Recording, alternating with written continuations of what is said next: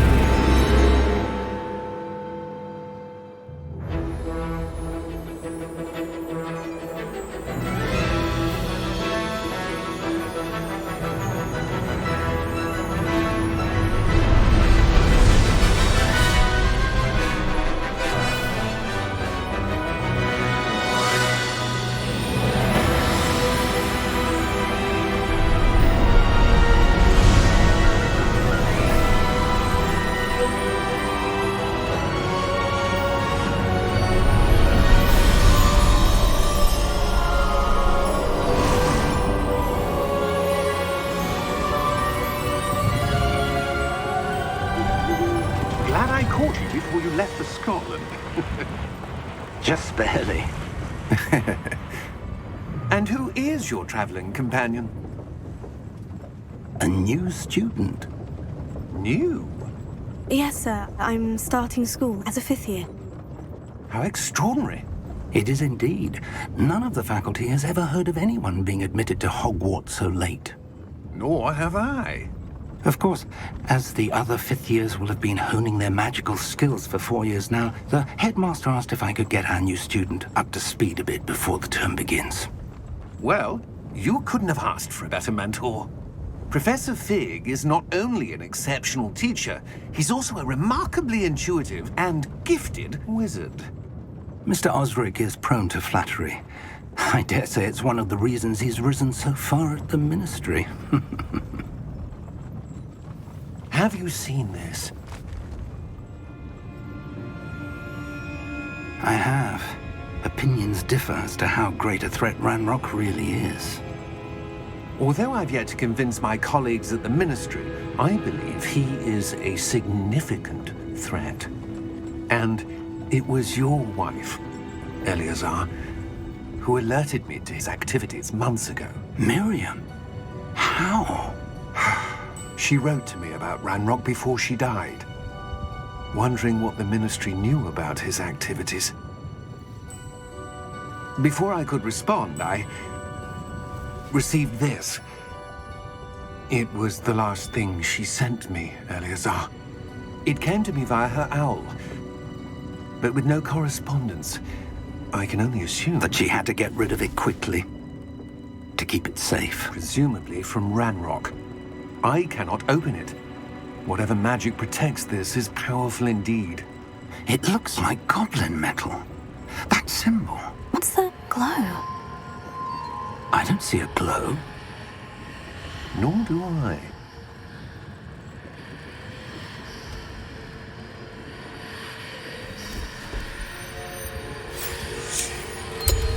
Merlin's beard. How did you... Wait! We did.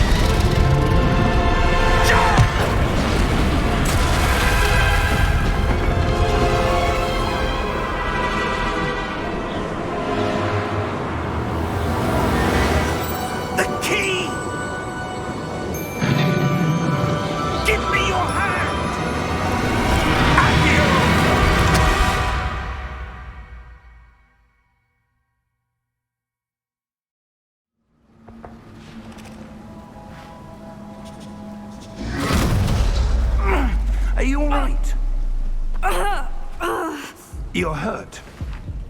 Perhaps a bit. Take this. It's Wiggenweld potion. That stuff will right you in a second.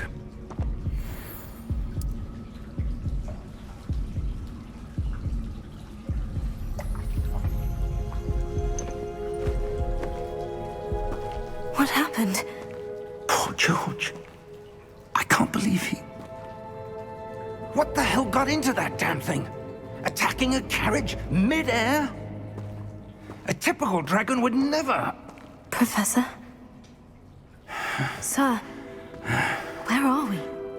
I'm not sure. But that key you discovered was clearly a port key. Port key?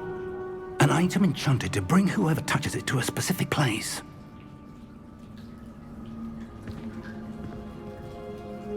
I'm feeling better, sir. If you'd like to look around a bit. I would. But stay close. We've no idea who created this port key. Or why.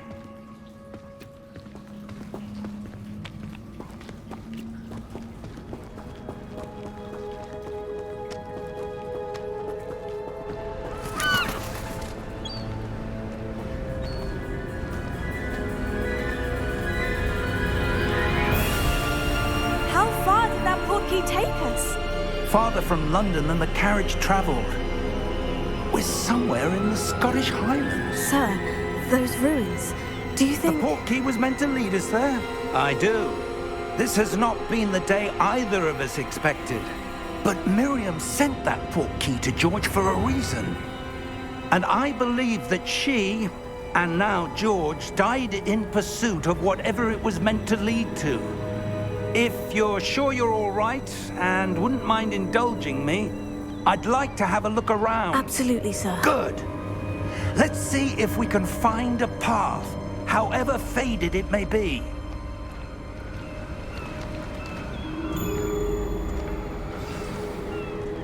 Mind your step.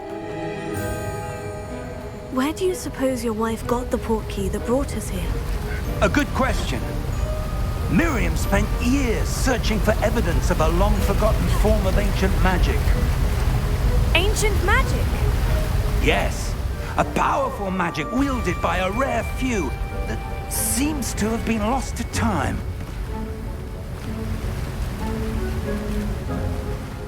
Hogwarts Castle was built by, and is itself a stronghold of that ancient magic. I don't know where she came into possession of the port key, but I am certain it was to do with that search. Ah, there's the path down below.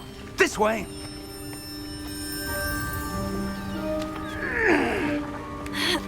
But sir, why was your wife searching for evidence of lost magic? Miriam wanted to understand why such powerful magic disappeared from the wizarding world. Spoke of the good it could do. But magic is no different than any power. What really matters is the one who wields it.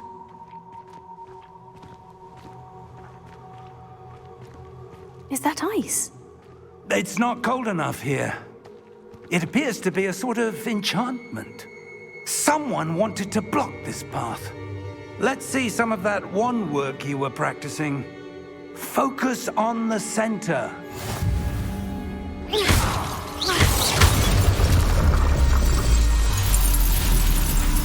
Excellent!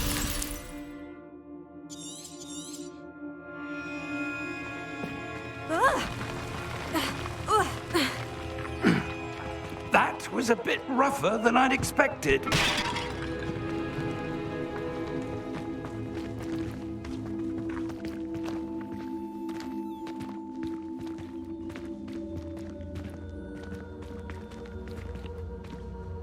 Ah, up there.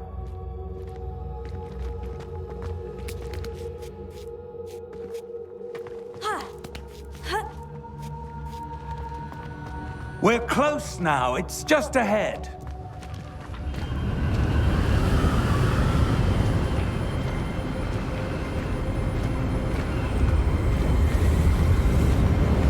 Steady yourself! Reparo!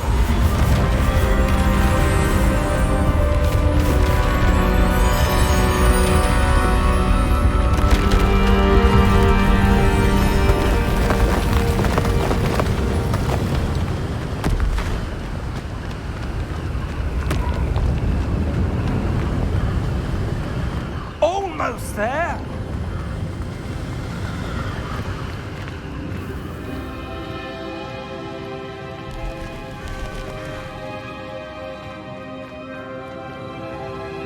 Why would someone have built this here? I suspect they valued their privacy. That portkey led us here for a reason. Let's have a look around for anything that seems out of place.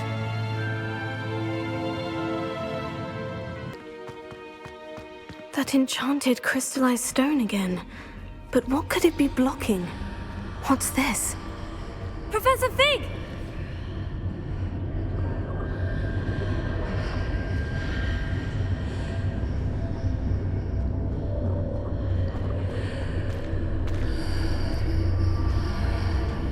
How odd.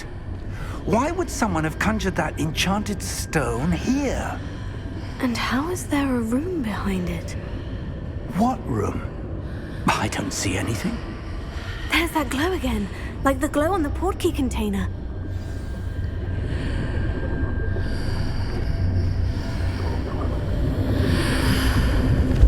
What in Merlin's name? Godric's heart. Where are we? I don't believe it.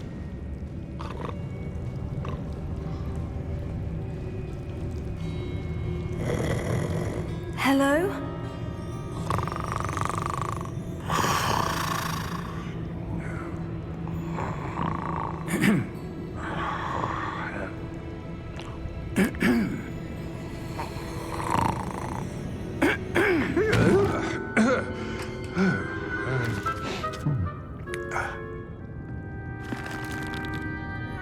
It can't be.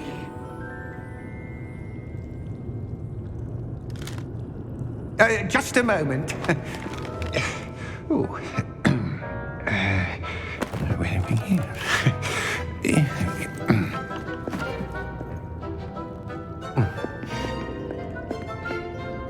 Welcome to Gringotts Wizarding Bank. Vault number 12, I presume. Precisely. The key? Your wife's portkey. Oh, yes, of course. This way, then. Stay close.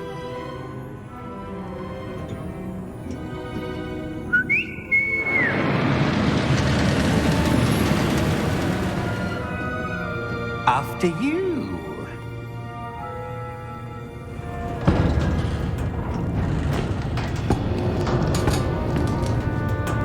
Keep your hands inside the cart if you don't wish to lose them.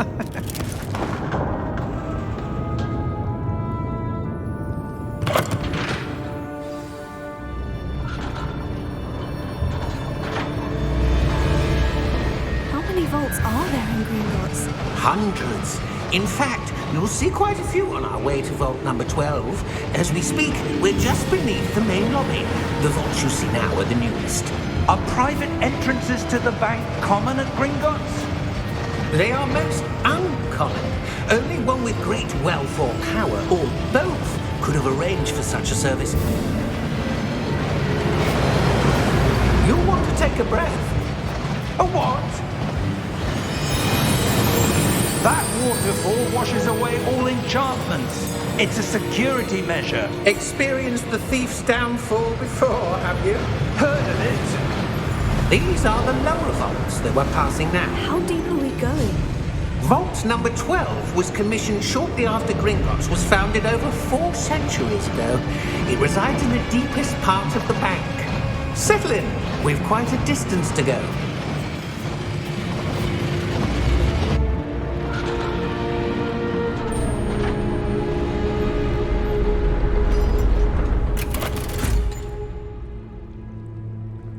Vault number? Vault 12. Momentous day. On your way.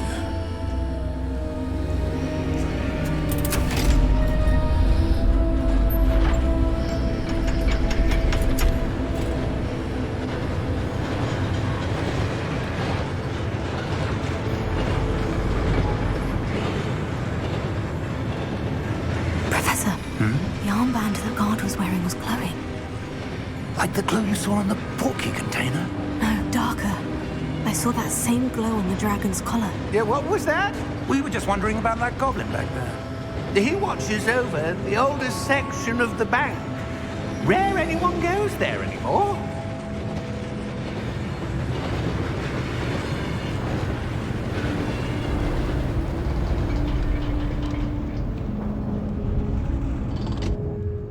Here we are.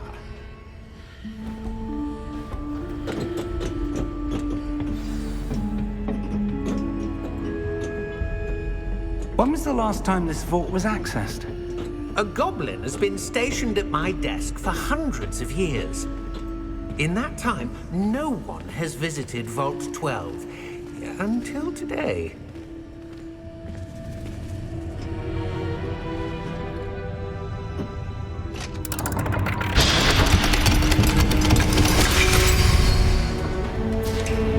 Vault 12. Thank you for your help.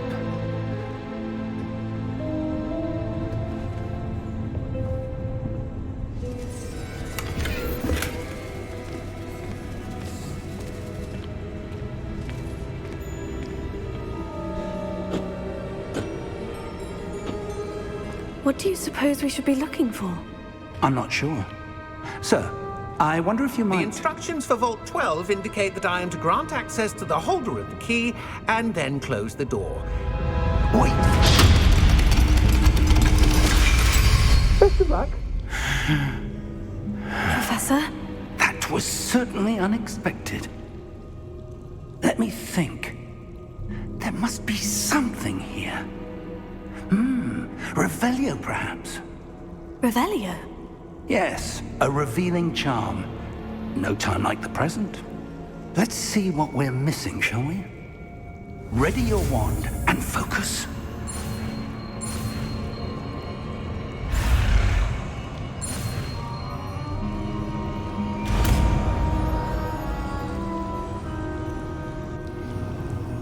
Revelio. There! I saw something. Move a bit closer and try again.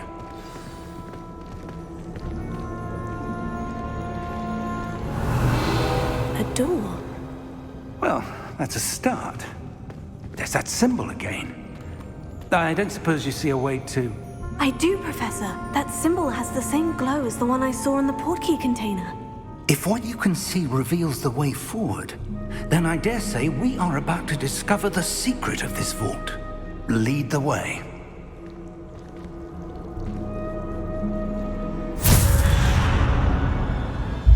Lumos! This is no ordinary vault. I suspect we will need to earn our way out of here. What do you mean, earn our way out? Do you think this is some sort of test? I do. But to what end, I can't say. Stay close. There will be no disapparating if things go poorly. Not out of Gringotts.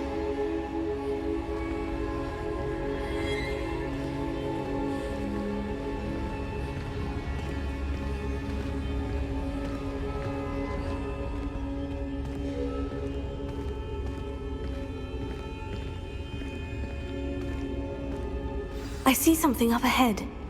What is it? That glow again, but on the floor.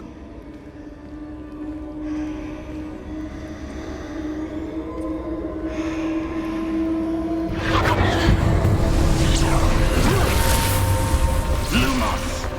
What happened? When I moved towards the glow, it suddenly seemed as if the ground was swirling about. Are you all right? Yes, sir, I'm fine. You seem to have caused the floor to change. That statue. What statue? I see some sort of statue, but only as a reflection in the floor. Revelio. I presume this is what you saw reflected in the floor. It is. The reflection's still there, but the statue's positions don't match. Wait. When you moved, the reflection turned in the direction of the light. Perhaps you should cast Lumos.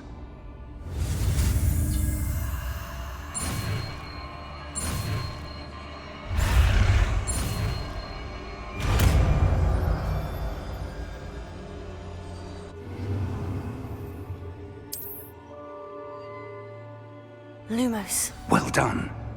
Now the reflection is turning towards me. It does follow the light.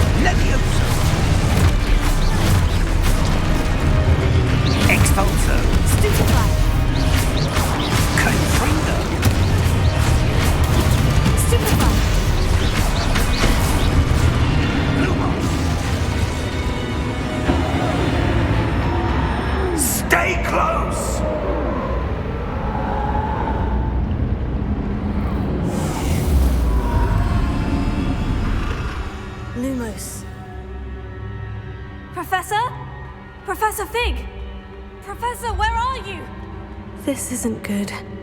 Where am I supposed to go? Revelio. What's happening? The wisps of magic seem to be leading me somewhere.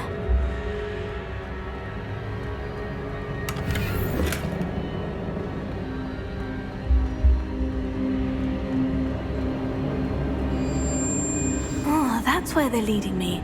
That glow again.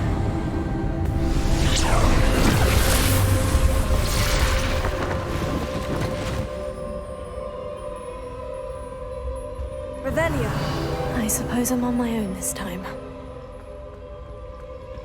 Lumos.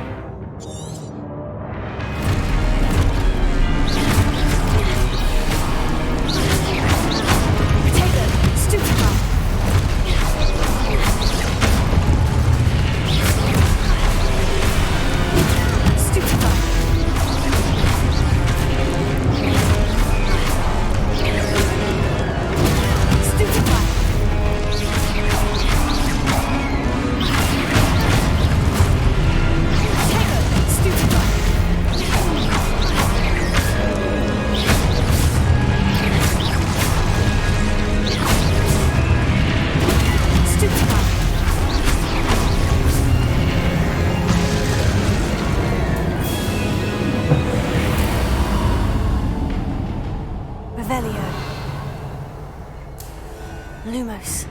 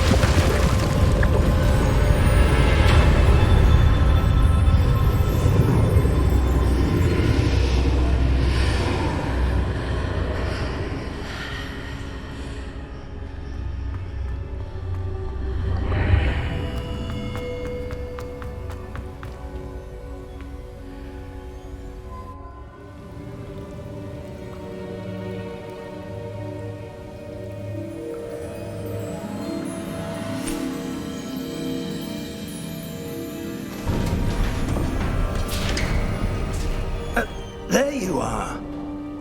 How did you... What is this place? I don't know. But I found this floating above that basin. That is no mere basin. That is a pensive, for viewing memories. I wonder...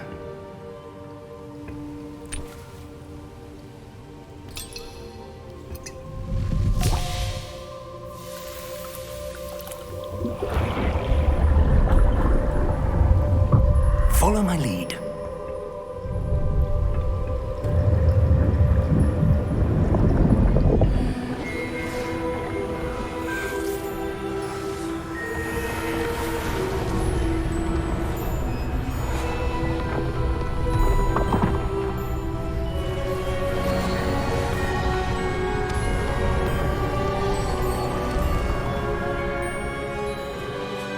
All is in place.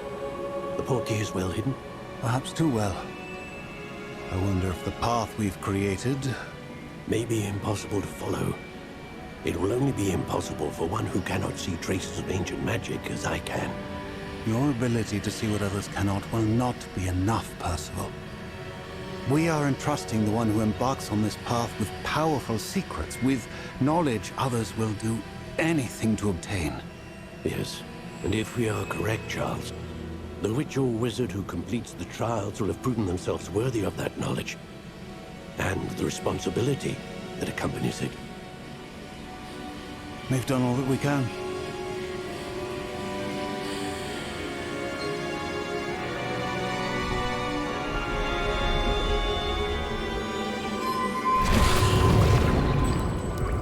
That's what you're seeing. The glow that surrounded them. Yes, sir. Astonishing. Can I see magic? Traces of an ancient magic, to be precise.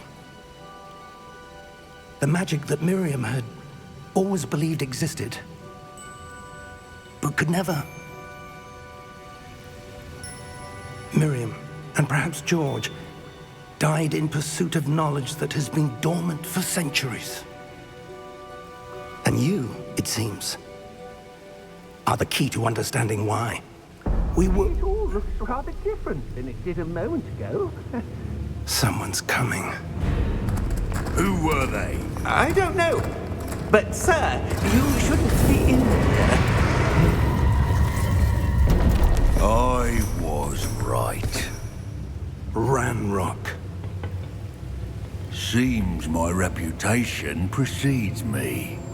I was beginning to think no one was ever going to visit Rackham's Vault. And why are you here? No need for that. Just give me whatever it is you found here and we can let bygones be bygones. Sir, they had the key to the vault. Choose your next words wisely. I only meant that the instructions to Vault 12 were quite clear. Sir, I must insist. I was to grant access only to one with the key, and you didn't have...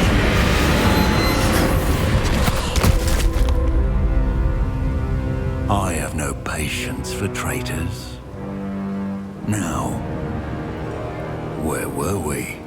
I'm not giving you anything. Well, perhaps your young friend here will be more helpful.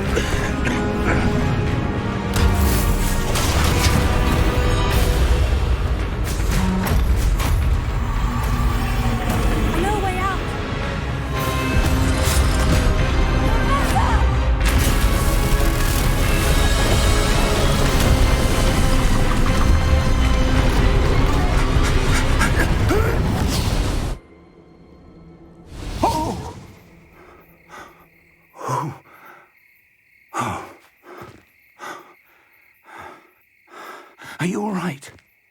Fine, sir. I've never seen so powerful a goblin. He seemed wholly unaffected by my magic. Where are we? It can't be.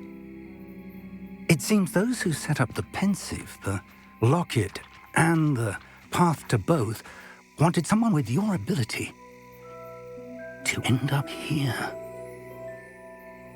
Come. We have a sorting ceremony to get to.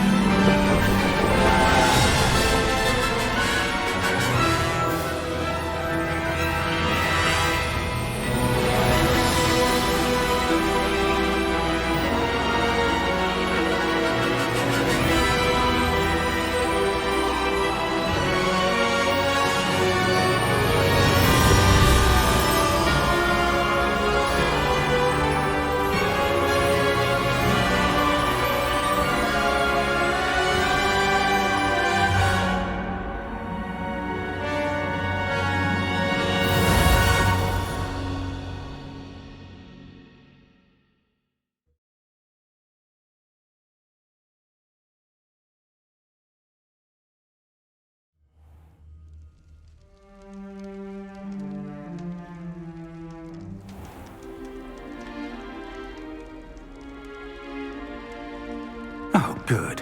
We haven't missed the sorting ceremony. I'm no expert, but that seems more appropriate. Now, I need to study this locket as soon as I can, but first I must contact the Ministry. They need to know what happened to George and be warned of Ranrock. For the moment, I ask that you keep all that's happened this evening between you and me. Of course, sir. Thank you. Ready for the sorting ceremony?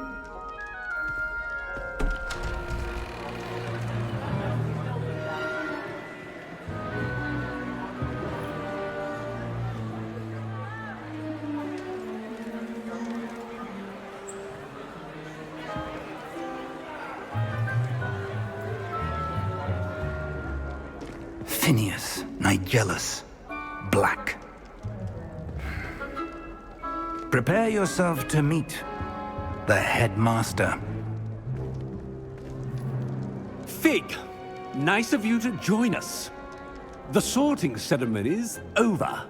There were complications. Complications? It seems the goblin problem Enough. Goblins. I've no time for rumors, Fig, and I'm rapidly losing whatever patience I had left. If you're lucky, we might still be able to get you sorted this evening. I'll be in touch.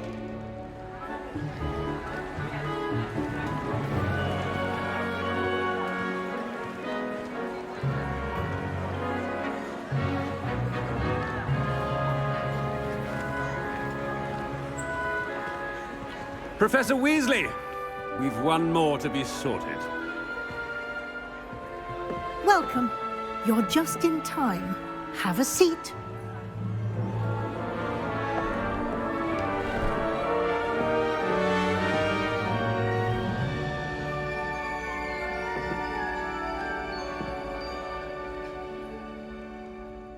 Ah, yes. A bit older than the others, aren't you?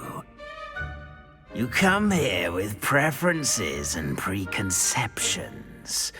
Certain expectations. I'm looking forward to exploring Hogwarts and the world beyond the castle and grounds. Indeed. Much can be gleaned by having an adventurous spirit, but your professors have a great deal to teach you as well. I wonder... I detect something in you. A certain sense of... what is it? A sense of loyalty? I believe myself to be a true friend. I know I value that trait in others. You do not give up easily, do you? You are undaunted by challenges that lie ahead. And your loyalty to a friend delayed your arrival here this evening. Perhaps you belong in Hufflepuff.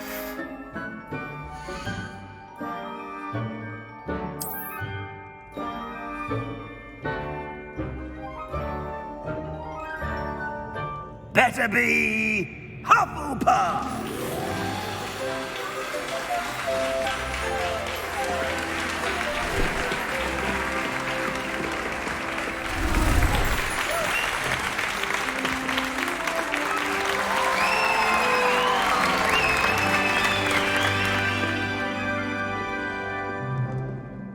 Oh, and one more thing. Due to the unfortunate injury on the pitch in last spring's final, this year's Quidditch season has been cancelled. Enough! It's not as though I've banned flying altogether, but don't tempt me. You are here to focus on your academic futures. I'm sure you will have plenty to do before classes begin tomorrow. I said, I'm sure you all have plenty to do before classes begin tomorrow.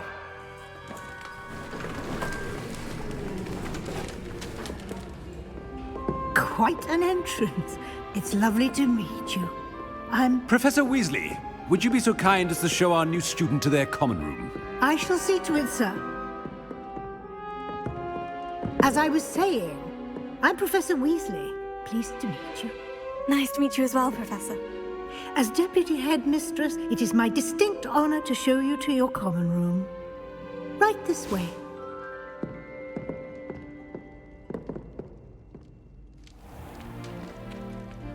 It's quite uncommon for a student to begin as a fifth year.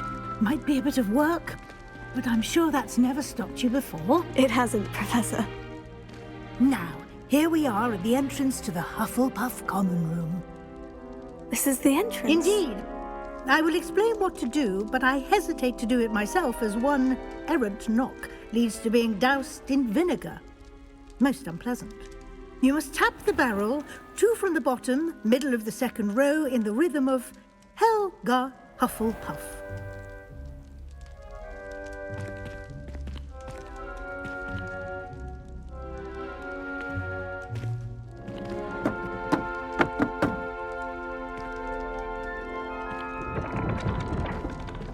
Well done. Now go on in and get some sleep. You have a big day ahead of you tomorrow. I shall be back in the morning to collect you for your first class. Thank you, Professor Weasley. You're welcome. I hope you enjoy your first night at Hogwarts. Sleep well.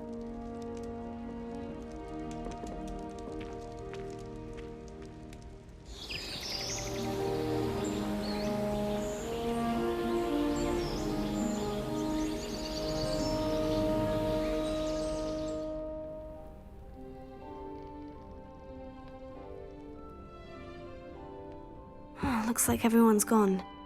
Better head to the common room.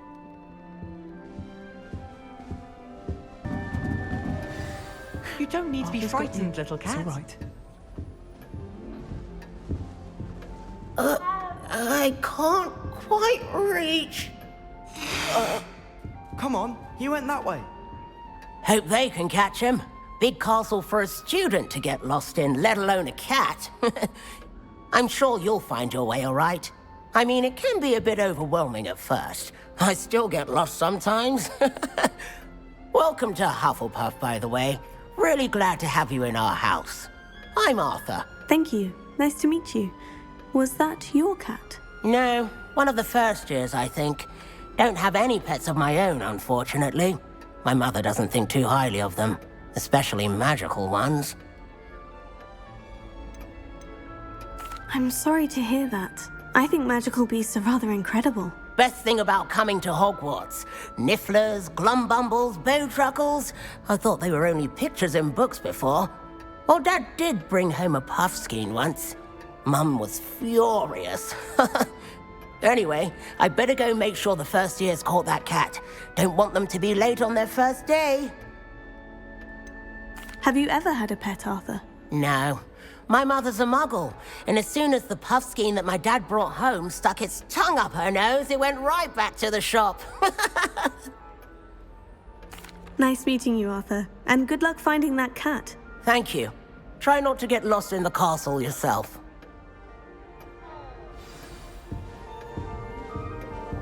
Oh, I've been turned around on the grand staircase one too many times. Oh, Uncle, this doesn't sound like you. Something's wrong.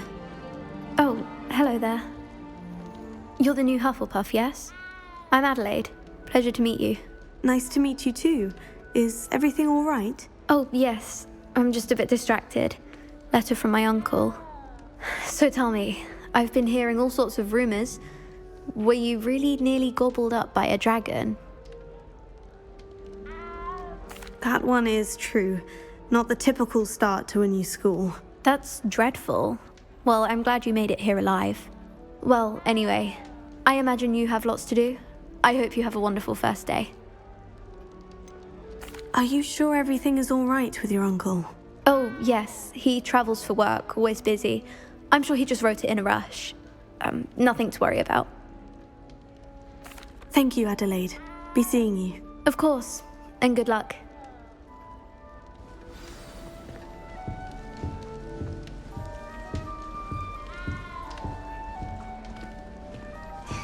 There you are. There you are. Oh, hello. She's awfully regal, isn't she? Is that your owl? I don't know who she is. Likely one of the Hufflepuffs around here. Owls choose their own company anyway. Wait, you're the new 5th year. Quite the dramatic entrance you made. Can't imagine wanting to call attention to yourself, especially since everyone will be watching to see how much you already know. I'm really not worried. I'm sure I'll be fine. Nevertheless, it is rather unusual. You must feel terribly out of place. Of course, presumably, as a hard-working Hufflepuff, you'll prove yourself in no time. I'm hard-working too, as you might suspect. But sometimes I think I should have been a Ravenclaw. I've rather a searing wit. At least people have always told me so. I'm Lenora, by the way. Lenora Everly. Well, mustn't keep you. You've such a lot to do. Do you really think you should have been in Ravenclaw? Well, my brothers were. They both work in the Ministry now. I suppose you could say that wit runs in the family. My aunt was a Gryffindor, though, and I've always had plenty in common with her. Determination, valor, daring. The old sorting hat was spoiled for choice with me. It was nice meeting you, Lenora. Of course. Adieu. Is the new Hufflepuff out of bed yet? Professor Weasley's waiting for them outside the common room.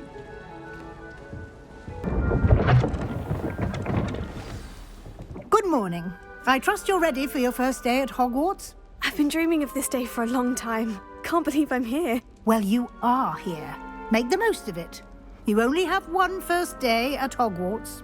Now, in light of your unique situation, joining us as a 5th year, you'll need to catch up with your classmates and not fall behind. Especially as you'll be expected to complete your OWLs at the end of the year. OWLs? Owls? Yes, your ordinary wizarding level exams. They will determine what type of career you can have when you leave here. After much discussion with the headmaster and the Department of Magical Education at the Ministry, we've devised something extraordinary to ensure your success. Here you are.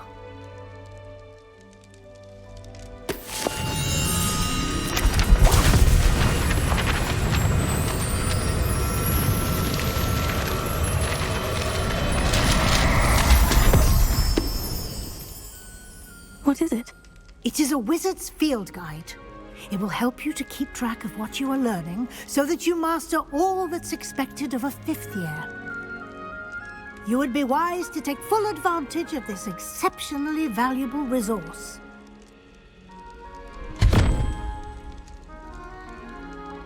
Thank you, Professor, but What do you mean it will keep track of what I'm learning? Perhaps seeing it in action will answer any questions you may have. Walk with me and we shall put it to the test.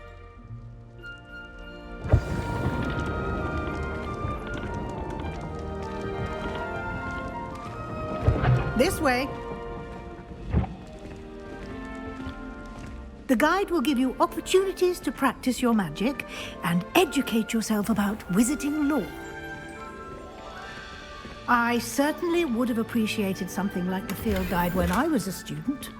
Using the guide will also train you to be alert to your surroundings. Do keep up!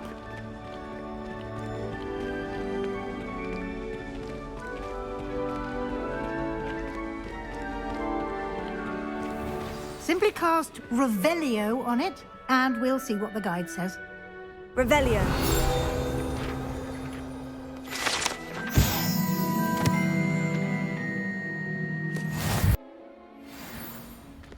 Clever, isn't it?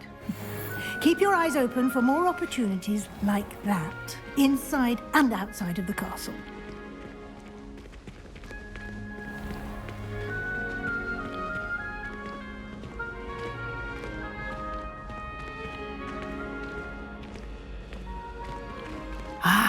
Good timing. Perfect opportunity to show you how to use flue flames to get around a bit quicker. Your field guide contains a map of the castle. Open it up and find Central Hall.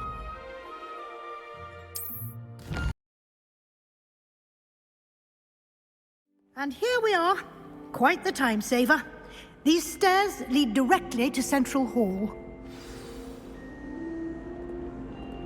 You can get almost anywhere in the castle quickly from Central Hall. Always something happening here. It's the heart of the hive, our King's Cross station, so to speak.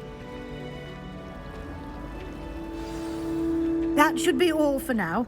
You'll be expected to attend both Charms and Defense Against the Dark Arts classes today.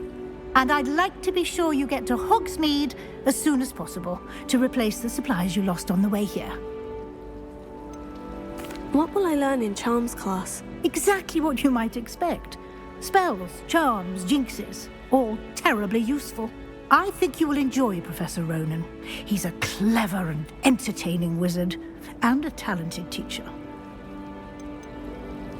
Can you tell me more about the Defense Against the Dark Arts class? Defense Against the Dark Arts, as the name implies, focuses on how to defend oneself against the evils that lurk beyond these walls.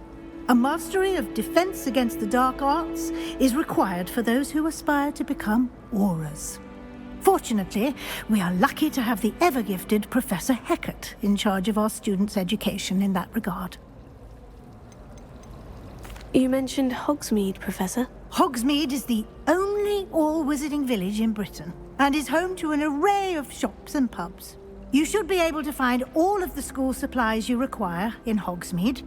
You will also, I imagine, enjoy many a butterbeer there with friends in due course. Thank you, Professor Weasley. A lot to absorb on your first day, and you have much to learn.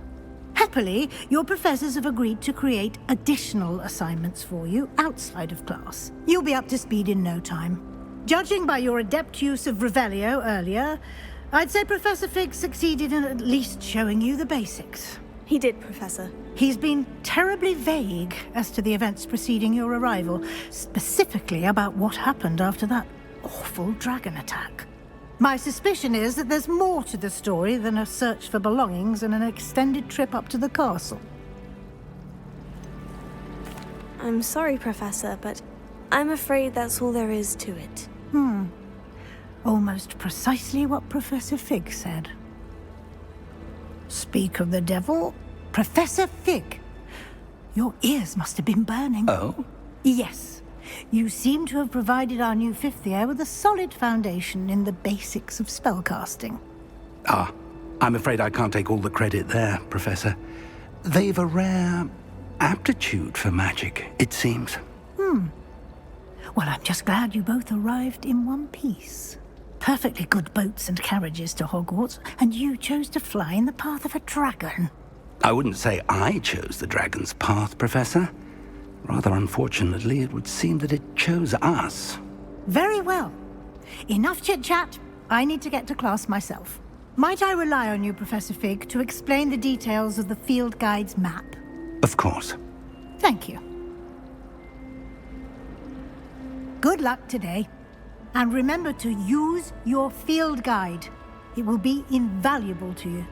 And invaluable to me, as I'll be using it to keep up to date on your progress. Yes, Professor. Come and find me in my classroom after you've attended both classes today, and I'll explain more about those assignments I mentioned. And we'll see if we can't get you to Hogsmeade for those supplies.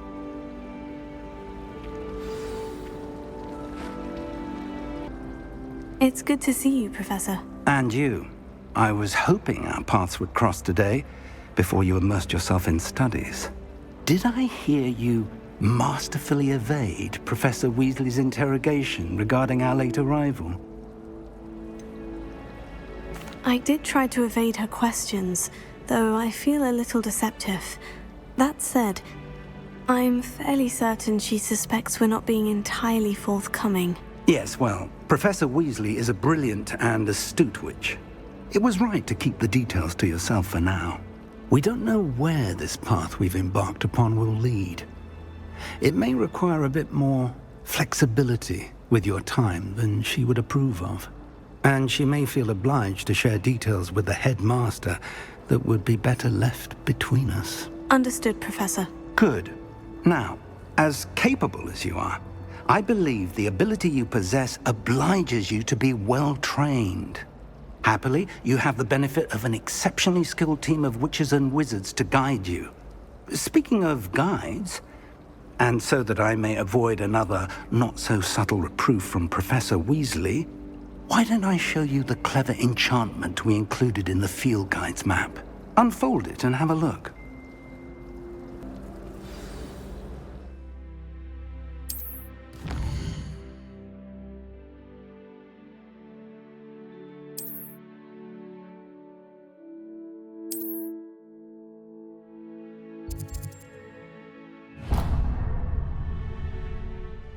The map is enchanted to help you find your way. This will be incredibly helpful. Thank you. Now, sounds like you've quite a day ahead, what with classes and a trip to Hogsmeade for supplies, including your own wand. You'll enjoy Mr. Ollivander. He's an exceptional craftsman and a good friend. I shall reach out when I have more information about our mysterious locket. For now, focus on your classes and pay attention. More than your owls may hinge on the magic you are able to master within these walls. Nothing worse than students practicing jinxes on the Revelio.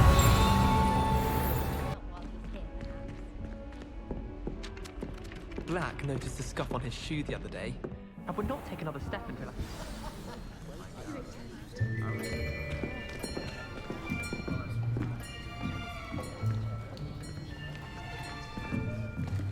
Here!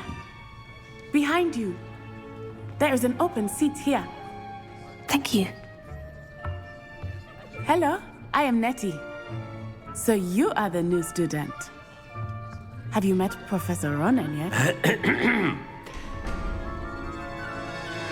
Shall we begin? Welcome to Year 5 of Charms. Now, this will be a crucial year in your education on the art of charm work. But I am confident that we will take hold with the passion and rigor requisite of such a challenge. Right, now, everyone, please open your textbooks to page 517.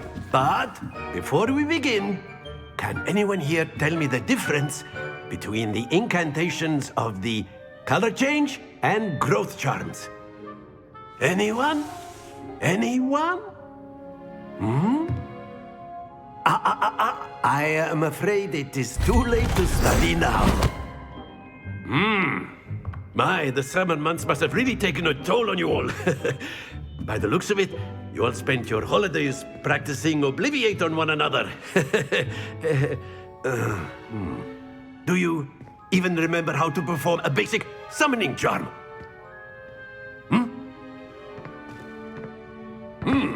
Well, it seems that we are in dire need of review. Everyone get into pairs and take positions on opposite sides of the classroom. Now let's put those textbooks to use as the blunt objects you so believe they are, and take turns summoning them out of one another's hands. Only one book will be needed per partnership, Miss Dale. Thank you. Get into place now.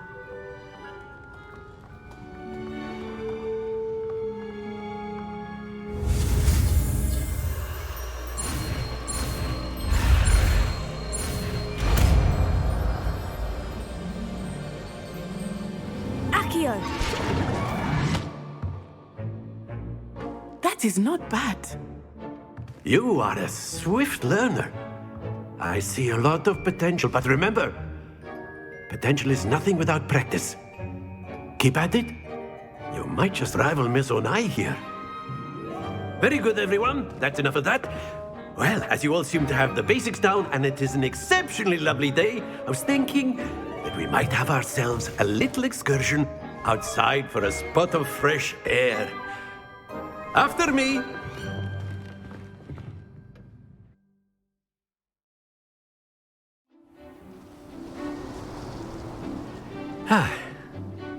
I've always found that fun goes hand in hand with mastery, as I'm sure the Quidditch players amongst us would agree. So, what better than a bit of sport to put our prowess with the summoning charm to the test, right?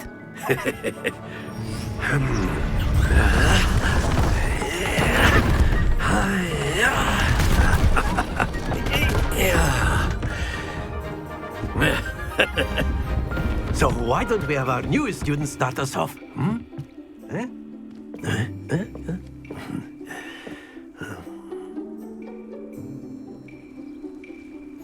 Very simply, cast Accio on one of the spheres and relinquish your charm at the last possible moment.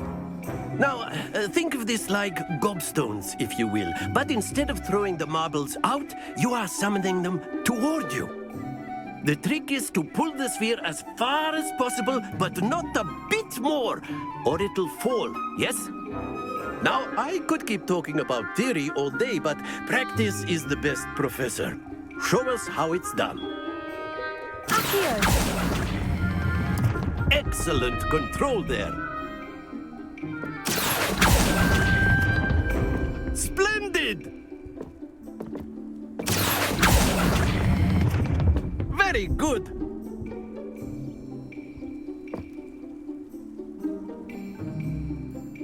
Very good. Points to Hufflepuff. But there's certainly no sport in playing without some friendly competition. Miss Onai, would you care to give our new student a bit of a challenge? Come on up. You'll be the blues, just as before, and Miss Onai, you are playing red. Clear? Yes, sir.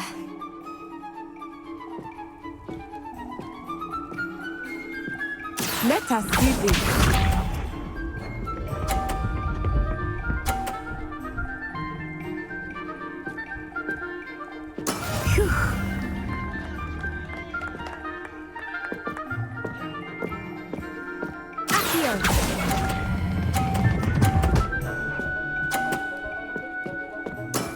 Excellent control there. Here we go.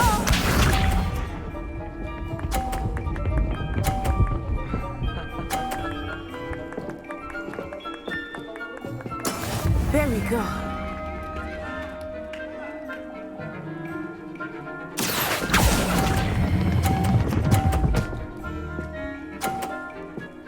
Quite impressive. Be sharp.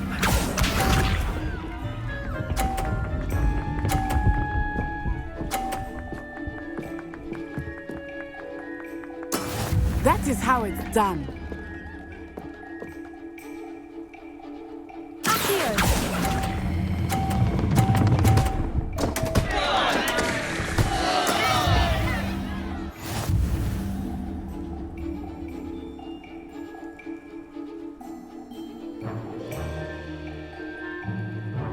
Let us make this a bit more interesting, shall we?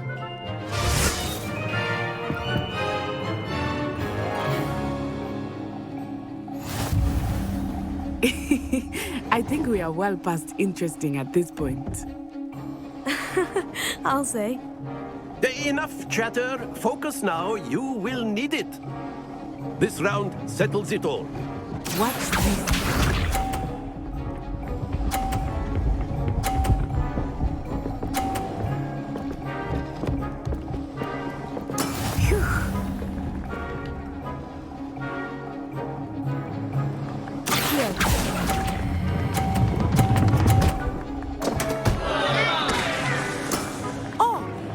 An exit. Let us see this.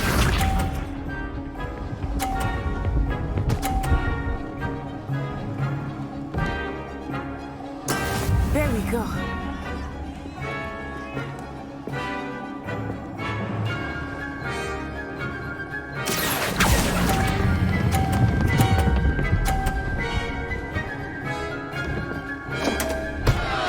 Happens to the best of us. Be sharp.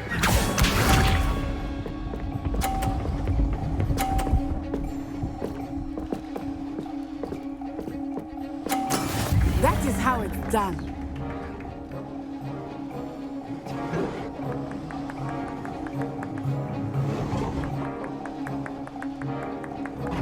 I know everyone is watching, but try not to be nervous. You are doing quite well.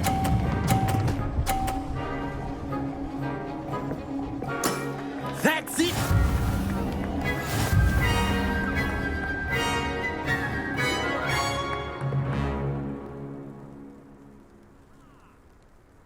Very good, both of you. Well done.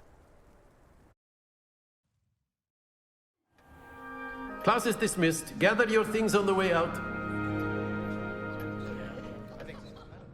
Good game back there. I must admit, I think I underestimated you. Took me weeks to become proficient with Accio. Took weeks for me to get anything right when I transferred here. It gets easier, I promise. That's good to hear. It's a lot to take in all at once. To put it lightly, I remember how I felt when I first arrived. I transferred here from Wagadu just before my 4th year. My mother received an offer to teach divination here.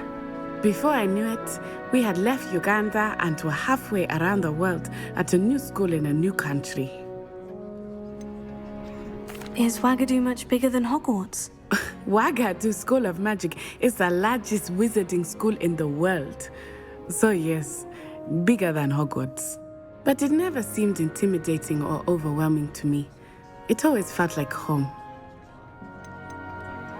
Is Wagadu a castle like Hogwarts? Its address is Mountains of the Moon. It is not so much a castle as a beautiful edifice carved out of the mountainside. I remember the first time I saw it, the mist was so thick I could hardly make out anything at all. And then it just materialized before me, this enormous school that seemed to be floating in midair. This may seem an odd question, but is magic the same there as it is here? Mostly, yes. But I did have to learn how to use a wand when I arrived here. Hardly anyone at Wagadu uses one. You can cast spells without a wand? Oh, yes. I find wandless magic to be much more instinctive. Not to mention quite convenient if one is without their wand. I must admit, however, that I am growing quite fond of using a wand. It seems very dramatic. It's nice to learn about another wizarding school. Thank you for asking. I do miss Wagadu, but I am glad to be here at Hogwarts. I think Professor Ronan wants to talk to you. Better not keep him waiting. Until next time. Of course, you can use Accio on humans, if you're so inclined. Well, a word using it on clothing to be precise. After my brother learned the summoning charm, it was constant Accio this, Accio that, cutlery flying everywhere. Quite unsafe, really.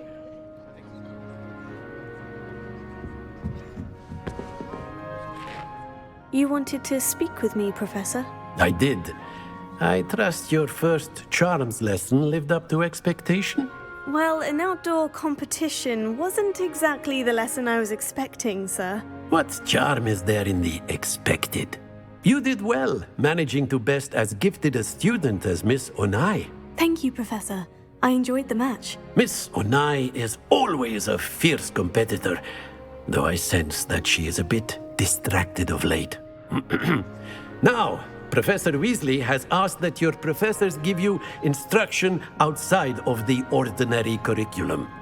Expect to hear from me soon regarding a special assignment that I am preparing for you.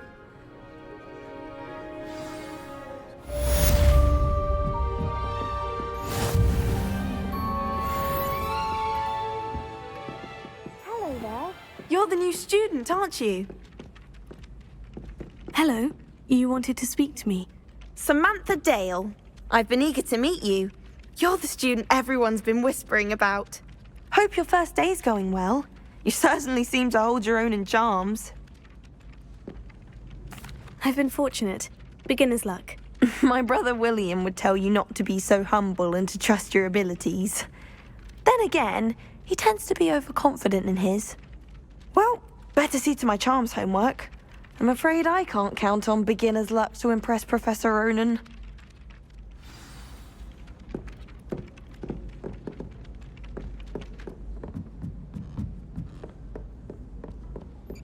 And then the werewolves joined the goblins in the uprising. Werewolves, where were you? In the Goblin Rebellion of 1752. And by the end of it, the Minister for Magic was Albert Boot.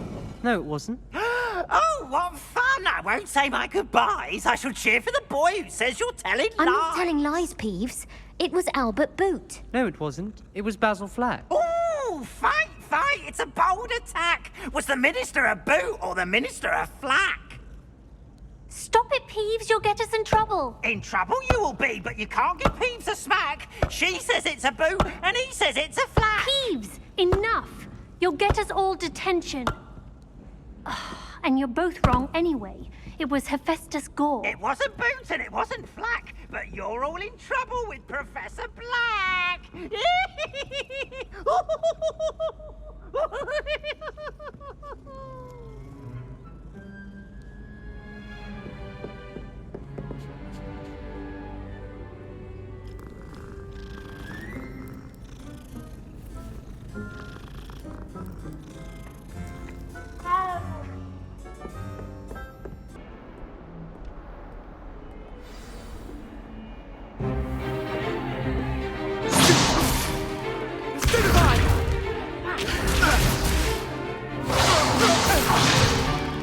Is that all you've got?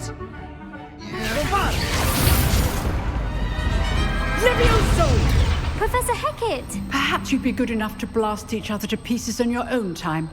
I get new students every year, but I only have one Hebridean black skull. It was a token from the Great Poacher Raid of 1878. No doubt you've heard of it. Now, you may be asking yourself how an old woman like me single-handedly took out the largest poacher ring in eastern Wales and lived to boast about it. Knowledge. To the wise, age matters very little. Today we will review a spell that has saved me from death at the hands of dark wizards more times than I care to remember. Levioso. Levioso? A levitation charm? Levioso! A surprised opponent is a weak opponent. Care to defend yourself, Master Pruitt? No? One thing I've learned as an unspeakable is the value of simplicity, especially in the heat of battle.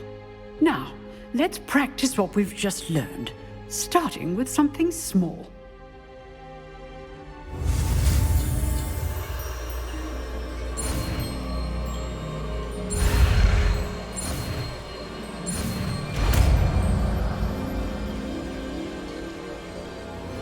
Levioso.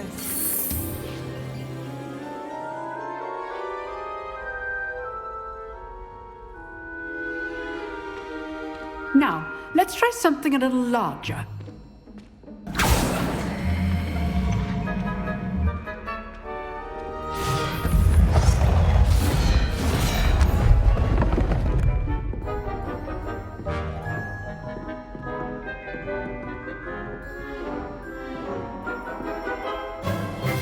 Let us begin with the basic cast. See how the dummy deflected your cast? This time, cast Levioso first, then the basic cast. Remember. Good. Now, the basic cast. Well done. Very good, but the best way to practice is by dueling. We'll start with you two. Duelists, take your marks. Time for a proper Hogwarts welcome. Now, I want a fair duel, using only Levioso, basic cast, and Protego. You may begin.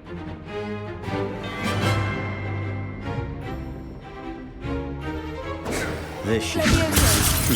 Lucky. Nothing lucky about it. Protego, Stupefy. Leviosa. Class, I hope you're paying attention. That is how you cast Leviosa.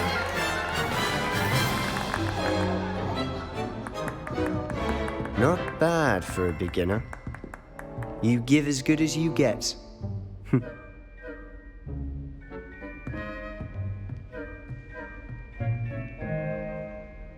I put you on the spot, and you rose to the challenge. Points to Hufflepuff. Thank you, Professor Hecat. Glad to have the opportunity to practice. If what I've seen today is any indication, we can expect great things from you. I demand excellence from my students. They are capable of achieving it, and they must achieve it. A classroom duel is one thing, but battling dark wizards, or as ever more likely, goblins, is a different kettle of Grindylows entirely. Understood, Professor. So, I'd advise you to keep practicing whenever you can. Perhaps Mr. Sallow will have some ideas for you. Again, well done today. I shall reach out soon with additional assignments. All right. That's enough spectacle for one day. Class is dismissed. I'd hate to face Professor Hecat in a duel.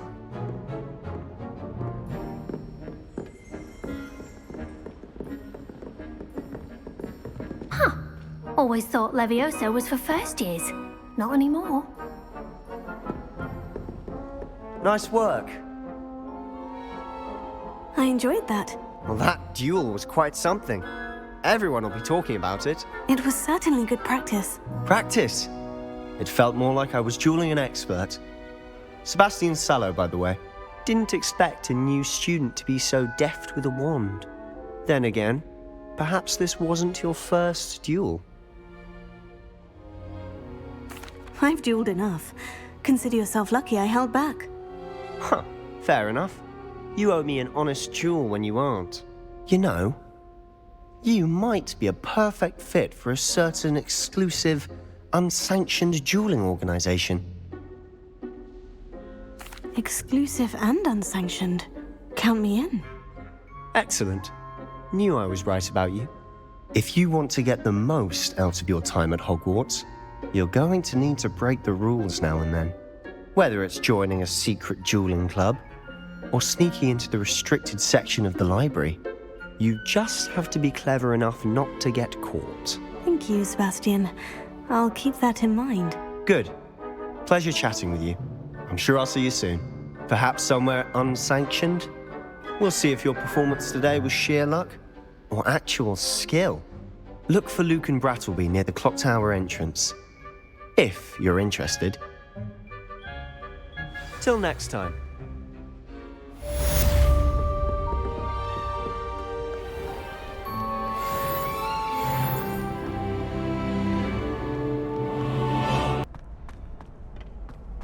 Can I help you? Sebastian told me to see you about a club.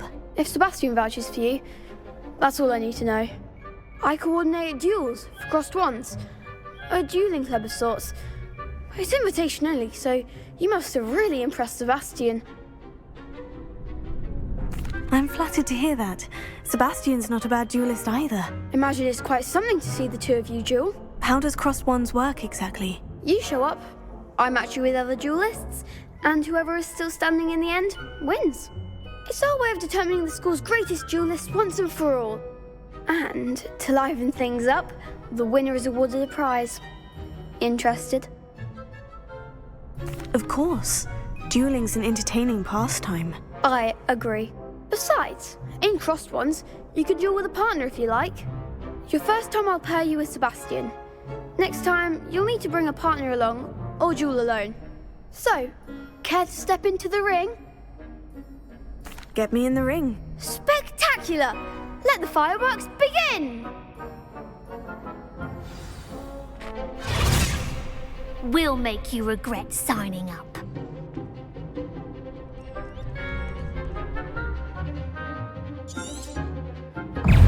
Confringo! You're better than that! Leviosa! Potato! Stupefy!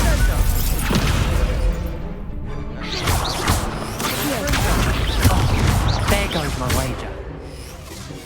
Leviosa! Is that all you've got? Expulso! Stupefy! Accio! Confringo! Come on! Leviosa!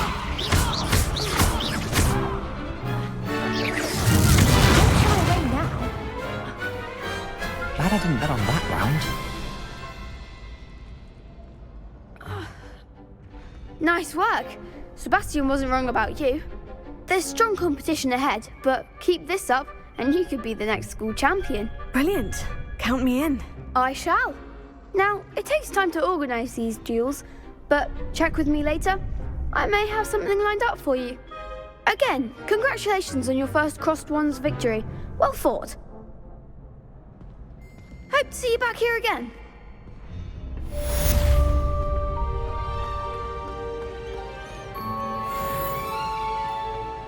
Next time you need a partner for Crossed Wands, don't hesitate to call on me.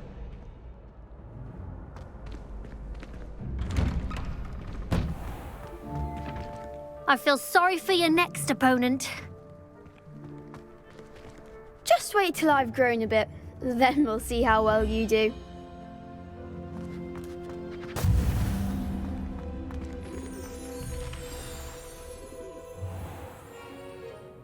What about the room, Professor?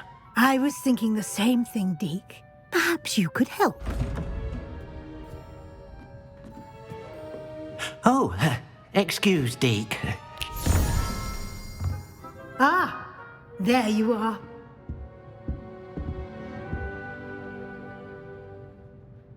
I trust your first classes went well? They did, Professor. I heard as much from Professors Hecat and Ronan. Seems Professor Fig taught you quite a bit before you arrived. I'd wager there's a good deal more to your travels here than what you've told me. Isn't there? Nothing more, Professor. I see. Like trying to get a sonnet from a streeler. Regardless, you must continue to build upon what you've learned. In that regard, I've asked your professors to help hasten your progress with some extra assignments. Professor Ronan did mention something about that. In fact, Professor Ronan will meet you outside momentarily to assign your first one. Now, regarding the trip to Hogsmeade I mentioned earlier, we've arranged to replace the supplies lost on your way here, including seeds, potion recipes, and spellcrafts. Thank you, Professor. And Mr. Ollivander will connect you with the perfect wand. You've managed your classes well with a borrowed wand, but you'll find the magic you cast with your own wand to be far superior. Can you tell me more about the potion shop, Professor? J. Pippin's Potions stocks a wide array of potions ingredients, although they rarely sell recipes. Professor Sharp asked that they have a couple of particular recipes on hand for you. I've never heard of a spellcraft before, Professor. What is it? A spellcraft is a recipe of sorts used when conjuring objects. I shall explain more about them when you begin working with transfiguration magic. There's an Ollivander's in Hogsmeade. There is. Most people are familiar with the shop in Diagon Alley. We're fortunate to have someone like him nearby. Mr. Ollivander is a genuine craftsman and highly skilled wand maker. I would trust no one else to pair me with a wand. I'm eager to get to Hogsmeade. Very well. I'd like you to make your first visit to the village with a classmate. Help you get your bearings. Perhaps Sebastian Sallow or Natsai Onai. I've noticed you spending time with them. I'd like to go with Sebastian. Glad to hear it. Mr. Sallow is a capable young wizard, and he knows the area. He'll keep you well clear of any of Victor Rookwood's undesirables en route. Rookwood? A rather unsavory local. Best to avoid him and his associates, including his right hand of sorts, Theophilus Harlow, if you can. Once you've finished Professor Ronan's assignment, your friend will meet you at the castle doors.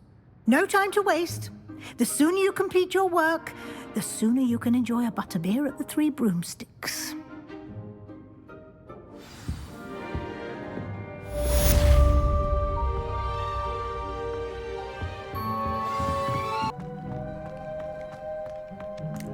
Ah, there you are. You have a new spell to teach me, Professor? Indeed I do, and an exceedingly useful one at that. The mending charm, Reparo. Fixes things right up, makes a broken object good as new in the blink of an eye. It seems as if that might come in handy. More frequently than one would imagine. As Professor Weasley mentioned, I am not the only one who will be teaching you spells outside of class in an effort to catch you up with your peers. A number of your professors have agreed to do so as well, but first, each shall ask that you complete a few preliminary tasks to hone your magic. I have arranged some for today. See them through and then report back to me. We will have you casting Reparo in no time. Why must I first complete tasks to learn Reparo? No lesson or lecture can compare to first-hand experience, and these tasks should provide you with just that. Such experience is invaluable when mastering any new bit of magic. I'll start on the task right away, Professor.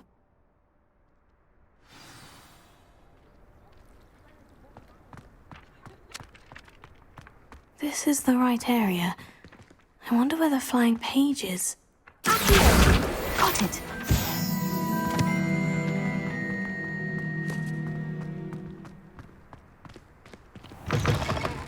A flying page must be around here somewhere. Brilliant!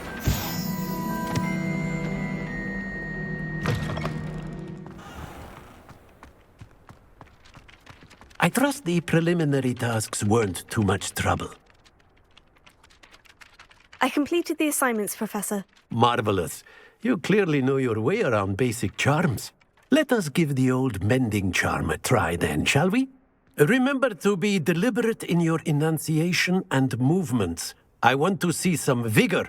Now, wand at the ready. Yes, sir. Remember, your wand is a conduit of your magic.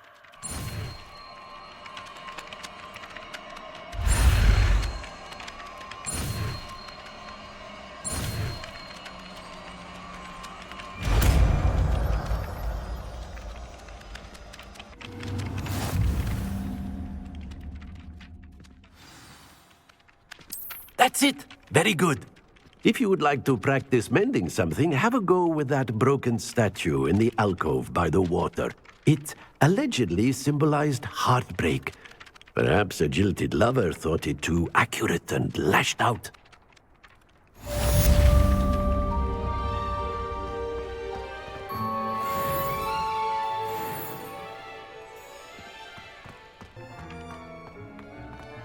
Reparo. Nicely done. Works like a charm, doesn't it?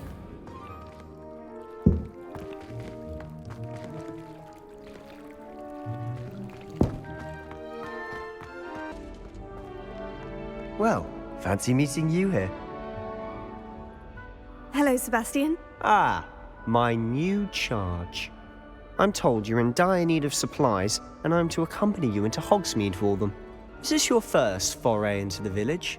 It is. I haven't left the castle since I arrived. Well, I shall endeavour to be the very best of guides, then. Hogsmeade's a charming little place. Self-contained, too.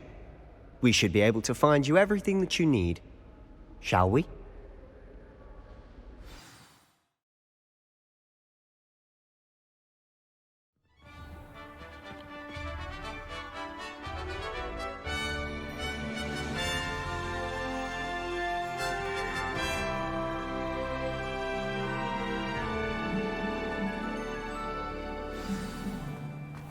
I was glad Professor Weasley asked me to join you today. As am I. Thank you, by the way. Of course. You're the only one who's ever bested me in a duel. The way I see it, I'd be wise to keep an eye on you. Speaking of Weasley, she seems to have taken quite a shine to you. Has she? That's nice to hear. I'm still surprised that a professor would entrust me with anything, given my detention record. Spend a lot of time in detention, do you? Just enough to keep me well-rounded. Speaking of detention, this trip to Hogsmeade might have saved me from one. Glad I could be of service. Madam Scribner, the librarian, was on the hunt for me, as is often the case. Professor Weasley came to retrieve me, and I was able to convince old Scribner that I had somewhere to be. So how did you manage to get on the librarian's bad side? Well, I suspect it's a matter of differing opinions. She thinks I shouldn't be allowed in the restricted section, and I, on the other hand, am inclined to disagree. Oh, just one moment. This is an excellent spot to gather lacewing flies. They're pretty to look at. If you stew them long enough, they make a powerful potion ingredient.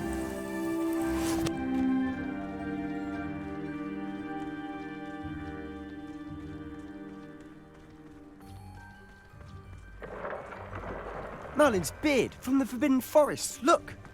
What's going on? See for yourself. Quite a sight, isn't it? You certainly don't see that every day. Do you think Poppy's already seen the Hippogriffs? Absolutely. Likely already named. To the left is the Forbidden Forest. Out of bounds to all students. Hence the name. Precisely. They think it's too dangerous.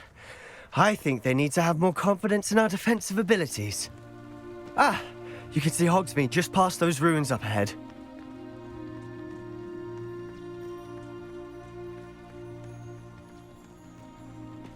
Have you had much of a chance to explore the castle? A little. It's positively enormous. It is that.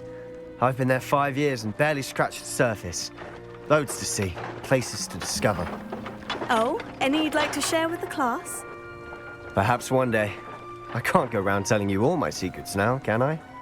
You still haven't told me how you became so good at dueling.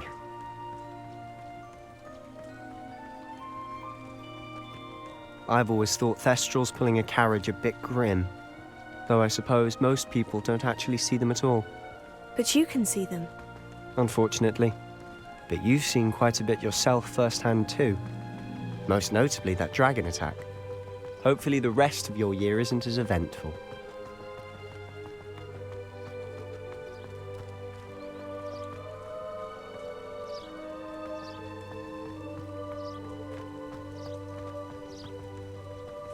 Mr. Moon! He's the Hogwarts caretaker. Looks a bit worse for wear. Hello, Mr. Moon. Have you met our new 5th year? Pleasure. You might want to turn back, Mr. Sallow. Turn and run. Is everything all right, sir?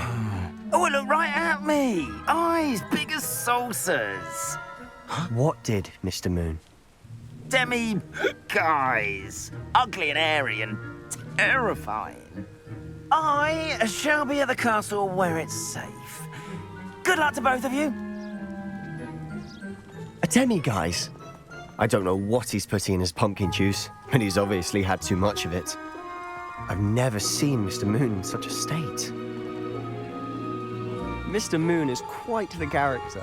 My sister Anne thinks he's lovely, but I'd say he could improve a bit as a caretaker. Oh, is your sister in Slytherin too? She is, or rather, she was. She's not well at the moment. but she'll be better soon and back at Hogwarts.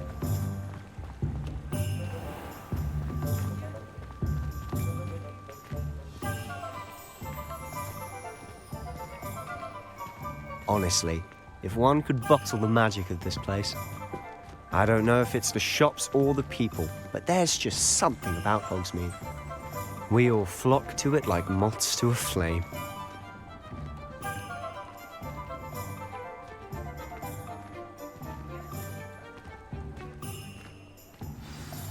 So how would you like to do this? Weasley told me you had a list of things to get, a wand and some other bits. Yes, Dittany seeds, some spellcrafts, and some potion recipes. Perfect. Can't wait to see what you do with the new wand. And a short list gives you plenty of time to poke around the village.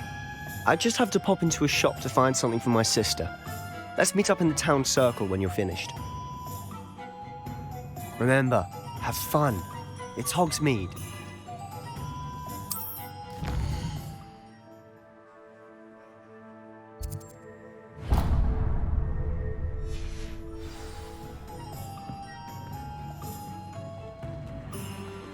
If it weren't for the cost of things these days, I'd be... When you find a good opportunity.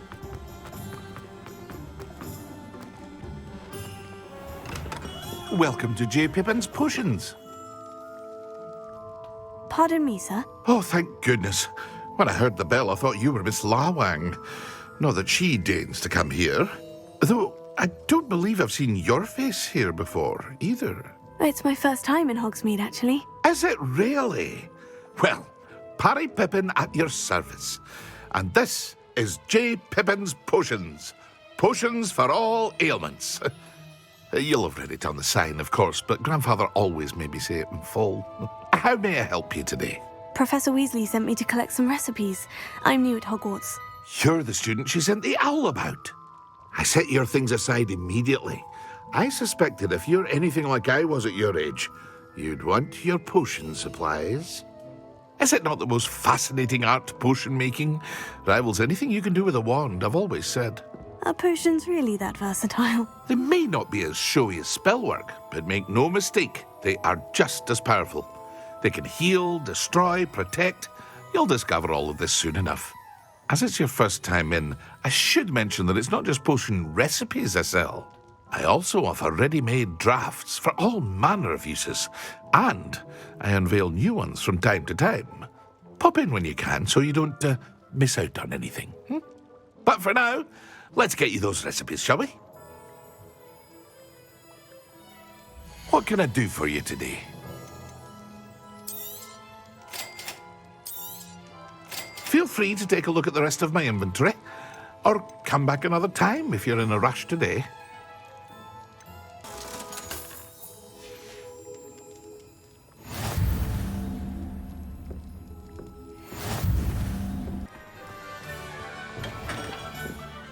Merlin's blooming beard. Not again.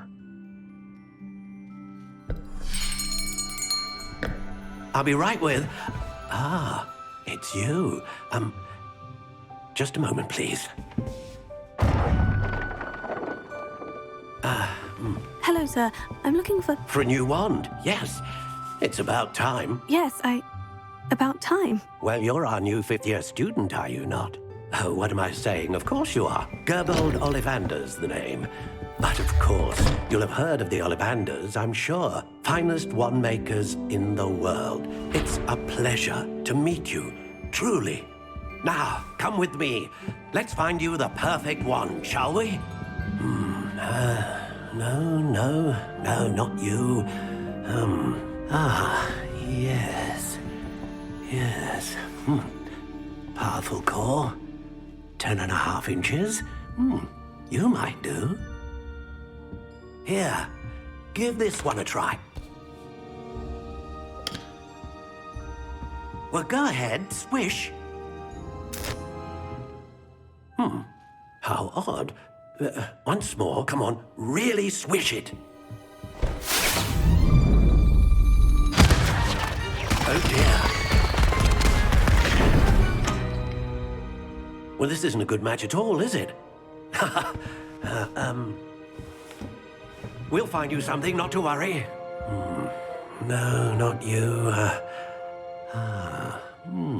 Perhaps... Yes. A rare wood, 13 3/4 inches, dragon heartstring. Let's give this one a try.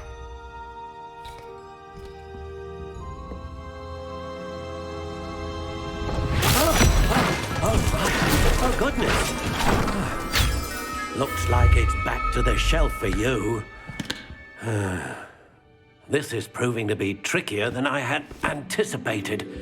How perplexing. Where are you? Perhaps you? There you are.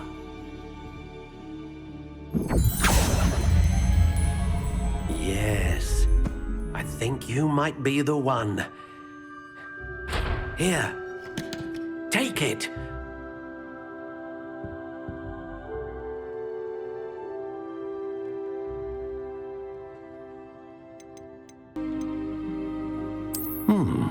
A unicorn hair wand is most reliable and faithful to its owner.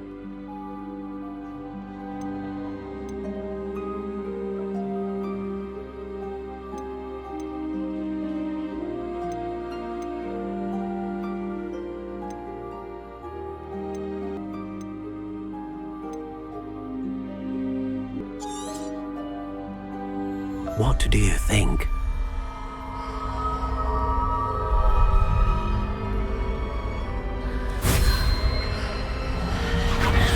Extraordinary. Another wand, another beginning of a bright and magical future.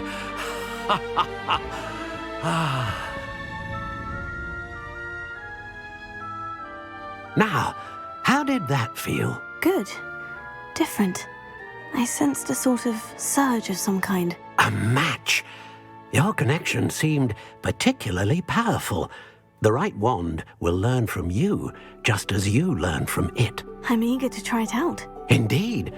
Treat it well, and you shall find no more dependable a wand than one with a unicorn hair core.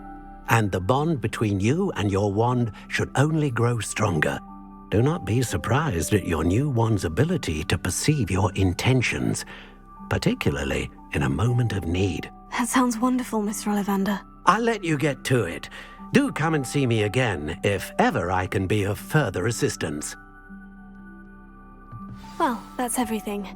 Better go and find Sebastian.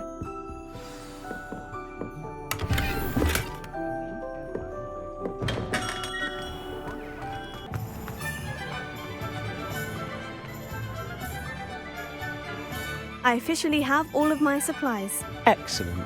Did you get what you needed for your sister? I did. So I suppose the world is our oyster now. Let's see what else we can get up to.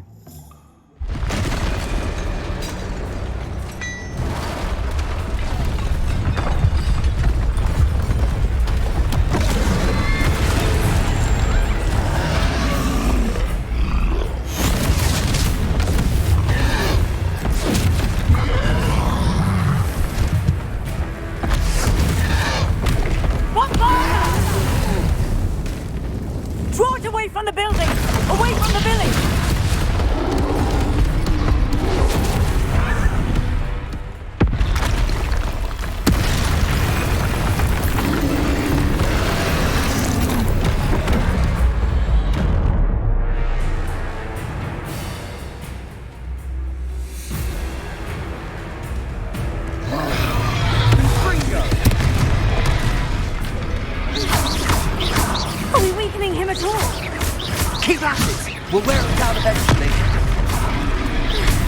Potato! Stupid one!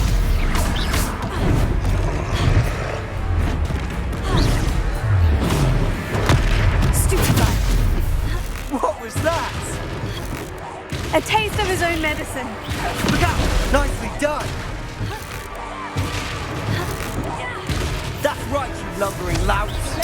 He's faltering! A few more hits to do the job! Potato! Stupid one! Finder! Stupid one!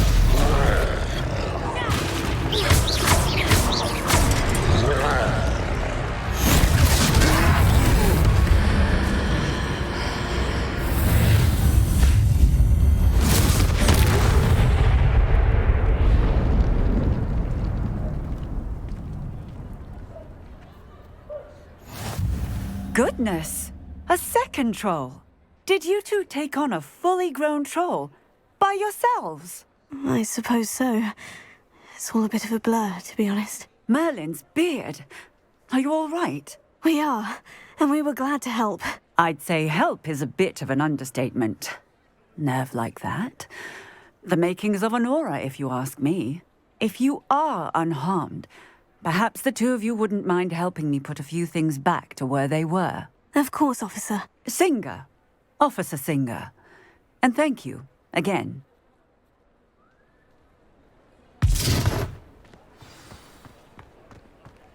Reparo.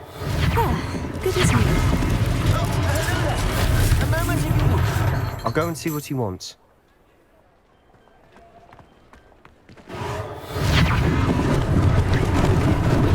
Lucky they didn't do more damage.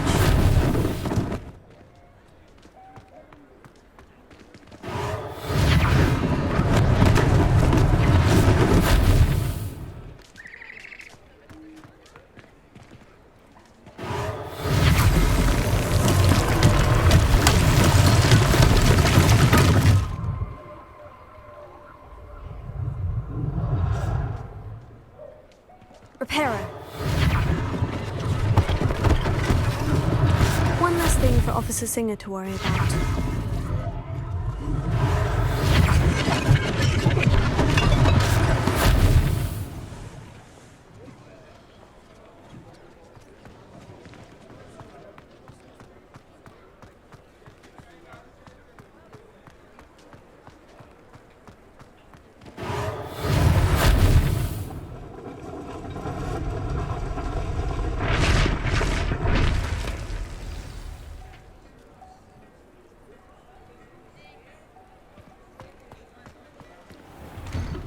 Mr. Hill was just singing your praises.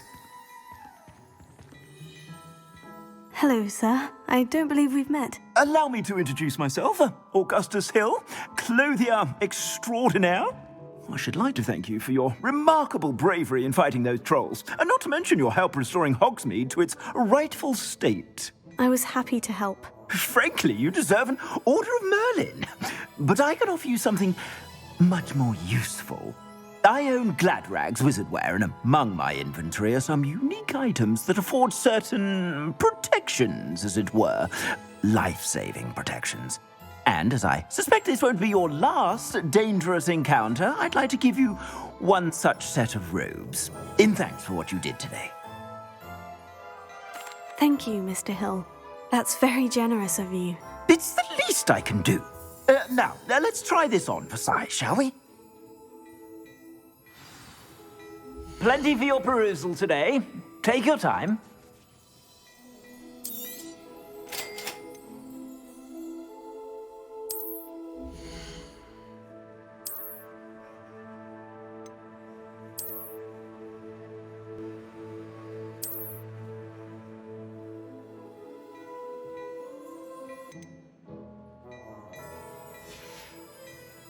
I suspect you have a sharp eye for fashion. I'd say we've earned a butterbeer or two, wouldn't you? Might help me forget that I was almost pulverized by a troll. I'd say that I agree with you. Perfect. The 3 broomsticks is just this way. I sell even more battle-worthy items. Should you be inclined, you're most welcome to peruse my shop at your leisure.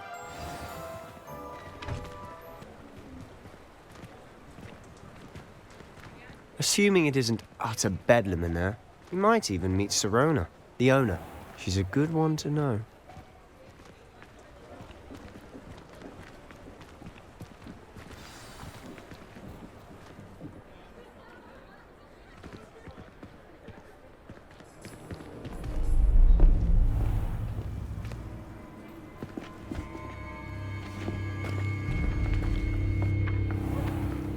You said you could get to the child when they came to Hogsmeade. That all you needed was a distraction. I gave you a distraction. I just watched a student take down your distraction. Who's this child? What are you not telling me? All you need to know is that if you cannot get to the child, then you have no value to me.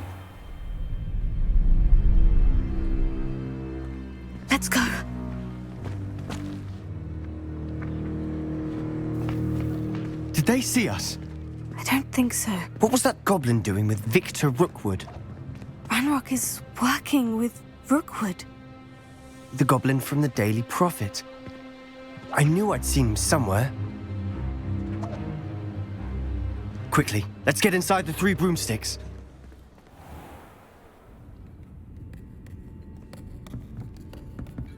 It's a treat to see you, Lodgok.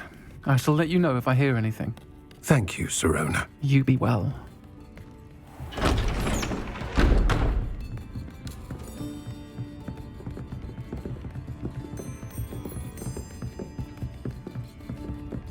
Now, what can I... Oh, there's a face I haven't seen before.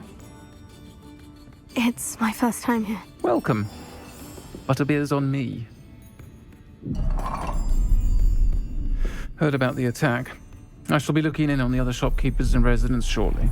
Glad to see you two escaped injury. Thanks to this one. Single-handedly took down a troll. Is that right? Well done. Thank you for this. My pleasure. I will say, trolls in Hogsmeade. That's never happened before. Something's not right. The only brutes we usually have to deal with are... How timely. Was that Lodgok I saw leaving just now? Your clientele's not what it used to be, Sirona. Not to worry, Victor. Once the 2 of you leave, the caliber of my clientele will greatly improve.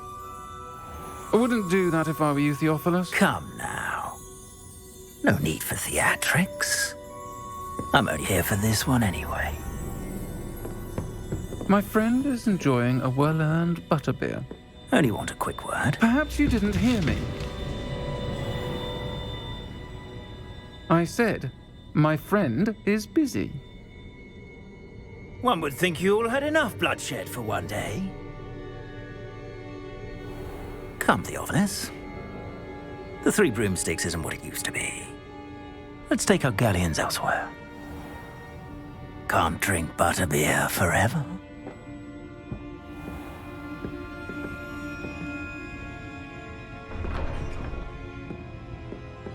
Seems you've made an unfortunate enemy. Watch your back. Rookwood and Harlow are worse than any troll you might encounter.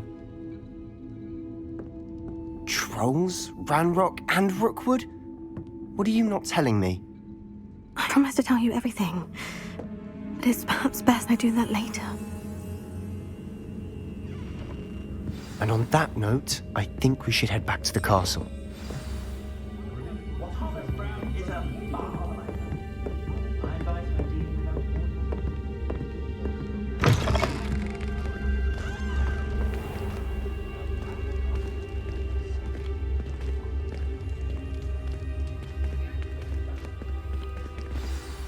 I'm certainly glad Sirona was there. Told you she was one of the good ones. I can see that. She didn't seem at all intimidated by Rookwood and Harlow. I think you'll need to tell me why Victor Rookwood has you in his sights. But we can talk later.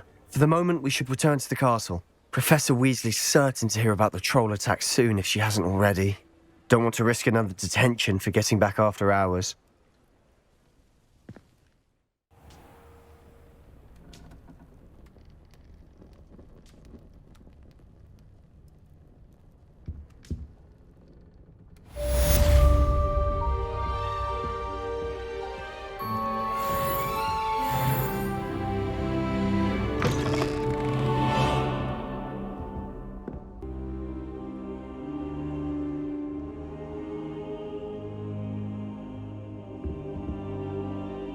Professor, I'm glad to see you. And I you. Thank Merlin you're in one piece. I heard about the attack. Trolls in Hogsmeade? Sir, the trolls were wearing armor. It had that dark glow, like the dragon collar. Goblin silver! Ranrock used it to control the dragon. But how? And why send trolls to... They were there because of me. I overheard Ranrock talking with Victor Rookwood. Ranrock was in Hogsmeade with Rookwood. The trolls were Ranrock's distraction so that Rookwood could get to me, and he would have, had Sirona and the patrons at the 3 broomsticks not intervened. This is grave news indeed. If Ranrock's goblins and dark wizards are after you, they want what we found in that vault. Speaking of the vault, do you think that Ranrock is working with any of the goblins at Gringotts? I do not. Gringotts goblins aren't typically the friendliest of beings, but they have a great deal of integrity. No, I dare say after what happened to that poor banker, the goblins at Gringotts are no followers of Ranrock. They're after the locket.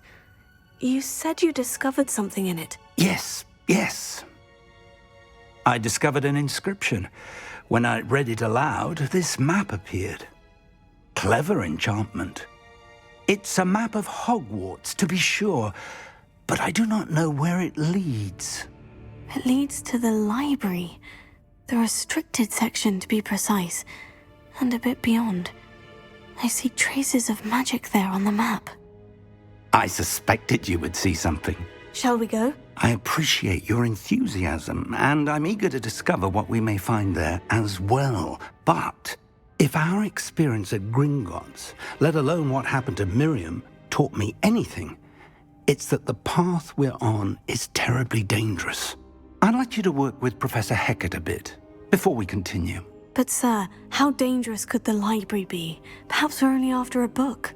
Perhaps we are only after a book, but we should be prepared for anything. Once you've honed your defensive magic further, come and see me. I'll let Professor Hecat know to expect you.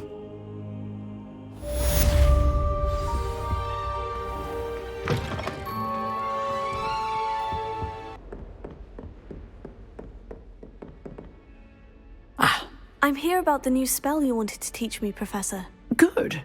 Professor Fig indicated a certain urgency to you completing your defensive magic assignments. As such, you are to learn Incendio, the fire-making spell, handy for lighting torches, burning away spider webs, and, when necessary, defending against those who would wish to do us harm. Sounds versatile. Quite. But before we get started, I'd like you to complete a few tasks. You may be surprised by some of them. Astonishing how much students don't think their professors know. When you're finished, come and see me. Then we shall begin working on Incendio. You know where to find me once you've finished. Glad you're back.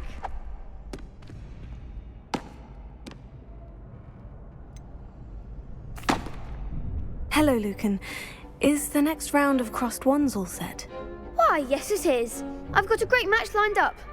Ready for another round? I'm ready. Let's do it. Brilliant. Are you dueling with a partner? Yes, Natty. Then let's get to it. Ready to get thrashed? Apologies in advance.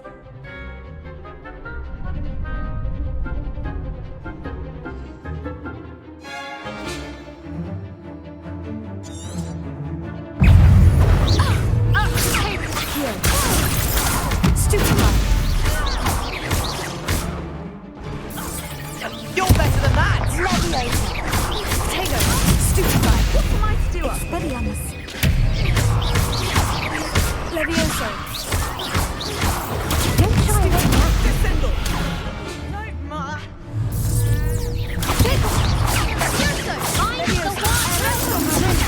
Stupefied! That's all you've got?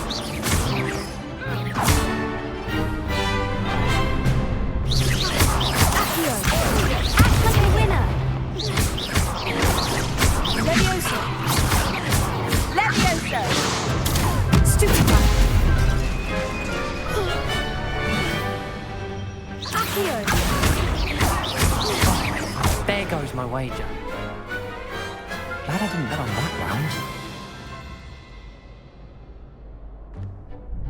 Bravo! I gave it my all. You did indeed. The other duelists have already taken notice of you, but after that last round, they'll really have it in for you. You'd better keep practicing if you want a chance at winning, or at least surviving the next round. I'll let you know when we're ready. Hope to see you then. The next round is for all the gobstones, so to speak.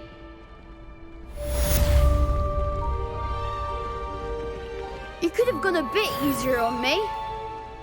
Perhaps I should stick to potions. Seems I'm out of the tournament thanks to you.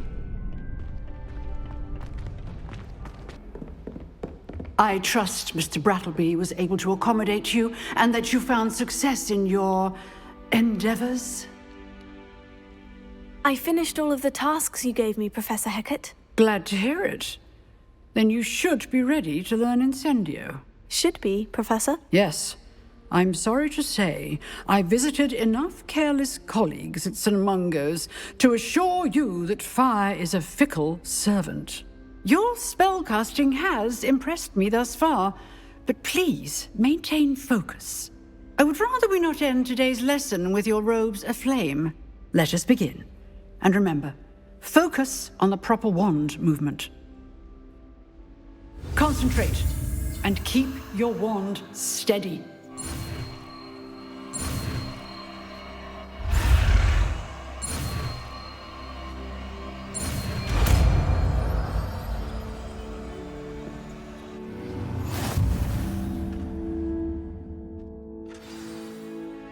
Good work.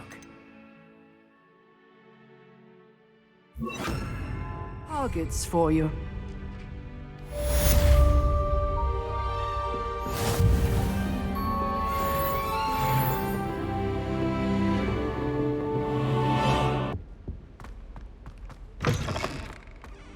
Ah, there you are.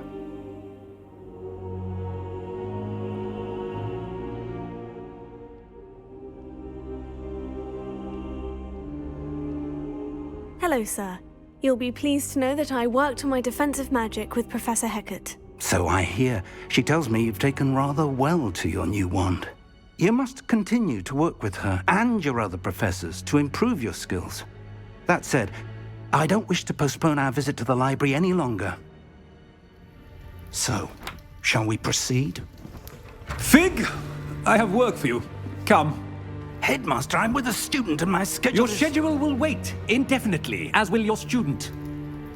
I would think that after all the trouble you caused me with Osric, you'd be eager to make amends. My office, 5 minutes.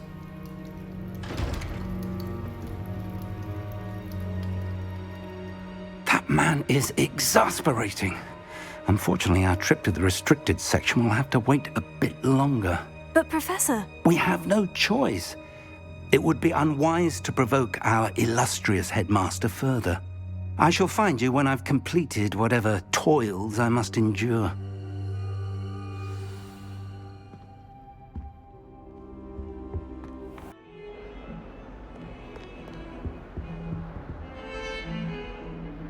Sebastian, there you are. There you are. You promised me an explanation for what happened in the Three Broomsticks. Not many students have Victor Rookwood's attention. What was that all about? Seems he's working with Ranrock. And Ranrock is after something I found at Gringotts. Ranrock? And when were you at Gringotts? Professor Fig and I ended up there after the dragon attack. It's quite the tale. Fig had this portkey. A portkey? To Gringotts? I'm not sure I follow. I barely follow myself, and I was there. Anyway, we ended up in an ancient vault where we found a map. That map leads to the restricted section. You can't be serious. Deadly serious. Professor Fig has insisted that I not tell a soul about any of this. I've probably said too much. Understood. Your secret's safe with me. Whatever it is. Thank you, Sebastian. You mentioned being clever enough not to get caught in the restricted section. And I am. Meet me outside the library tonight, and tell no one. How concerned should I be about the librarian? Madam Scribner doesn't take kindly to clandestine activities taking place amongst her precious books, so do all that you can to avoid her. She and I have had our entanglements, but I can hold my own against her. You may not be so lucky. What will happen if we're caught in the restricted section? Detention, no doubt. But a word of caution or two will help. For one, avoid Peeves, the poltergeist. Aside from wanton destruction of property, he loves nothing more than telling on the likes of us. Thank you, Sebastian. I'll meet you later.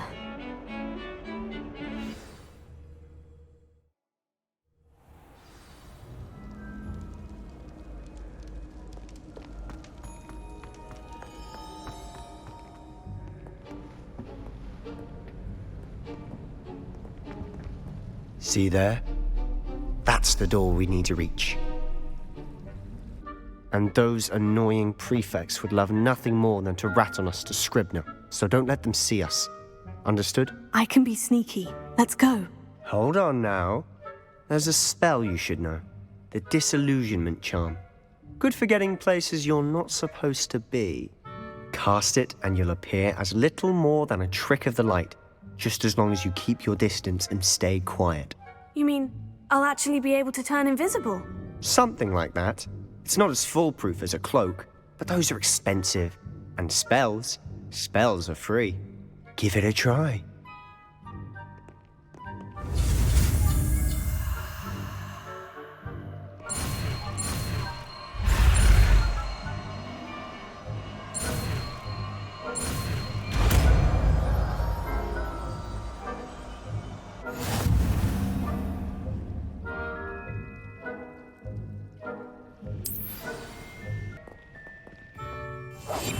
We must remain unseen.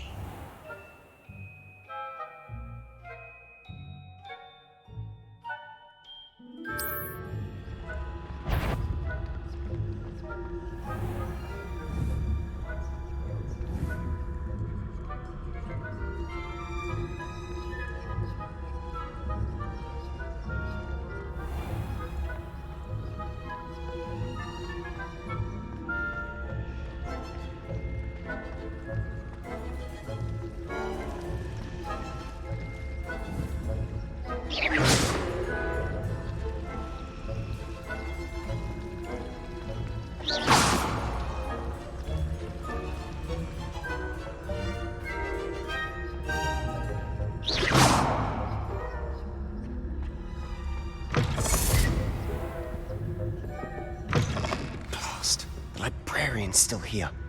Quick, behind the bookcase.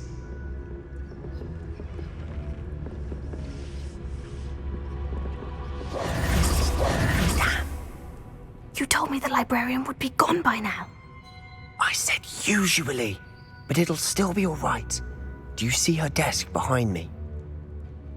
The key is in the drawer of that desk. Now, here's what we're going to do. I'll create a distraction to draw her away. You focus on getting the key. I'll meet you outside of the restricted section. You distract, I get the key. Understood. I said I'd get you in, and I always keep my word. Trust me.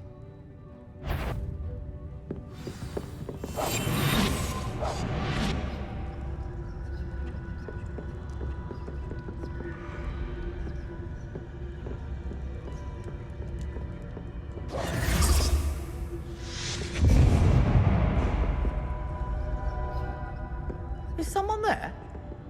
Is that you, Peeves?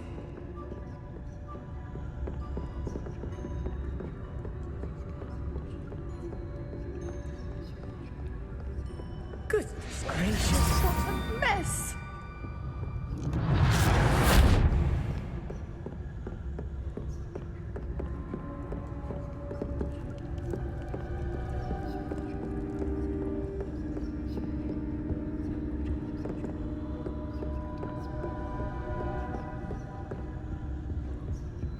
What are you up to now?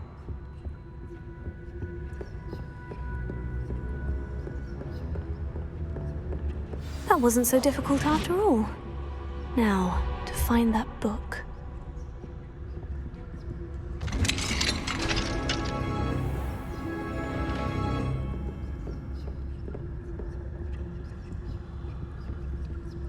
Oh, that one's charmed to look more useful than it is. It's fooled me twice. Never judge a tome by its cover, I say.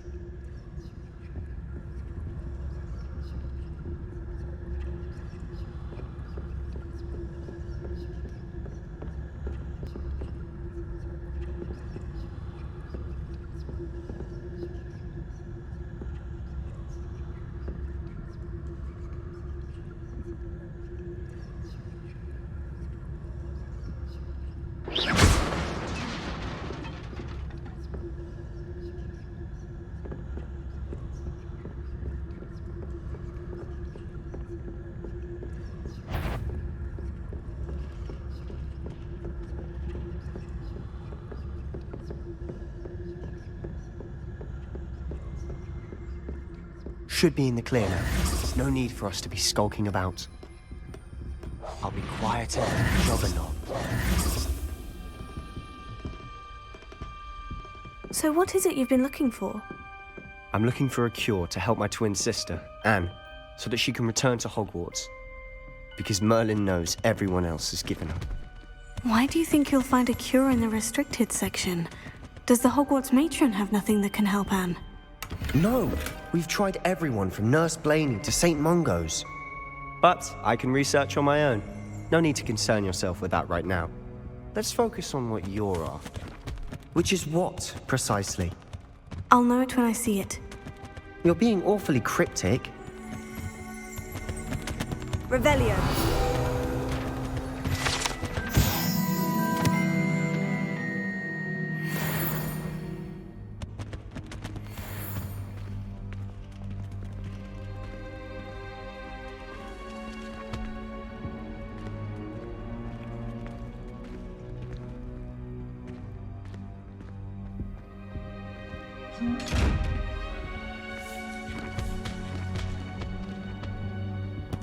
Secrets of the darkest arts. I'm impressed.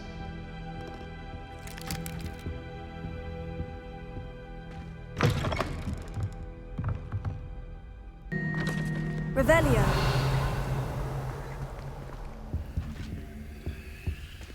Who have we here?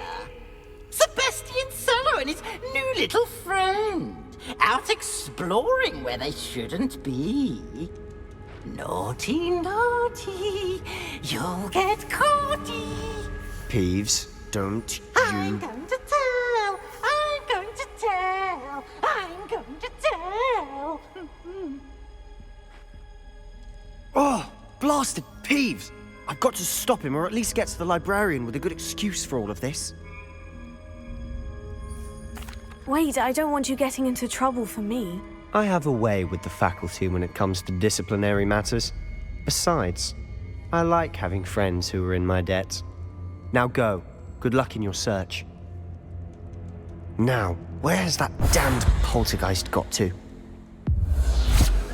I know just the spell to repair this armor. Reparo.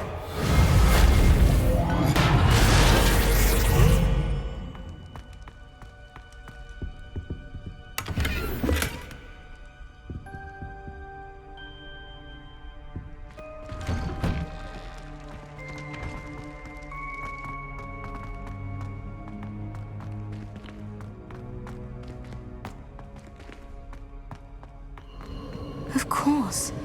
Traces of ancient magic. There must be more to this room.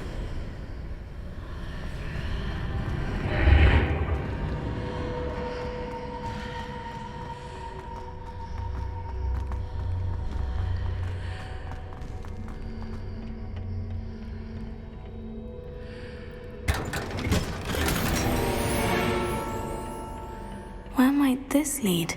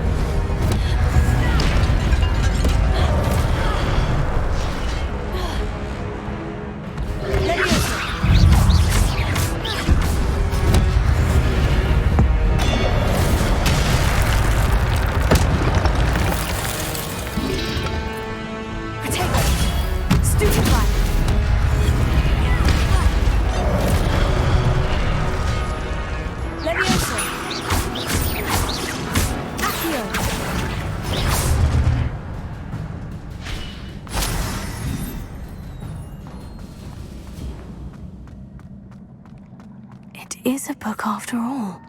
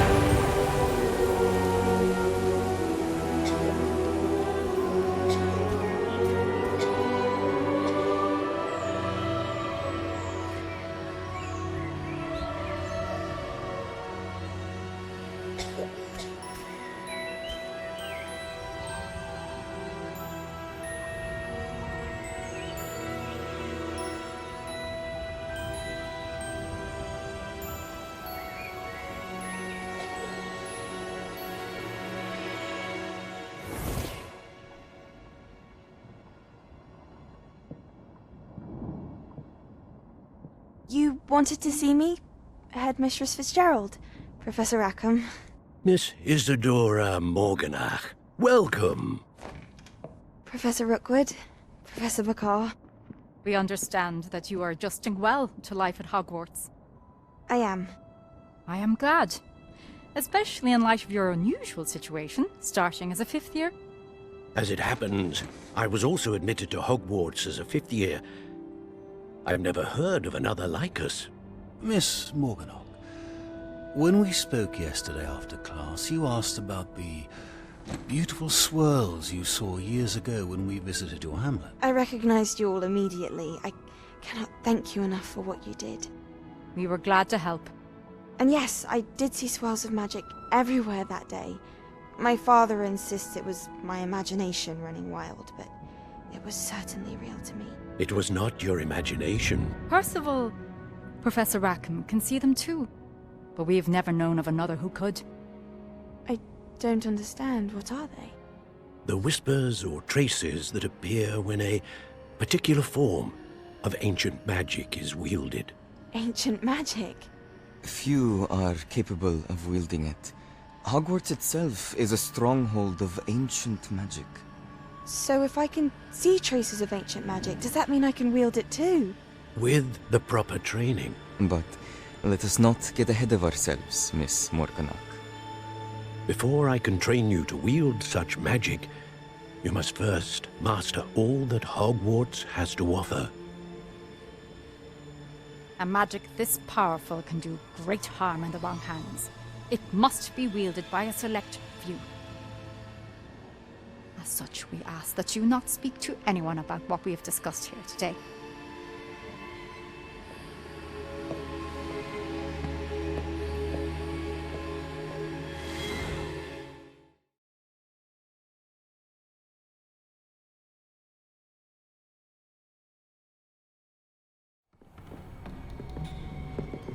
Sebastian!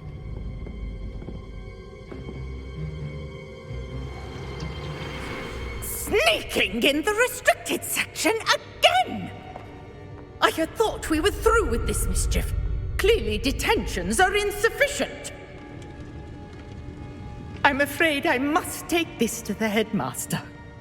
But that being said, Peeves informs me that you didn't come alone tonight. If someone has coerced you, I would have you tell me. You're a bright boy. Don't waste this. There was nobody else. I came alone. Oh, Sebastian. What will your uncle say?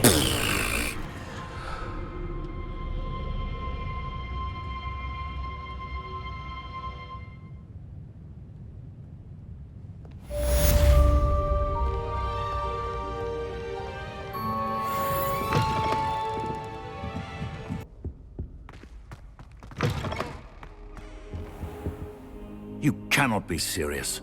Goblins working with Rookwood makes no sense. It is rather unorthodox, to say the least. Unorthodox? It's inconceivable. It's... Ah, Fig. You have a visitor. I'll see what I can find out. Sir, I was able to search the restricted section while you were with Professor Black. It was a book we were after. What? That's... Wait.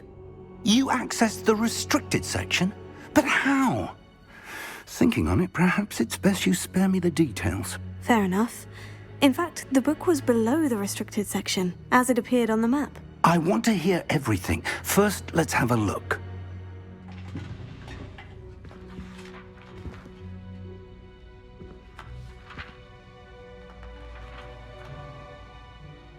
Oh.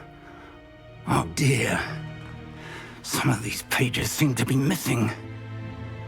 It appears someone has got to the book before us. Still, I will need time to study what remains. Perhaps we can still salvage something useful, though it may take some time. I wonder why it was here, below Hogwarts. I think I know, sir. I saw 2 more memories where I found the book. Another pensive, Godric's heart. The man we saw before, Percival Rackham, was a professor here. The first memory showed him and 3 other professors using ancient magic to restore a hamlet from a drought. Miriam was right. And the second memory? In the second, they were talking to a student who started as a 5th year, like I did. She could see traces of magic too. Why those memories? Perhaps this book will explain. I'll have to take it with me to London. The headmaster has insisted that I speak directly to the minister about George's death. What will you tell them about Mr. Osric's death? I don't know how much I dare say. George tried to convince the ministry about Ranrock, but to no avail. My instinct is to follow the path we are on for the moment and keep the details to ourselves until we know more. I understand. I'll see what I can learn about the missing pages while you're gone. Good. Don't neglect your studies. Your wand work is improving by the day. But you'll want to pay attention in herbology and potions. There's more to magic than spellcasting. Plenty to keep me occupied while you're gone. You've done exceptionally well. I look forward to seeing all that you've accomplished when I return. Oh, and don't neglect your friends. You may be surprised by how much you can learn from them as well.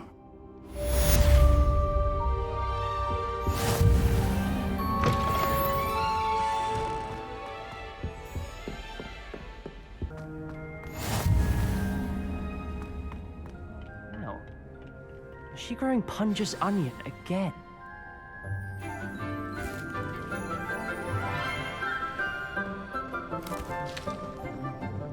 Good morning, Professor Garlic. How wonderful it is to see you again, Lenora dear. Oh, here. You'll need these for today's class. A little treat for your auntie. Ah, hello. Class, please welcome the newest rose in our garden. We do look forward to growing together. How thrilling it is to have everyone back together again. This year will be filled with enchantment and excitement, but the most important thing cultivated in herbology is knowledge. The prudent herbologist is no more afraid of the venomous tentacula than the bouncing bulb. Now then, today we will be acquainting ourselves with the mellifluous tuber known as the mandrake root. Accio. Let's see if we can't make our fibrous friends a bit more comfortable, shall we? First, let's protect our ears.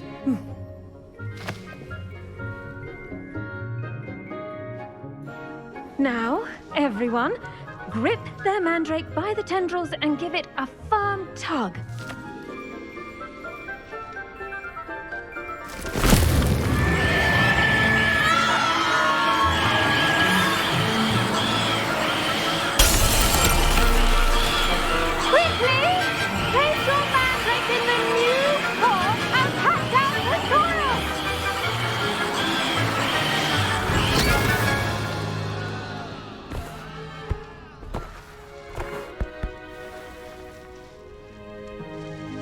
The soil should envelop the root like a warm, dirty blanket, putting the mandrake right at ease. Reparo! I'm very sorry about that. Yours was a bit mature, I'm afraid. All right then, off you go. Splendid work, everyone. Now, for our next task, we'll be planting dittany at our potting tables. You can all get started. I need to have a brief word. I wonder if hippogriffs like knotgrass. The best time to plant a seed is last season. The second best time is now. I should think Professor Garlic would be more careful with her mandrakes. I do wonder about Professor Fig. He's hardly ever in his classroom. Most strange. Yes, Professor? Firstly, well done with your mandrake. They can be rather difficult to get a grasp of. Actually, I enjoyed it. I couldn't help but catch your enthusiasm. How kind of you. It seems you're already taking to herbology like a mandrake to fresh soil. Now, as I mentioned, next we'll be planting dittany. Let us find you some seeds. I already have some, Professor. Picked them up in Hogsmeade. You visited the Magic Neep. Wonderful! A prepared student is bound to bloom. I've arranged for you to have your own potting table here in the classroom. Wasn't easy to spare one on such late notice. Plant the seeds there now, and you can return to harvest them later. Even with soil, sunlight, and a bit of magic, they will take time to grow. Let's see how to balance my star thistle arrangement.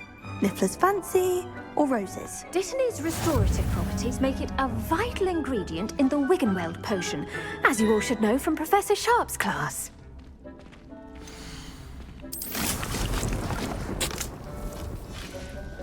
Well done! Once it can be harvested, your dittany will be ready to use in Wiggenweld potion. I'll let Professor Sharp tell you about that. Now, what say we branch out? Introduce you to a different sort of flora, the Chinese chomping cabbage. You'll find that some plants are better suited to uses outside of a cauldron. The cabbages do get testy without something to chew. Fortunately, I have a dummy for them to gnaw on. Be a dear and let them have a good chomping. Yes, Professor. They're in the other greenhouse. It's just at the end of the footbridge leading out of this room. Your classmate, Mr. Pruitt, has kindly offered to accompany you. Come back and see me when you're finished. Oh, and mind your fingers. They do bite.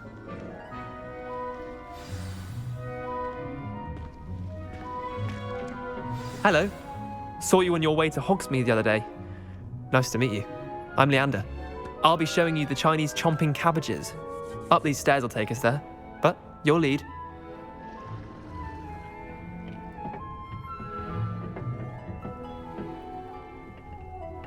Nice work in Defense Against the Dark Arts, by the way. Excuse me? Your duel with Sebastian! And he's good. Thinks he's really good. But you outright slaughtered him. Here we are, home of the Chinese chomping cabbage. Go on, grab a few of those cabbages. Just mind your fingers. I almost lost a thumb once. Don't worry, Nurse Blaney put it back on. Trust me, you do not want to go through that. Now, see that dummy? Just toss the cabbages at it, and they'll do the rest.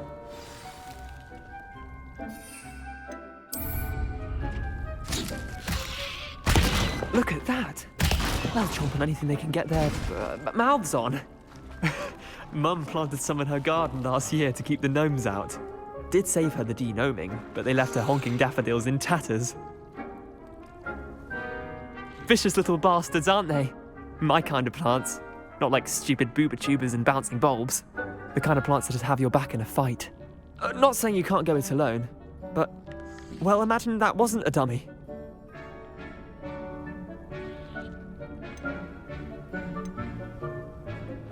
I suppose they could prove useful outside of the greenhouse. Nothing wrong with a bit of backup, even if it is from a cabbage. It's chaos out there. Trolls in Hogsmeade and such. You can't be above throwing a cruciferous vegetable if necessary.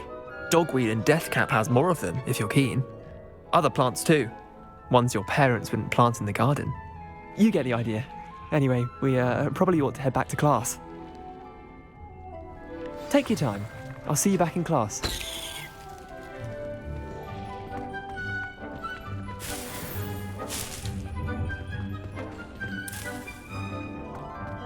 And with that helpful reminder as to why we should always wear our dragon hide gloves, I shall end our lesson here. Terribly sorry, Mr. Clopton. I attended to the Chinese chomping cabbages, Professor. Remarkable. remarkable plants, aren't they? I hope they weren't too much trouble. Oh, don't see any bite marks or missing digits. And good, as you do seem to be quite green-fingered. Oh, I'm eager to see your skill in the soil continue to blossom. Magical plants have so much to offer. I'm eager to learn more. I'm glad. Herbology is a bounteous subject. Tend to your garden, and it will tend to you.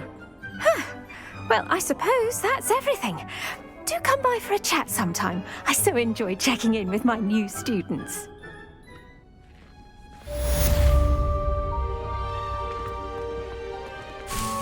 Those mandrakes are really relishing their new pots. Only cost me my damned hearing. It would make...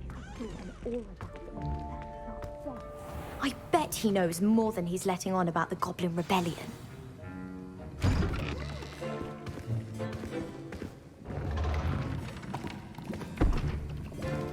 Potions is one of the most challenging and hazardous subjects taught at this school. As fifth years, you will be required to reach new heights of both discipline and intellect. You will begin this term by brewing a Wiggen-Weld potion. Mr. Takar, can you tell us why this particular potion might come in handy? Yes, Professor Sharp. The Wiggen-Weld potion can be used to sterilize and even heal a variety of injuries. It can heal some injuries, but not all. Points for Ravenclaw. Before today's class is completed, each of you will have brewed a Wiggen-Weld potion of your own. You never know when you might need it. Please begin.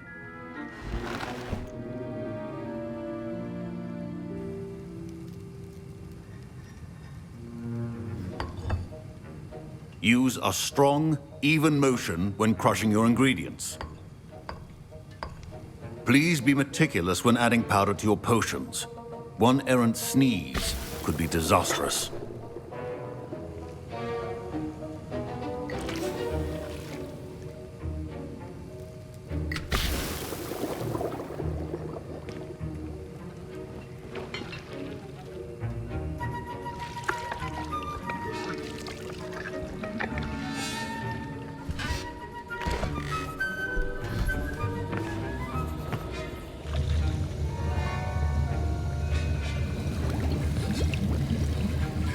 I see most of you have not forgotten how to stir.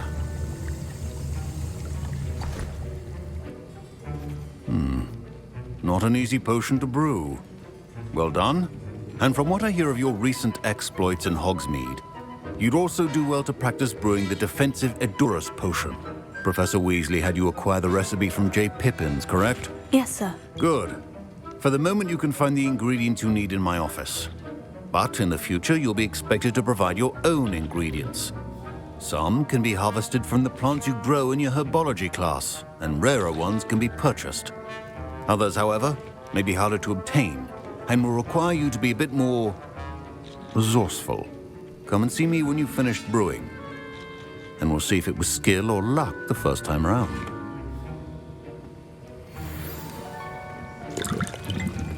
My parents considered keeping me home from school this year after the rumors of a Goblin Rebellion.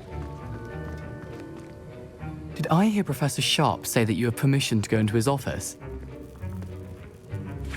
He did say that. He wants me to get more ingredients to brew another potion. Brilliant! You, my friend, have been presented with an extraordinary opportunity. I'm Gareth, by the way. Gareth Weasley. Bit of a prodigy with potions, if I do say so myself. Pleasure to meet you. Wait, are you related to Professor Weasley? She's my aunt. Keeps too close an eye on me for comfort. Ugh. But she can't be everywhere.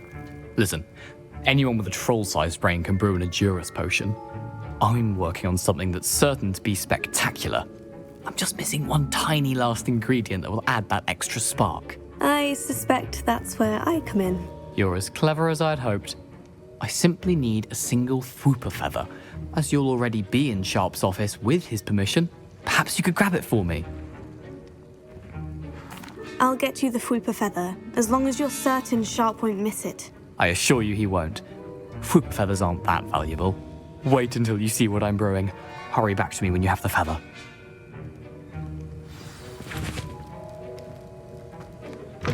A well-prepared witch.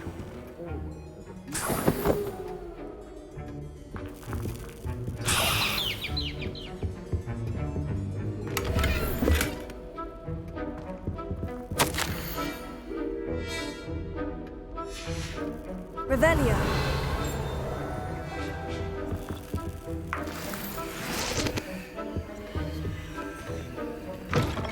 Your potion station's organized and free of clutter. Here's the Fwooper feather you wanted. Brilliant! Thank you! This is going to take a moment to brew. You should get back to brewing your Endurus potion, and I'll tell you when this concoction's finished. Proficiency in potions are two things that cannot be rushed. Have patience and be thorough.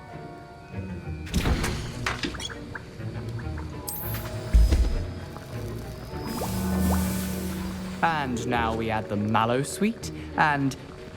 That's odd. What's happening? Wait, it's not supposed to... Ah! Get it! Dragon Tongue! What happened? Well done, Gareth. What now, Mr. Weasley? Sorry, Professor. That'll be points from Gryffindor. Again. Professor Sharp said that Wiggenweld potion can treat injuries. Hope I never need it.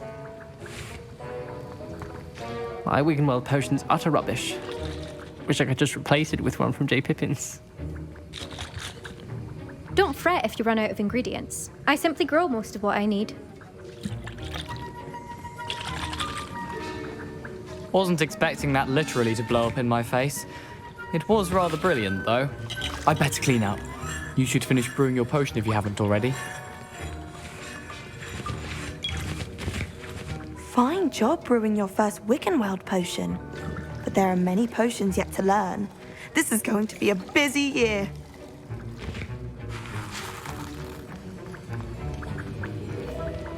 Mr. Weasley did not do this on his own. His accomplice will answer to me as well.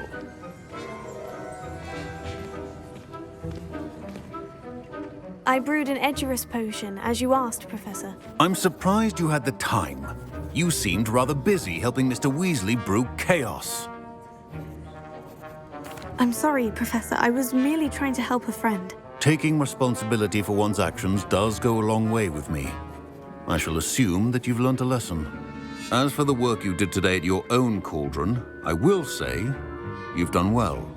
I confess I was skeptical, given the advanced nature of this class and the fact you're a new student. I'm glad I was able to meet your expectations. A rare occurrence.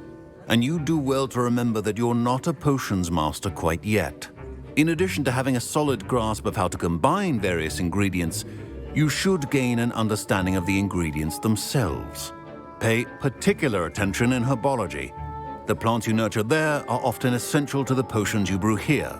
Now, I recommend that you find a safe location in which to practice brewing. You cannot leave a hot cauldron simply anywhere. That'll be all. I think each of us has had enough excitement for one day. Class is dismissed.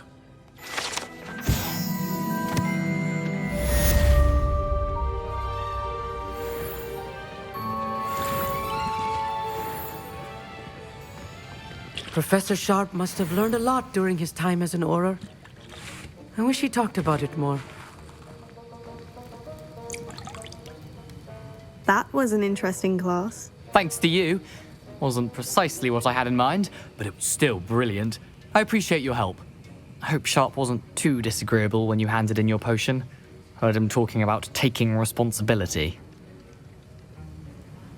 Professor Sharp was annoyed, but we sorted it out. No harm. Cheers to that. He probably had a good chuckle after we left. Sharp may seem gruff, but I'd bet a few galleons he blew up a potion or two in his day. Best be off.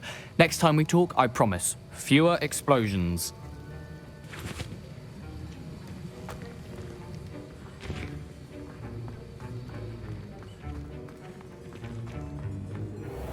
I was impressed that you were able to answer Professor Sharp's question about the Wiggenweld potion. Oh, you're the new student.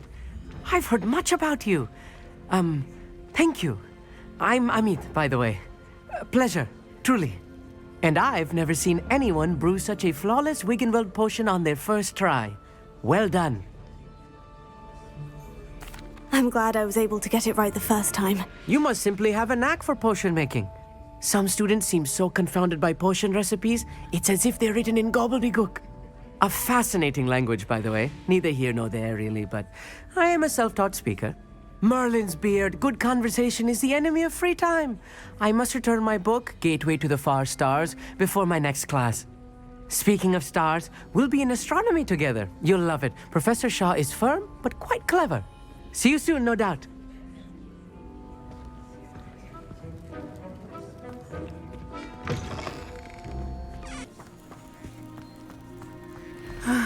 It is good to see you, my friend. Hello, Natty. How are you? I'm well, thank you. I was there, and I saw what happened with Rookwood and Harlow at the Three Broomsticks. I have been worried about you. I'm all right at the moment. If you don't mind my asking, why were they looking for you? They want something that Professor Fig and I found at Gringotts. When were you at Gringotts? Just before we came to Hogwarts. In fact, it's why I was late to the sorting ceremony. A portkey brought us there after the dragon attacked our carriage. What on earth? There's one more thing. It's a bit odd, if I'm honest. Professor Fig says I have a rare connection to a powerful form of ancient magic. What does that mean? I'm still learning, but I can see traces of it. And I've cast magic I can't otherwise explain. I know that's a lot to absorb. It is. And I will have more questions. For now, it is safe to say that Rookwood and Harlow are a threat to both of us. To all of us. Which is why I wanted to speak to you. Everyone has been talking about you defending Hogsmeade from that troll attack.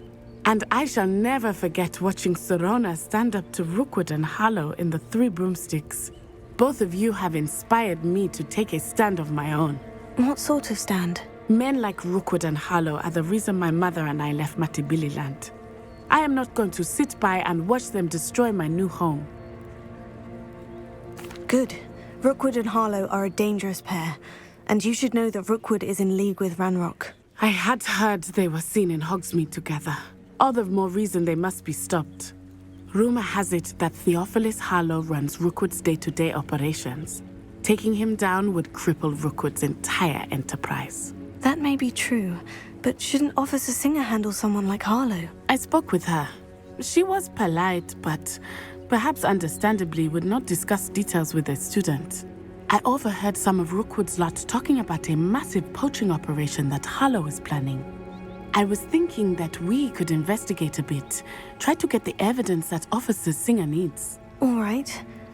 But how? I am going to watch and listen, find out precisely what Harlow is up to. I shall reach out when I know more. In the meantime, remember, I am here if you need me. Thank you, Natty. Be on your guard. I beg your pardon. How dare you threaten me? What's going on here?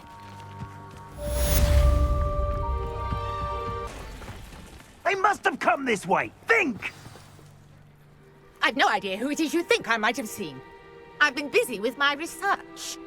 I do not have time to... Victor Rookwood don't give a doxy's nip back your time.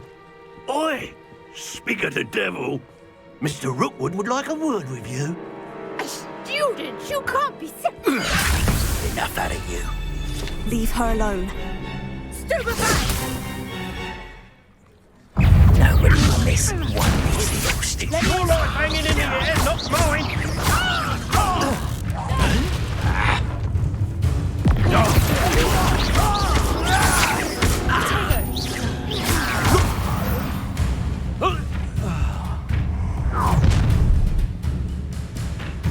I'll watch the light go out of your eyes.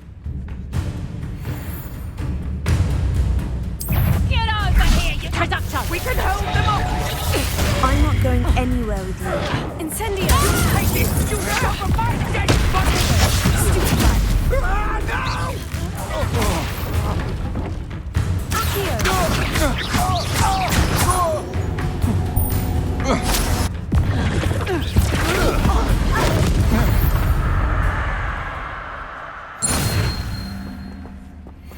What on earth just happened? I've never been accosted in such a manner, and so close to Hogwarts.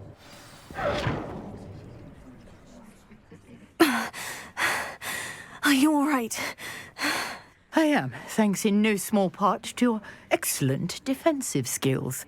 Care to tell me why 2 Ashwinders were ready to dispatch me to get to you? Ashwinders? Victor Rookwood's thieves and extortionists, his little cronies.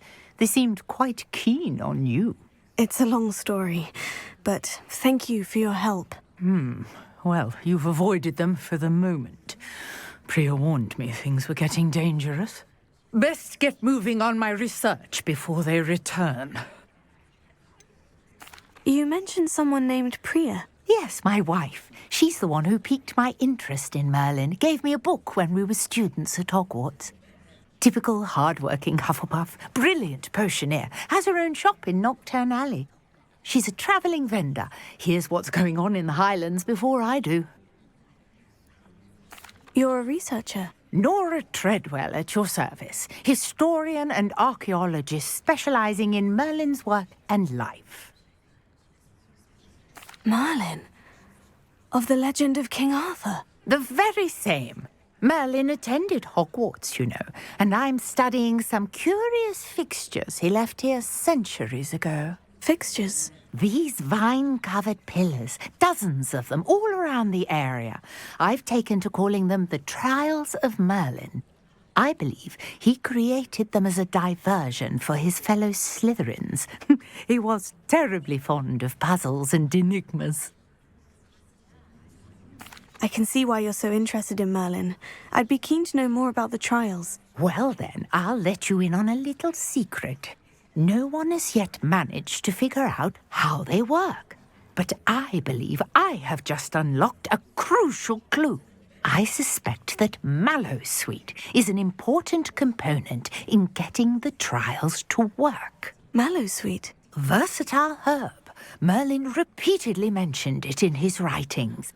I had just arrived to test my theory when I was so rudely interrupted. You see, each swirl in Merlin's writing has a symbol in the centre. That started me thinking, what if... The Mallowsweet is meant to be placed at the centre of the symbols. Precisely. Would you care to do the honours? We can see what comes of our little hypothesis. I brought a trunk chock full of Mallowsweet with me. It's just over there by my tent.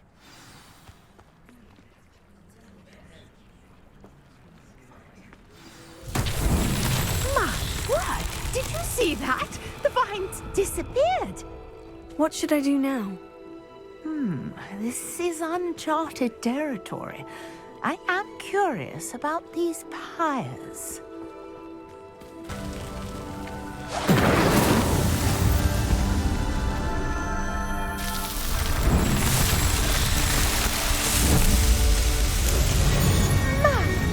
Yes, how beautiful! What a day! I can hardly believe it.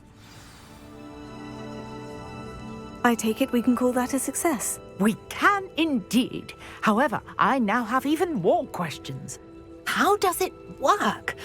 I must review my notes. I may have missed something. Are all of the trials like this one? Oh, not precisely.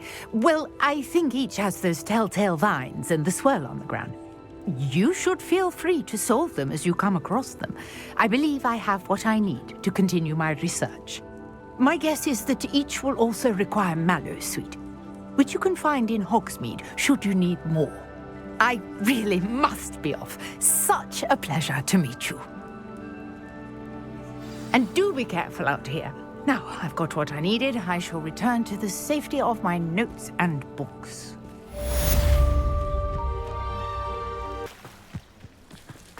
I never thought Ramrock's loyalists would go this far. Pardon me, is everything all right? Hardly. I've just lost my business and almost my life. You'd best look elsewhere for wares. I've nothing to sell now. I never thought it'd come to this. Be on your guard. Ranrock and his loyalists will spare no one. They attacked you. Oh, Ranrock has no patience for goblins who won't join him. While I too would like to see goblin kind treated by wizards as equals, bloodshed is not the answer. When I said as much, they turned on me, struck me till I nearly passed out. Took my carts, my belongings, even that which is most precious to me, my paintings. You mentioned that your paintings were taken. Are you a painter? I am. It's my calling, though most would think it an unusual path for a goblin. Most of my family work in metal, or associated with Gringotts. I'd wager my finest brush that Ranrock's lot have no appreciation for any of my work, and it'll be tossed aside for kindling. Without my carts and my livelihood, who knows when I'll be able to paint again?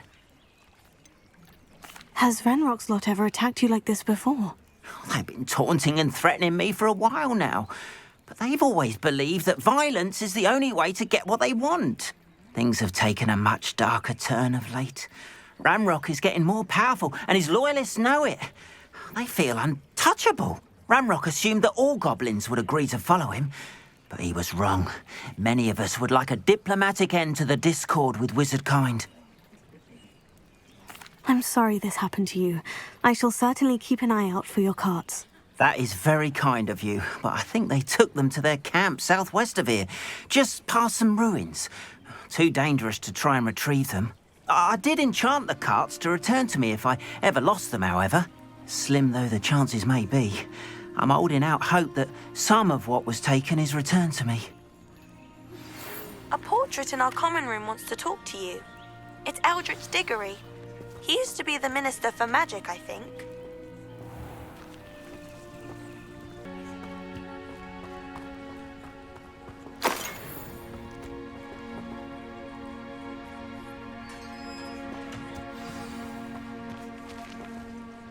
Quite an enchantment. The carts are returning to Arn.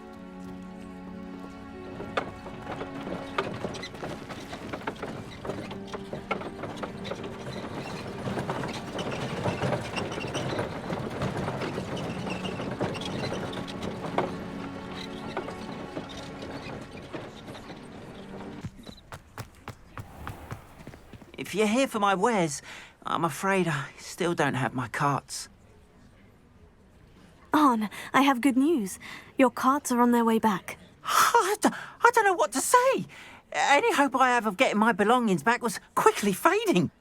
Ranrock's lot called me a fool for believing in the good in wizard kind. Thank you for proving them wrong. I managed to free your carts fairly easily. Oh, I'm glad you're all right. Oh, I can't wait to have my things back, especially my paints. You know, you've inspired me. I've been dealing with witches and wizards for years, and we've always got along just fine. Perhaps my next piece will be a tribute to all that is good between us.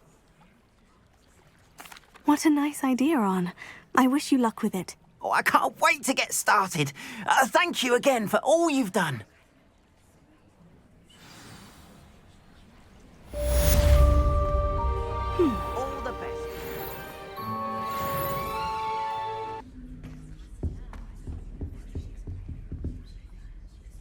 You wanted to see me, sir? Indeed. Allow me to introduce myself. So few students know who I am these days. Eldritch Diggory, former Minister for Magic and founder of the Aura Recruitment Program, at your service. I believe you can help solve a decades-old murder, thanks to that book you found, and, in particular, its missing pages. How do you know about the book? And the pages? We portraits hear more than you might suspect, and most of us can keep a secret. So, what say you? Surely a Hufflepuff such as yourself would be inclined to help seek long-overdue justice. I'll do whatever I can. Wonderful. I am pleased to have been right about you. My great-niece, Helen Thistlewood, can provide you with details. She's retired now, but was a skilled aura in her day. And the unsolved murder of which I speak was her case. I often visit my portrait in her home, in the nearby hamlet of Upper Hogsfield. Shall I tell her to expect you? When were you the Minister for Magic? Over 100 years ago. 1733 to 1747, to be precise. The stories I could tell you. Didn't have the chance to do all that I could. I was in the midst of reforming Azkaban when my life was cut short by dragon pox. I was sneezing sparks to the bitter end. Can you tell me more about your great niece? Cream of the crop when it comes to auras. A star pupil here, and then an exemplary servant to the ministry. And her spark hasn't diminished one bit in her retirement. She and I often chat about old cases and our glory days. No offense, but it's nice to get away from the students and converse with someone who's familiar with my legacy. How could a few pages of a book help her solve an old case? A boy disappeared with those pages, but they never found the body. A girl was convicted of his murder nonetheless. It seems those pages could exonerate her somehow. My great niece can tell you more. I shall go and see her right away. Brilliant. With what I suspect is your knack for hard work and her keen mind, both mysteries may be solved sooner than you think. I shall see you there, soon I hope.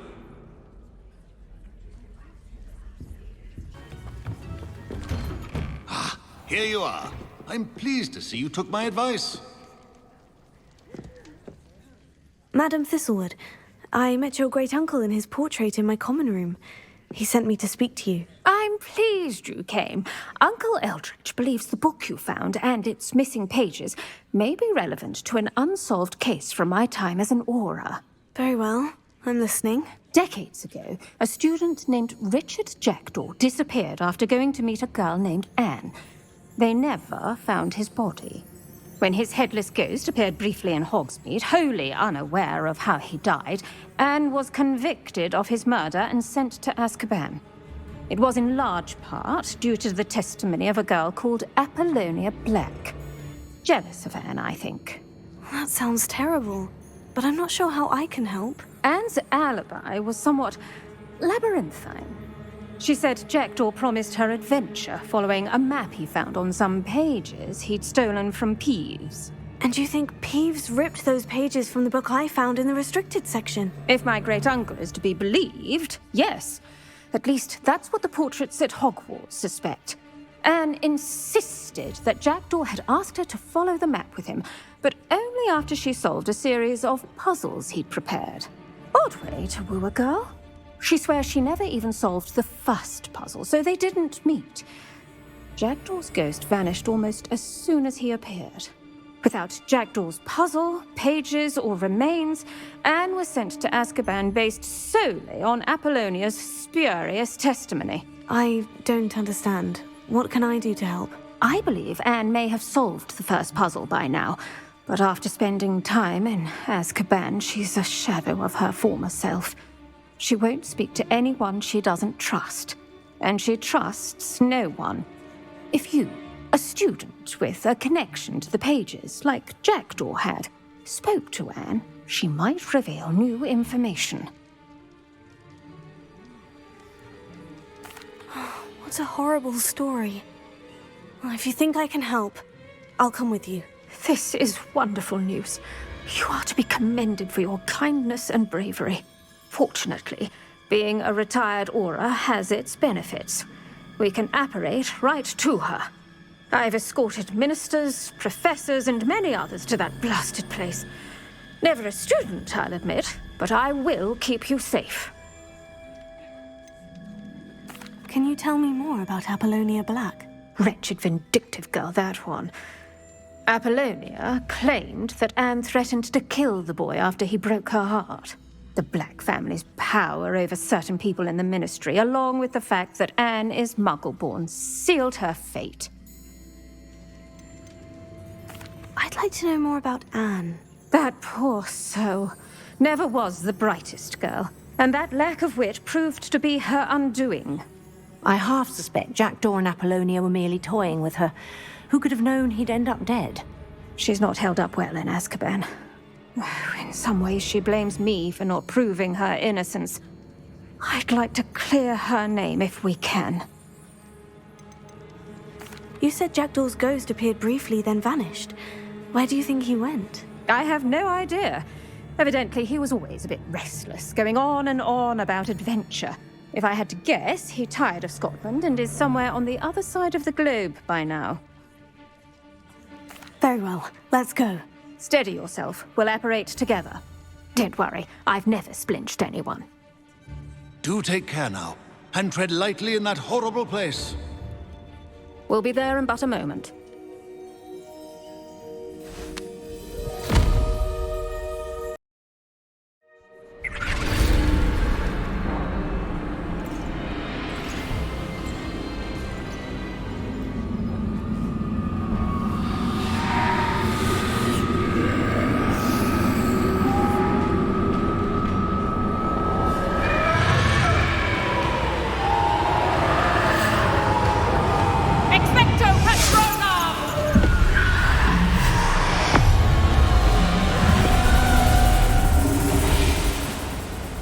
That ought to keep them at bay for now. Though, be aware, you may feel a wave of despair. It will pass. Thank you for the warning. This really is a dismal place, but we'll be out of here soon enough. Now follow me. Mind your step. Oh, I never thought I'd see the inside of Azkaban for myself. Nasty Dementors. Not even I could convince the Ministry to send them off. There's no need for such monsters. She's been here a lot longer than the rest of us. If I had my wand, I'd cast Crucio on the lot of you! You don't scare me, young cur. They teach you so little of what you should know at Hogwarts. That witch you're with has a dark cloud over her. I can feel it. What is that I hear? Perhaps death, in all its mercy, approaches. No one at school's going to believe this. Now remember, Anne has been here a long time. The Dementors aren't kind. Have patience and speak to her quietly and respectfully. Are you Anne? Who's there? Who speaks to me? Is that death finally come for me? I'm a student from Hogwarts. I found the book that you said would exonerate you. Ah, the book, the book. No one would look. None of the mages found the pages. Methinks the feckless knave meandered to his cave. My fate was surely sealed in Upper Hogsmeade. Are you saying that the missing pages are in a cave near Upper Hogsfield? Hogsfield! Ruins house, a vault concealed. A vault in some ruins near Upper Hogsfield. I suppose it can't hurt to look. Can't hurt to look, can't hurt to look. Go find the pages from your book. Helen, know you're here. Come in closer, be a dear.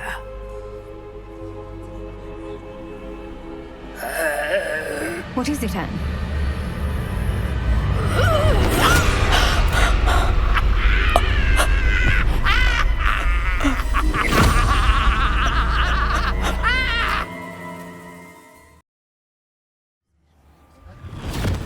You're hurt. Go.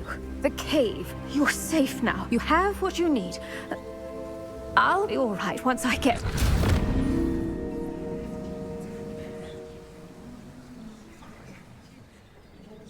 But Madame Thistlewood, all right, I'll find it. I'll find Jackdaw's cave. This place has seen better days. This must be the place Anne told me about. No one's been here for ages.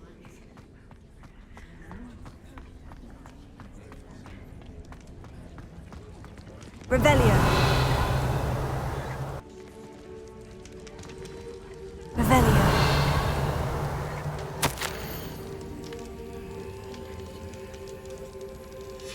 A note from Jackdaw. Anne never found it. So how did he die? Was she to blame at all?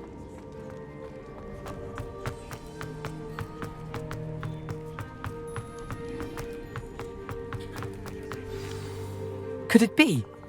Someone solved my puzzle after all these years. Well done indeed. Richard Jackdaw, at your service. The Richard Jackdaw? I heard you disappeared years ago. You have some explaining to do. I do? That was my puzzle you solved. What are you doing here? A retired Aura, Helen Thistlewood, told me about a map you stole from Peeves, and then Anne told me about a cave. You saw Anne? Broke my heart. I had to go on without her. Probably best for her in the end. Dare I ask? How is she? She was imprisoned in Azkaban for your murder. I fear the Dementors have taken an irreversible toll on her. What? Azkaban? Oh, poor Anne. I had no idea. I thought she'd written me off. I've been traveling the world for years to mend my broken heart. I came back here only recently. On a whim. I must speak to the Aura you mentioned and see how I can help Anne. I'm glad to hear it.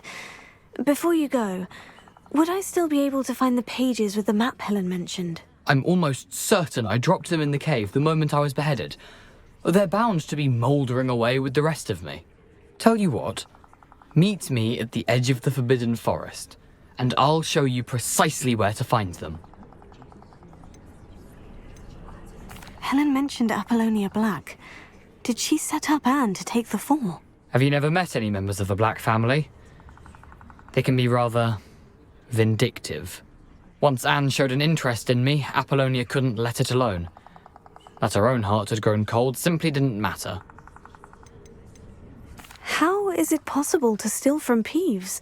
A poltergeist? I didn't steal the pages from his ghostly form. I merely found them in his wake of destruction.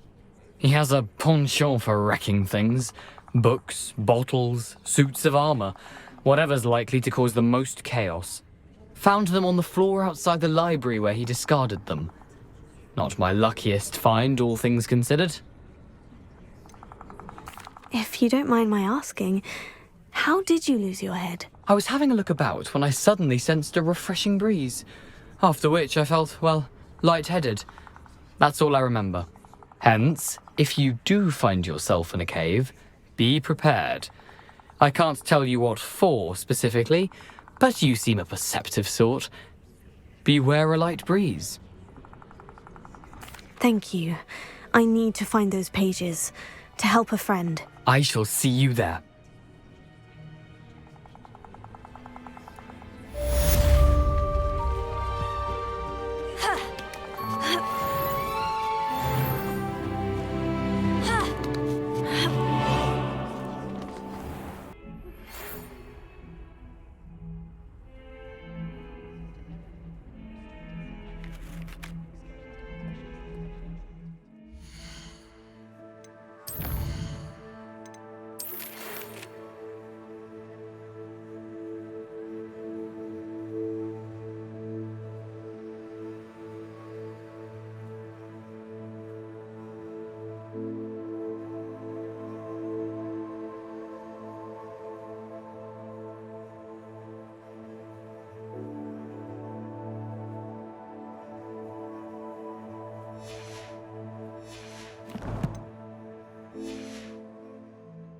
Young friend.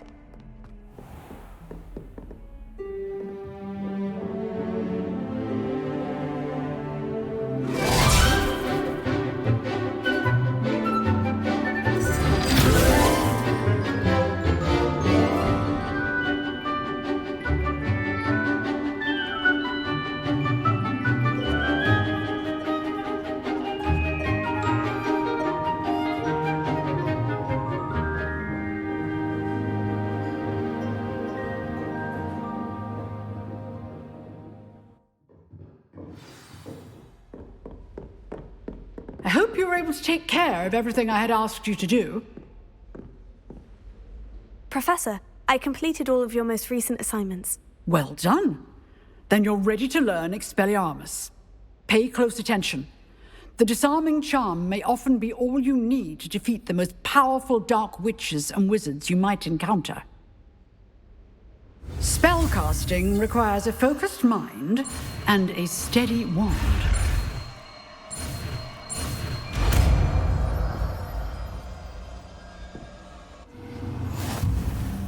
Good work. The dummy is here if you wish to stay and practice.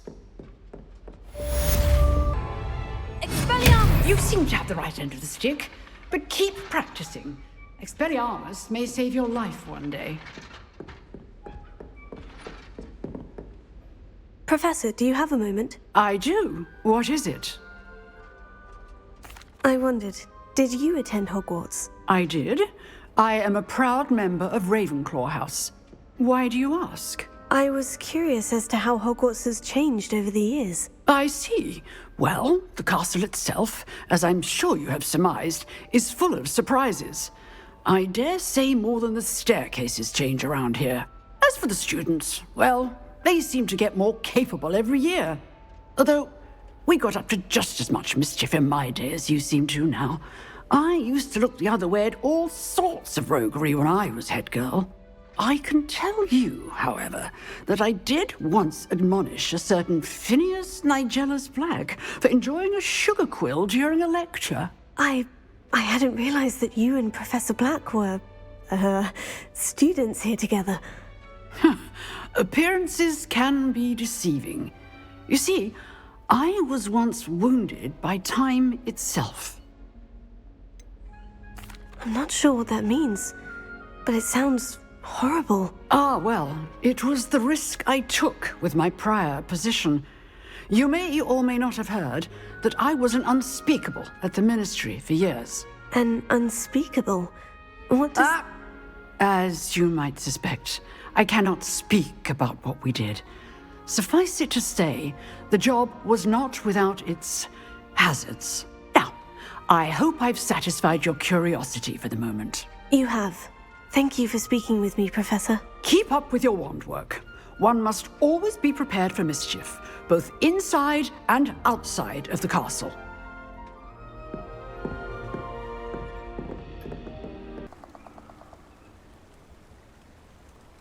Here I am, as good as my word. We meet again, Richard Jackdaw. I suppose I shouldn't be surprised to see you. It would take the patience of a Hufflepuff to track down these pages. Well said. Now, where do we go from here? Follow me. I shall lead you as far as I can, but I fear I may remain a tad reluctant to revisit the scene of my demise. Keep your eyes open for a bird bath. When you find it, say intramuros. I think it's Latin. Or Greek. As you can imagine, I never paid much attention in school. Shall we?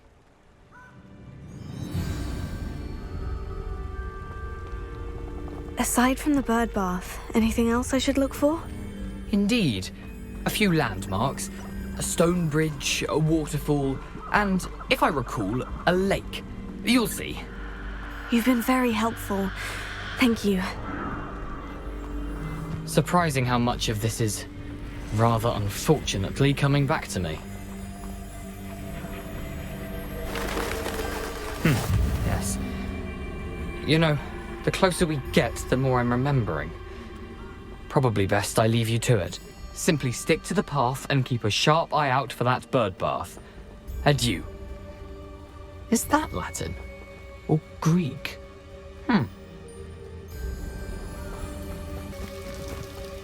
Something oddly solemn about this place. Such regal creatures, stags. There it is, just as Jackdaw described.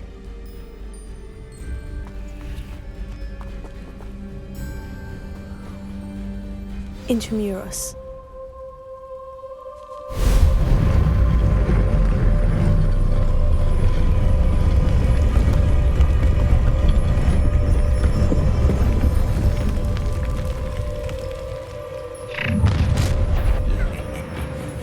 Aren't you a little far from home?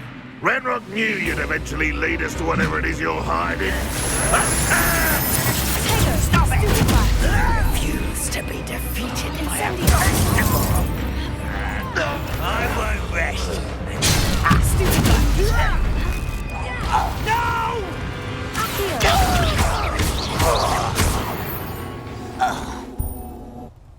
No risk those loyalists will report back to Ranrock now.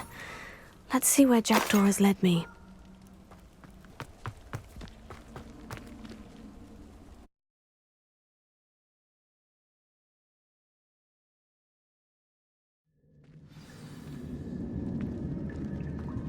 I wonder how big this place is.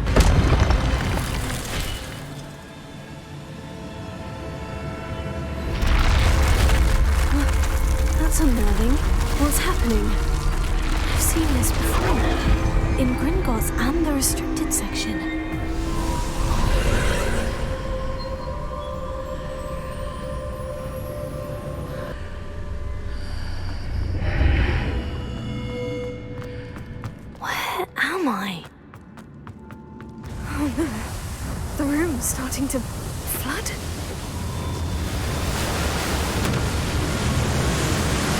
How am I being protected?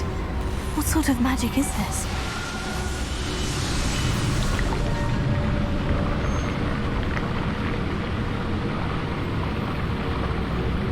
I can only hope this magic protects me until I'm able to make my way out of here.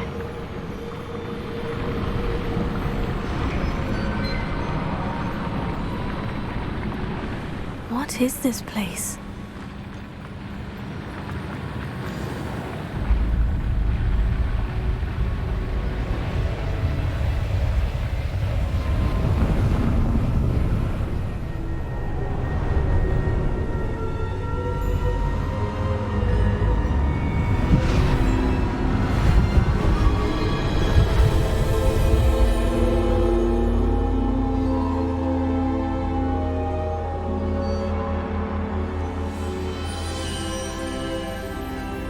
Can it be?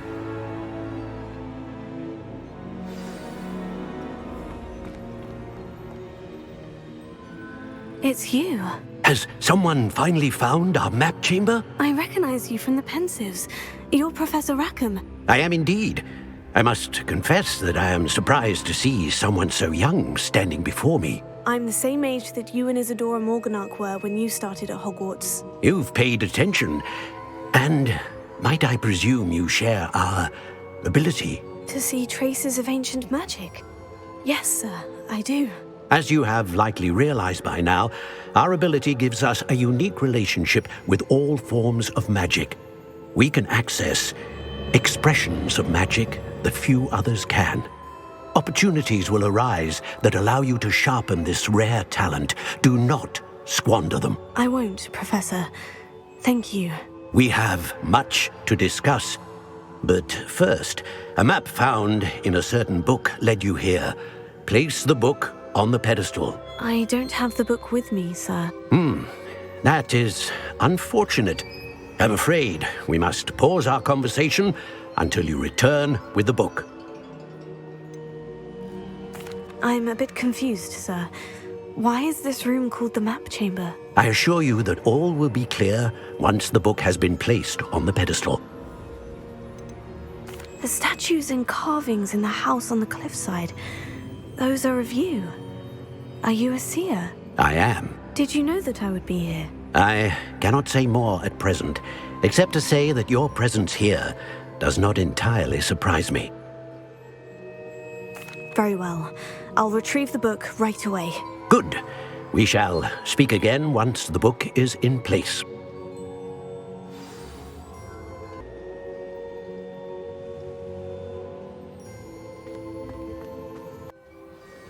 I found the pages and the map chamber. Why would I need the book?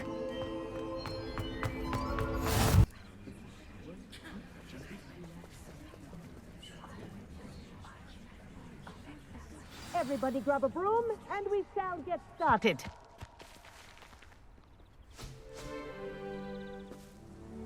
Mr. Clopton, your attention, please. Sorry, Madam Kagawa.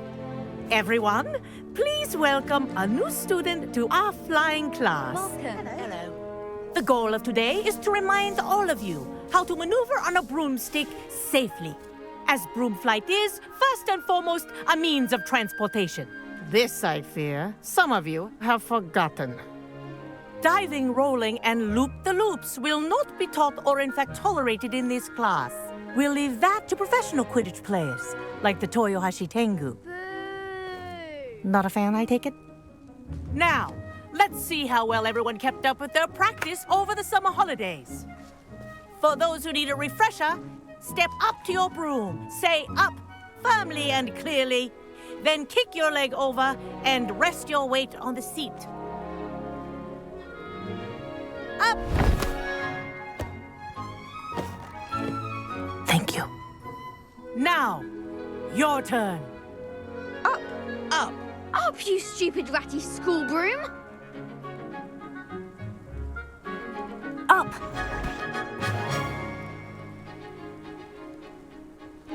One leg over, so there's a leg on each side. None of that side saddle nonsense. A gust of wind will throw you right off.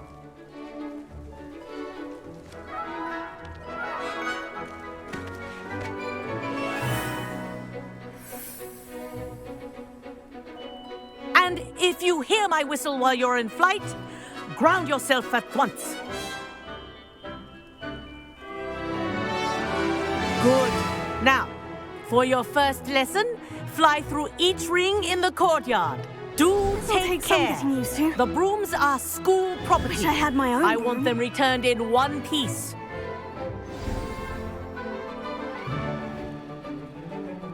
Well done. Now that you're acclimatized to your broom, let's see how well you manage with a more advanced exercise, shall we?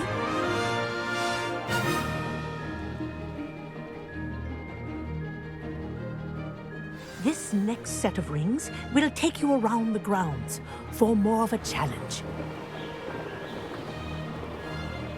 What a view! Hello! Nice day for a flight! That wasn't too bad.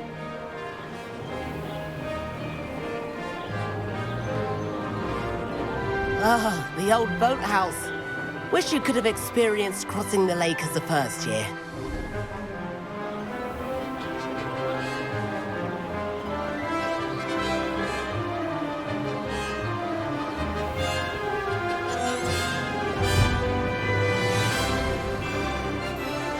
Whoa! Our aquatic resident likes to make an appearance once in a while.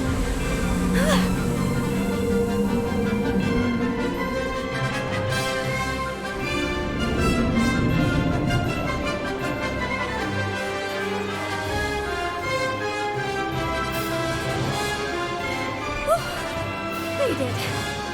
Did anyone else see that?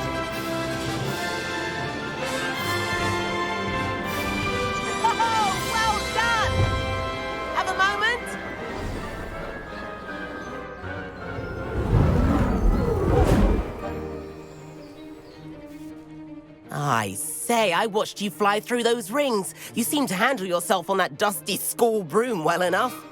I'd imagine you're ready for something a bit more challenging. But I'm getting ahead of myself. We haven't properly met. I'm Everett Clopton. Am I right in suspecting that a Hufflepuff like you might be interested in some high-flying fun? Can't say no to that. What did you have in mind? A bit of a detour, so to speak. Follow me. The tour is about to begin. Follow closely now. Right now, we're flying over the Transfiguration Courtyard. Lovely as ever. Let's hope the headmaster isn't having tea by the window today.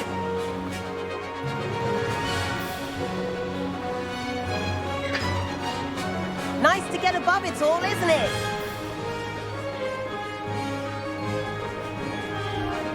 Ahead of the gardens, the Hufflepuff common room windows just peek out.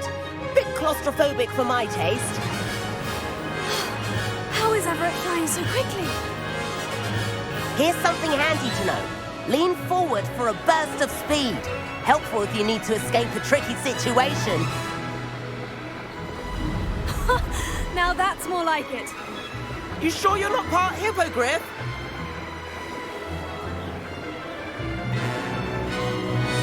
There's the famous bridge. Think of all the magic holding it up. I mean, look at it.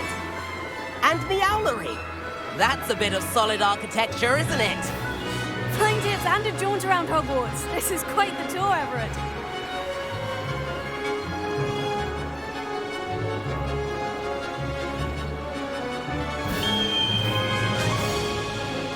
That's Kagawa's whistle. This concludes our tour. Let's hurry back.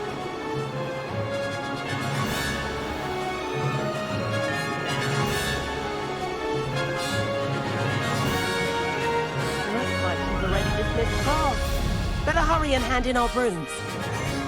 Dismount here. And where have you two been?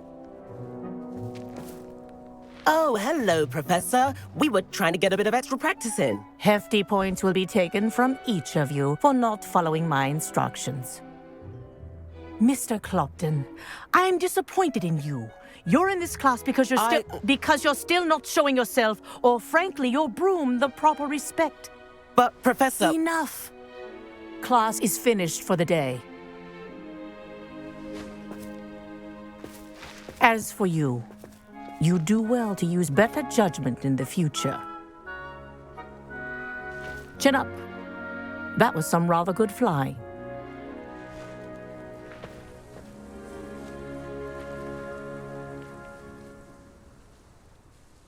Sorry about that business with Kagawa, but you have to admit, those views were worth it. It was worth losing a few house points for that detour. You seem at home on a broom. Bet if you had a fancy model, you could fly laps around Imelda.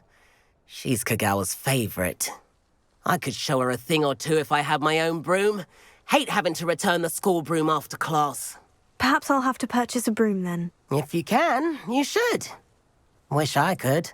I recommend visiting Albie Weeks at Spintwitches in Hogsmeade. He's always looking to test new models. I'll keep an eye out for you in the sky.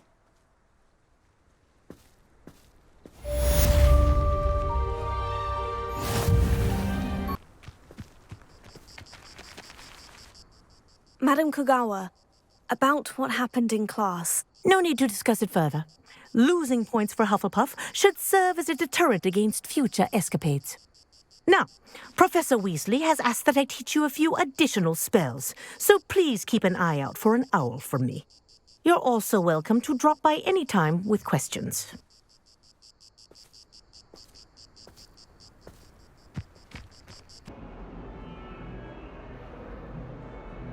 Over here. Sebastian, it's been a while. It has. Glad you received my owl. I have something to show you. First, let me thank you for what you did in the library. Of course.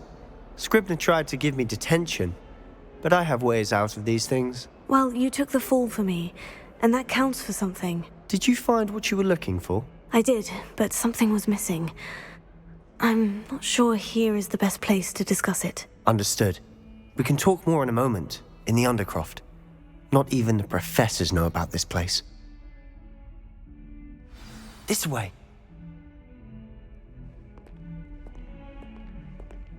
There's a secret passage just here.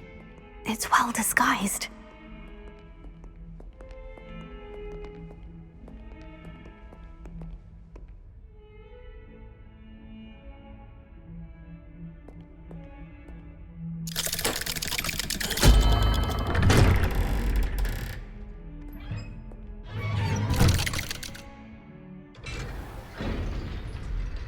How did you find this place? My friend, Ominis Gaunt. He named it the Undercroft. We used to play gobstones here all the time. With my sister, Anne. She loved that infernal game. What I wouldn't give to lose to her again. I should tell you, I swore to Ominis I would safeguard this place. So please, keep this between us. He never confides in anyone. But he's trusted me since the day we met. I wouldn't want to jeopardize that. We used to sneak in here almost daily. We've never been caught. I think I've seen Ominis in potions, or was it herbology? I've noticed that he uses his wand to navigate the castle. He does. No idea how, though. Ominis was born blind, and no spell could reverse it. His wand seems almost sentient. Not surprising, I suppose. Ollivander always says, the wand chooses the wizard. Is that how he found this place? No, someone in his family knew about it. The Gaunts are full of secrets. I've never heard anyone else speak of it, and I've certainly never seen anyone else here. Again, mention this to no one, especially Ominis. He has no love lost for his family or their secrets, but this place is special to him. Understood. But why does Ominis have no love lost for his family? His father's family are direct descendants of Salazar Slytherin, one of the 4 founders of Hogwarts. Obsessed with blood status, most of them. Ominis cannot abide them, as he'll be the first to tell you. Anyway, the Undercroft has been a perfect place to sneak off to, away from prying eyes, and even practice otherwise forbidden spells. Really? Like what? Like the Blasting Curse. Professors say it's not an appropriate spell to teach students. It sounds like a dangerous spell. You sound like Ominis. He frowns upon using forbidden spells. Although he did enjoy learning this one. A spell like Confringo is only truly dangerous in untrained hands. Such spells should be properly taught, not banned. To be fair, I'm admittedly partial to more fiery forms of magic. But you should learn it. I can teach it to you safely here. It may take a while to get the feel for it. Mimic my wand movement. The incantation is Confringo. Very well.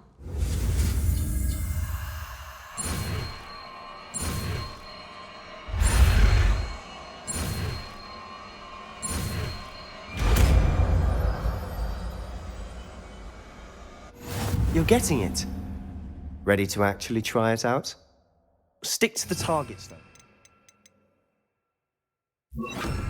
Best to keep the Undercroft intact. Have a go at those candelabras. Both have their uses, but I think you'll find that a Confringo cast travels a bit farther than that of a spell like Incendio. Confringo! Nice work. How's it feel? It's a tad hot. You'll get used to it. That's it! I think I've got it. Well done. I have to say, I enjoyed that. The first time Ominis and I practiced Confringo, we singed our eyebrows. I would have paid to see that. I swore we'd never live it down. To this day, there's something about that spell that's addictive. The blast does heat things up. I see how you lost your eyebrows. You'll get used to it. Anne, Ominis and I used to practice down here for hours. The Undercroft was our retreat. Haven't been here in some time. It's not the same without Anne. I'm sorry about your sister. If there's anything I can do... Perhaps when I next head to Feldcroft, you could come along. Meet Anne. She could use some cheering up. Just let me know when, and I'll meet you. Oh, she misses Hogwarts. She's been stuck at home with our guardian, Uncle Solomon. Unfortunately, you'll have to meet him too. Well, meeting a new student will be precisely what she needs. I shall look forward to it. Cheers. By the way, what was it you couldn't discuss out in the hall earlier? I'm not sure where to start. You said something was missing from what you found in the library. I assume it's to do with what you told me. About the Portkey, and Gringotts, and Ranrock. Nothing gets past you. And yes, it is. As I'm sure you suspect, there is a bit more to all of this. I'm listening. You must promise to keep this between us. I trusted you with knowledge of the secret undercroft. You can trust me. All right. I can see traces of ancient magic. Ancient magic? I don't know what I was expecting you to say, but it wasn't that. What does that even mean? Honestly, I'm not entirely certain. All I know is that I can see whispers of an old magic that hardly anyone else can.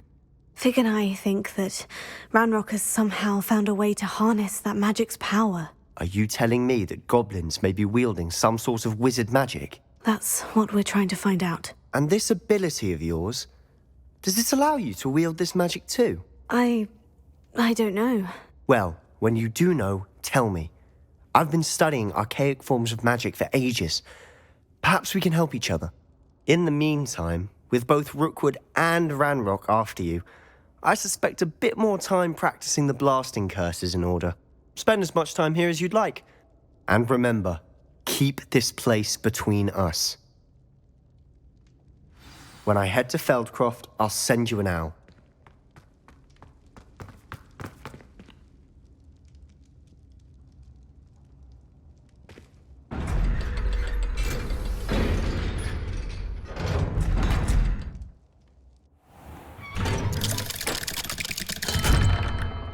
Hello, Sebastian. Wait. You there? I can hear you. Oh, hello. Ominis, isn't it? I believe we have potions together. And herbology? I recognize that voice. Heard you talking to Gareth Weasley in potions class. You're the new 5th year. Did you just come from the Undercroft? How did you get in there? That room's called the Undercroft.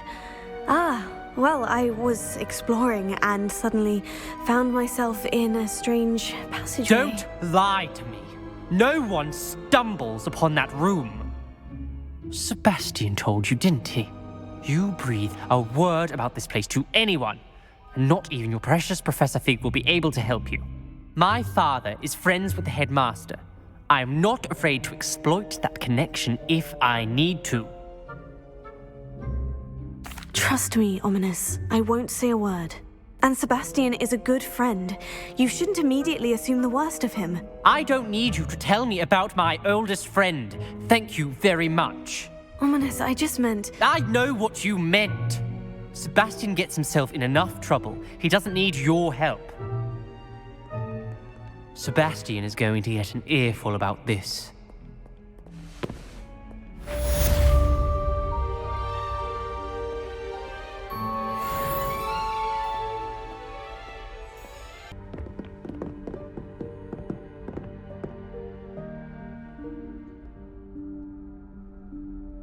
Professor Weasley?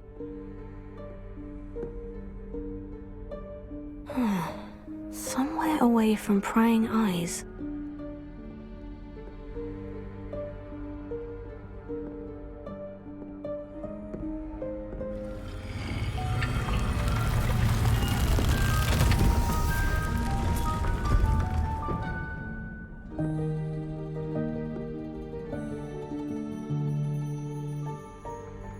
Forgive me, the headmaster stopped me and I... Merlin's beard. I see you've wasted no time. Well done. Shall we? After you, Professor.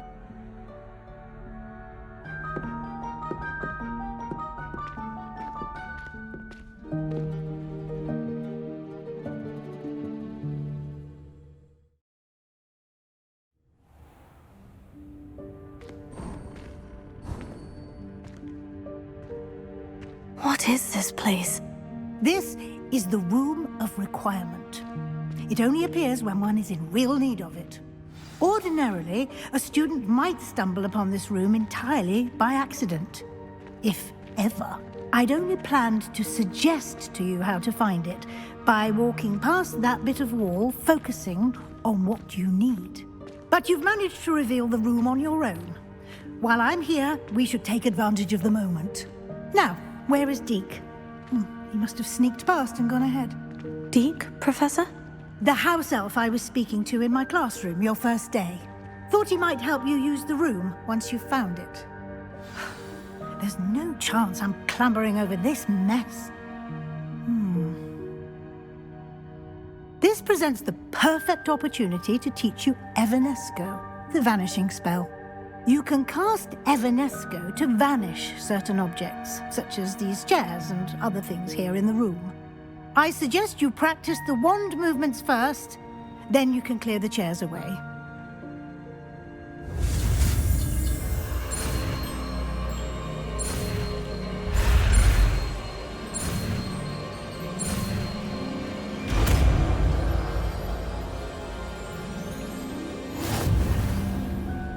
Splendid.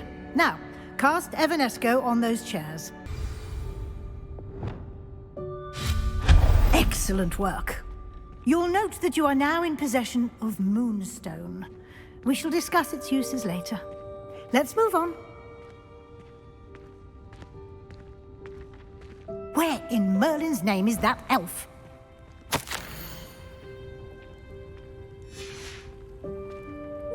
Is that... Goodness! My old school bag. I wondered where that had got to. I can't believe it's still here. I'll just take a quick look at this.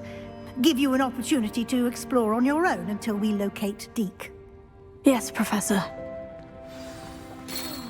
Dear me. Can't you keep it down? Some of us are trying to rest.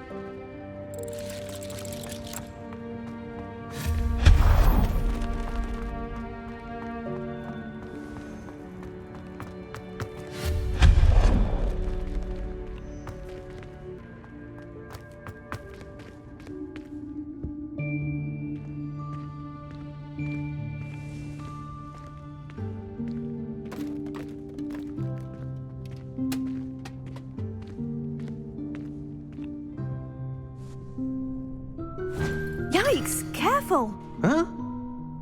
Oh, there you are. Wait right there. Deek will come to you. Hello. Ah, Deek, we've been looking for you. Apologies, Professor Weasley. Deek was looking through some of what's appeared in the room since Deek was last here. Is this the student? Indeed it is. Deek is honored to meet you. Deek has been a friend since I was a second year. We discovered this room together. I mentioned you to Deek. We believe that you might be able to benefit from this room like I did. Deek, would you be so kind? Of course, Professor Weasley. The Room of Requirement will always be equipped for the Seeker's needs. It's unplottable, so won't appear on any map. Most happen upon it by accident, if ever. Deek's seen students in need of an extra file for potions stumble upon the room filled with them. You seem to have accessed it in its form as the Room of Hidden Things. I was thinking about needing a place away from prying eyes. Brilliant. Oh, that explains it then. What I need specifically is a place where I can catch up on my schoolwork without distraction. Well then, the room can provide you with precisely that. Now, it's time to focus on what you need. Just close your eyes. Imagine the room precisely as you need it. The room will do the rest.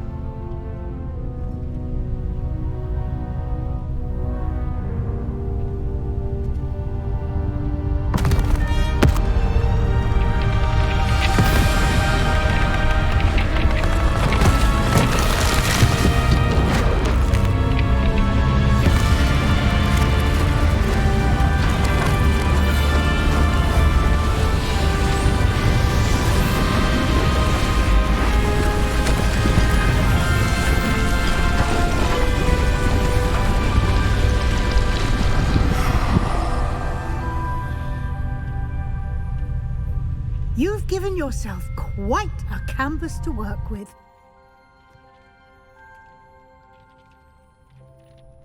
I look forward to seeing what you do with the space.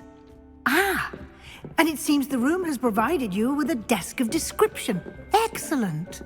It can identify unfamiliar items of clothing. One should always understand the effects of anything in which one is clothed.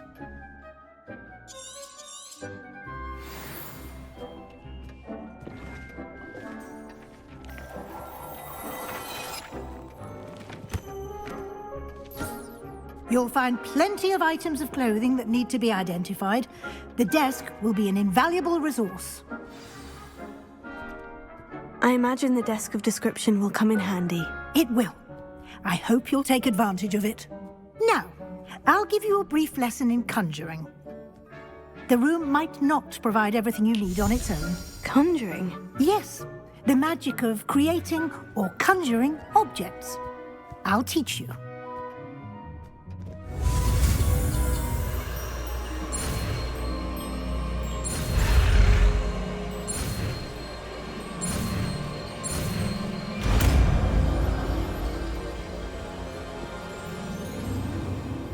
Very good. When conjuring more complex objects, you'll need what's called a spellcraft. Spellcrafts are like recipes. They list the ingredients or resources needed to conjure a particular object. You should have acquired some for a potion station and potting table from tomes and scrolls in Hogsmeade. I did. Where can I find the resources I need? While resources such as moonstone can be obtained throughout the Highlands, it's much safer and easier to purchase them. They can also be collected by vanishing objects in the room, such as the chairs you vanished earlier. In fact, you should have enough resources for now. I see. Can I regain resources by vanishing something I've already conjured? You can indeed. Quite perceptive. Why don't you give it a try? Go ahead and conjure the potion station and potting table. You should find both familiar, since they'll resemble the ones you've already used to study magical plants and brew potions in class.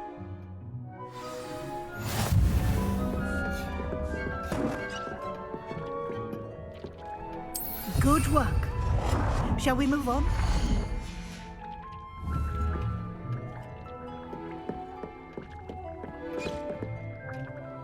I've conjured everything I can. What's next, Professor? I think you're ready to take on alteration. The altering spell will allow you to customize any conjured item. You can change the colors, patterns, and styles of your furniture to suit your taste. Let's get started, shall we? Watch closely as I demonstrate how to perform the altering spell.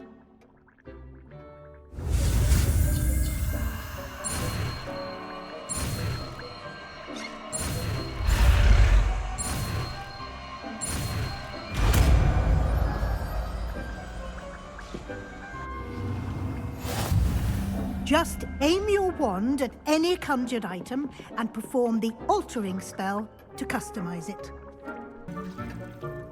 Your space might benefit from a bit of ambiance, don't you think? Deek, would you mind? Of course, Professor Weasley. Professor Weasley showed Deek this bit of magic some years ago. Deek thinks you'll enjoy it. Come and talk to Deek when you're ready. Professor Weasley said I should ask you about changing the room's ambiance. Of course. What sort of overall look most appeals to you?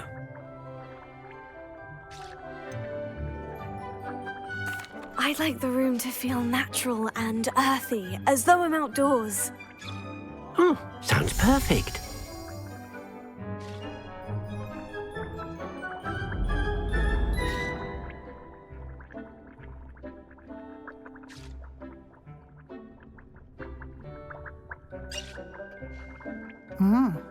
Quite a difference. Of course, you needn't keep this style if you don't like it. You can always ask Deek to change it back. Now you have learnt a good bit about alteration. Thank you, Professor. The room is full of possibilities. Indeed.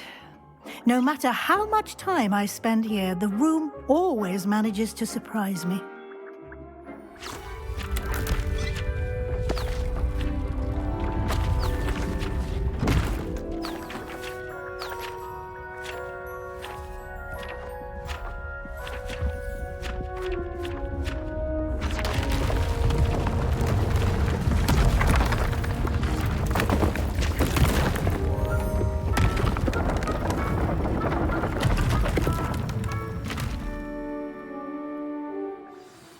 An even bigger space.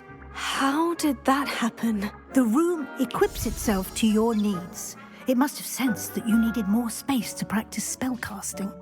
If you'd like to customize the space further, you can use these spellcrafts. You'll find more of them both inside and outside the school. Thank you, Professor. I shall keep an eye out. Good. I'll leave you to it. This is your space now. Use it wisely.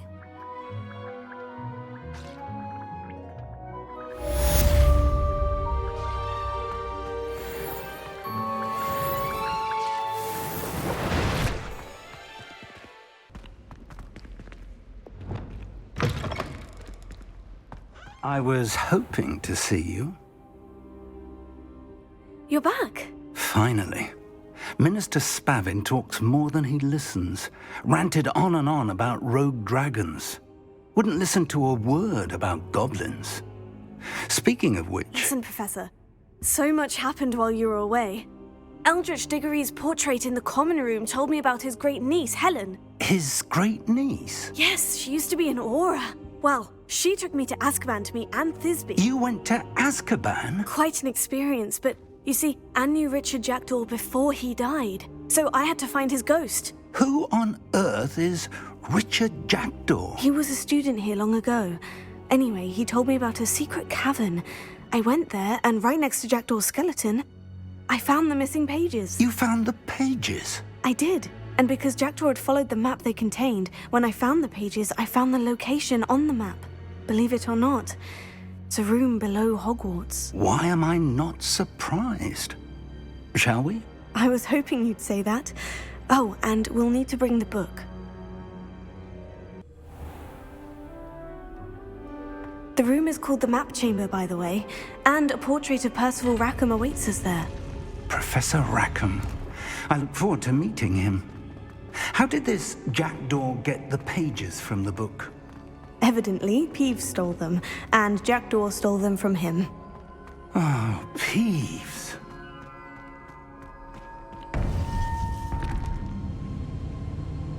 To think it was beneath us all this time.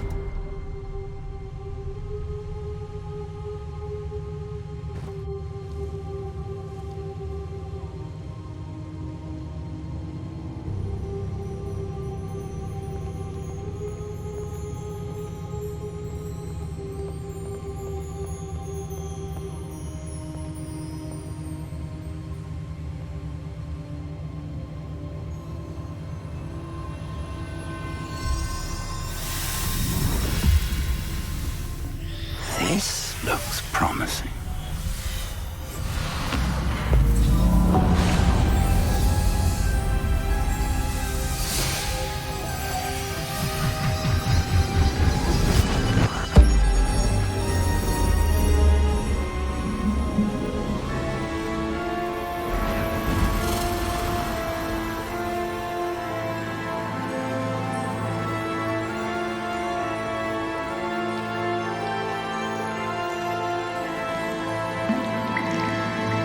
Map.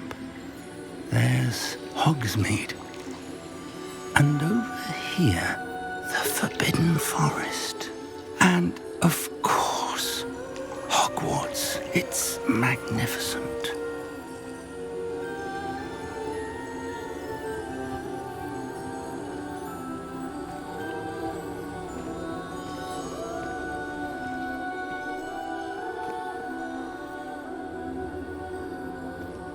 If only you were here to see this.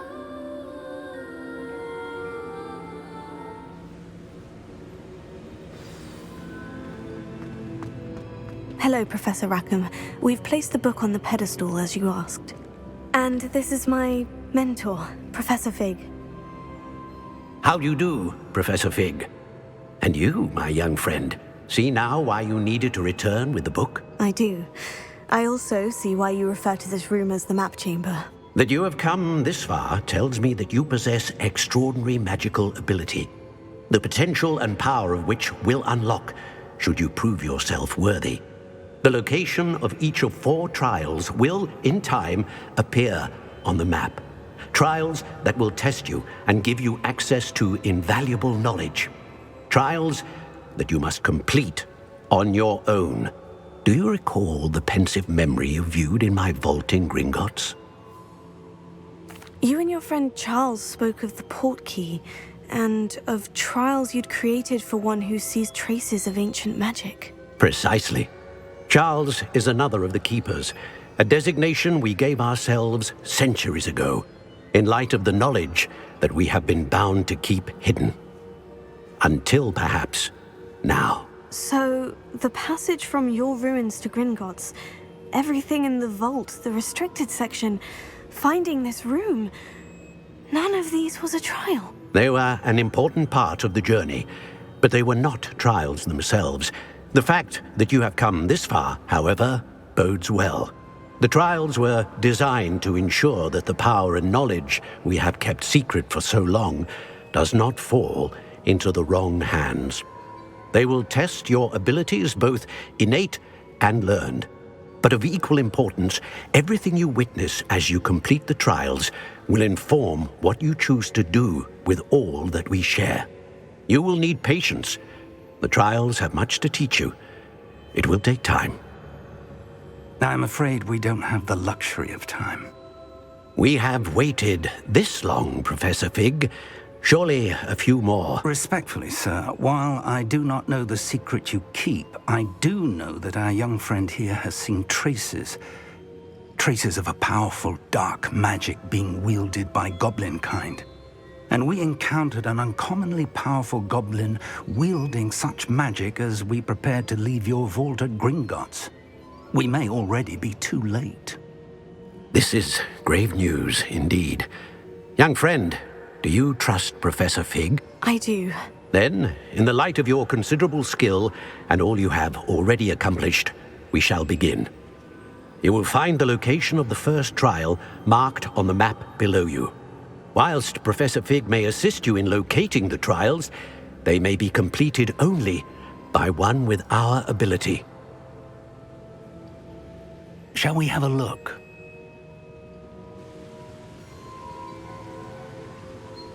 I know that tower. It's not far. You may have seen it yourself. It looks familiar. Perhaps your young friend is more well-traveled than you might think. As your mentor, the least I can do is go ahead to make sure it is safe. Join me as soon as you can. You said that you know that tower. What can you tell me about it? Not much, I'm afraid. I've passed it dozens of times. It's north of Hogsmeade. My recollection is that it seems abandoned. Clearly, however, the tower conceals more than meets the eye. I'll find you at the tower as soon as I can. Until then, be careful, and do not tell anyone where you're going.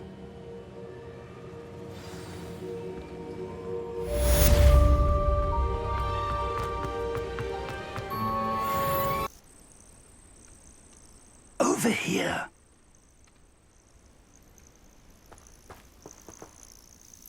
We're not alone. We are not. Ranrock's loyalists. Around a dozen I can see, but could be more. Can't we apparate past them into the tower? We could, but we've no idea what's in the tower. More importantly, however, I'd like to know why they're here. They've set up camp just ahead. I suggest we investigate a little before doing anything else. Let's go. Well, this isn't ideal. No, it isn't. This way. And I'd suggest we use the disillusionment charm here. No sense in announcing our arrival.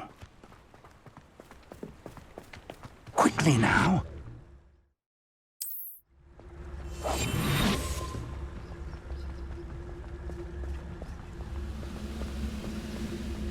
Stay hidden and cast Petrificus Totalis. Petrificus Totalis. Well done.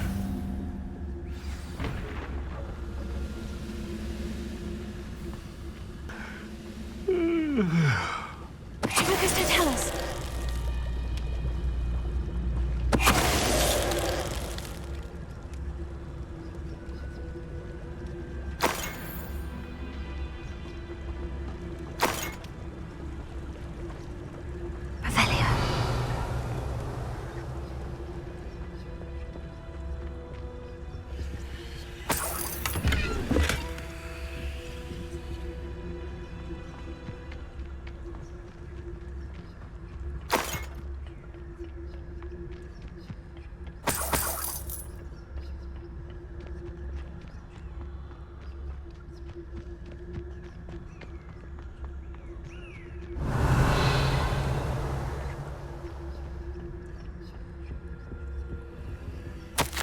orders.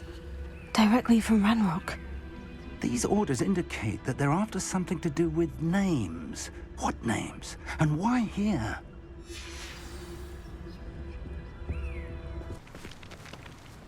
Looks like we found the entrance. It's locked.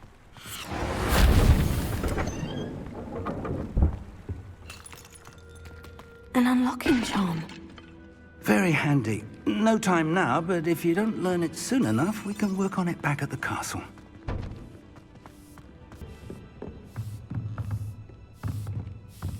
I imagine these brooms have been enchanted for centuries. Never seen an enchantment last this long.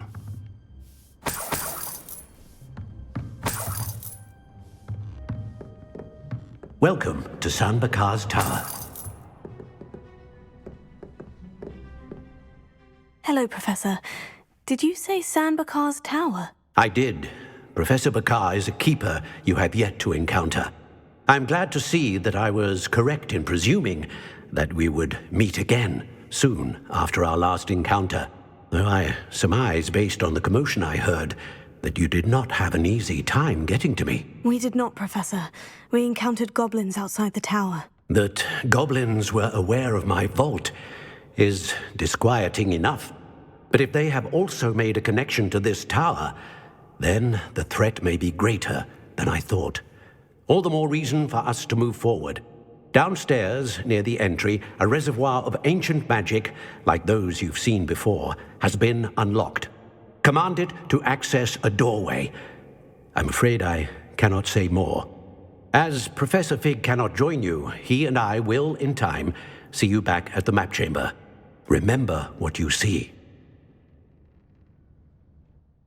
We're going to need to understand how Ranrock's loyalists knew about a tower that once belonged to a keeper. For the moment, however, you've more important things to set your mind to. A reservoir of ancient magic, I believe? Yes, sir. Then I shall leave matters in your increasingly capable hands. That said, be careful. I will, sir. I'll see you back in the map chamber.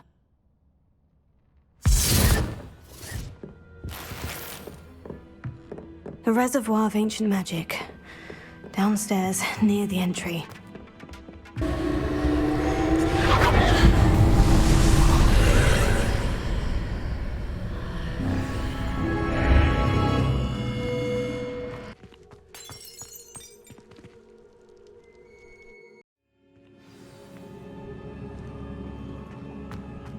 I've seen this before, in Gringotts and the restricted section.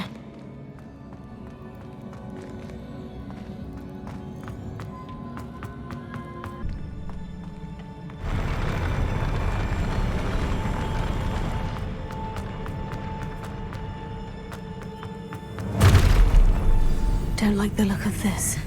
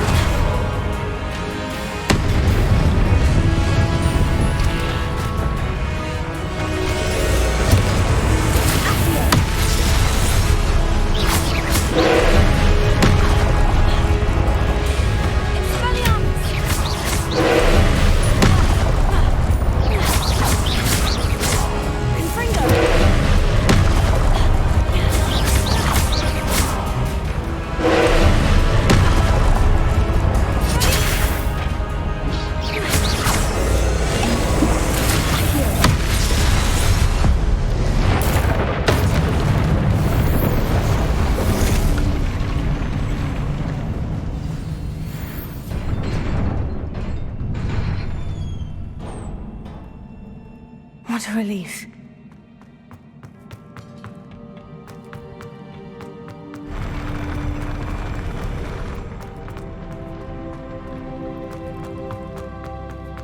Another pensive.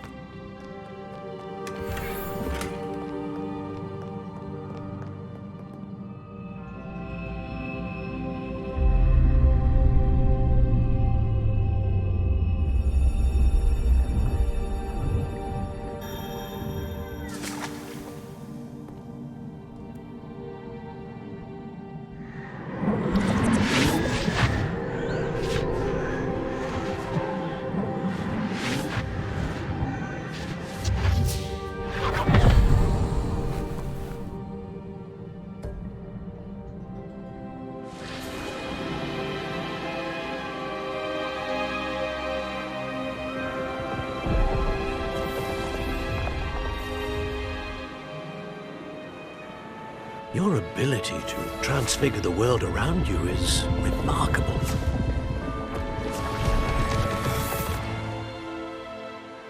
What is it? My father isn't getting better. I don't think he'll ever recover from the death of my brother. It is agonizing to see those we love suffer. The drought was years ago, but the pain of losing him is as deep for him now as if it had happened only yesterday. He doesn't need pretty pillars, he needs peace. What if I could help him, Professor? You do so much for your father already. It's not enough. I want to take away his pain. It is tempting, I know, to use this magic that you're mastering to transfigure more than the physical world. But human emotion is a potent force unto itself. Even the most well-meaning and competent witch cannot possibly know the consequences of irrevocably manipulating it. So I'm to watch as my father's pain destroys him. It is not your pain to take.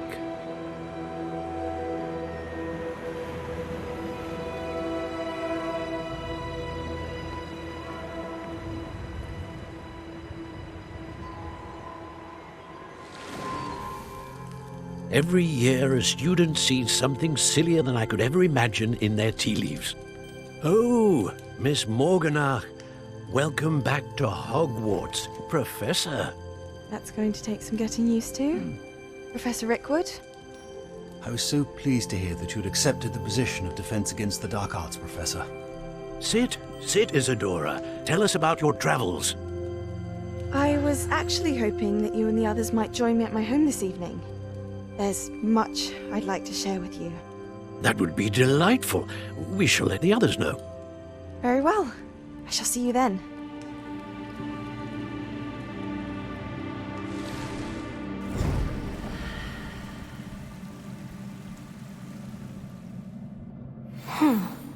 Another memory. Now to find a way out of here.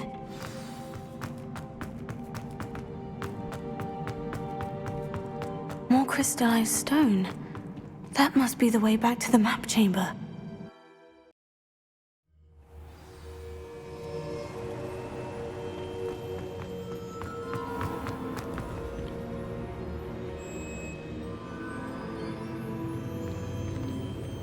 What have we here?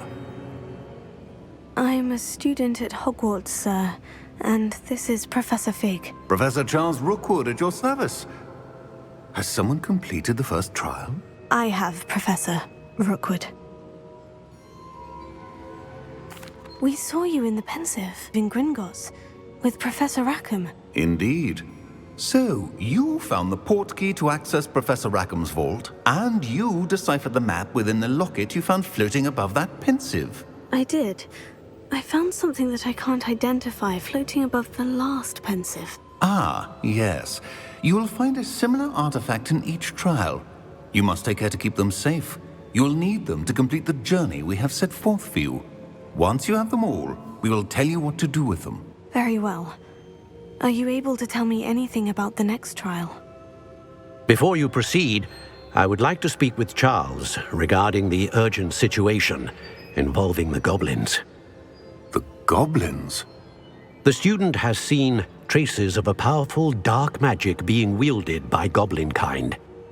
They and their mentor, Professor Fig, not only encountered goblins lurking outside of San Bakar's tower, they also encountered a powerful goblin in my vault at Gringotts. I'm afraid it would be wise to halt the trials until we know more. We shall defer to you in this matter, of course. Now then... Wait, Professor. The name Rookwood, do you think... That there's a connection to Victor? Perhaps, but we can't be sure of its significance, if any. For now, tell me what you saw in the Pensive. Before the witch from the last Pensive, Isadora, became a Hogwarts professor, she argued with Professor Rackham about using magic to remove pain.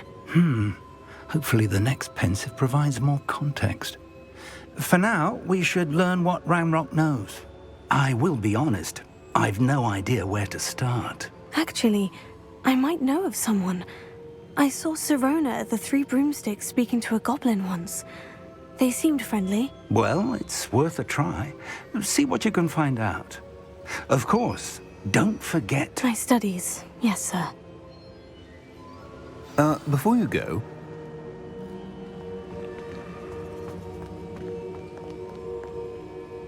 Professor? Have you encountered swirling traces of magic in the world? Aside from those along our path? Not that I recall. What are they? Evidence of the Keeper's efforts to manipulate the power of ancient magic during our time. If I am correct, and I usually am, you should be able to use them to inform and enhance your own magic. Thank you, sir. I will look out for them.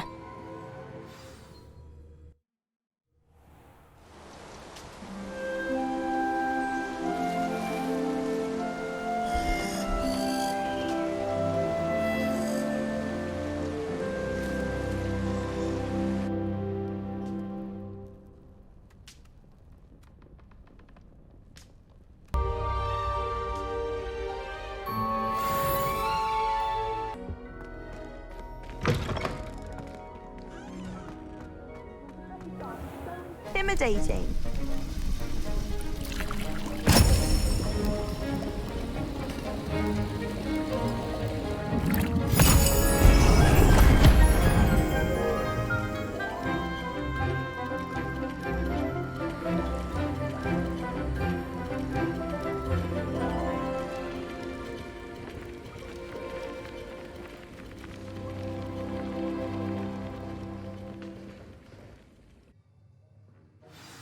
How are your assignments coming along?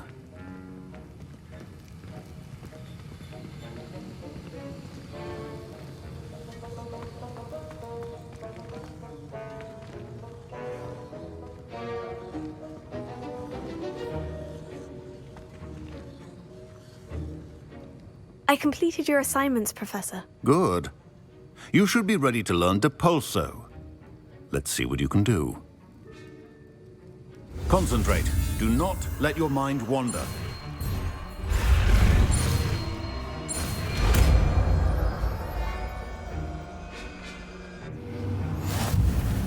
You've got it now.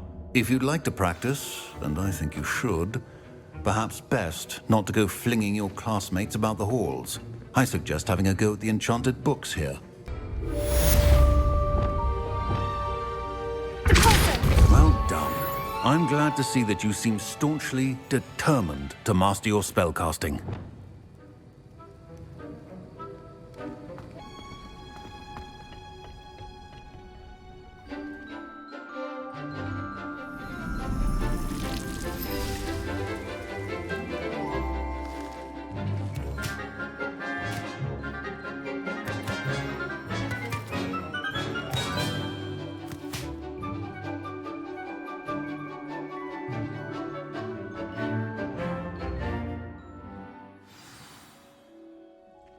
Wonderful to see you again.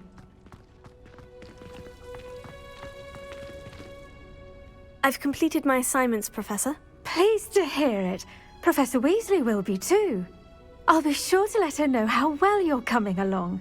Thank you, Professor. Professor Hecat tells me she taught you Levioso, so you should be ready for a more advanced levitation charm. Wingardium Leviosa requires a bit of concentration and a nice, graceful wand movement. Let's see you try your hand at it. When executed correctly, you should be able to pick up boulders as though they were sprigs of sneezewort.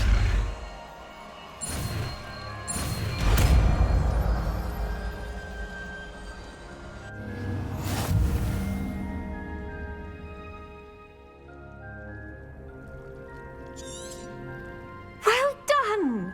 Feel free to practice Wingardium Leviosa here in the greenhouse. I've set some crates out for you in the next room. Wingardium Leviosa.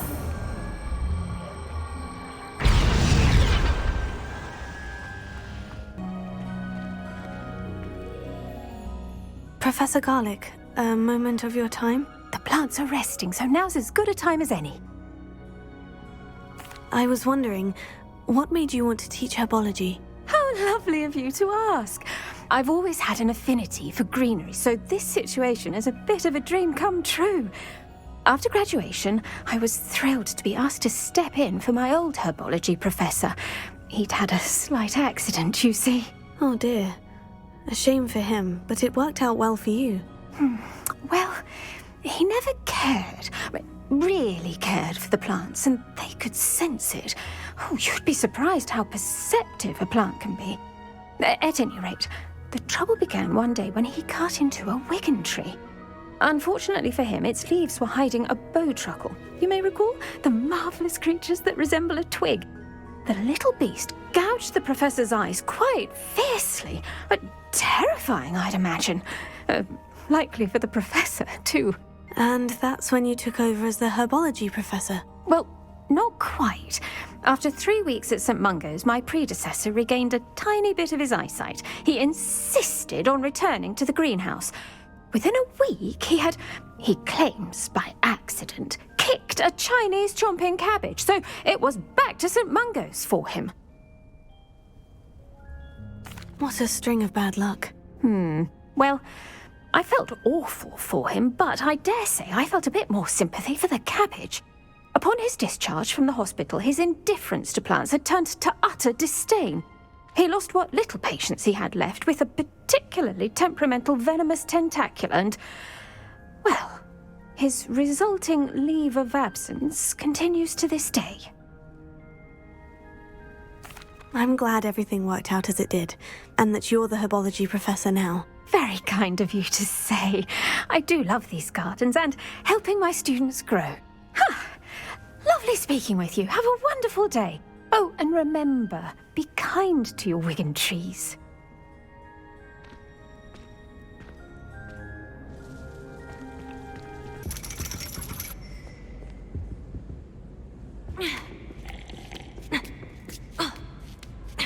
Ironically, I didn't see ahead of time how bored I'd be in divination class.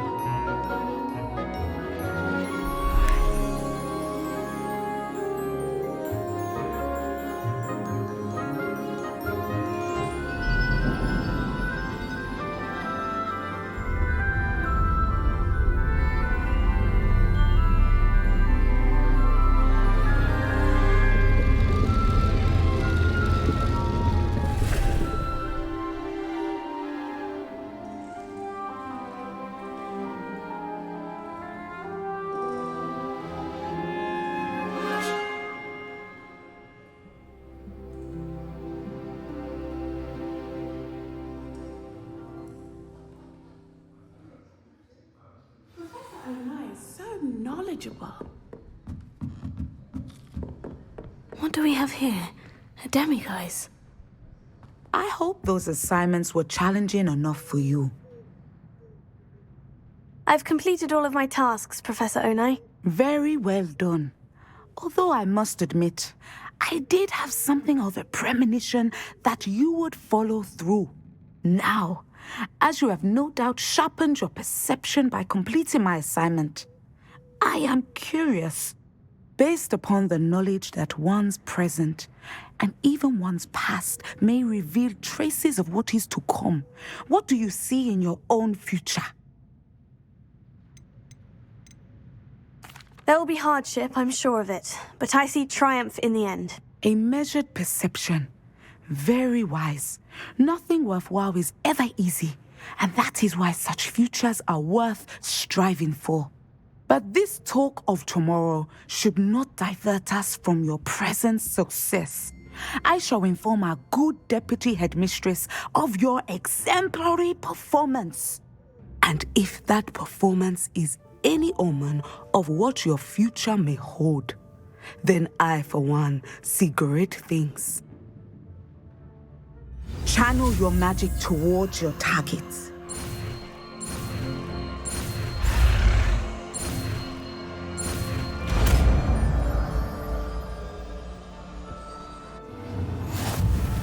You have it!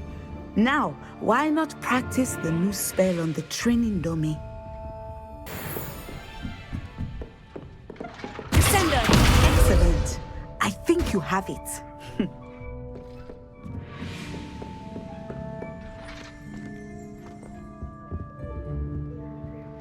Professor, do you have a moment? I do. I was wondering how you decided to teach divination. The art of divination is an important yet often misunderstood branch of magic. Those of us who possess the sight are rare, and, as is often the case with the unique among us, we can frequently be misread, even feared. When I was granted the opportunity to teach others about my gift and the good it can do, I was most grateful. I see. Natty told me that you and she moved here from Uganda, where she had attended Wagadu. Yes, Natsai and I both loved Uganda and Wagadu, but we are happily settled here now. I had foreseen such a change, but did not know the details until it occurred. I was glad of the outcome. You would be wise to remember that the consequences of our actions are complex. And so, divining what is to come is not as simple as gazing into a crystal ball or studying the bottom of a teacup. I find it truly intriguing, even if I don't fully understand it. Intriguing. That is one word for it. And I'm certain you will come to understand many things more deeply in the days ahead. You are a student at Hogwarts, after all. It cannot have escaped you that we in the Wizarding world are forever navigating the seemingly inexplicable. Of course, Professor. Now, I know that we both have places to be. Not because I have the sight, mind you, but because I am a professor and you are a student. I have enjoyed our conversation.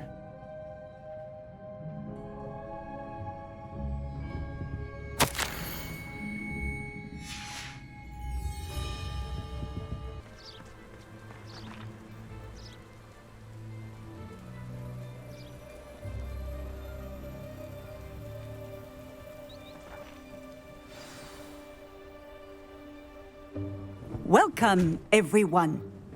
I see you've already met some of the many beasts we study in this class. Though be advised, none of these creatures should be taken lightly. They are all in their own way dangerous, especially if one does not know how to handle them properly. Now, it seems many of you are out of practice. Let's take some time to review the basics of how to care for a beast, shall we? Miss Sweeting, would you please assist our new student with the lesson today? Yes, Professor Howen. Hello, I'm Poppy Sweeting. Don't worry about Professor Howen's speech. She over-exaggerates sometimes. All the beasts in class are perfectly safe. Oh! Miss Sweeting, pay attention, please. The tongue of a puffskein can be a slippery devil. Yes, Professor. Here. You can practice on Gerald. Just keep an eye out for his tongue. You can use my brush. Just be gentle. Oh, and think pleasant thoughts. I like to think it enriches his experience.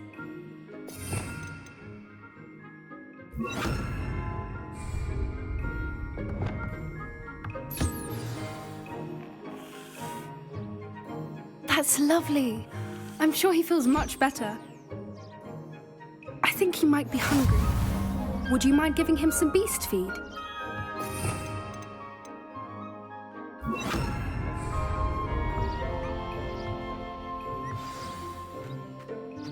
What do you suppose the pellets taste like to Gerald? Pudding, I like to think. I think we can safely say that Gerald likes you. That's good news. He seems very nice. He is. Kindness is one of his best qualities, right after ambition. And cleanliness. Good work, everyone. Now, let's make our way to the pens and select another beast. And please, do be careful as you feed and groom them. Miss Sweeting, why don't you show our new student to the Kneazles in the farthest pen? This way. The Kneazles are over here.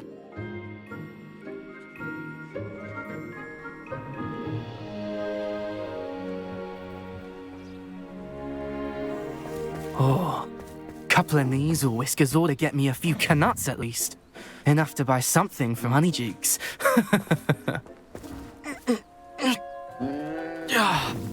Stupid thing.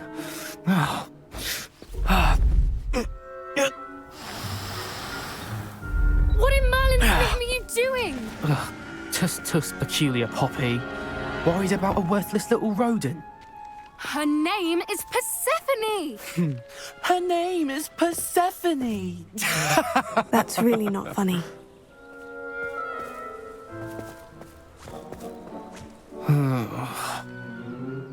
Let's go.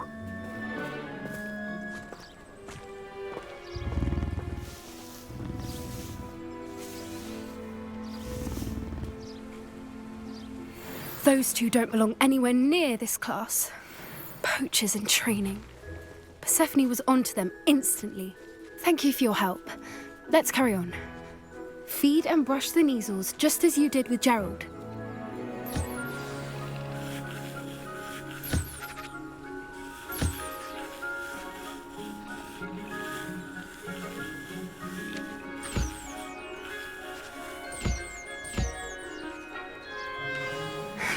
The Kneazles really took to you. They know a good egg when they see one. As do I. It appears our time has come to an end. Please close the pens and see yourselves out. Now, where is our new student? Ah, there you are. I would like a moment, please.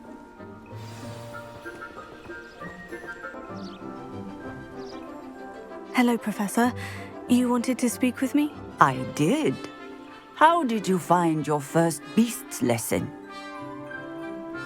It was wonderful. I believe I'm really going to enjoy this class. Good. You seem to understand that when beasts are properly controlled, they can play a vital role in our lives. Some provide us with magically imbued materials, if cared for correctly, which does not include torturing them for whiskers. Well done, by the way. Probably best to let me handle it next time. Yes, Professor. They're nearly as bad as the Savagers in Rookwood's poacher pack. Sadly, we're the ones who suffer, stumbling over dead beasts. Terrible waste of resources. Surely the poachers can be brought to justice by someone. The Ministry, perhaps. An optimistic idea. Now, why don't we focus on more immediate matters that we can control? Professor Weasley has asked that I prepare some assignments designed to help you catch up to the other 5th years.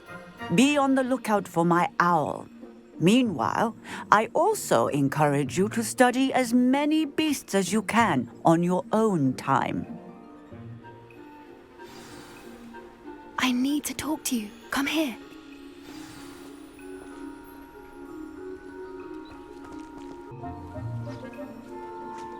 Did you need something, Poppy? Thank you again for saying something to those brutes so that I didn't have to. You were an augury at noon in the desert. I certainly hope that's a good thing. It's something my gran and I say. It means that something or someone is a welcome surprise. At least, that's what we decided it meant. I couldn't stand there and watch them harm the poor thing. We're of a similar mind. Actually, in light of that, there's someone I'd like you to meet. In the forest. You've intrigued me. Very well, lead the way. I'd hoped I would.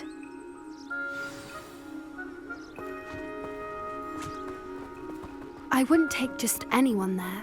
In fact, you're the first. Really? Well, thank you, I think. As I said, we think alike. Pleasant surprise. Quite the weather we're having, don't you think? Poppy, where are you taking me? It really is much better if I just show you. Don't worry, we're nearly there. It's just ahead.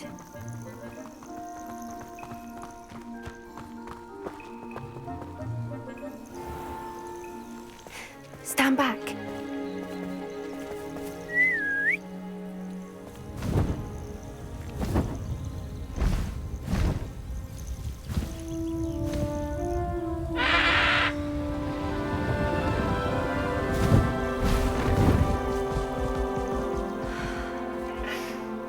Please meet Highwing. Isn't she just magnificent? Go on, introduce yourself to her. But be careful. You must always show Hippogriffs the proper courtesy before you approach them.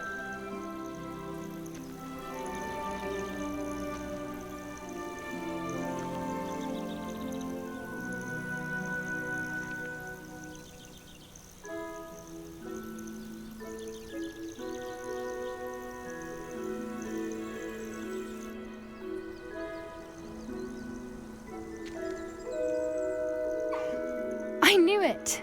I don't think I've ever seen a hippogriff take to someone this quickly. You can feed and brush her if you'd like. I come and check on her every once in a while. Bring her pasties, tell her what's going on in the castle. You wouldn't know from looking at her, but she's a dreadful busybody.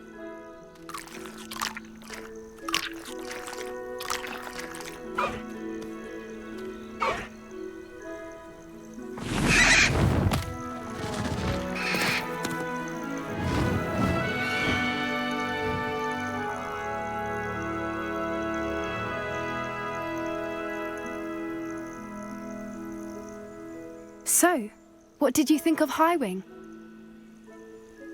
I thought she was brilliant. Can't believe you introduced me to her. I suspected you two might get along. Are you the reason students have been seeing hippogriffs flying above the Forbidden Forest? Perhaps. Did you know that once you earn a hippogriff's trust, they'll always be there for you? I've seen it firsthand with her. How exactly did you and Highwing cross paths? It's a longer story. But I rescued her from poachers a few years back. Got her to safety and, well, she was fine until recently. You may have noticed that poachers are something of a problem in the area, so I worry they could get her again. And I might not be there next time. Professor Howen mentioned the poachers as well. She seemed to imply that we couldn't rely on the Ministry to help. I don't often agree with Professor Howen, but on that, I fear she's right. The poachers' influence is growing. I see them every day in the village, lingering, talking to people. They're up to something. I'm just not sure what. That does seem strange. Sounds as if they're planning something. Exactly. I think I'm going to look into it. Find out what's going on, what they're doing. I think that's a fine idea. Information is power. And the more I know, the better I can keep Highwing safe. You seem undeterred. Will you let me know what you find out? Oh, very well. I will. I should be going, but we'll speak again soon, I hope.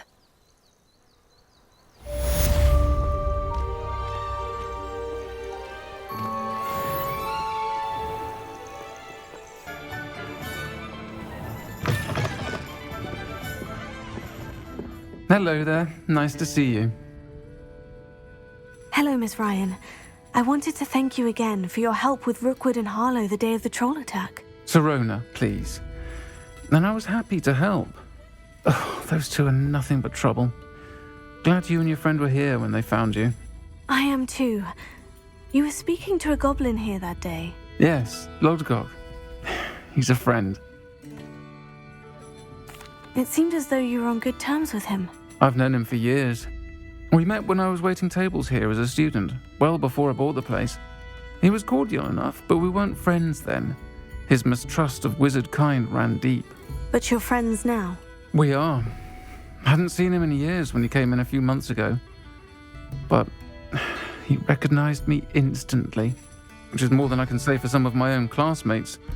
Took them a second to realize I was actually a witch, not a wizard. Not all goblins are like Ranrock and his loyalists. Lodgok is as worried as the rest of us about what's been going on. In that case, I'd like to talk with him. About Ranrock in particular.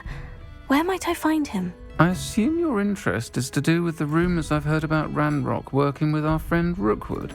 It is. If he's not here, you might find him doing business at the Hog's Head. He's a trusted metal trader. You should mention that we spoke. He can, understandably, be wary of witches and wizards, even ones as young as you. That said, if you're looking for information on Ranrock to help rein him in, you'll find an ally in Lodgok. Have you heard what Ranrock and Rookwood are working on together? Not much more than the fact that they seem to have some sort of uneasy alliance. Friendship between wizards and goblins is rare enough, but between those two, they each want something the other has. I can guarantee it.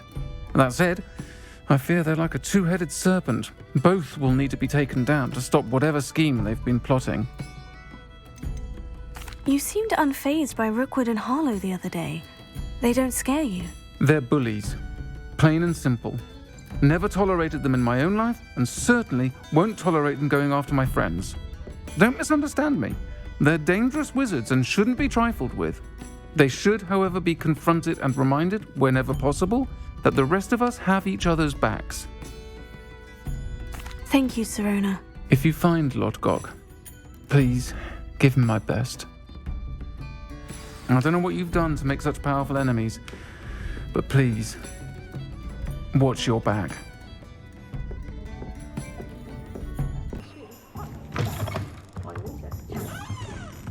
You look familiar. Hello, Lodgok. Sirona said I might find you here. She did, did she? Did she send you with news? No, actually, I wanted to speak with you. It's about Ranrock. Now I remember. The 3 broomsticks. Day of the troll attack. You're the student he's after. I am, and I need to know what he and his loyalists are up to, so I can stay a step ahead. Let's say I did know. Why should I trust you? Sirona trusts me, and she said she thought our interests may be aligned.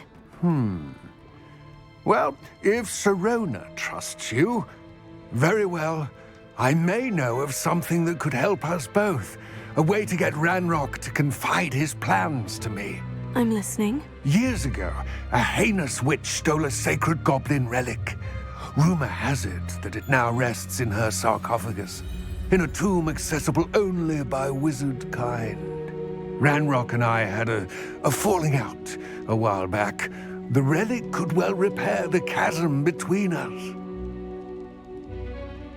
Very well. I'll retrieve the relic if you promise to share Ranrock's plans with me. We will have to trust each other.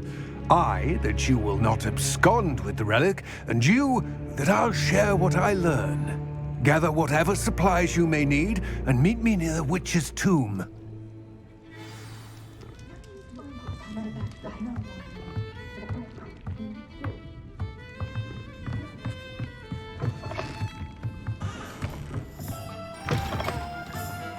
I'm ready. Good. There's no time to lose. What precisely is the relic I'm to retrieve? A valuable heirloom known as the Helmet of Urtgott. The witch considered herself a collector and purchased the helmet as a trinket. She cared not what pain she caused the goblins. Goblins believe that the rightful owner of any object is its maker, not its purchaser. Wizard kind sees things differently. It's a wonder goblins and wizards have ever been able to work together. The differences between our kinds are myriad. They seem to be. It may surprise you to know that I do not believe those differences always to be insurmountable. It is the reason I find myself traveling with you to this tomb today.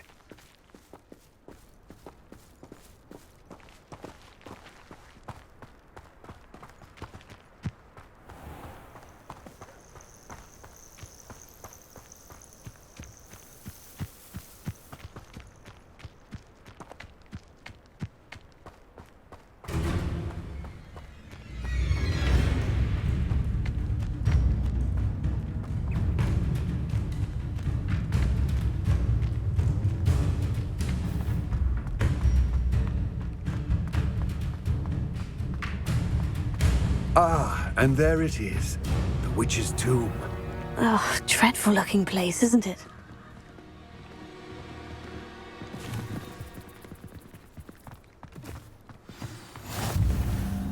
I wish you luck retrieving the helmet. As a wand carrier, you should have an advantage. Now, before you set off, do you have any questions? What about this helmet makes it so special? The helmet of Urtkot is an ancient and storied relic, forged during a time of unity among the goblin clans. It inspired greatness, that is, until it was no longer ours. Then it became something else. A symbol of what has been lost, of all that wizard kind has taken from us. Reclaiming it would mean a great deal to goblin kind, and to Ranrock. He would be grateful to me should I return it. It seems Ranrock and Rookwood are conspiring. Why would that be? I had heard this. When the dark-hearted conspire, they seldom make their full intentions clear to one another. I can only speculate, but I imagine their alliance is uneasy and quite fragile. Let us hope that ours is less so. Don't suppose you have any idea what could be waiting for me inside the tomb? Considering a dark witch was involved, I suppose there's a chance you may encounter the Dark Protectors, known as Inferi. The foul creatures thrive on darkness and the cold. Vanquish them with light, force, and, most effectively, fire. It all seems clear to me now that we're here. I do hope our alliance proves fruitful. Again, I wish you luck. I will remain here, eagerly awaiting your return. Please, be careful.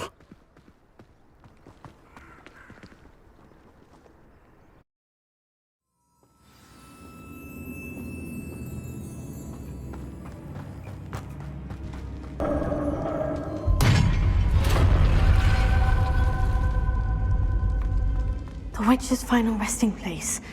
Lodgok said the helmet was in her sarcophagus. A dead Ashwinder. Your compatriots must have made off with the helmet. Lodgok won't like this. Better show this to Lodgok. Revelio!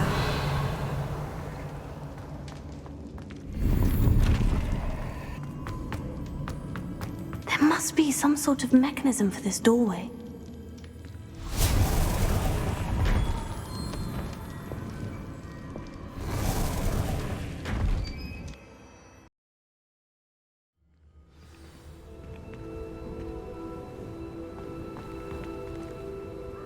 Lodgok, the sarcophagus has been raided. I found no helmet, only a dead Ashwinder. Damn! They got here first! We need to get it before Rookwood uses it to further ingratiate himself to Ranrock. I saw one of their campsites not far from here, but I fear you must go in alone. My fighting days are behind me. I'll head there now. Good. There's no time to lose. Get to that helmet before Rookwood does, or we will lose our chance at any leverage, no matter how small, with Ranrock. To think those wretched thieves have their hands on such a relic.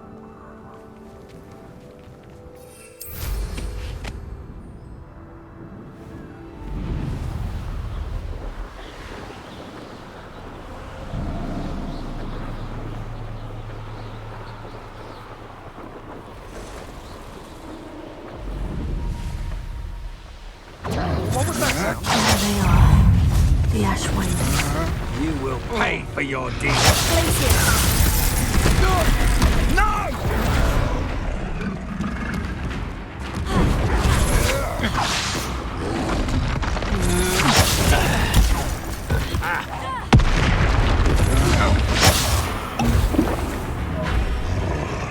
Rookwoods don't go. See. Expulso!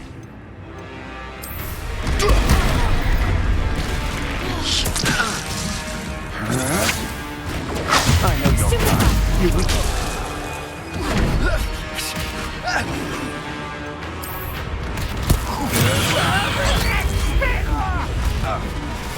Fine. Hear me, self. Incendio! Expelliarmus! My wand! Expulso!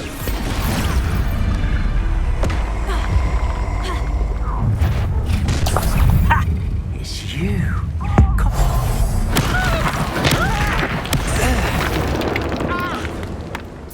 Expulso! You got some skills for a young. Might want to look up.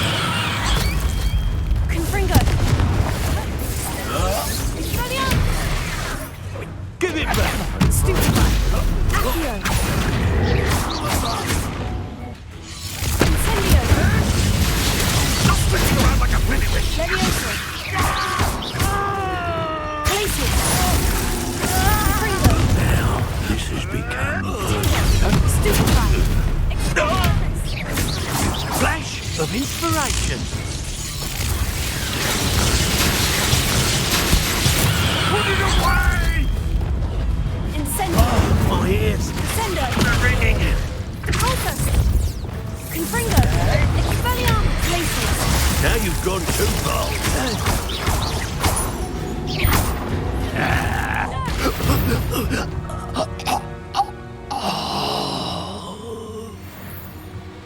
Revelio!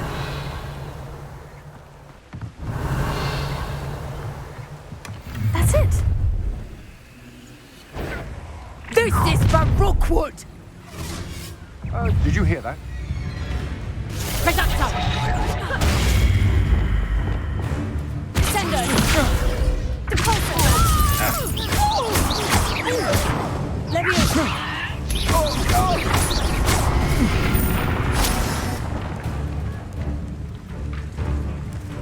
Incendio! That's the best you can do. Levioso! Who's this truth?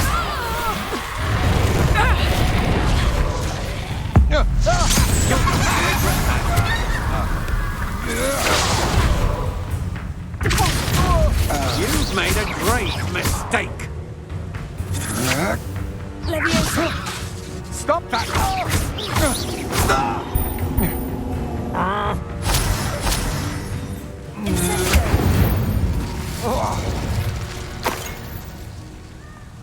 Revelio!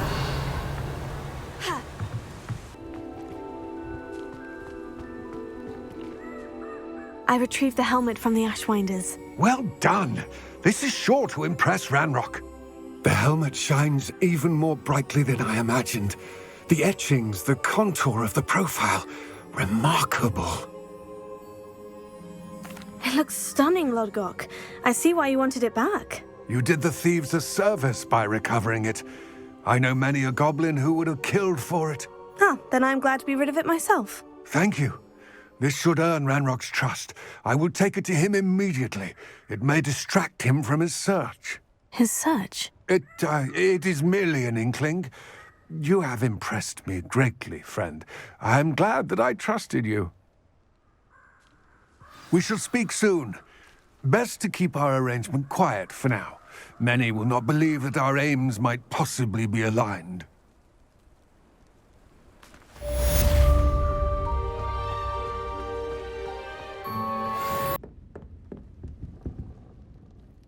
Hello, Serona. I received your owl. How are you? Hello, my friend. Did you ever find Lodgok? I did, thank you. We had a good conversation. He sends you his best. Glad to hear it. I shan't ask for details of your little chat.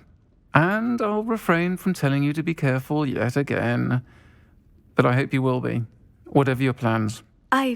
Of course. Your owl mentioned you're needing my help with something. I do. I thought you might be just the person to do a favour for my friend Dorothy Sprottle in Upper Hogsfield. I've actually met Mrs. Sprottle. I recently spoke with her about her friend, Claire Beaumont. She's lovely. Her late husband Aidan was a friend of my father's. In fact, I'd stay with Dot and Aidan the summers I waited tables here as a student. I've seen her a few times since Aidan passed, but the pub's been so busy lately, I've not been as attentive as I'd have liked. I wonder if you might pop in and see her.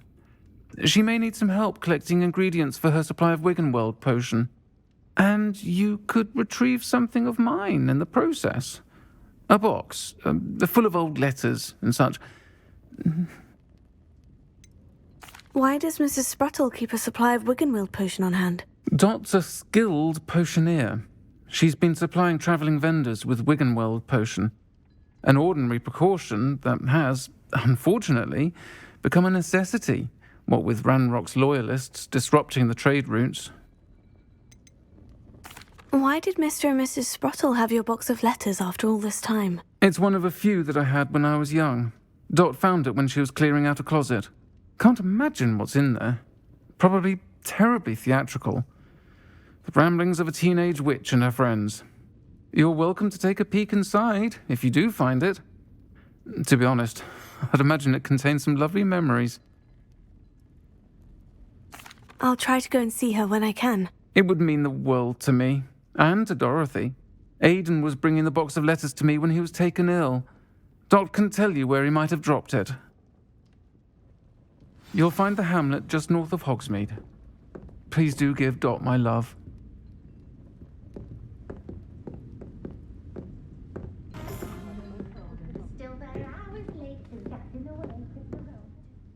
Hello, Serona. I have good news. I was able to provide your friend Mrs. Sprottle with some Horklumps for her Wiggenweld potion, and I found your box of letters. Oh, thank you. I knew you were the one to ask. I wondered about some of the letters in the box. Of course. It appears most of the letters were from fellow students. One of the letters mentioned Quidditch practice. Did you play? I did. Was the Ravenclaw Seeker for 3 years. Oh, Merlin's beard. I adore Quidditch.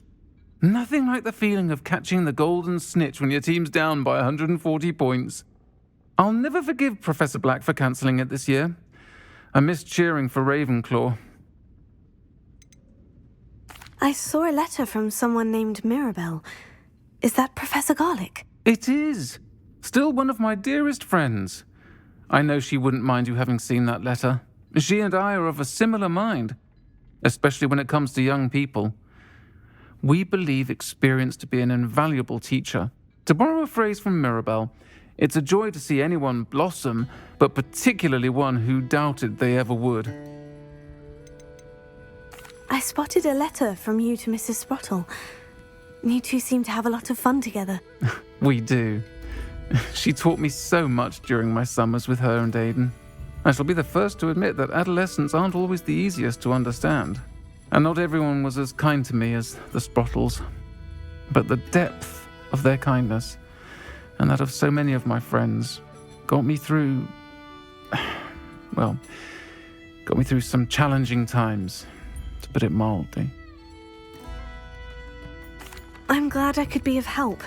Mrs. Sprottle sends her best. Don't know what I'd have done without her and Aidan. Thank you, again, for helping her, and for returning this box of letters. It's nice to reflect on good memories.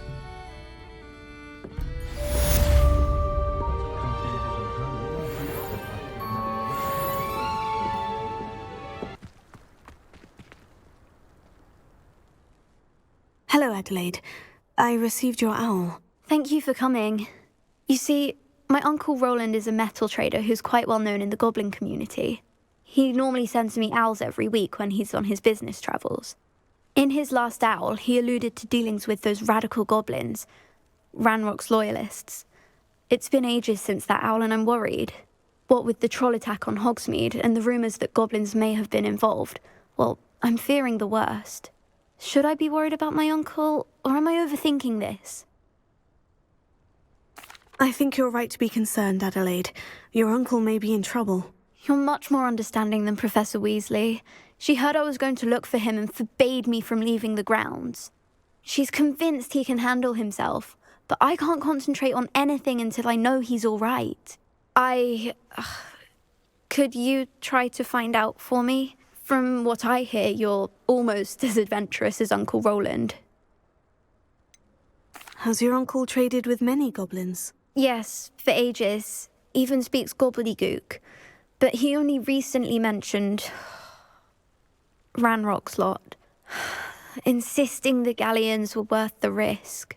He does it for me. Between robes and supplies, attending Hogwarts costs a fair sickle. And besides that, Uncle Roland has expensive taste. He's sacrificed so much for me over the years. I promised him that as soon as I finish Hogwarts, I shall be the one taking care of him.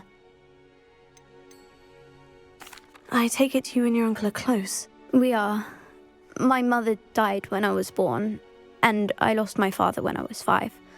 Uncle Roland's looked after me for as long as I can remember. He knows I get anxious when he travels, and that's why he sends me all the owls, to let me know that he's all right. I'll try and look into it for you, Adelaide. Thank you. He's very thorough in his record keeping, notes all his trades in a journal, makes maps. In fact, in his last owl, he drew me a map of his next stop. He'd planned to set up camp north of here. I do hope you're able to find out where he is. Thank you again for any help you can provide.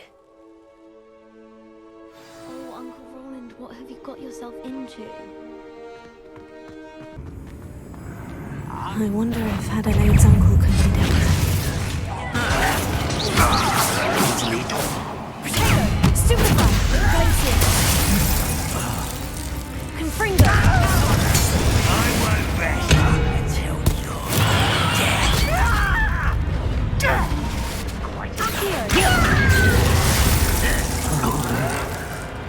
Why can't I hit you?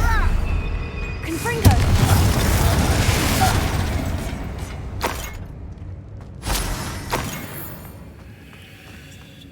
Certain we can come to an agreement if you'll just set me free. Hello? Mr. Oakes? Yes, I'm here. They've taken my wand. This cell has an enchanted lock. I have experience with these locks, but I need my wand if I have any chance of opening it. Look for a boiler door. I've heard them speak of it. I need to find Mr. Oakes' wand. Where could it be?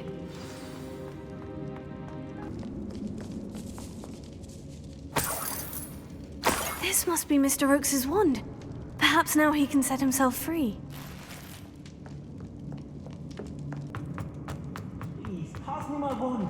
I can't get out of this damn cell without it. It's my last hope. Please. Oh, my wand. Oh, thank Merlin. Thank you.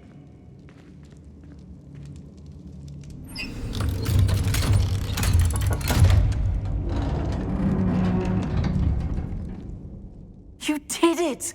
I found my wand and... Wait, you're a student? Oh, we must get you to safety immediately. It's dangerous. It's all right, Mr. Oakes. I've dealt with these goblins before. Dear Merlin, you're either very lucky or very talented. How did you find me? I'm a friend of Adelaide's. She was worried about your business with Ranrock's loyalists. Oh, she was right to be. I couldn't go through with the agreement, and when I told them, I ended up blindfolded and behind bars. Been locked in that infernal cell for so long, they'd forgot I was even there. I overheard things. If only I could reward you for what you've done. Blasted goblins stole every Knut on me. All I can say is thank you, truly. You mentioned you overheard things. Sad tale, really. I think I know where Ranrock's unfortunate vendetta against wizardkind began. Although dragon breeding was outlawed by the Warlocks Convention of 1709, Ranrock stumbled upon an illegal dragon camp. He was young, found the creatures fascinating. He'd visit the camp in secret whenever he could, never making his presence known. After weeks of sly surveillance, he finally summoned the courage to speak to the wizard in charge. Ranrock wanted to join them, and the creatures. The wizard happened to drop his wand. Ranrock saw an opportunity. He picked it up, went to hand it back as a means of introducing himself. The sight of a goblin with a wand sent the wizard into an instant rage. He beat Ranrock nearly to death. Ever since, Ranrock has despised wizard kind, sees us all as cruel. Am I right that you speak gobbledygook? Unbeknownst to Ranrock's fiends, I do. I've always had an affinity for goblin culture. Knew I wanted to be a metal trader ever since I was a lad. It wasn't easy learning the language. It's complex, and my memory's as weak as my knees these days. But after decades working with fine goblin folk, I grew fairly proficient. At least, I'd like to think so. I'm grateful I was able to help you, Mr. Oakes. Adelaide thinks the world of you. Oh, and I her. She's become quite savvy to my trading habits, always analyzing my detailed owls. If only I hadn't resorted to trading with such fiends. A lesson I shan't soon forget. Having my wand back is like being reunited with an old friend. I must return home and inform Adelaide of my safety. Will you be all right? I'll be fine, Mr. Oakes. You get back to Adelaide. I assure you her worries outweigh yours. Oh, I'm anxious to see my dear niece. And then I plan to travel far from here for my next round of trading. Thank you. May life reward you justly for your deeds. Be well, my friend. Mr. Oakes was lucky. Ranrock's lot would never have freed him.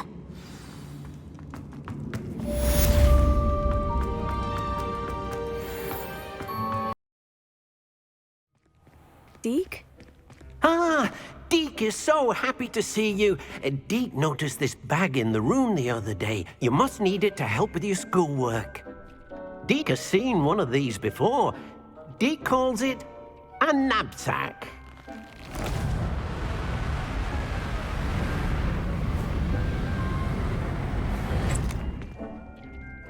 Perfect for gathering and transporting beasts. Pleasant little breeze. I have been thinking about something Professor Howin said in Beasts class, that I should study as many beasts as I can, on my own time. She also mentioned that poachers have been active in the area, so perhaps the beasts will be safer with us than out there on their own. Precisely what Deek was thinking. You see, the room knew exactly what you needed, and luckily, Deek can show you how to best use the knapsack and where. Come along, then.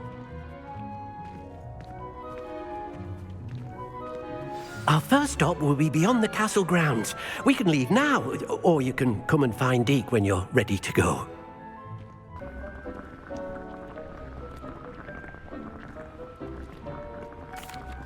I'm ready to learn how to use the knapsack. Perfect! Deek loves an outing.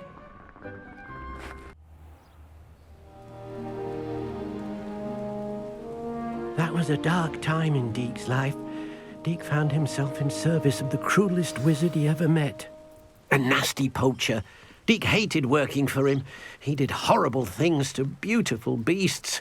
Oh. It was during those days that Deek first saw a knapsack. It'll be nice to see one used for good.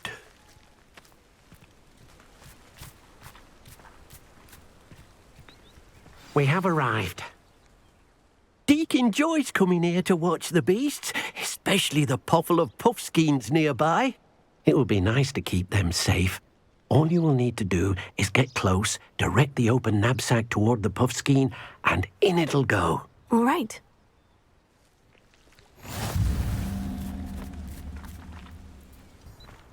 Accio!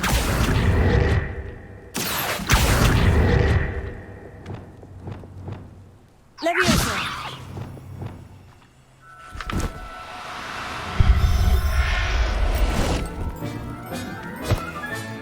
You got one!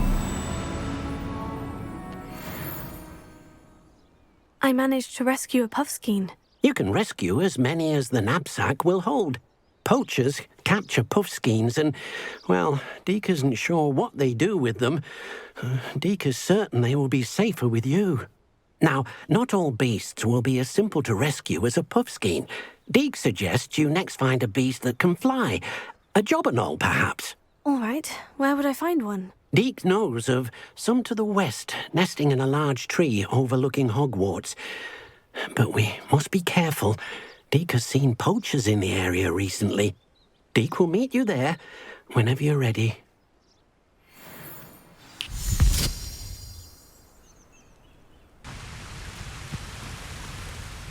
Hello, Deek.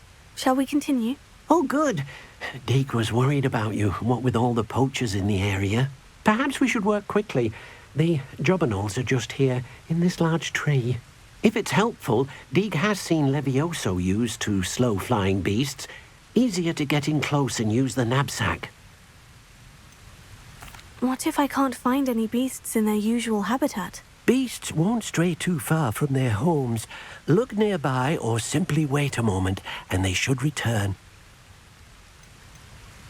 Do you have any advice on how I can rescue more elusive beasts? Levioso is not only helpful when rescuing flying beasts, it can also help rescue beasts that are generally hard to catch.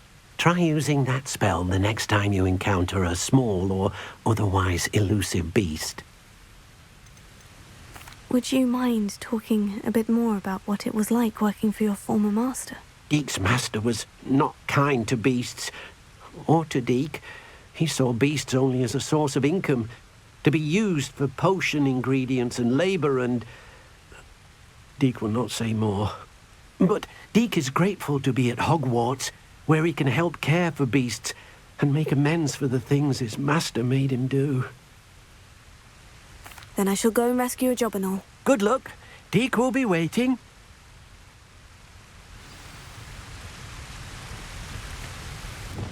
Levioso!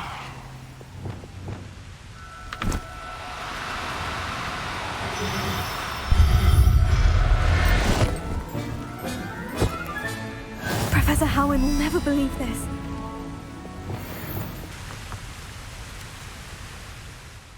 I rescued a jobberknoll. Deek hopes your jobberknoll finds the knapsack nice and cozy. Poachers want them for their feathers, and are not kind when they gather them. Are there any other beasts nearby? Just one that Deek knows of, a herd of mooncalves. They live in a clearing of trees up this footpath. Deek will see you there.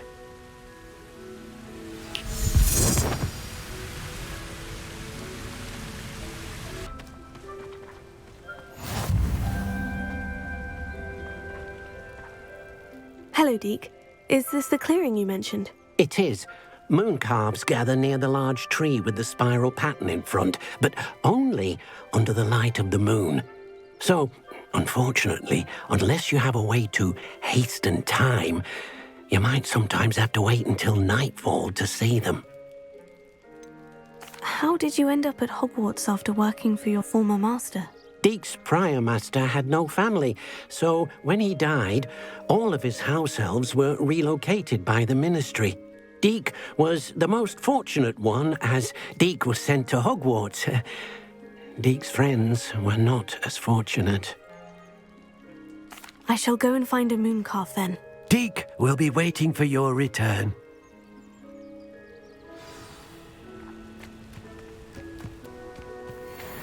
Here. Levioso!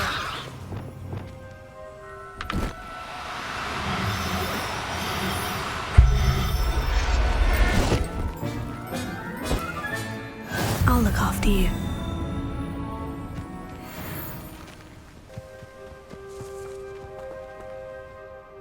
It was a bit trickier than the others, but I have a Mooncalf now. Another beast, safe and sound. Shame we didn't see the mooncalves dancing. It's a marvellous sight. Deek supposes you're finished here. He'll be able to rescue many more beasts, but for now, let's bring the ones you've gathered back to the room. All right. Deek will meet you back in the room whenever you're ready.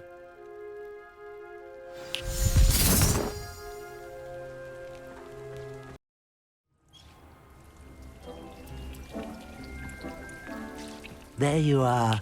Now, we need to show the beast you rescued their new home. But, not enough room to let them out here.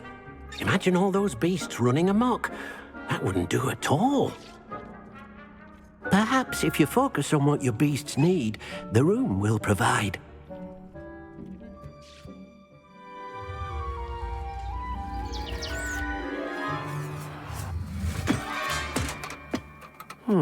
What exactly did you think of?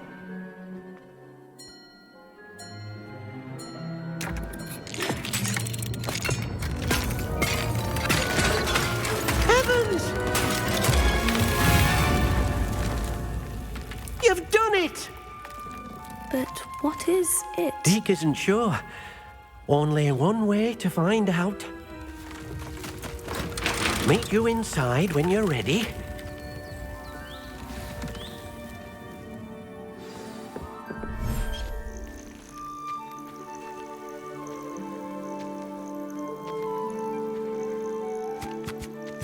Look at this!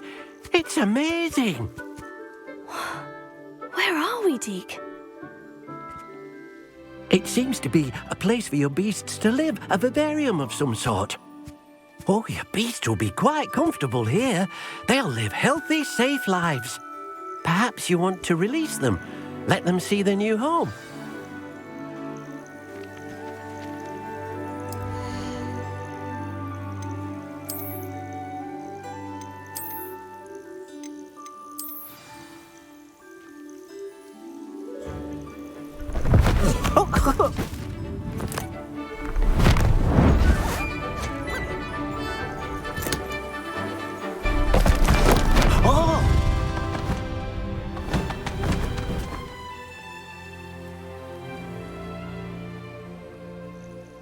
Deek thinks the vivarium will be a fitting new home for your beasts. Indeed.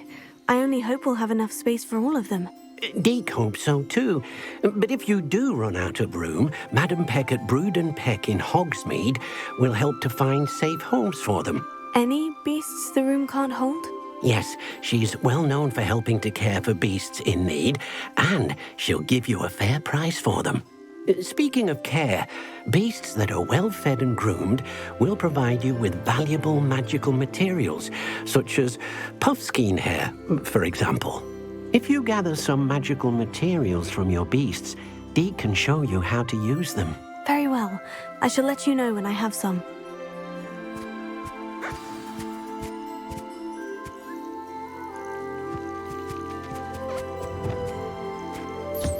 Most excellent.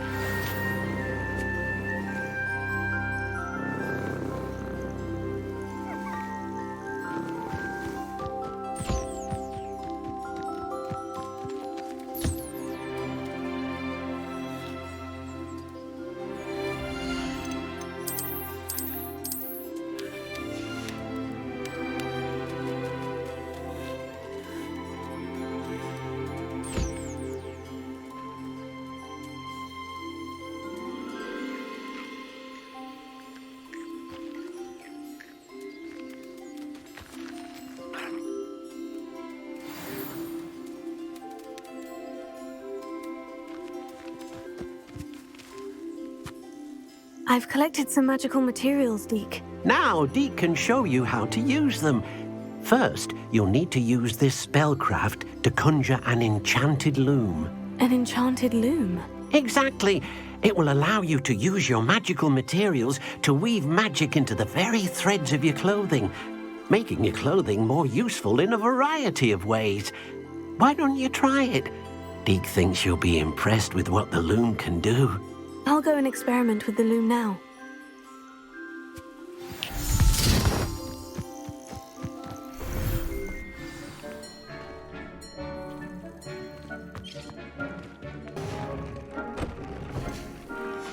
That came out nicely.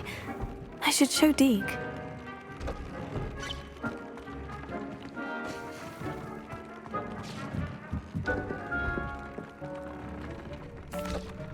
I used the enchanted loom, Deek. Wonderful. Will I be able to weave even more powerful magic into my clothing with the loom?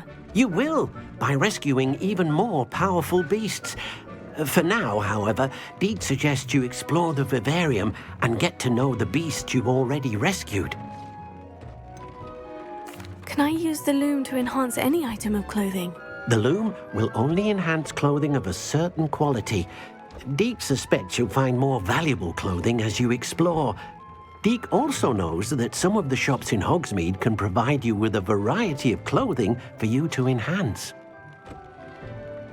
Thank you for your help, Deek.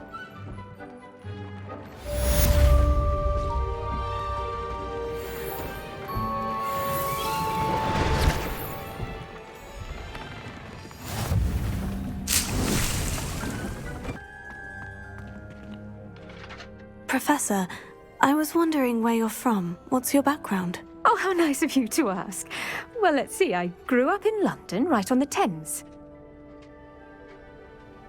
That sounds lovely. All the sights and bustle of a city. To some, yes. I used to dream of living in the country, but it wasn't until I came to Hogwarts that I felt truly at home. Mind you, it did take some time, and whilst it is my fervent hope that each student eventually feels as at home here as I do, it is not always the case. I suppose that makes sense. Well, we each bloom differently, don't we? Some of us, like Devil's Snare, thrive in the shadows, whilst others crave the attention of a bouncing bulb. And we each grow and thrive according to our own plan. Oh, I was terribly nervous when I arrived at the castle.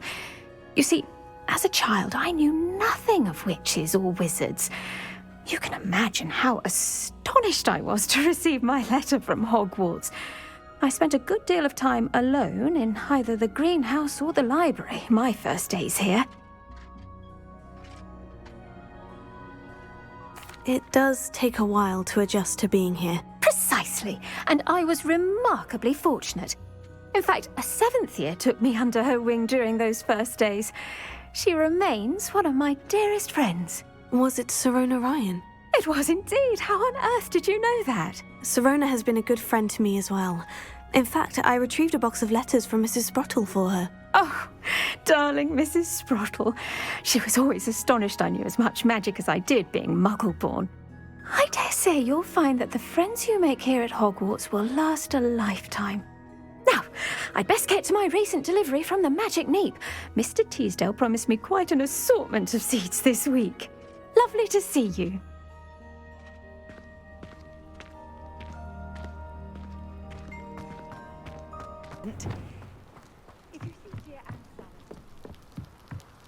You made it.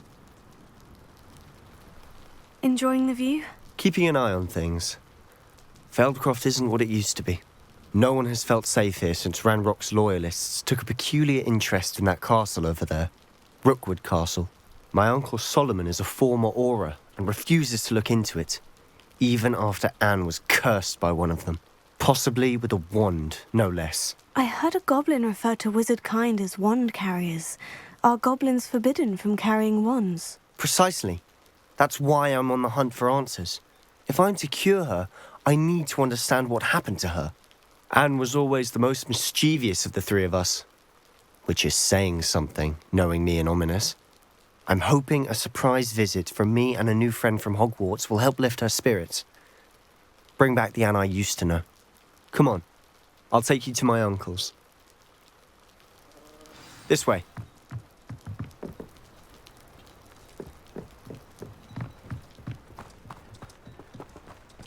Feldcroft used to be a lot livelier. With Ranrock's lot wandering about all the time, everyone stays out of sight. Here we are. My sister should be just inside.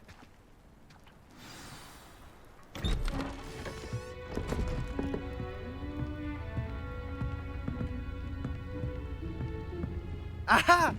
Sebastian, where did you... Is that what I think it is? We've been over this, boy. Hey. Shrivelfigs cannot reverse a curse. Nothing can. The sooner you accept that reality, the better. But we haven't tried everything. There is no cure! When will you accept that? Never. I can never accept it. Now look what you've done. I'm sorry. Leave.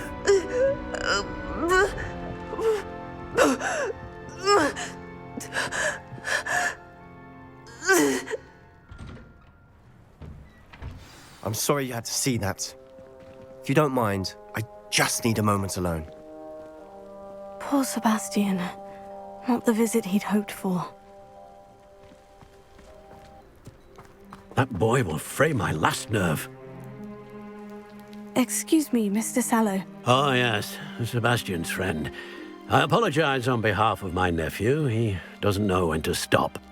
He thinks he can help Anne, but nothing can be done for her.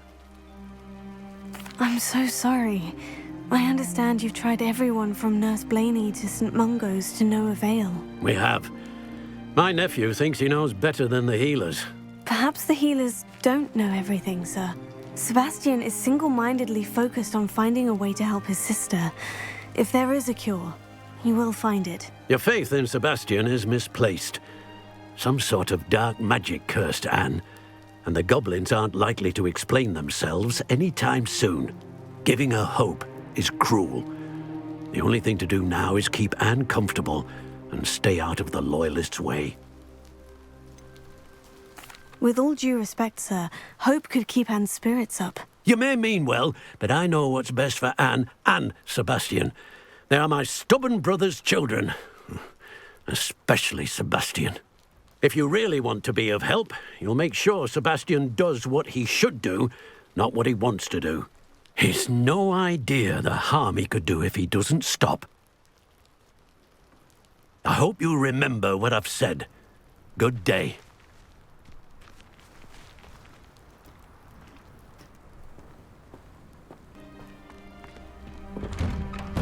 I'm sorry about earlier.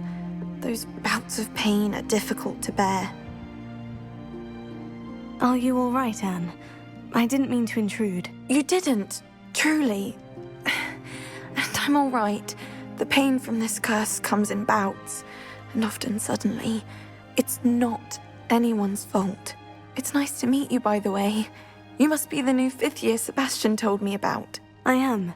Sebastian and I met during a rather lively duel in defense against the dark arts. Oh dear, Professor Hecat. She's a powerful witch. And she knows how to keep students like my brother, and me, in line. I do miss Hogwarts, but I wouldn't mind being in Feldcroft, really, if it wasn't so dreary now. Between the goblins at the castle and my uncle fighting with Sebastian whenever he's home, it's not the cozy retreat it once was. Sebastian mentioned something about your uncle being an ex-Auror, but refusing to go after Ranrock's loyalists.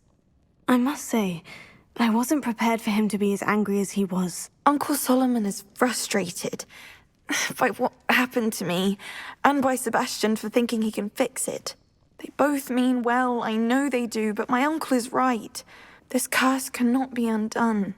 I can feel it. Sebastian cannot take away my pain.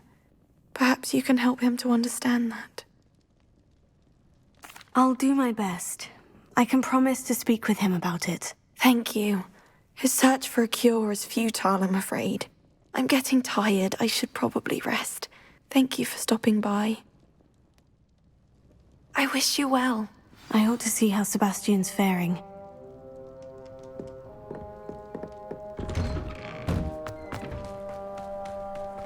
Why will he not listen to me? She's my sister.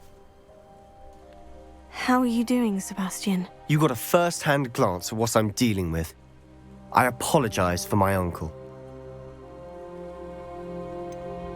I know he's angry, but he's only trying to do what he thinks is best for Anne. He's always angry. He's been angry since my parents died. After Anne was hurt, he only grew worse. It's as though he blames me somehow, always calling me my father's son, as if that's an insult. I'm the one trying to help her. He's simply given up. Both Anne and your uncle seem genuinely convinced that nothing more can be done for her. I refuse to believe that. Anne's pain is more than physical. It has changed her entirely. I miss my sister. And I'm going to get her back. Come with me. I need to show you where it happened. Ranrock's loyalists are capable of so much more than people realize. They should not be underestimated. All the debris you'll see is from whatever's going on at that abandoned estate. They've been digging for something.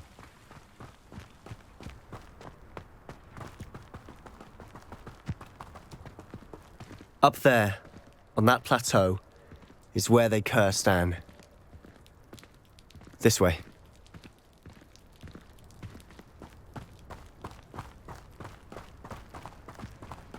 How much longer are we expected to dig through this rubble? Ranrock knows what he's doing. It's an honor to be a part of it. I said it's a dig. Fringo! Unreal!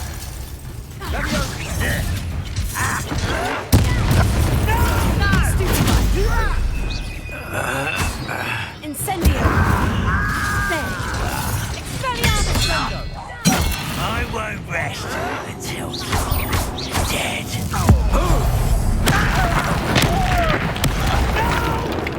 Confringo!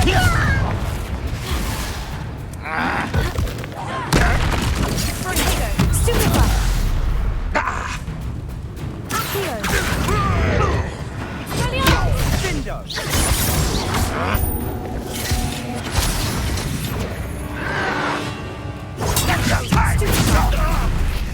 What are you doing? What is this? You've made your last mistake. Fringo! Is that it?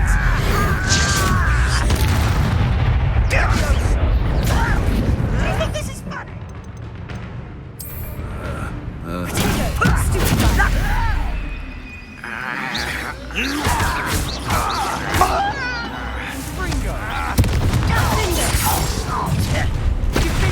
Such arrogance.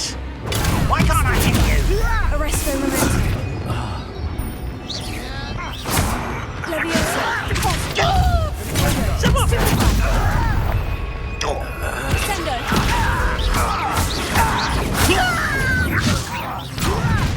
How nice. Rather why he's coming back this way. Let's get this over with. Incendio. Stop it! I hate that! I won't rest. Little Mooncalf. I've been fighting since before you were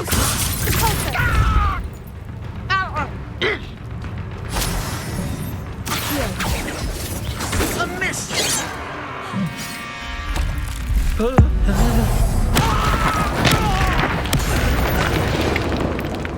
I confess, that was a bit more than I'd bargained for. I tried to warn you.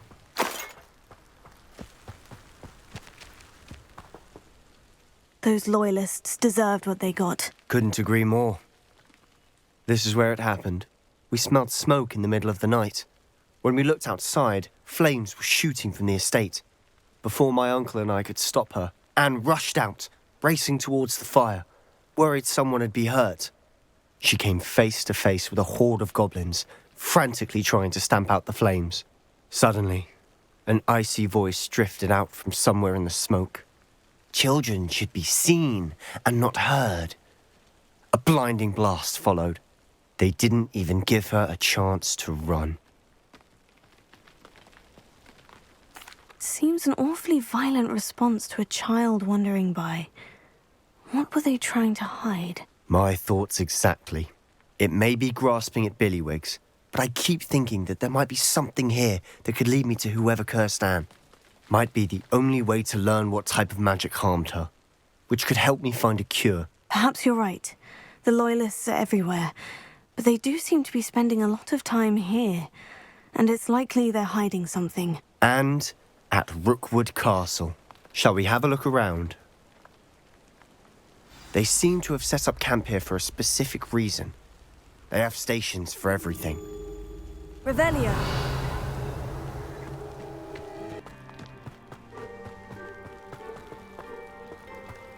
Sebastian, over here. Do you think this was damaged by the fire the night that Anne was cursed? Could be. But it looks to me as though this was intentional.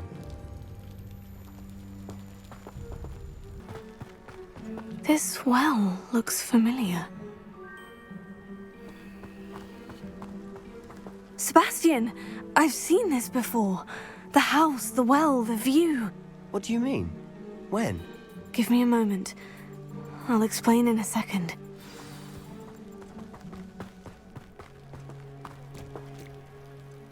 Sebastian, this house did belong to a Hogwarts professor hundreds of years ago. Who? What do you... I found a pensive that day in the restricted section with a memory that showed this house. There was a little girl and a drought. The keepers have shown me other memories as well. The girl became a Hogwarts professor. Her name was Isadora Morganach. She was one of the keepers. The keepers? Like in Quidditch? And you found a pensive in the library? I'm not following you. I realize it's a lot to take in. I'm not even sure I understand it all yet. And no, not like Quidditch. They call themselves keepers because they're protecting some type of knowledge. It all has to do with the vault at Gringotts. Let me see if I've got this straight. You have Ranrock and Rookwood after you because of something you found at Gringotts where you ended up via a port key. You can see traces of an ancient magic that you think Ranrock is trying to harness. And now you've been witnessing memories left by keepers. Oh, and this house belonged to a Hogwarts professor who was one of these non-Quidditch keepers hundreds of years ago. If I didn't know you, I'd think you were pulling my leg. It is all a bit much, isn't it, when you put it like that? The point is, we both have good reason to search this house. You for answers about what happened to Anne, and me for answers about the keepers. Look at this. Someone piled this here for a reason. Is it blocking something? Only one way to find out.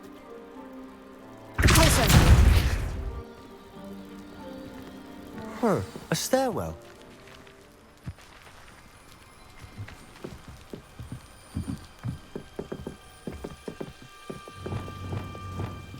Lumos. Why bother blocking a stairwell? There might be something here worth a closer look. They've left all of this simply strewn about. Tells me they're after something bigger.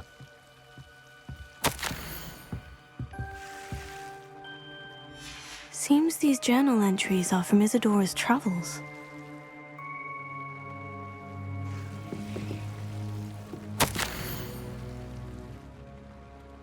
A journal entry of Isadora's. I should hold on to this. Revelio.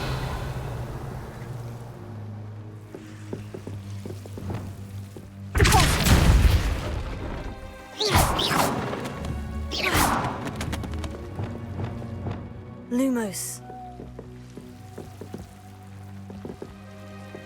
You're not going to believe this. I can see the Undercroft. What? A daydream? Because that happens to me too.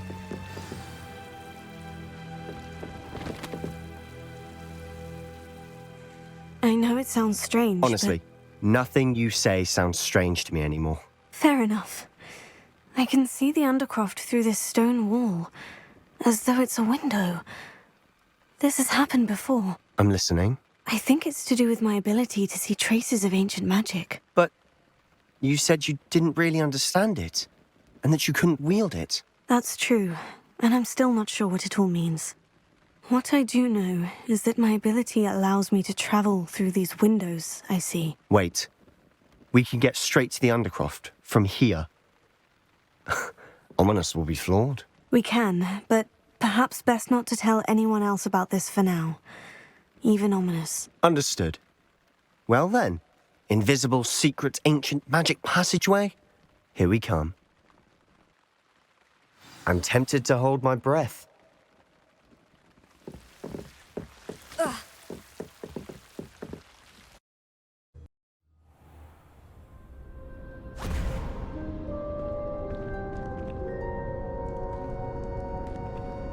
Why would the door lead us here? Sebastian, look.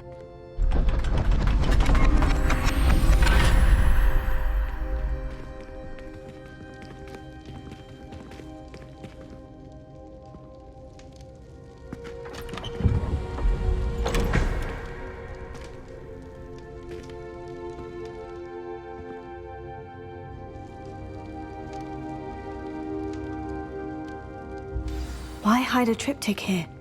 Seems as if something's missing. A note. Let's have a look. Anything helpful in the note? A rune symbol. I've seen similar symbols used by the keepers. I've been thinking. A keeper lived in that house centuries ago, and Ranrock and his lot have been searching there. You said that goblins may be wielding some form of this ancient magic. Do you think Anne was cursed by ancient magic? I can't be sure, of course, but I don't think so. I didn't see any traces of it around your sister. Very well. But that doesn't mean it's not ancient magic. There's still so much we don't know about it. True. Perhaps this triptych will lead us to answers. Then we'll have to unravel what this all means. But now I need to see Ominis. Don't worry, I won't tell him anything. Did I mention that, apparently, Salazar Slytherin had a secret scriptorium here, in Hogwarts? You did not. Sounds worth looking into.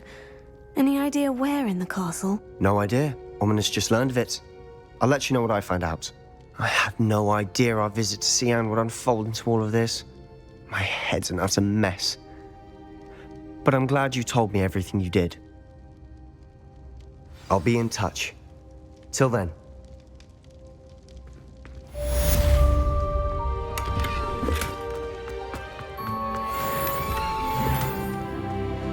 Revelia.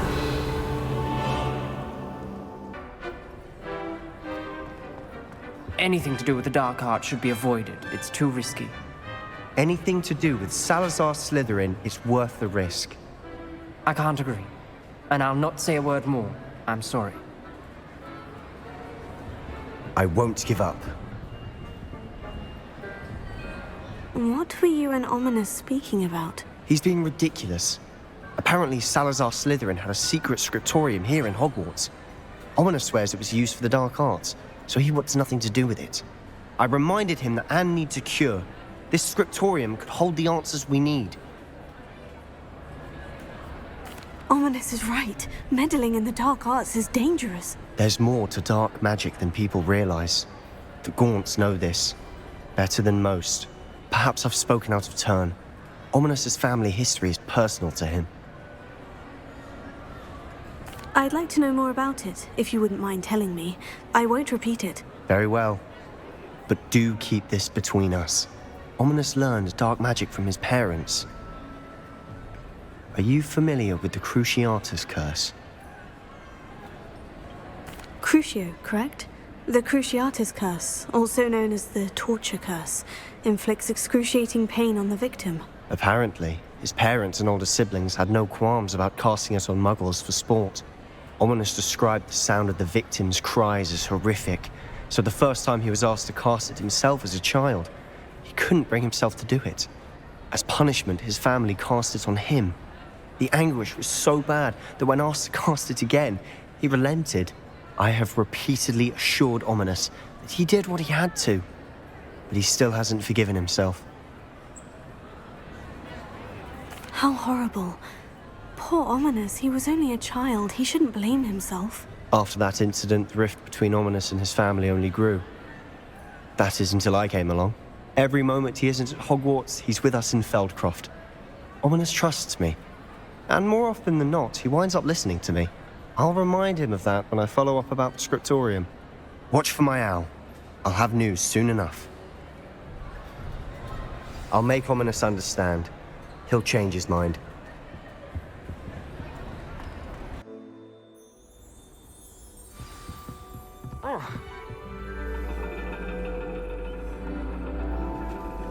And your reading is the dragon.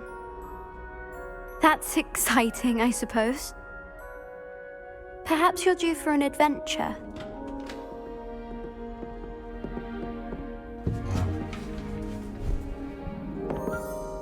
Ladies. Professor Shah. Astronomy is not divination. You won't find the mysteries of the cosmos charted out on your palms or at the bottom of your teacups. Alas, the heavens remain hazy to the starry-eyed.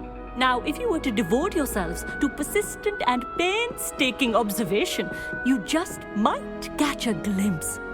With that in mind, please take your telescopes. Tonight we will be on the observation deck.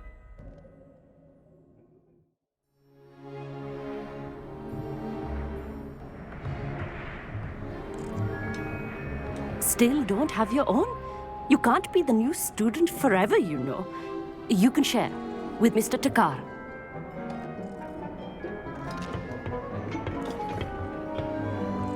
Here, I can adjust that for you. No, bring it into focus on your own.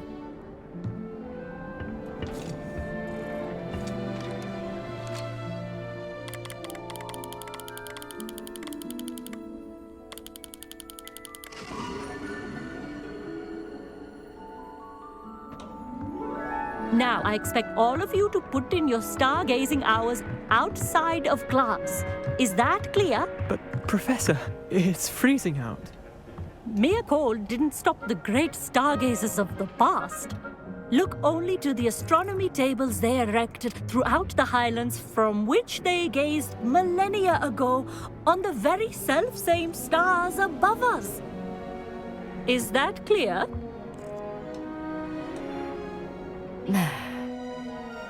Dismissed.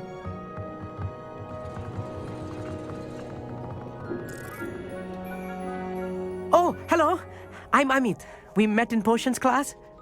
I'm happy to report that we've yet to have any explosions in this class. Oh, hello, Amit. Nice to see you again. Did I hear Professor Shaw say that you don't have your own telescope? I have a spare one you could borrow for the rest of term. That's very kind of you, Amit. Are you sure you won't need it? I'm certain. It's my old one. I finally got my hands on the new Celestia Contemplor. You've heard of it, I assume? I mean, of course you have. It's only the pinnacle of all personal stargazing implements. But my old model's not too shabby either. Goblin-cut glass, first-rate optical enchantments. Hate to think such a fine instrument is just collecting dust. Well, thank you, Amit. Think nothing of it. Anyway, the telescope's in the storage room right underneath us. You can't miss it. I have some, reading to finish on the lower deck. Come find me there afterwards, and bring the telescope. There's something I want to talk to you about.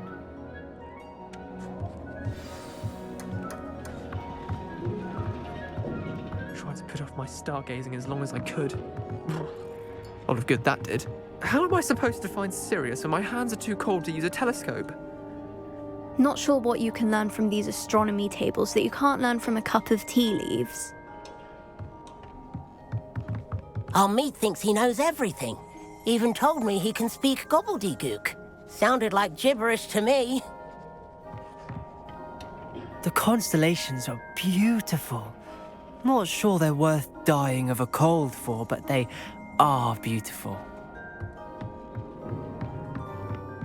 Professor Shah's just about as cold and distant as the bloody stars she wants us to chart. Not how I wanted to spend my evening.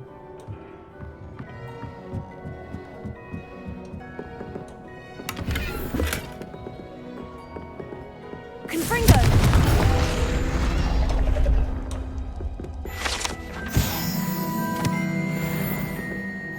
This was his old telescope.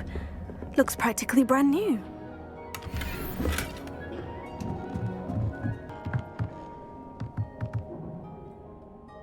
Professor Shah, I'm interested in learning more about astronomy. It is increasingly rare to find a student who seeks after things celestial, of their own accord. But if you truly desire to chart the courses of the cosmos, you must rid your mind of the terrestrial babble of others. We ourselves are not unlike blank star charts, you know. Empty canvases waiting to be inscribed with all that the universe has to offer. Do you understand? Am I right in thinking you are unimpressed by divination? Of the many other so-called disciplines taught here, divination is perhaps the most feeble, especially in its nonsensical practice of astrology. Do not confuse astronomy and astrology. One is concerned with mysteries stellar and lunar, the other is mere lunacy. You mentioned astronomy tables earlier in class. What were you talking about? Long ago, devotees of the astral arts set up stone slabs across the countryside. They are ideal for studying constellations near and far. For centuries, wizards made use of these astronomy tables for stargazing. Sadly, they have since become mere monuments to the intrepid intellectual pursuits of a bygone epoch. Thank you, Professor. I look forward to stargazing. I am glad to hear it. Should be a stellar night for it.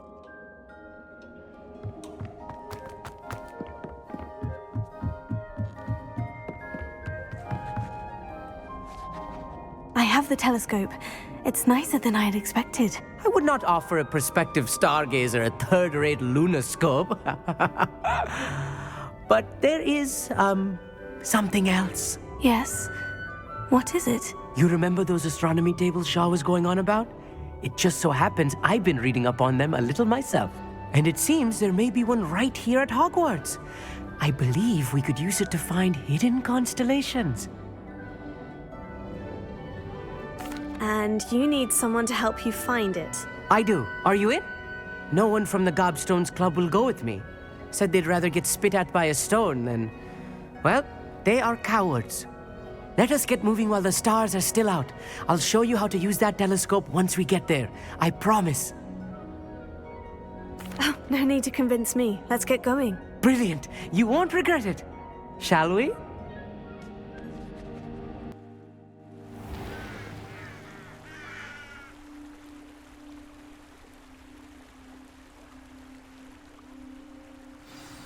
The table is on a castle wall ahead. Look for a stone platform, something that doesn't quite belong. We'll know it when we see it. Onwards we go. Some say the locations of the tables were originally marked by centaurs for ritual stargazing.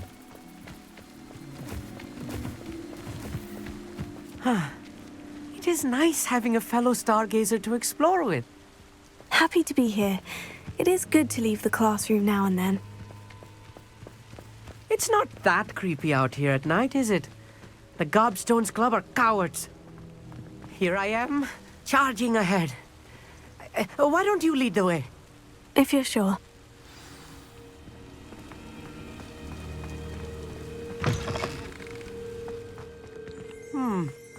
A little foreboding. A few cobwebs and some dust. Nothing to be concerned about. Oh, of course. It's just not as tidy as I expected.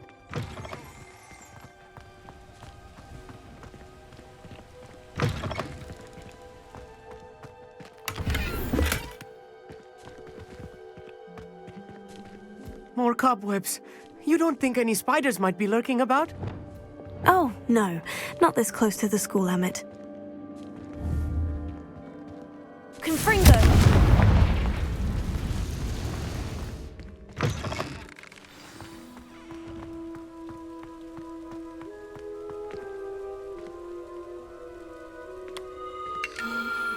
The constellation should appear near the center of your view.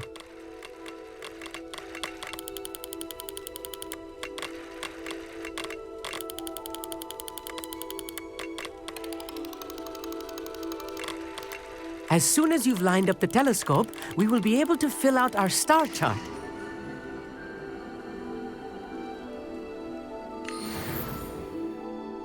I was right about the tables. They really are gateways to the far stars, just as the book said. And your contribution was invaluable. Rest assured, you shall be credited in my memoirs one day. Thank you, Emmett. I look forward to reading them. And I look forward to writing them. This is only the beginning. You will find more tables like this one throughout the grounds and forest, all beckoning to be discovered by a worthy astronomer. And if I have ever seen one, it's you. Oh, and about my old telescope, don't bother returning it. You should keep it. That's quite generous. Thank you. You are welcome. It has goblin-cut glass and a gobbledygook inscription. I'm practically fluent in gobbledygook, you know. It's all in the throat, really, gobbledygook, you know, and how you pronounce your R's. Anyway, glad our adventure was a success. I will see you soon.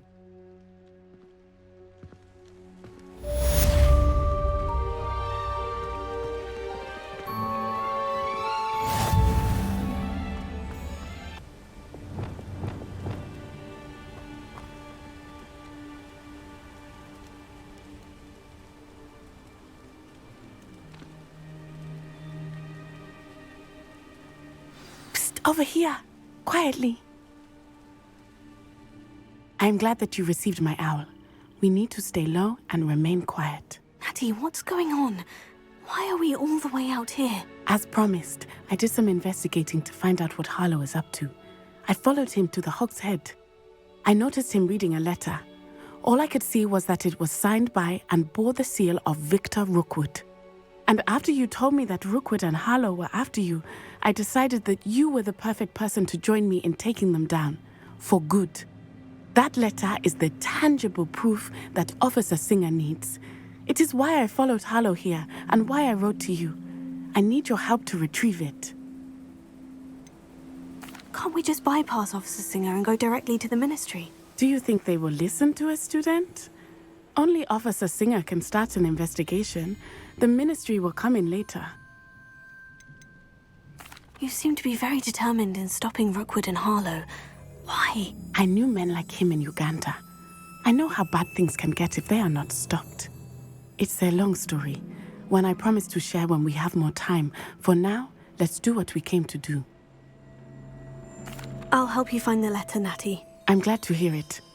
First, we must access the castle keep. I'll check the main gate, see if you can find another way in. I do not see any guards, but we should still try to be as quiet as possible. Harlow is here after all.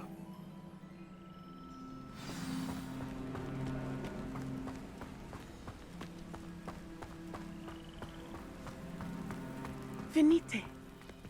Oh, nothing.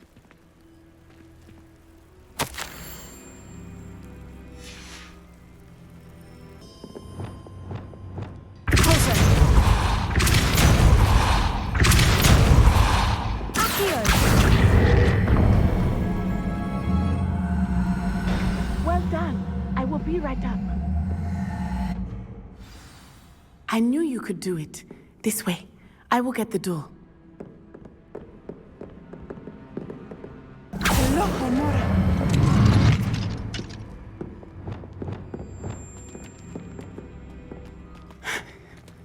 That is the main keep. My guess is that we'll find Harlow and the letter inside. We'll need to be careful once we get... I hear them. Yeah, restrain the beast!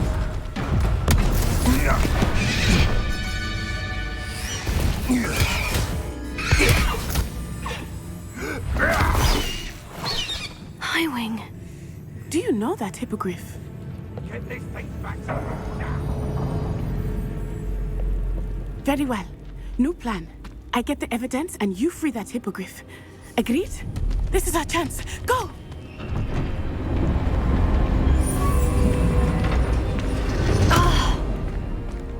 It. There's got to be another way to get up to the roof. Somewhere. I hope Natty stays out of trouble.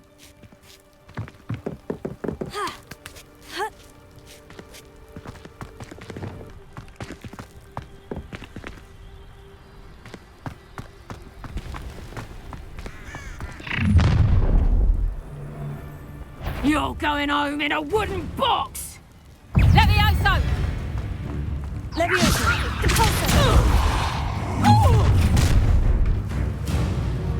Potato! Incendio! That's it! Incendio!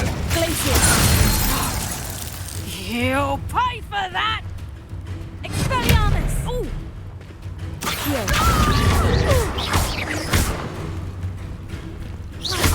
Confringo!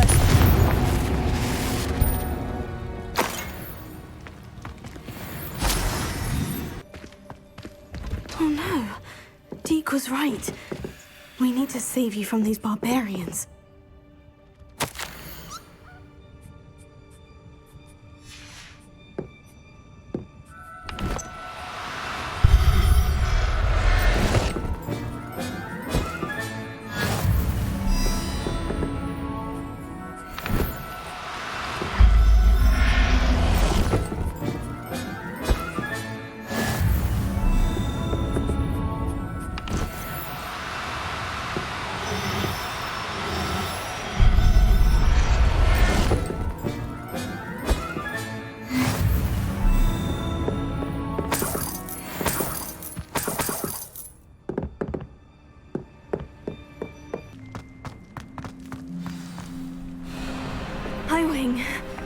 It's all right.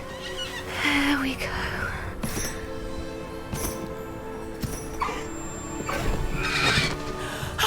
There you are.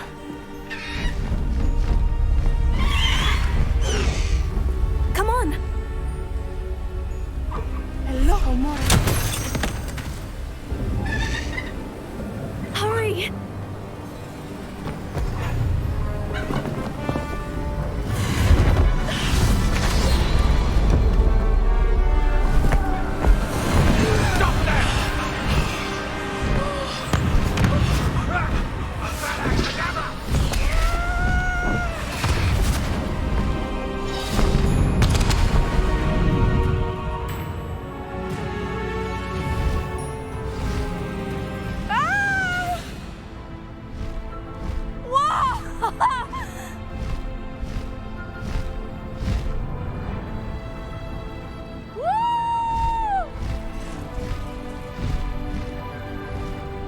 There's the Hogwarts Express!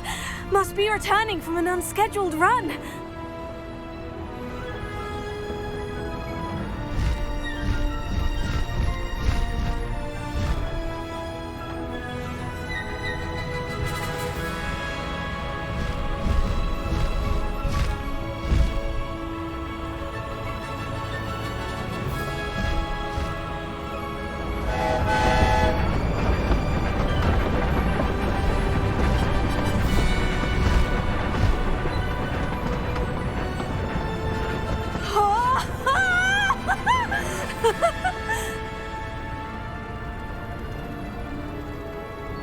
I wonder if anyone can see us from the castle.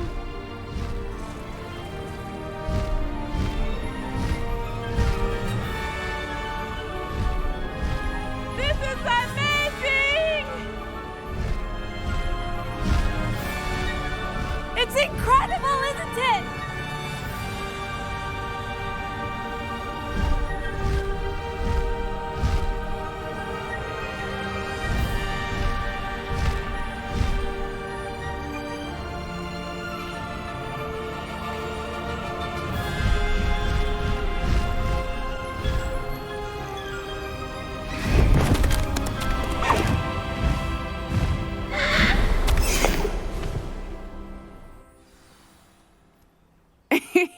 How exciting. Oh, it was exhilarating, wasn't it? I wasn't sure we were going to make it out alive. There was no need to worry. I had it all under control. Were you able to find the letter? Summoned it straight out of Hallow's hands. I will say, I did not expect to see him cast the killing curse at us. He won't forget this. Be on your guard. Of course. What did the letter say? That Rookwood's looking for a phoenix. Not sure where he will find one. But it also included Hallow's orders to inspect that castle for the poachers. Enough to connect Hallow to the crimes. I shall deliver the letter to Officer Singer. She'll have to do something when she sees it. Now, tell me, where did you meet these hippogriffs? I've only met Highwing before. Poppy introduced us. Poppy Sweeting knows a hippogriff. Of course she does. Poppy will be relieved to know that Highwing's safe. I came to the right person for help. My mother will be worried. I must go. Seek me out soon. I shall have much to tell you.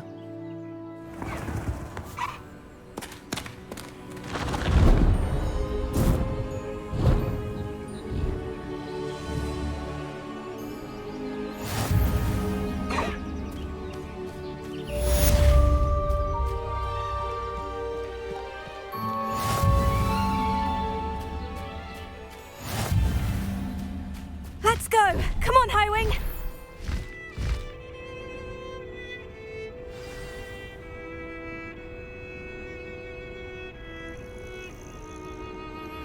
I have learned of a wizard who is being harassed by Hallow. He may be able to provide the evidence we need to take Hallow down. We should speak with him together. Meet me at his home. I assume you have news regarding the goblin you mentioned. Why don't we meet at the map chamber to discuss that? When you have a moment, please stop by the Room of Requirement. Deek tells me he has something to share with you.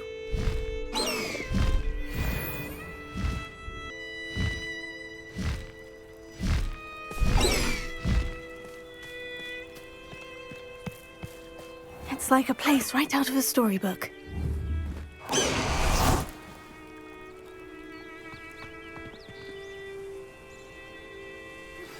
I pressed Ominis regarding Salazar Slytherin's scriptorium, but my efforts were in vain.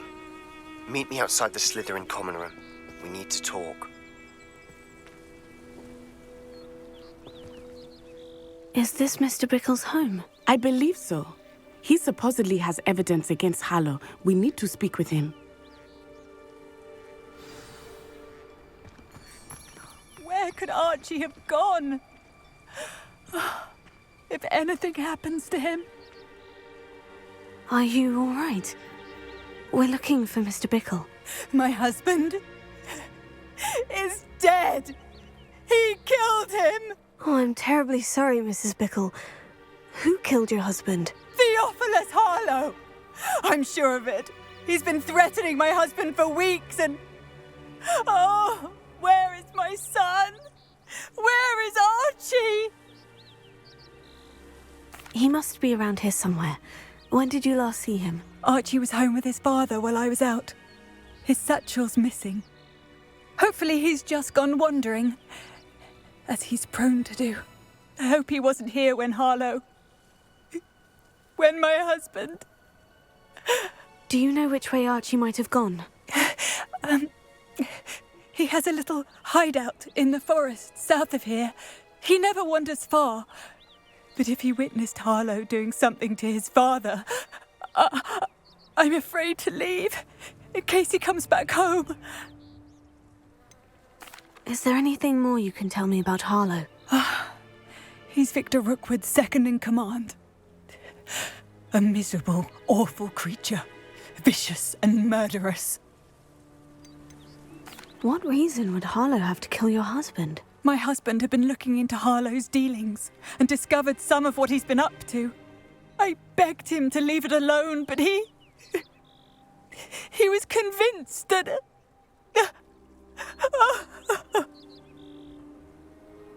We'll find your son, Mrs. Bickle. Thank you. What am I going to do?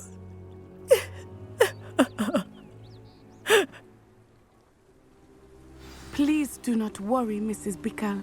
We will bring Archie home. When I took the letter we found to Officer Singer, she told me about Mr. Bickle. He had been doing the same thing we are, providing Officer Singer with evidence to take down Harlow. I had hoped to speak with him about what he had found, but we were too late.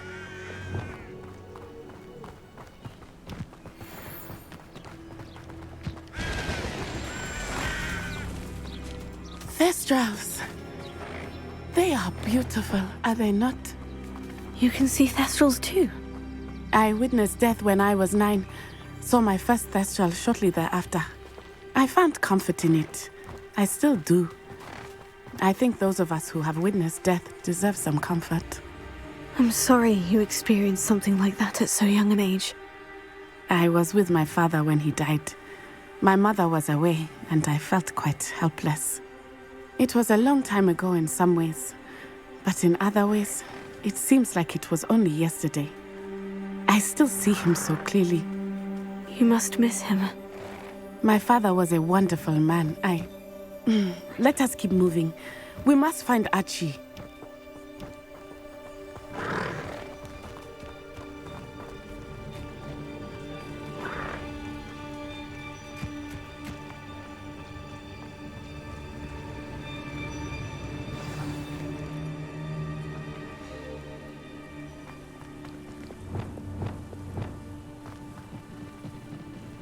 Taking in children now, are we?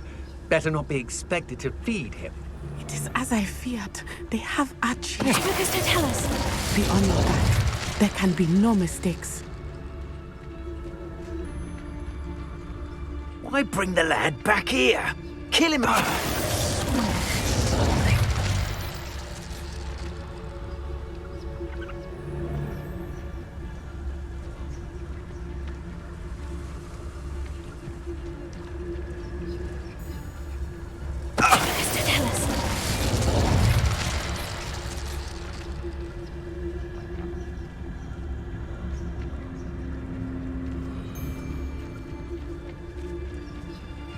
taking in...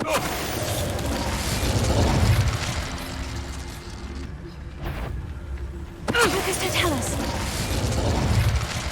It's not what led you there.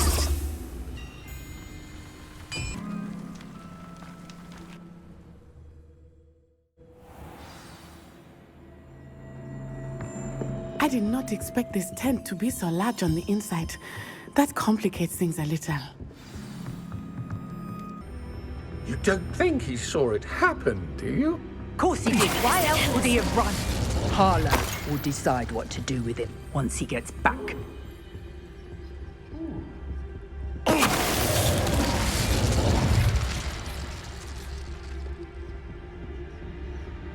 Revelio.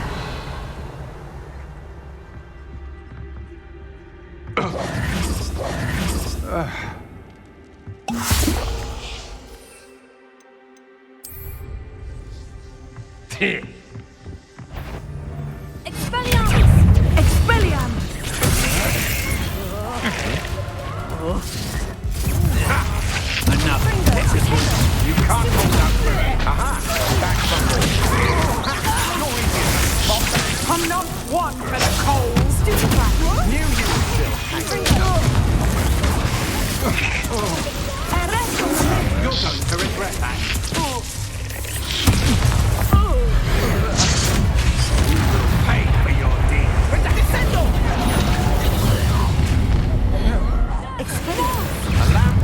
I'm gonna enjoy this. Arrest the woman! Potato! That's what you're gonna do. Arrest the woman! Flipendo! Petrificus totalis! Don't stick your baby. Right for more! Petrificus totalis! Oh. Flipendo! Petrificus totalis!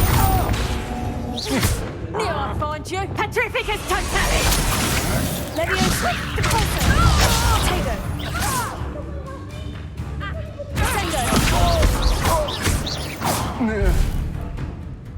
Confringo!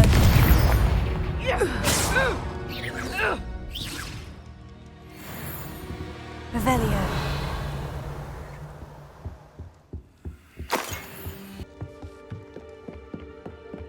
Please, your help.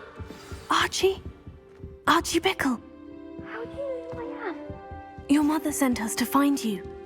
Oh, I'm so glad to see you. Not too loud, Archie. Sorry. We need to get this open. Alohomora.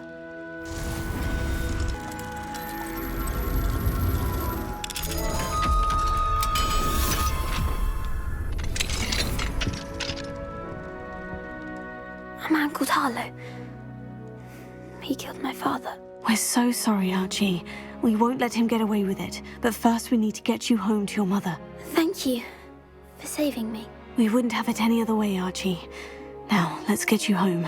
We know a safe way back.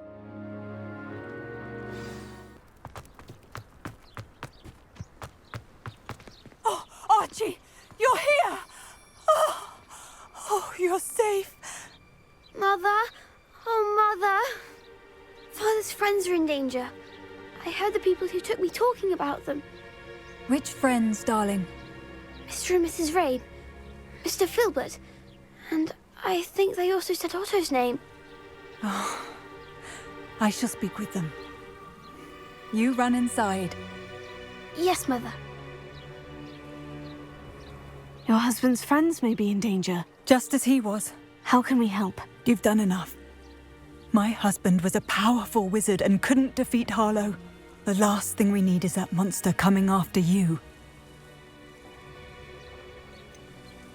It may be too late for that. I'm afraid Harlow's already after us. Then you needn't anger him further. I assure you, the threat could be a lot worse. Please, please keep your distance. I'm sorry again about your husband, Mrs. Bickle. Thank you. And thank you for bringing Archie home.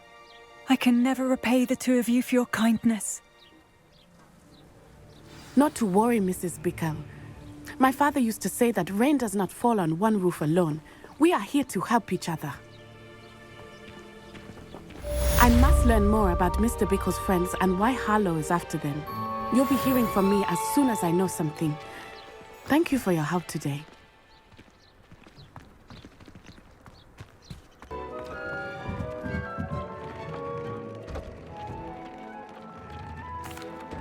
Hello, Deek. Professor Weasley said you wanted to tell me more about the loom. Ah, hello. Yes, about that. Deek has had a thought. He...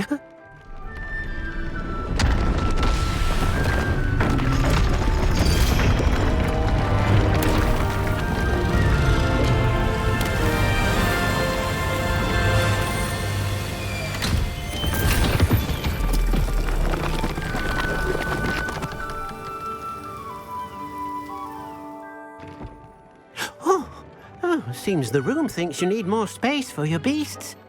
As Deek was saying, he's had a thought. Now, Deek knows how you can test the item of clothing that you enhanced in the enchanted loom. And perhaps help an old friend in the process. What do you mean? A house elf named Tobbs works for his master, retrieving leech juice in a cave near Hogwarts. Tobbs' master doesn't let him leave the cave, and Deek knows the cave is infested with spiders. That sounds awful. It is. Deek hasn't heard from his friend for a while now. As the item you wove in the loom has an enchantment that might be useful, Deek thought you could test it whilst checking on Tobbs. I understand. Leave it to me, Deek. I'll find Tobbs for you. Oh, thank you. Please let Deek know what you learn about Deek's old friend.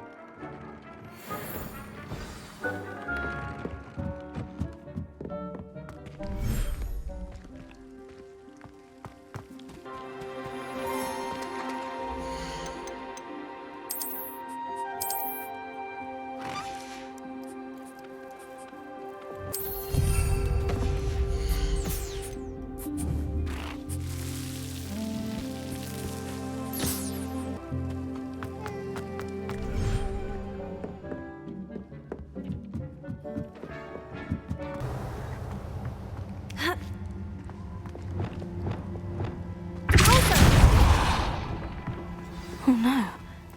I have a feeling that house elf is Tobbs.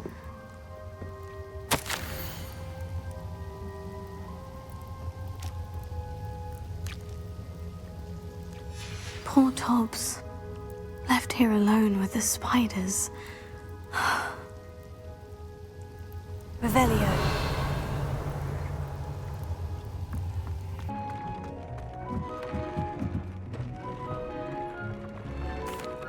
I'm back from the cave, Deek. Wonderful. Deek hopes you gave Deek's best to Tobbs.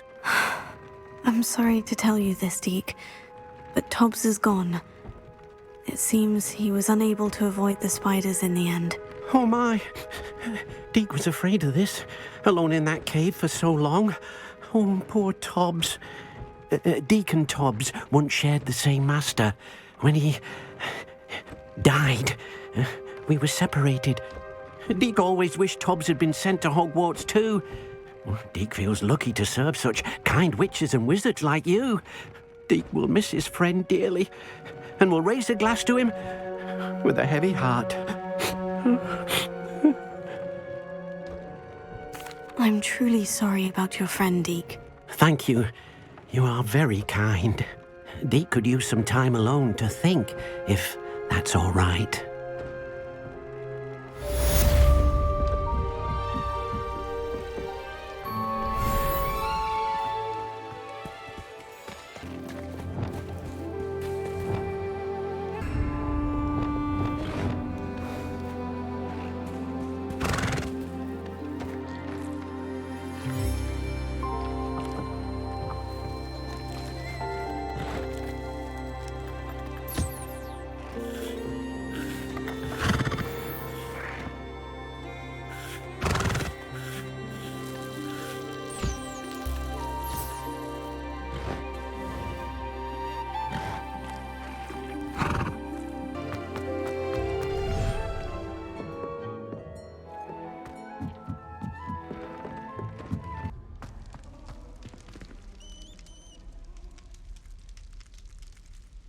You're here.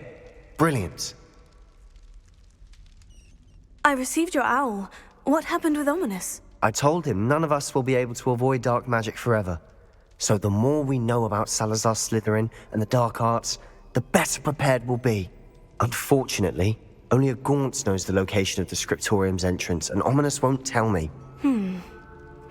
Perhaps I should have a chat with Ominis. You? I suppose it's worth a try.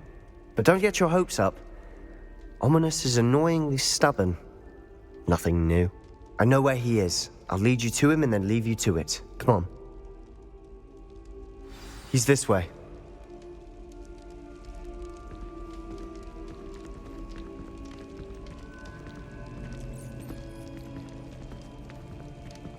Keep an eye out. Never know who's watching. Although that hasn't stopped us before. Strictly speaking, it has. We were caught. Damned poltergeist. Such a nuisance.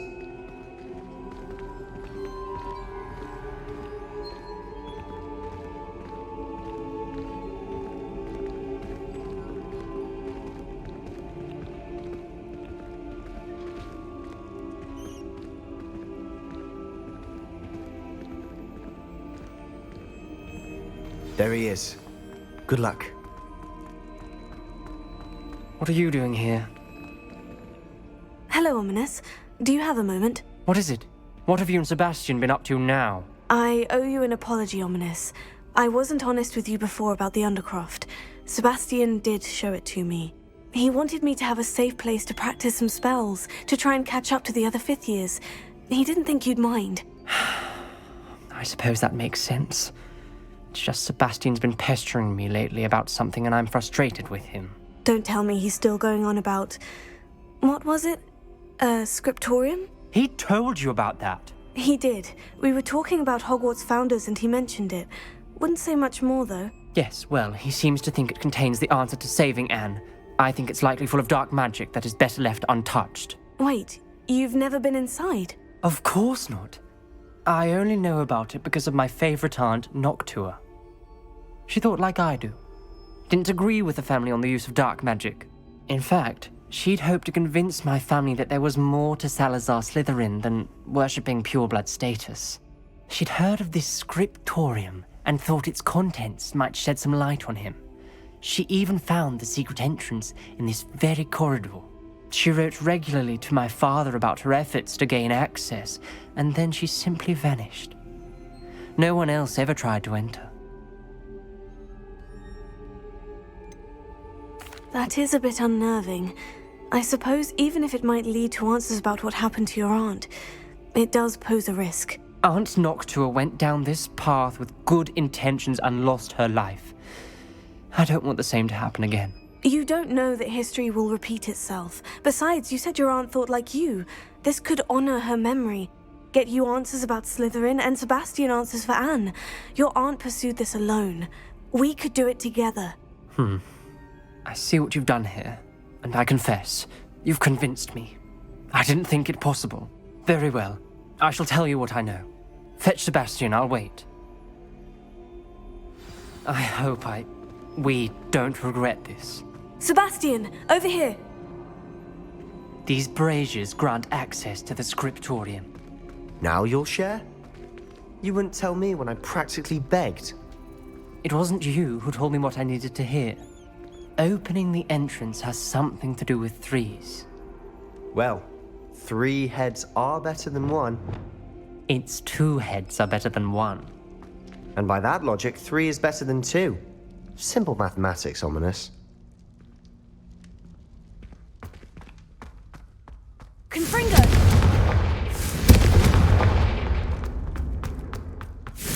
That brazier went out on its own. I wonder if it's a clue.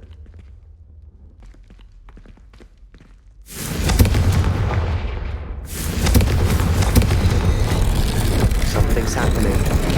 I hope we're ready for this.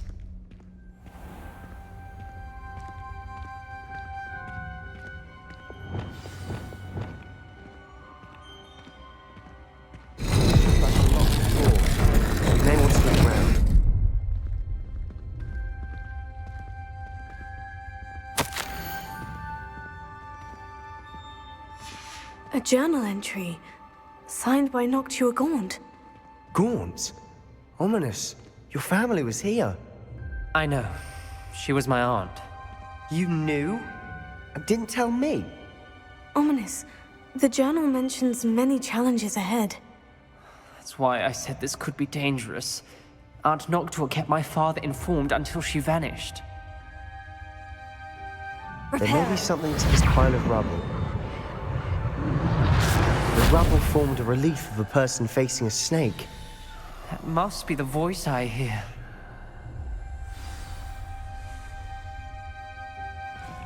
The voice is ancient. You hear a voice? It started when you repaired that relief. I hear a whisper saying, "Speak to me." I'm a parcel mouth. I can hear and speak to snakes. Nearly all known parcel mouths are descended from Salazar Slytherin. I'd like to be able to talk to snakes. You might not want the ability to speak parcel tongue. It's often associated with dark wizards. I haven't spoken it in ages, but I'd wager if I speak it now, the door will open. I'm hoping you're having second thoughts. Believe me, I am having thoughts, but I'm still convinced we should go ahead. It's ironic. When I left home, I vowed to leave the dark arts behind, and yet here I am. Stand back. I can't believe I'm doing this.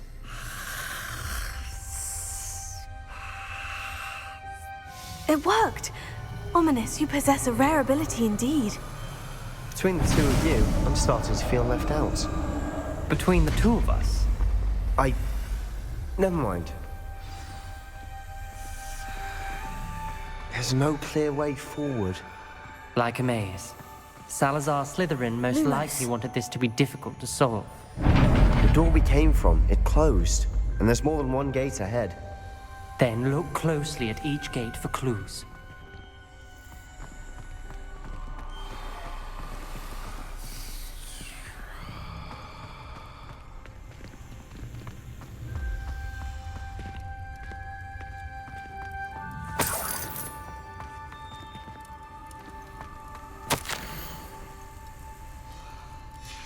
This journal entry, it mentions getting lost and being unwelcome. Poor Aunt Noctua. Confringo!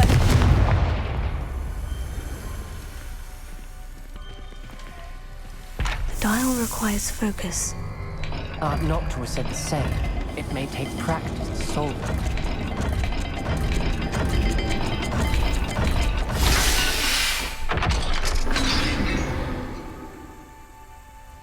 Matching the symbols did open it. Was about to do that myself, but you got to it first. Nice work.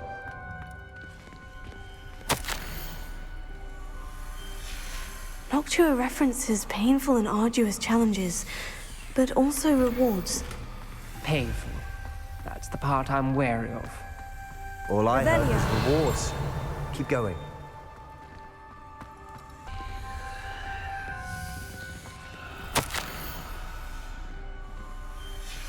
Ominis, your aunt wanted to change your family's traditions. She did, and she was my favorite person in the world for it. Confringo! Another, not the welcoming sort, was he?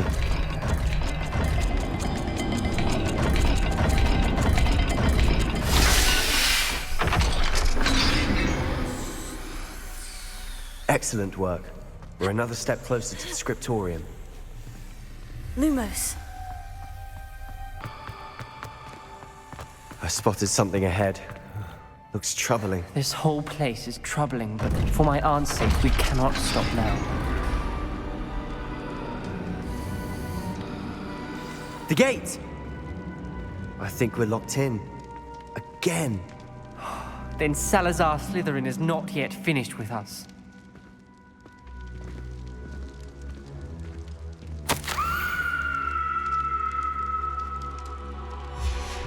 Ominis. A skeleton. And Noctua's last journal entry. She mentions being trapped here, blocked by an unforgivable curse. This is where she died. This is where we'll die. I shouldn't have listened to either of you. Ominis, I'm truly sorry about your aunt. But I know what to do. It's going to be difficult.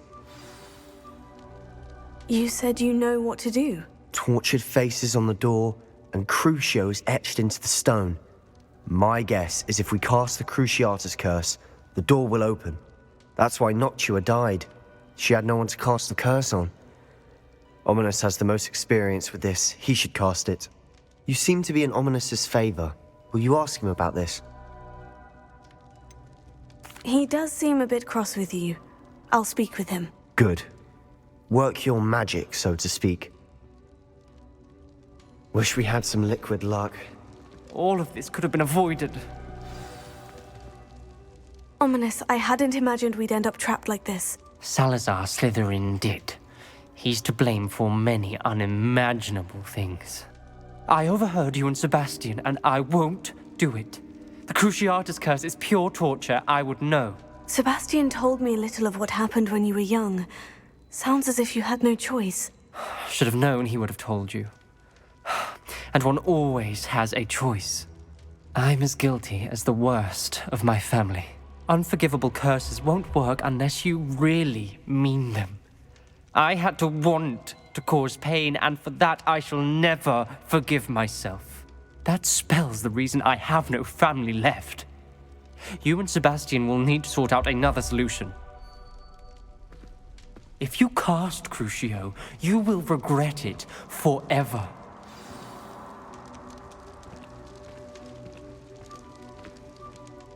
What do we do now? Ominis is not going to cast the Cruciatus Curse again. Ridiculous! As if dying in here is a better option than casting a damned spell. It's up to us. I can teach you Crucio, or I can cast it on you. Wait, you didn't say you knew how to cast Crucio? Because I'm not sure I do. Ominis knows that, yet he's left us no choice. I don't yearn to follow in Noctua Gaunt's footsteps. I think I can cast it if I have to. I don't want to learn the curse, but I can handle the pain. It's fine. Cast it on me. I shan't forget this. Ready? I'm ready.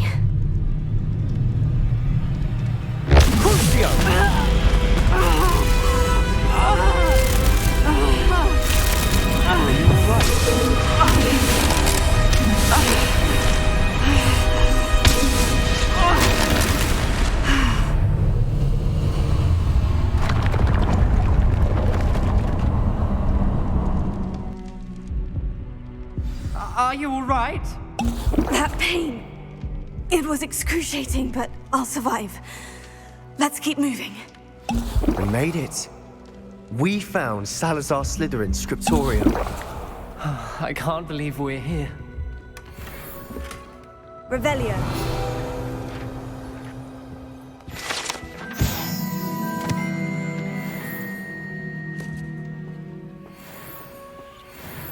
Sebastian, Ominis, there's a book just here. You found something. You two go ahead. Let me know what's in it. I'll wander around a bit. May I have a look?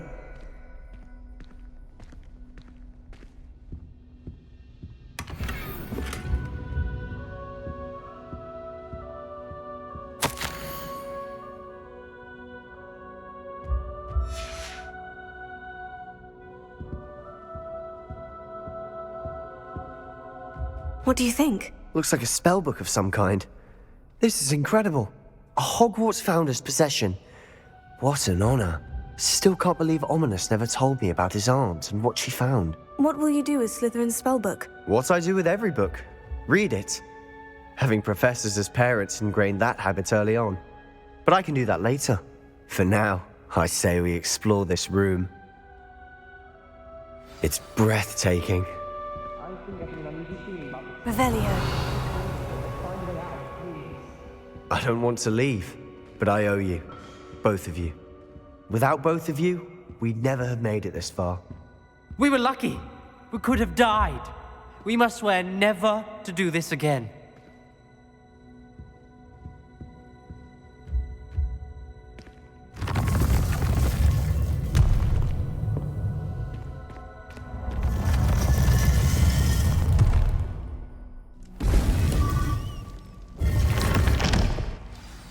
Ominis, about your aunt. Please, Sebastian. I meant what I said before. We swear, right now, never to engage in anything to do with dark magic again. Understood. I'm truly sorry about your aunt, Ominis. I suppose after all this, I am grateful to know what happened to her. Thank you.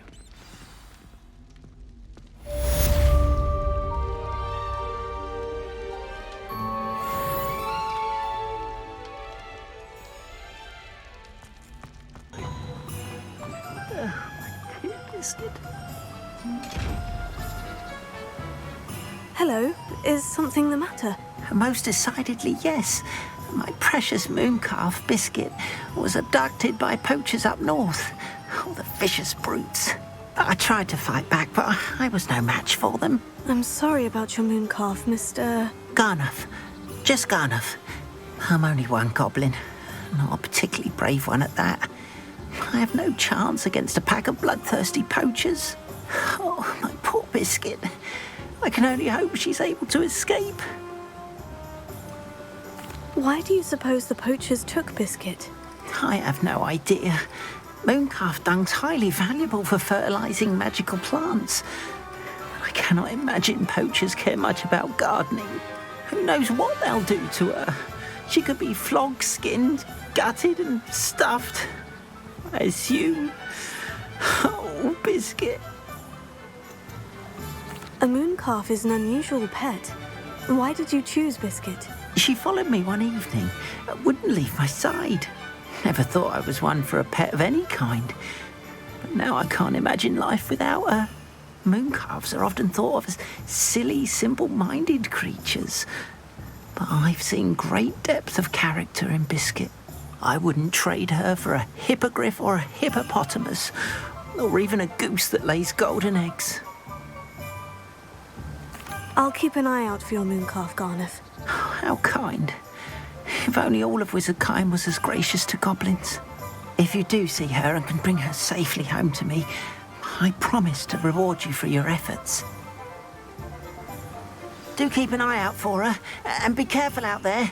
Poachers are an unscrupulous lot. I should try and rescue Garnuff's Mooncalf. Sounds as if I'd need to head north to find those poachers.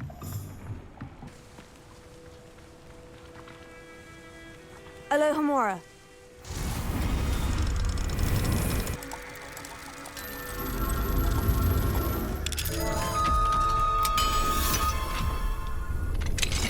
Now then, which one of you is Biscuit?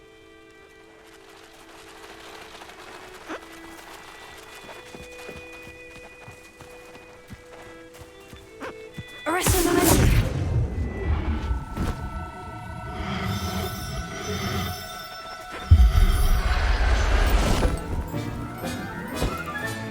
All right, Biscuit. Let's get you back to Garnuff, shall we?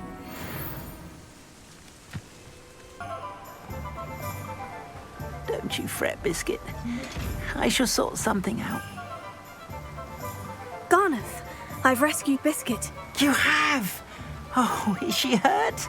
Or was she frightened? Are you all right? Biscuit is fine, as am I. I was able to rescue her without much incident. Oh, mercy. Where poachers are concerned, I tend to expect the worst. I cannot wait to get her home.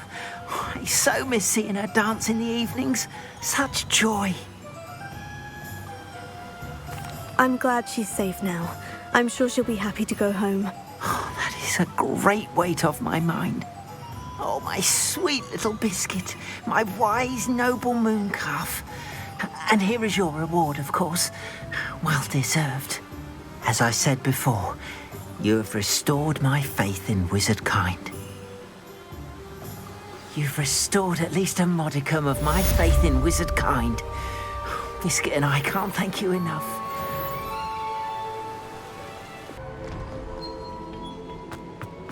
You would be wise not to underestimate this student.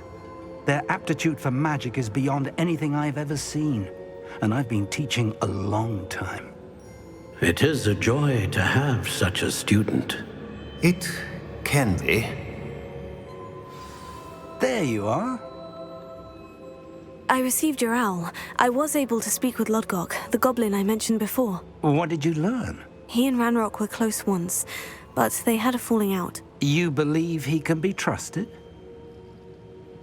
I believe he's trustworthy, yes. He seems sincere, and Serona Ryan trusts him. Very well. Supposing he can be trusted, will he help us get to Ranrock? I retrieved a stolen helm that he hopes to return to Ranrock in order to regain his confidence. You have been busy.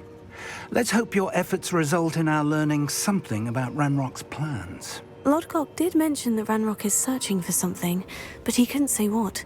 Perhaps that helm will yield some answers. Ranrock is searching for something. I feared as much. I've heard an unusual amount of activity, goblins and wizards, I surmise, when visiting my portrait at my castle. Rookwood Castle? My former residence, yes. That castle is also the location of your next trial. You didn't see anything? Speak with anyone? I did not. In fact, I did not make myself known. I only recently returned there and did not recognize nor trust anyone that I heard. I stayed out of sight so as not to tempt my portrait's destruction. I'm sorry to tell you that Victor Rookwood, evidently your descendant, is a dark wizard in league with Ranrock. My descendant? A dark wizard? I'm afraid we've no time to waste. Despite the obstacles that clearly await you, you must get to Rookwood Castle immediately. Not only is it the location of the next trial, it is home to a source of power that would be devastating in the wrong hands. I do wish we had the luxury of time. However, I do not doubt your abilities. Find my portrait there as soon as you can. Very well, sir. I'm on my way.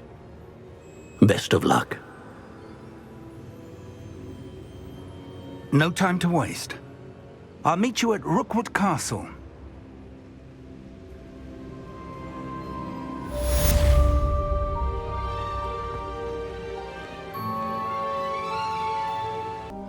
Over here!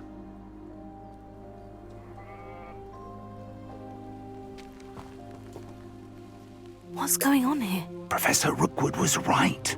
The place is crawling with Victor Rookwood's lot and Ranrock's loyalists. They're working together, all right, but it is not a friendly alliance. I'm sure you'll agree that we need to find a way in other than the front gate. Let's go.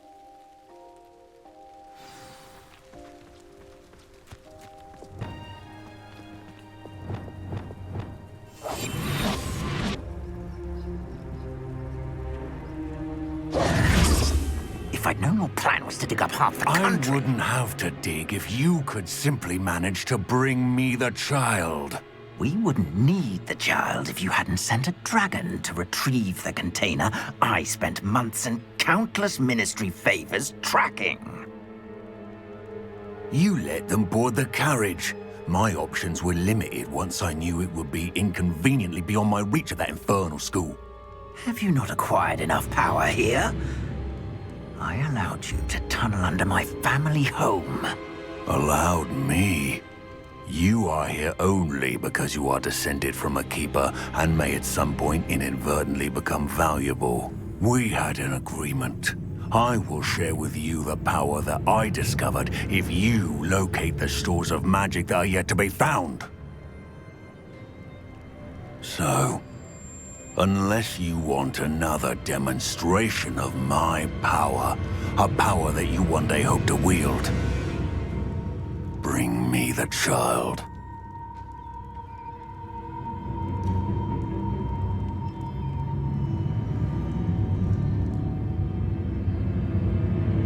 We already knew they were after you, but now we know they're digging for stores of magic. And Ranrock knows about the Keepers. Yes, I caught that too. Professor Rookwood said that you'd understand more once you complete the next trial. Let's get into that castle.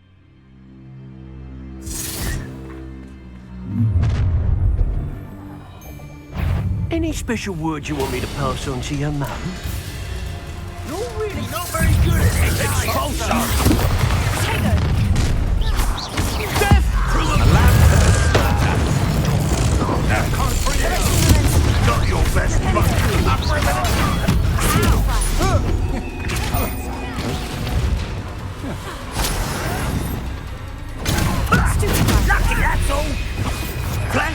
inspiration.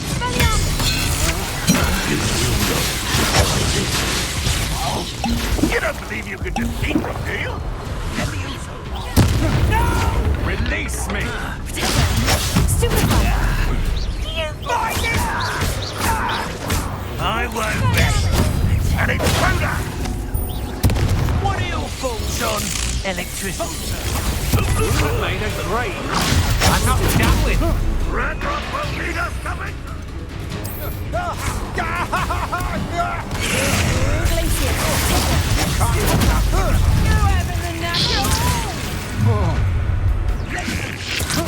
There's proper people, that is! Not go well! Oh, what so nice Won't get away with that. Come on, you afraid to fight back?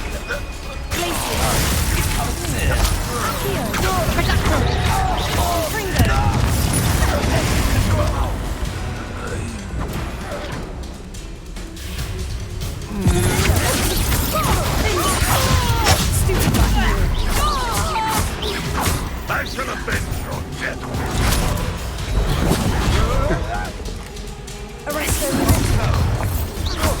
You're going to regret that.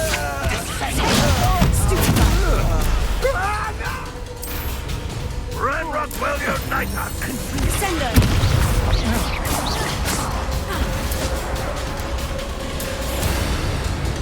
Let me use those.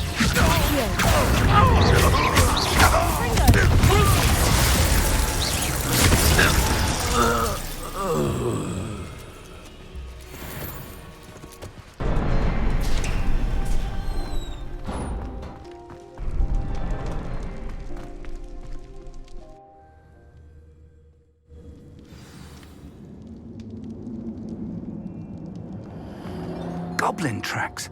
They're a step ahead of us. Let's see where they lead. Revelio.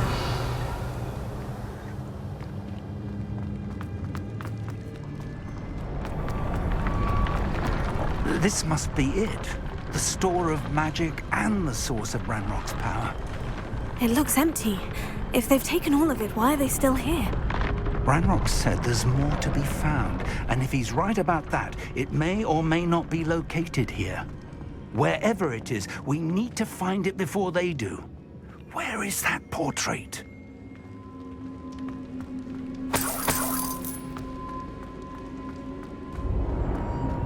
I heard something. I was hoping that was you. Professor Rookwood, the goblins and dark wizards who've overrun your castle are digging for stores of magic, and have broken open some sort of container. No! Things are more dire than I could have imagined. If, as you told Percival, a goblin in his vault was wielding a powerful magic, then they have somehow learned. It cannot be! And sir, they know you were a keeper. Ranrock used the term. This makes no sense. How did... We shall discuss this later. Right now, you must complete the next trial. Just tell me where I need to go. The power you stand to wield must first be fully understood. The trials will ensure that. Power without knowledge is dangerous indeed. In the wrong hands, we will simply have to outwit Ranrock and my unfortunate namesake. Very well, Professor. Tell me where I need to go. I shall reveal the path. Professor Fig must leave you now. Revelio.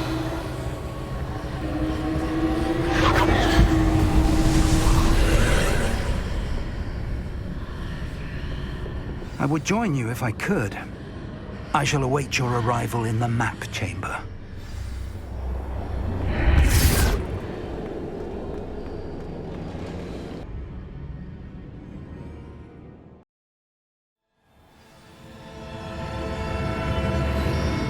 Revelio.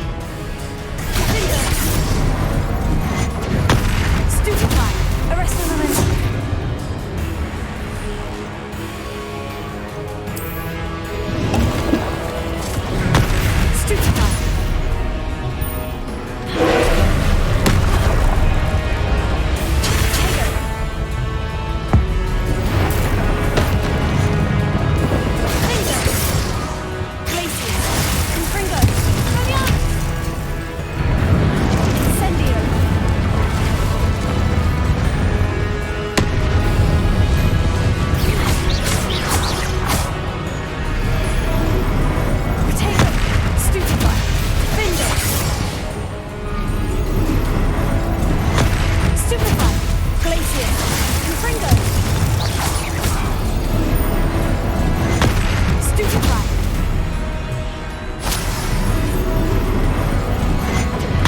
Stupefy! Confringo! Confringo!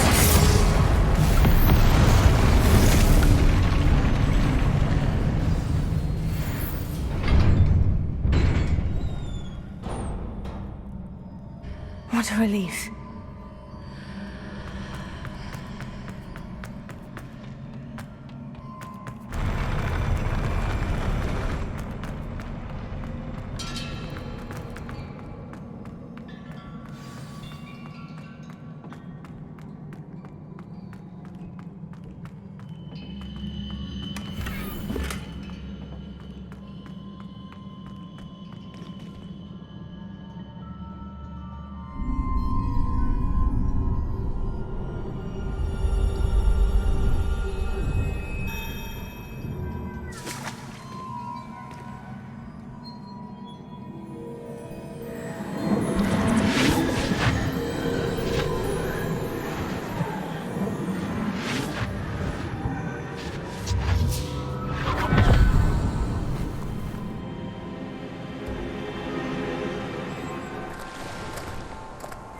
I must say I'm curious to hear of Isadore's travels.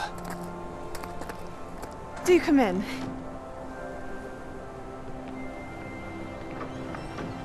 Please, have a seat.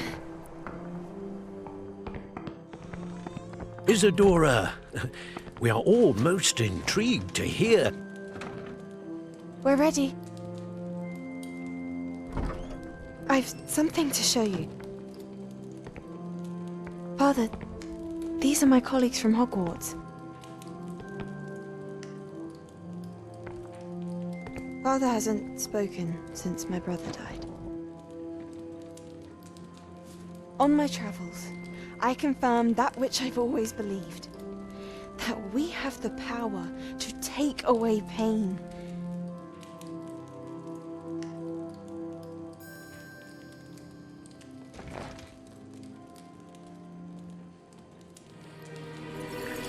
Isadora.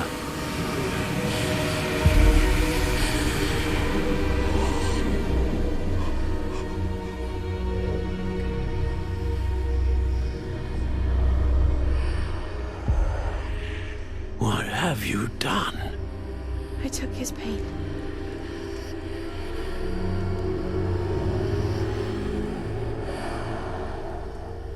This is uncharted magic, Isadora. You can only see what has been sealed in the jar, and we do not know what power that may hold. But the traces of that magic are different from what I've seen before. Thank you.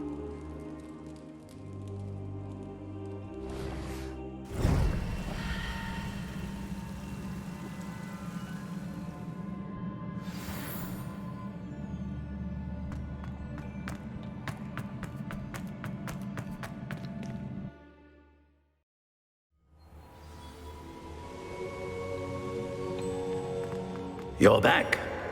And in one piece, no less. It is good to see you again. Professor Rookwood told me about what happened at Rookwood Castle. In light of the dire circumstances in which we find ourselves, it is most fortunate that someone so competent is following this path. Thank you, Professor.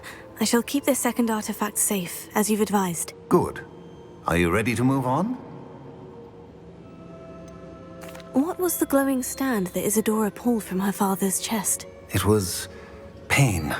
You will understand more about her actions as you complete the trials. I'm ready for whatever comes next. In that case, introductions are in order. Allow me to introduce former Hogwarts headmistress, Neve Fitzgerald.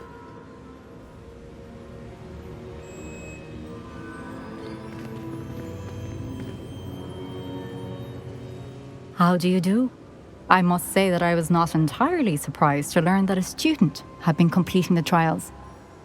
I've always believed Hogwarts students capable of anything they set their minds to. Thank you, Professor. It's a pleasure to meet you as well. I am certain that you are more than capable of completing my trial. However, I must first, how shall I say, prepare the location of your next trial. We trust your judgment, Professor Fitzgerald. You should know better than anyone how to manage the inconvenience of, well... A vainglorious and exasperating headmaster? Indeed I should. I shall confirm that everything is in order immediately. Of course. Professor Fitzgerald needs some time to clear the way forward. Until then, you should continue to hone your magic. If you learn more about Ranrock and Victor Rookwood's activities in the meantime, please let us know. Very well, Professor.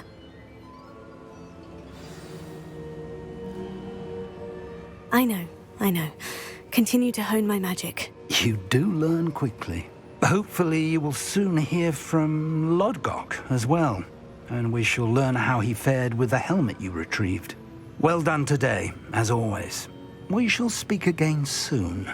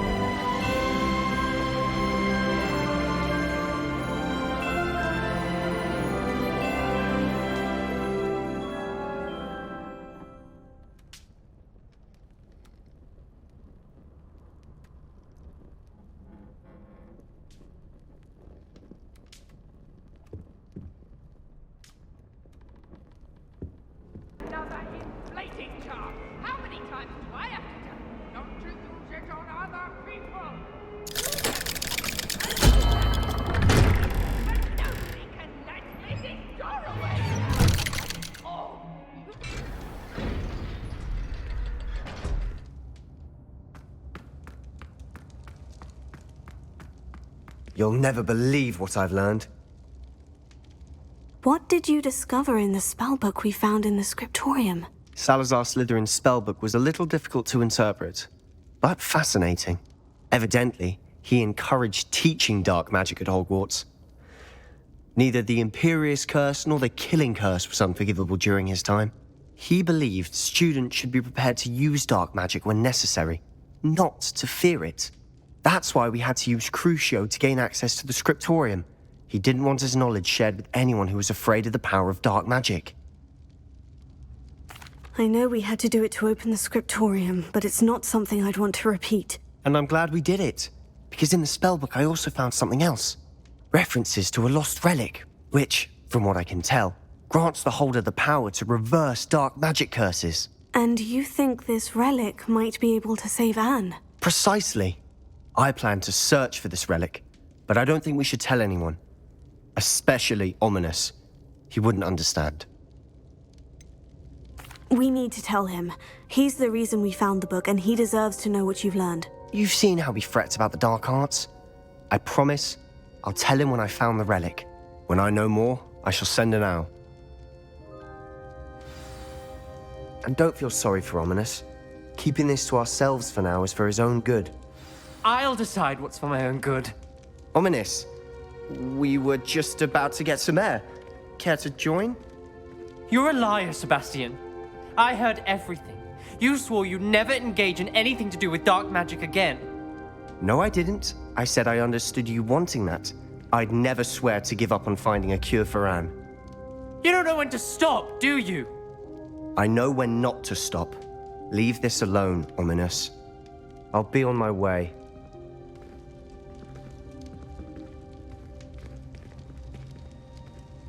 I am not letting this go.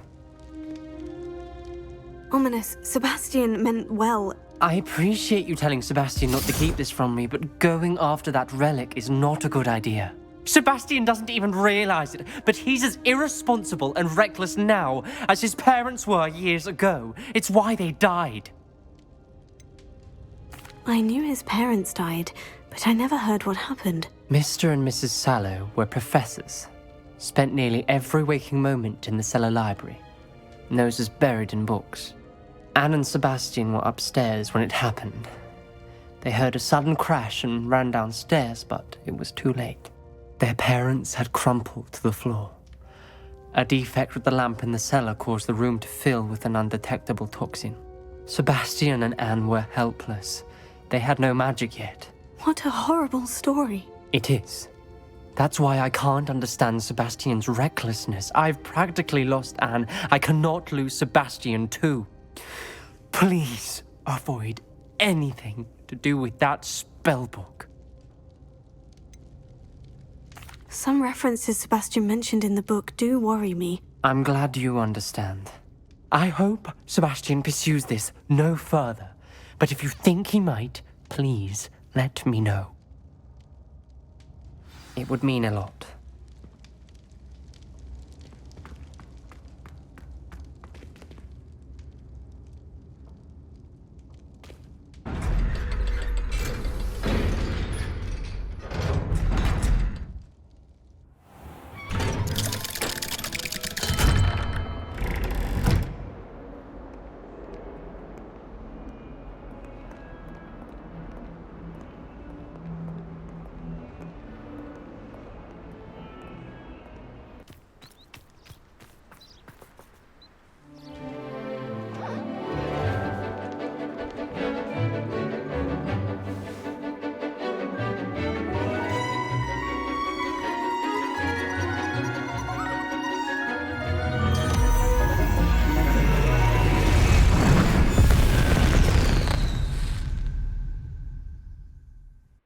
Excellent work today.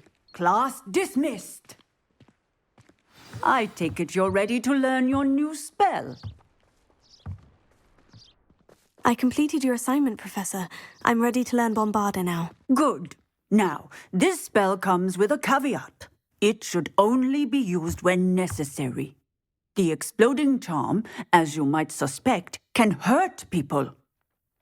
Use caution when casting it. I will, Professor. I will hold you to that promise. Now, you must be precise in your wand movements. We don't want you blowing your hand off. Go ahead. Nice and steady wand movements. Remember, the exploding charm is highly volatile.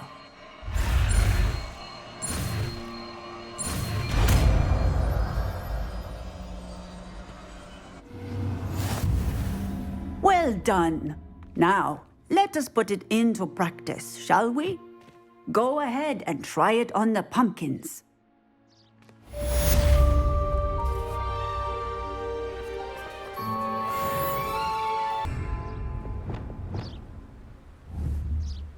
Bombarda! Excellent wand work. Cast the spell just like that every time. Assured and in control. Professor, might I have a moment? Yes. What is it?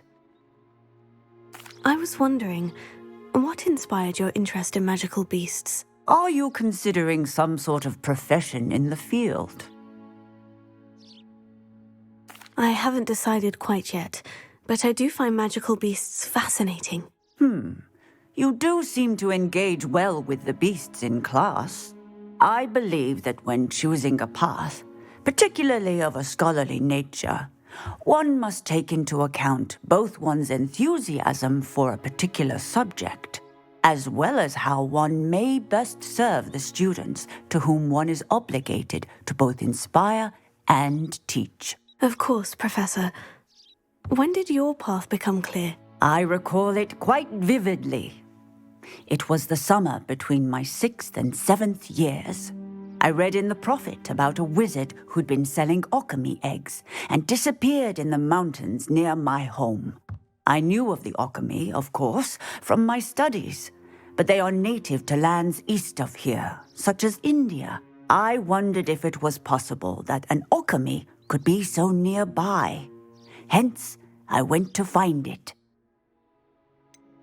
What type of beast is an alchemy? It is a spectacular beast. A feathered, winged serpent-like creature that can grow or shrink to fit a particular space.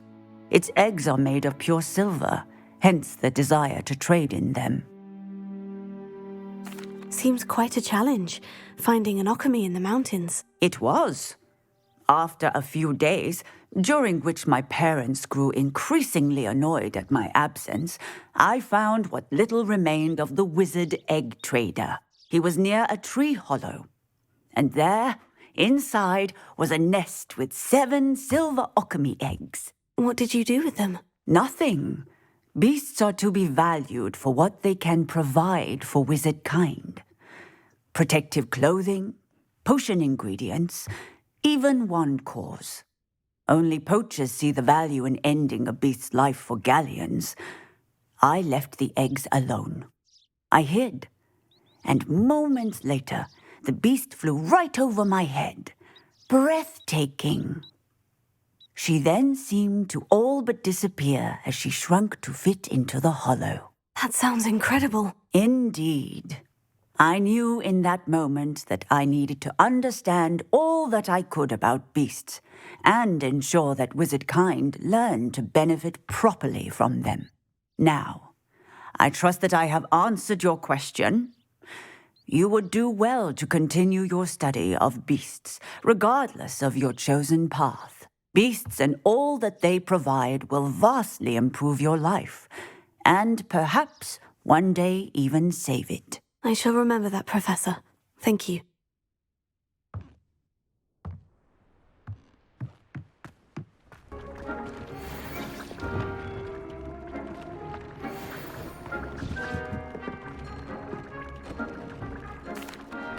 Hello, Deek. You wanted to talk to me? Indeed. Deek thought you might want to learn how to build a breeding pen so that you can breed beasts. That sounds a very good idea. Rescuing and breeding beasts go hand in hand. Young beasts are particularly vulnerable to poachers. Breeding beasts here in the room will allow us to keep the younger ones safe. I see. And what do I need to do? First, bring a pair of beasts to the room. 1 male, 1 female. Deek suggests rescuing thestrals, as they're at great risk from poachers. Noble creatures, but their relationship with death gives them a bad reputation. They're prized by poachers for their tail hairs. I've seen thestrals before, but where would I find a pair of them nearby? Deek has seen some wild thestrals not too far from the Hogwarts grounds. Then you'll need to purchase a spellcraft for the pen from tomes and scrolls and gather the materials it requires. Once you've rescued the thestrals and you have the spellcraft, you come and find Deek.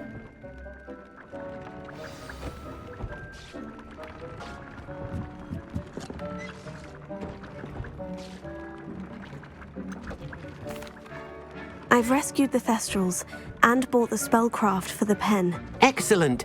Now, to breed your thestrals, simply release them into the same vivarium in which you conjure the pen.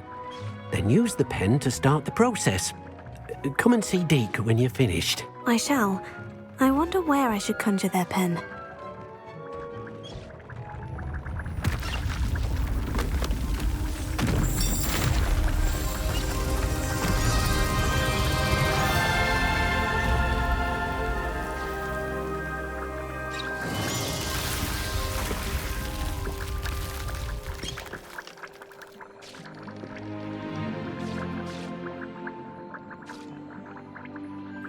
Deek never grows tired of the room's surprises. We now have the perfect place for those thestrals. Please let Deek know once you've bred them.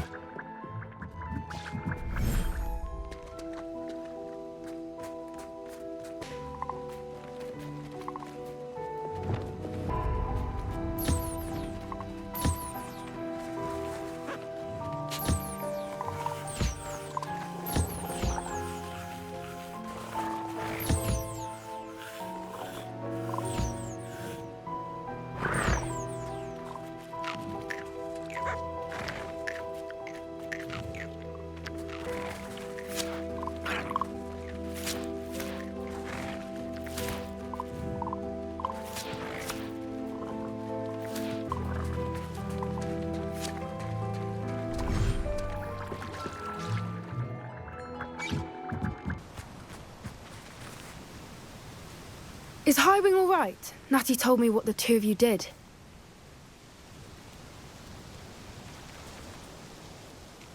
Wing's fine. I'm keeping an eye on her. She's safe, Poppy, I promise. Good. Whatever the poachers are up to, I want Highwing far from it. You said you had news about the poachers, and that some of it had to do with me. It did. I overheard them talking in the Hogshead, and did you know that they have orders from Victor Rookwood to capture you on sight?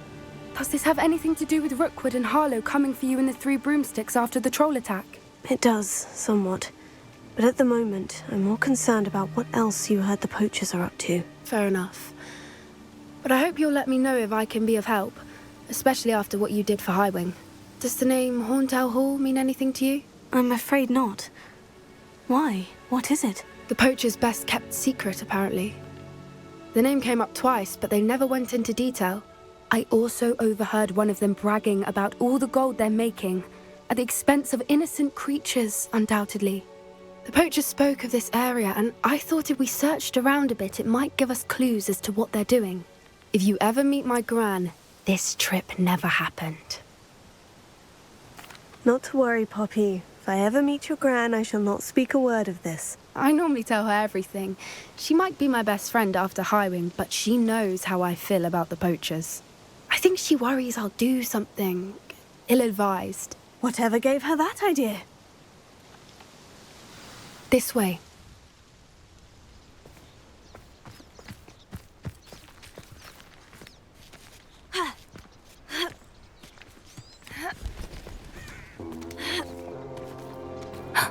A centaur. Tread carefully.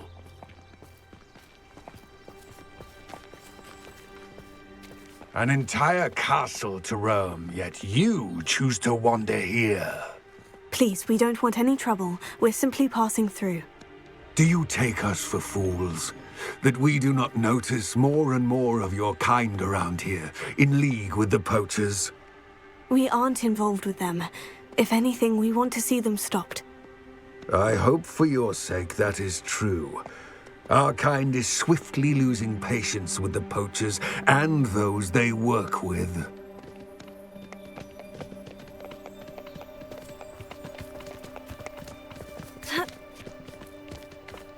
He was certainly a charmer. That could have gone worse. Centaurs aren't exactly fans of wizard kind, and the poachers aren't helping matters. But why would he think that we had anything to do with poachers? I did notice the poachers talking with a few villagers in Hogsmeade. I'm not sure why. Perhaps that's why the Centaurs are suspicious.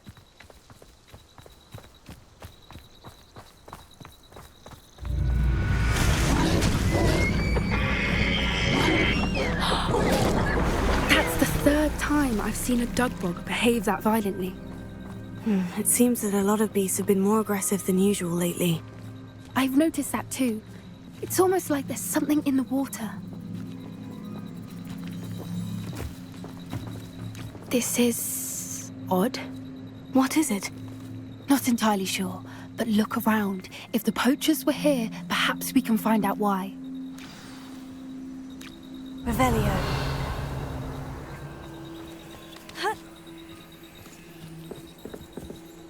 Why wouldn't they take their cages with them when they left?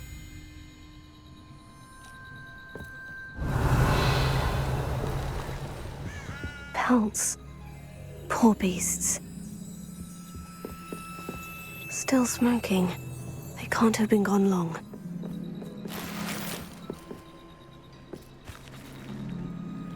Revelio. This is goblin metal. Seems out of place in a poacher camp. I should tell Poppy about it. Anything interesting? Poachers were here, all sorts of evidence. But I found something else. It's goblin-made. I found goblin armor. Let's keep searching, but carefully. Merlin only knows what's going on here. I don't have a good feeling about this. How do goblin and poacher interests align? Look, down there. Definitely poachers. No creatures, though. So what are they doing out here? Let's take a closer look. They won't be happy to see us. Should we use disillusionment? Or perhaps a less discreet approach? Hard to say from up here.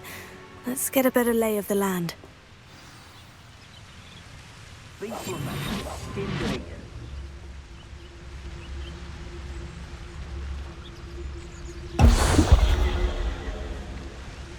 I dream of making a better world.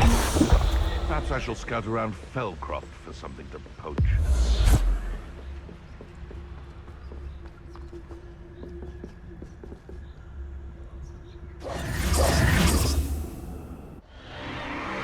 What in Merlin's name? Are those dragons?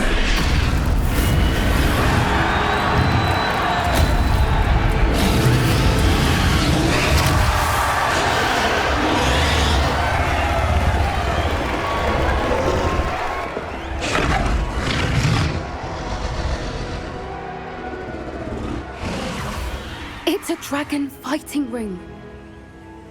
This is Hauntel Hall. The name makes sense now. And the secrecy.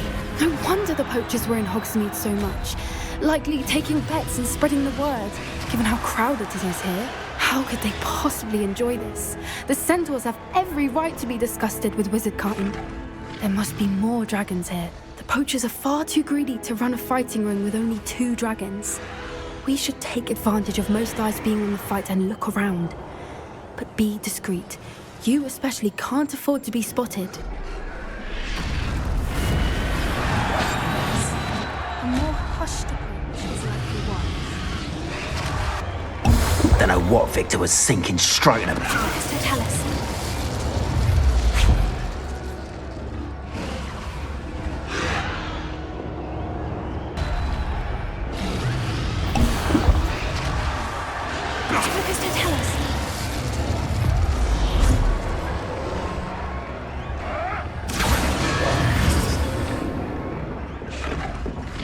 Did you hear those goblins? Ranrock and the poachers must be working together. Poppy, something's going on behind you. What's going on down there?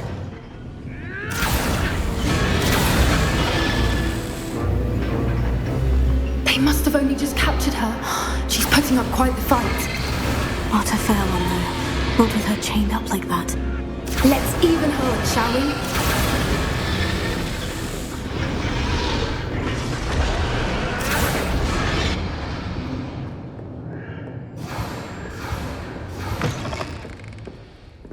Look, they've got a dragon egg. Hebridean from the looks of it. We can't leave it here, not with the plans they likely have for it.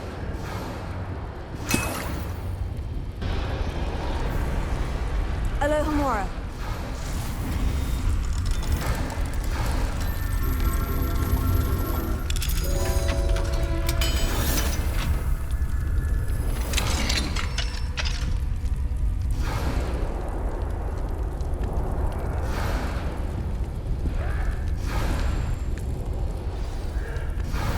All right, I have the egg. Ready. The element of surprise will only buy us a few seconds. Let's make them count.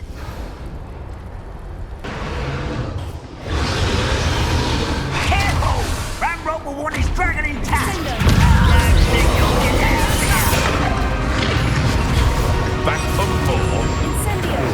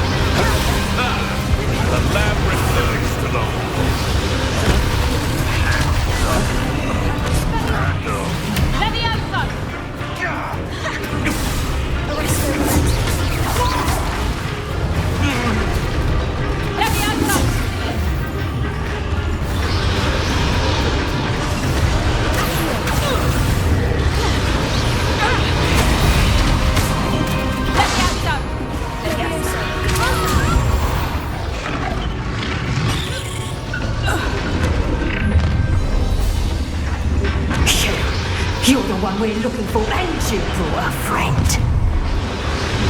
Careful not to get...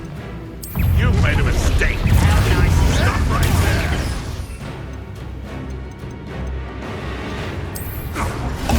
Back to the dirt. I'll send you around like a pennyweight. Stupid lad. Up ribbon and die, Never mind, vegetables.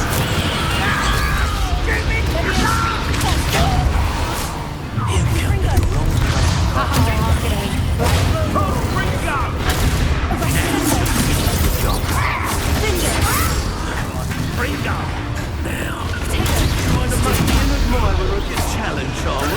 Overgrown trees. Pathetic. Oh, I hate these things. Expelliarmus! How really? It's sitting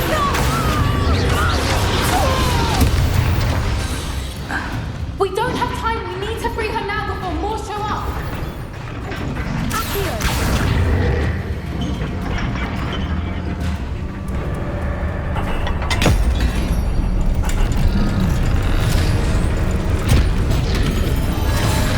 This may have been a bad idea. I suppose we'll find out.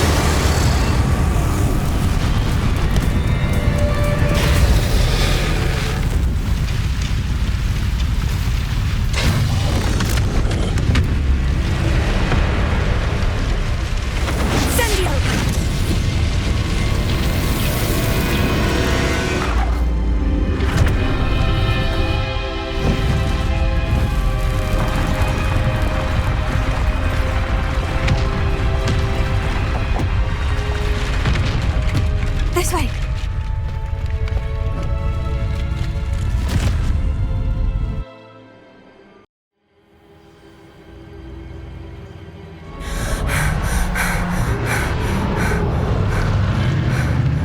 That was a Hebridean black. I'm guessing the egg we have belongs to that dragon.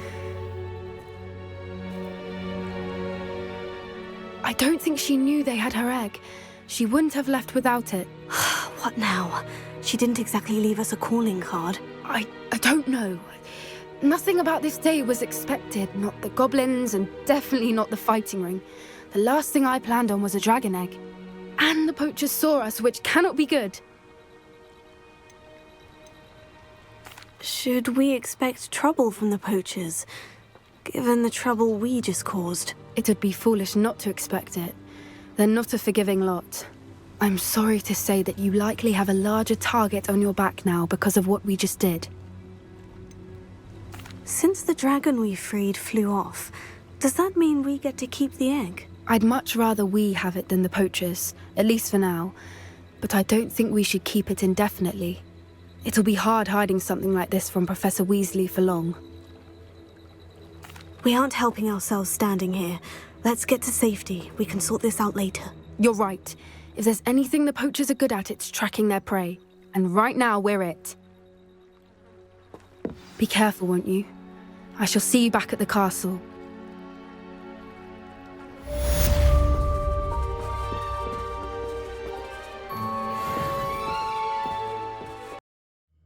That book Professor Weasley asked me to find should be around here somewhere. Revelio. Looking for the book Intermediate Transfiguration.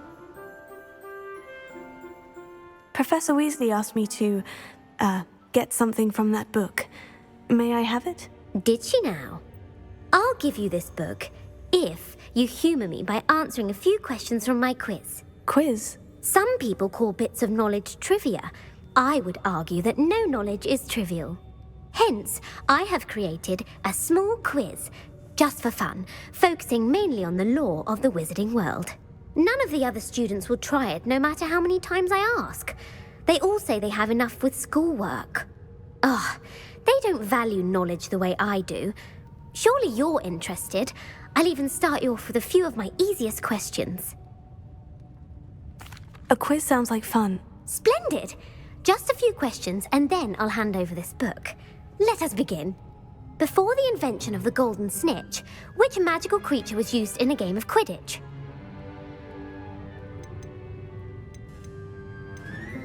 The golden Snidget. Correct!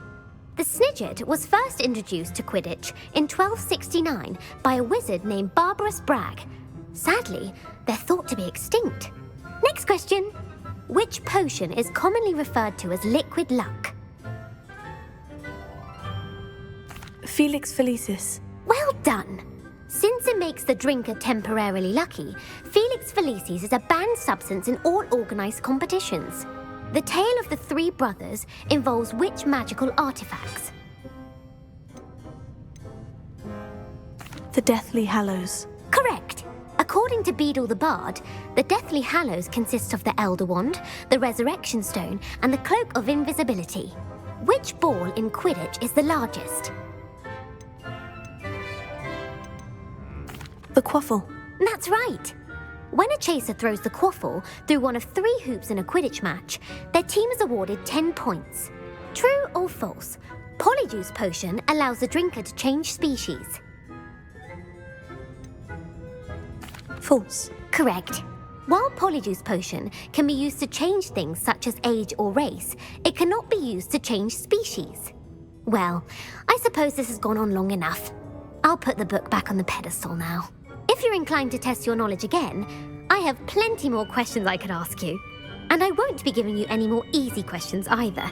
The next ones will be more difficult. I don't have time for a quiz at the moment. Let me know if you change your mind.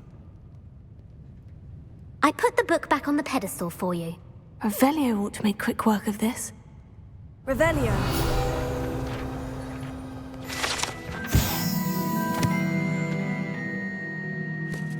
Professor Weasley's tasks are complete. I should attend Transfiguration.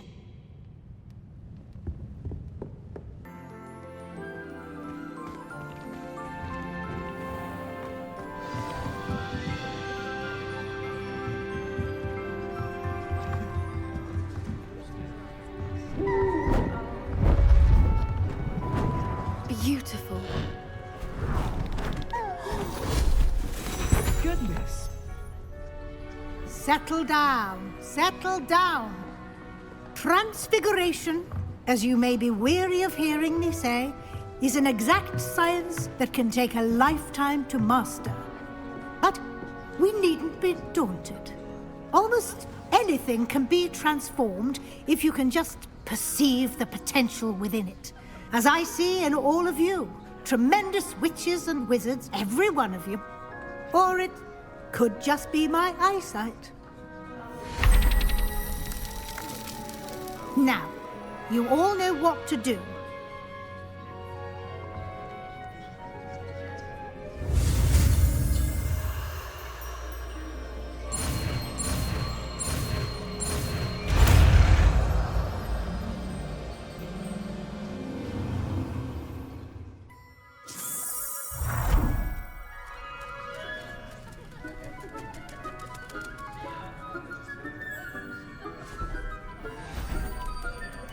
Beautifully done.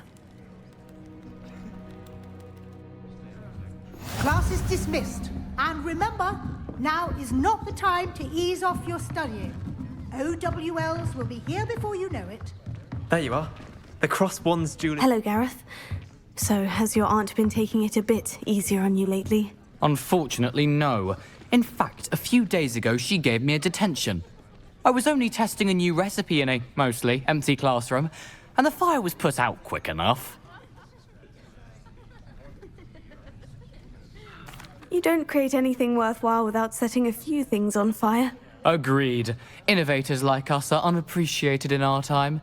Can't let the doubters sway me. When they taste my latest brew, they'll forget their criticisms and the fires. It'll be bigger than butterbeer.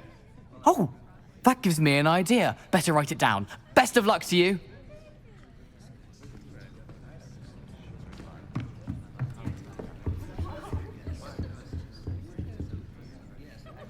You wanted to discuss my progress so far this term, Professor. I did. You seem to have had no trouble in getting up to speed, and frankly, excelling in your schoolwork this year. Thank you, Professor. The extra assignments have been helpful. As I suspected they would be. Now, it seems you've been making good use of the opportunities presented by your field guide. Of course, the guide isn't the only measure of success. Deek tells me you captured a unicorn and brought it back to the Room of Requirement. Protecting so rare a beast is an accomplishment of which you can be quite proud. Thank you, Professor. I will say I'm especially impressed with all you've accomplished in light of the rumors of your extracurricular activities. Was your visit to an ex-aura in Upper Hogsfield connected in any way to Professor Fig? I can't begin to imagine what that was about. Professor Fig has encouraged me to explore when I can, in an effort to complete my field guide. I see. I admire your penchant for learning, but do remember that your classwork and field guide are designed to educate you thoroughly. It'll be the end of the year in no time, and you'll want to be well prepared for your OWLs. I'll provide a final assessment at that time to ensure that you're ready for your exams. Until then, well done. You are dismissed. If you wish to practice the spell you just learned, the training dummy is available.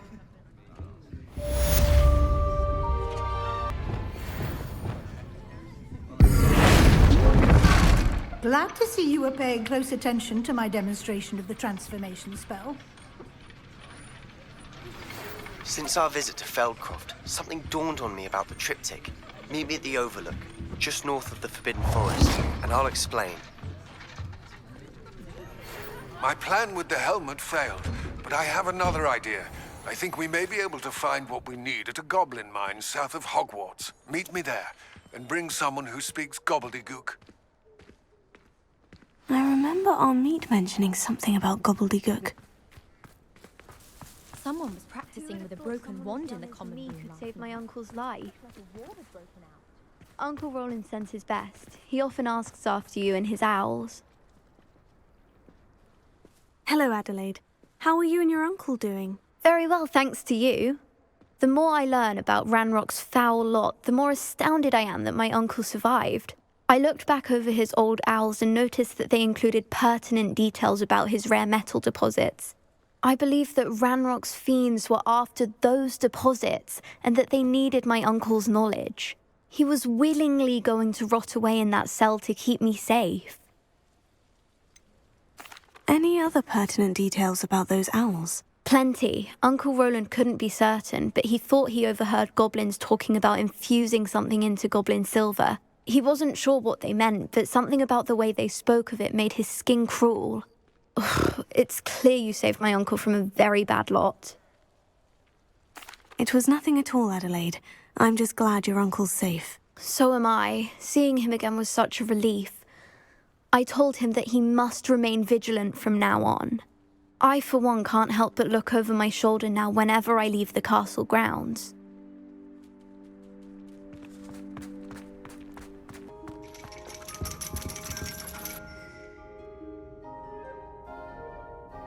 So frustrating.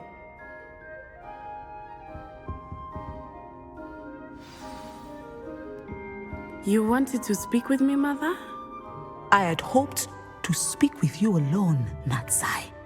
Your message mentioned your concern about an unusual creature that was spotted in the woods near Hogsmeade. That could have been anything. You know what it was, Natsai. I am allowed to leave the castle. I am always careful, Mother. Careful? Officer Singer disagrees. She sent me an owl telling me that you have been trying to collect evidence of some kind against dark wizards. She berated me for not keeping a closer eye on you, and she is right. I do not want you visiting Hogsmeade for the near future. But Mother! My little gazelle, you are well-intentioned, but you must not meddle in the affairs of dangerous people. If someone had meddled in Matabeleland, Father would still be with us. I must get to class. Perhaps your friend can get you to listen to reason. So frustrating. She never listens to me. She called you her little gazelle. Is that a term of endearment where you're from? It is specific to me. I am the unusual creature in Hogsmeade she mentioned. Self-transfiguration is not taught at Hogwarts, so I am gently discouraged from practicing it. However, I am an animagus, and it is in my gazelle form that I have been able to wander the Highlands rather freely until now, much to my mother's chagrin. That is how I managed to spy on Rookwood and Harlow. Were you born an animagus, or did you learn to become one? Animagi are not born. The process is quite elaborate. It involves holding a mandrake leaf in one's mouth for an entire month, then placing the leaf in a crystal phial so that it is imbued with moonlight, then adding one of your own hairs. And that is just the beginning. Self-transfiguration is common among students at Wagadu, but Professor Weasley considers it much too dangerous to teach at Hogwarts. How does it feel to transform into an animal? Well, the first time, it can be a bit unnerving. I felt a kind of searing pain and a strong double heartbeat. But it gets easier the more you do it. I no longer feel any pain, and I must say, I find a sense of comfort in the double heartbeat. And I love being able to view the world from a different perspective. Can you choose what form your animagus will take? Oh no, a person's animagus form is determined by their personality. My mother is convinced that my form is a gazelle because I adapt well to any situation. I believe it is because I can sense danger and keep my wits about me. Now the nickname makes sense. What an extraordinary ability to have. It is.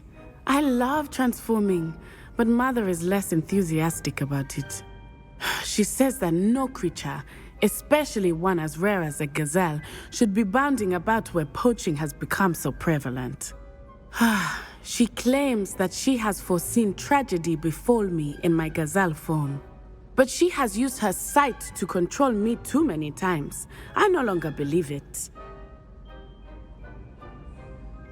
She's concerned for your safety. It may be best for you to stay away from Hogsmeade for now. That may be safe, but I do not believe that it would be best. Do you?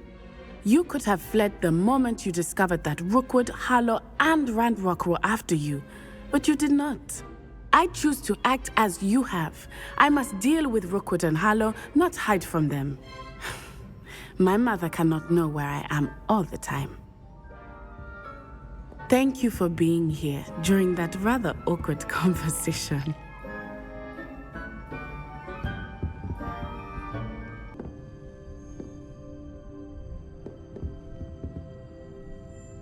Professor, could you tell me how you and Natty ended up at Hogwarts? I can. That is an easy question. We are here because of Professor Weasley. You knew Professor Weasley when you were in Uganda? I knew of Professor Weasley. As you may or may not be aware, Professor Weasley's work once took her around the globe. Without providing detail that is not mine to share, I can say that she was well known in our wizarding community for, well, sharing magical knowledge between countries. Professor Weasley seems quite knowledgeable, so I'm not surprised to hear that she'd do that sort of thing. Indeed. Although I suspect there is much about each of your professors that would surprise and impress you. Such exchanges of information, ministry sanctioned or not, have occurred for centuries. It was an African sorcerer, in fact, who shared the unlocking charm with a certain wizard from London. A thief, rather unfortunately. I see. But, back to your original question. Professor Weasley had heard of my work and life in Matabeleland and my time teaching at Wagadu. She was deputy headmistress at Hogwarts by then, and when the position of divination professor became available, she contacted me. Her timing was perfect.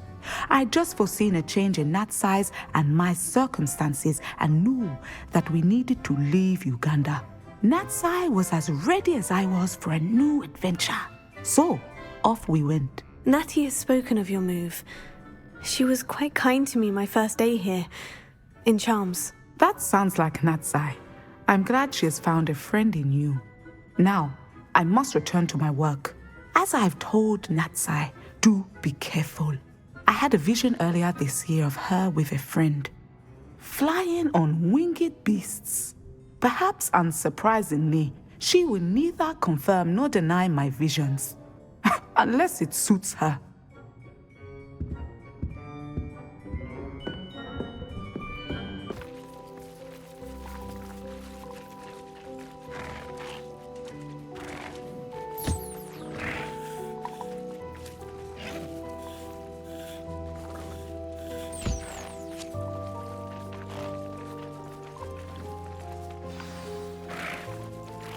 I should let Deek know about the newborn Thestral.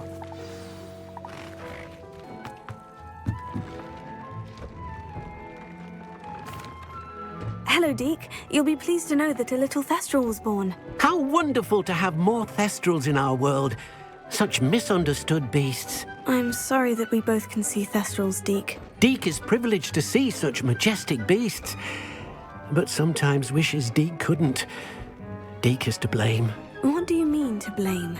Years ago, Deek's master ordered Deek to help him capture a phoenix, the rarest of all beasts, that master had spotted high on a cliff. The phoenix was the most beautiful beast Deek had ever seen. Deek begged master to leave her be. When Deek hesitated to climb up the cliff as ordered, Deek had to punish himself. As Deek punished himself, master grew angrier and angrier, and in his frustration cast at the regal bird. Deek suspects the phoenix was protecting eggs when it swooped down in fear and fury. Before Deek could reach him, master fell from the cliff. Deek stayed on that cliffside for days, punishing himself, before Tobbs found him. What a horrible tale, Deek. I'm so sorry. Deek has only told Professor Weasley that story, and now yourself. Deek often wonders what became of that phoenix. Deek feels fortunate to be at Hogwarts now, helping you rescue beasts. Perhaps Deek can make amends for what came before.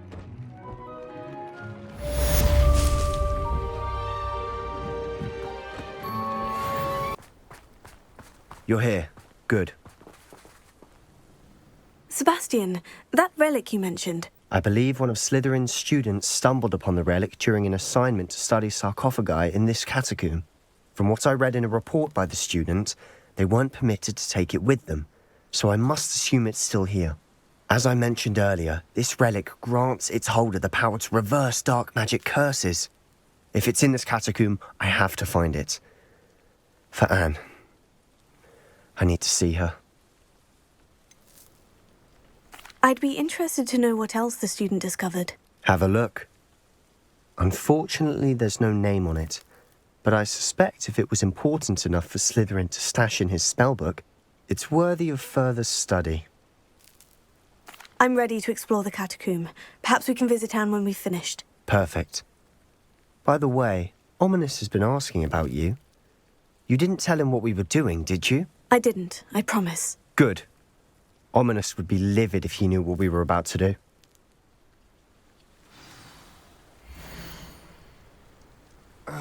I'll be interested to compare what lies inside to what I've read about this catacomb.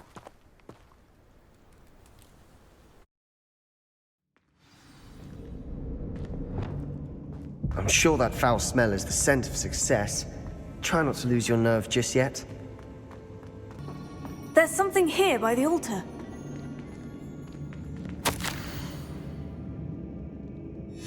What did you find? Looks like part of a student's diary. It mentions plans to return for the relic and conjuring barricades using bones. Of course. The student's summary referenced a space beyond the Great Room, which means this can't be a dead end. Let's divide and conquer. You work on sorting out the bone barricades, I'll look around and see what we missed. Hold on to that diary entry. There may be more to it. It does mention something else. It says their next assignment was learning the Imperious Curse. Really? Interesting. We need to focus on moving beyond this room. But let me think for a moment. Do you think the pages were left here on purpose? Slytherin mentioned a student who excelled in charms and always carried a satchel stuffed full of notes. They might have been left on purpose, or the student may have simply dropped them. Of course. I'll start to search for those barricades. Brilliant. There's more to this than even I imagined. Look, bones stacked oddly on either side of this archway. Leave no stone unturned. Or, in this case, no bone. Accio! We're in a tomb. I assume eerie sounds come with the territory.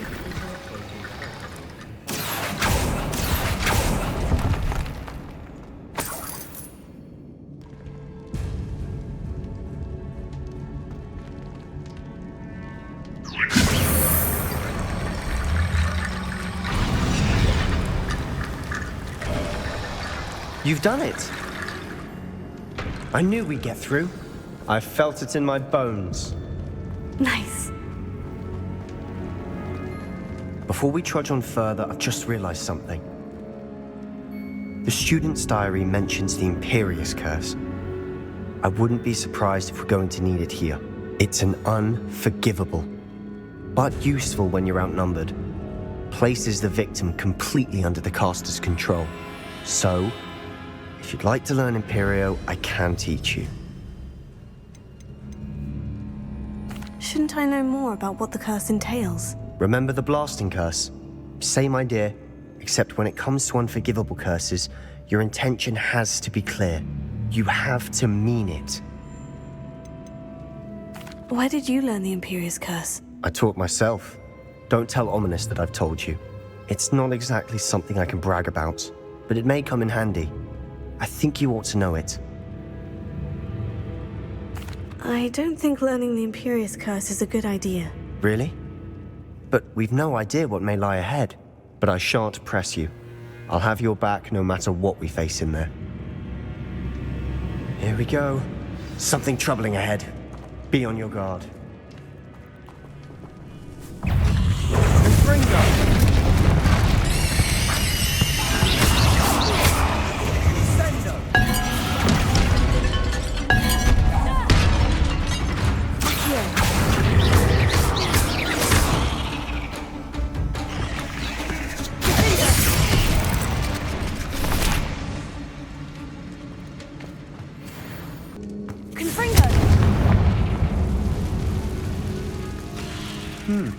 This looks different than what we faced before. Now we're also dealing with runes in.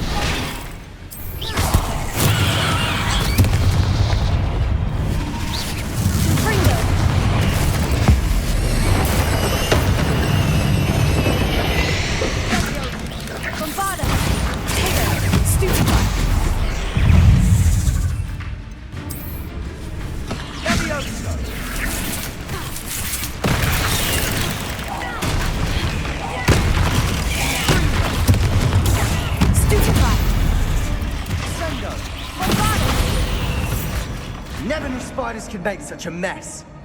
Bit dramatic, isn't it? I see why Slytherin's student was so entranced with this place.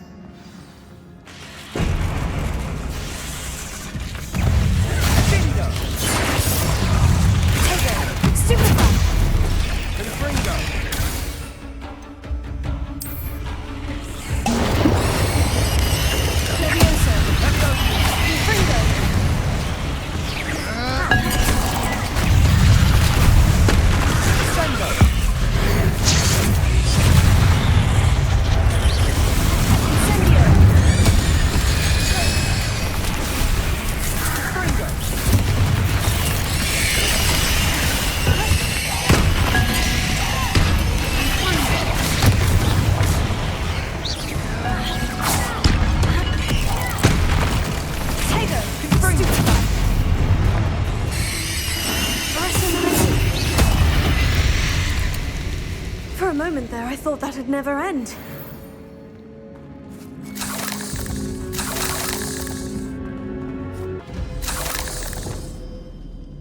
Confringo!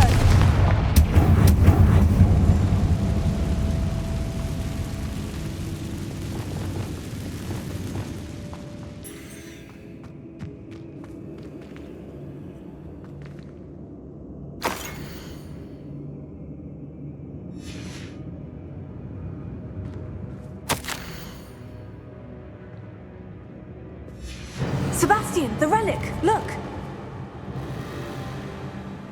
Could it be? The note and rendition of the relic. It matches. This must be where the student left the relic. I can't believe it. After all this, it lines up.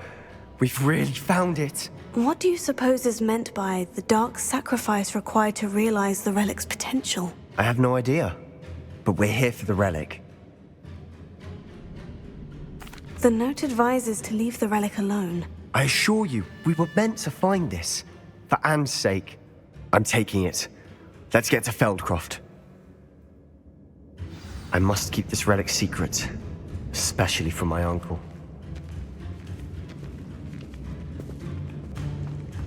Is that ominous?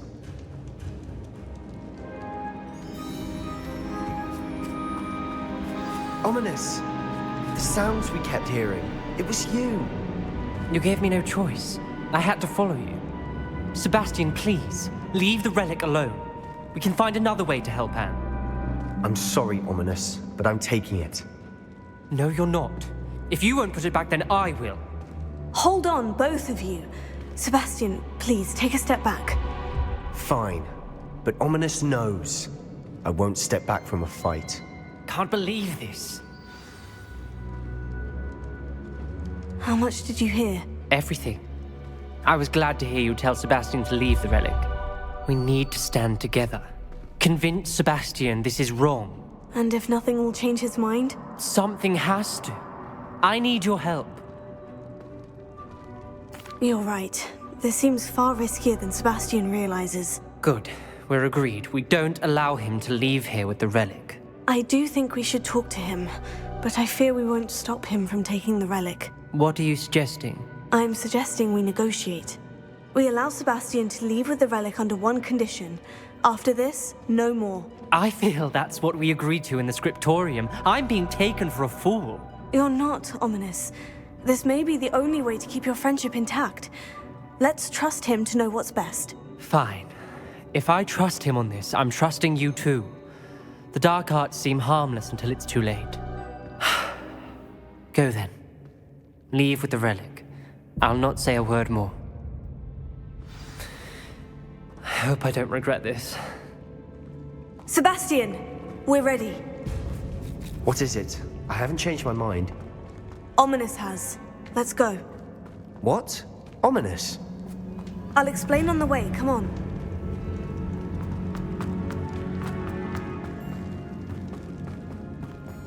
Well, what happened back there? Ominous and I found a compromise. Ominous simply needs a moment with you and he'll change his mind. Is that it? I told him we ought to give you this chance, that the relic is too important to ignore. There has to be more to it than that. Tell me. We agreed on what was needed, Sebastian. You have my word.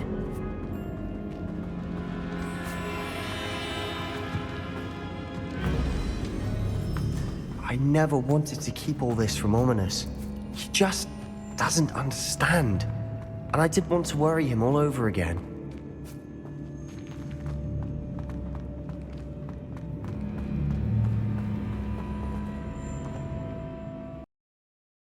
As we were leaving, Ominous wouldn't even acknowledge me. That's not like him. He was troubled, Sebastian. Even though we agreed to it all, it's been a lot to take in. I thought he understood. He knew we couldn't give up. All of this is too important. For Anne. When we get to Feldcroft, I'd rather Anne not know what had to be done to get this relic. She thinks like Ominous. It'd only upset her. I have a brother who works at Gringotts, the honest their school days. Oh no, this isn't good. What is it? Smoke, over there, by the hamlet.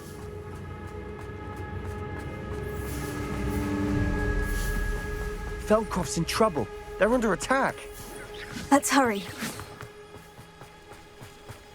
You won't stop me.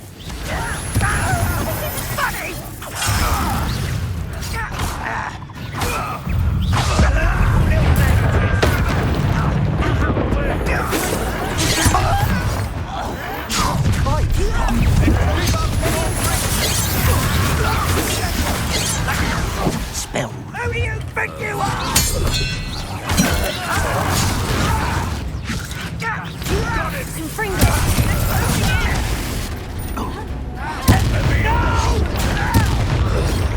We're here. Sebastian! Be careful! Mind! Confringo! We've got them. They'll retreat. We'll make them retreat. Arrogant child!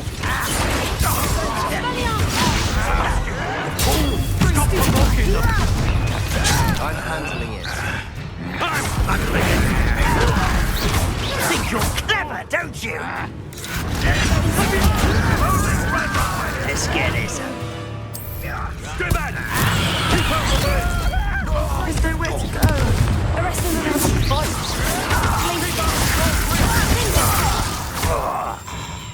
Uncle! To the right here! They're closing in! Expelliarmus! Expulso! Confringo!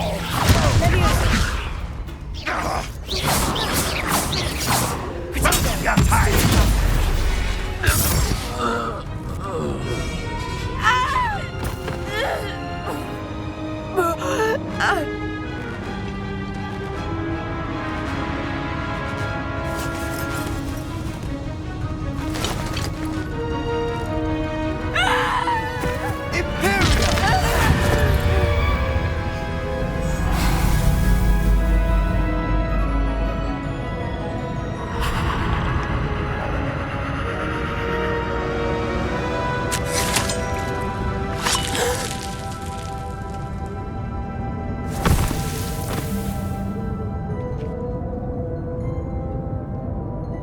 Boy!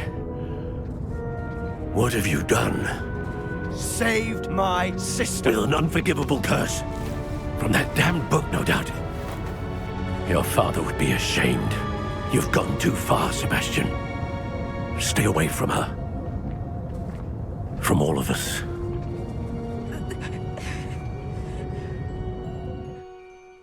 What did my uncle expect me to do? The Imperious Curse saved Anne's life. That goblin was going to kill her. There was little time to react, but it was an unforgivable curse. I acted in the moment. That's all. I shall make my uncle see reason. He cannot banish me from my own home, from my sister. It might be best to let him calm down a while. May I speak to him? Perhaps I can help to ease the tension a bit. You may be right.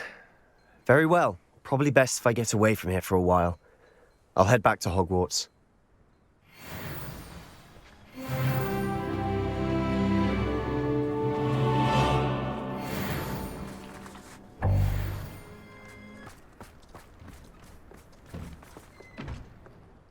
Pardon me, Mr. Sallow? What Sebastian did was inexcusable. You cannot possibly be about to defend him.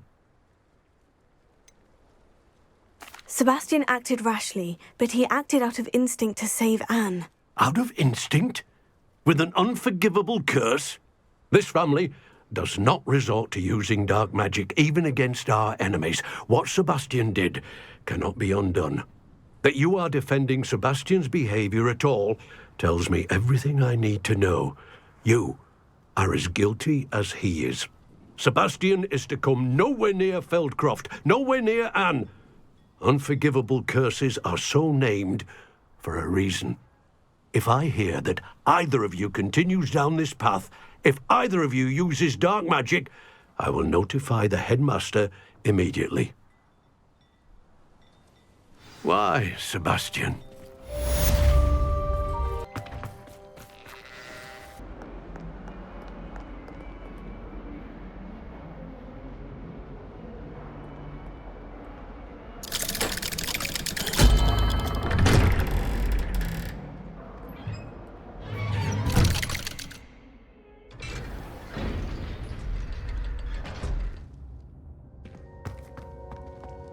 Did you speak with my uncle? I wish I had better news about your uncle and Anne. Well, what did he say? I'm afraid he wants you nowhere near Feldcroft, nor Anne. I had to stop that goblin from killing my sister. He had no right to banish me from my own twin.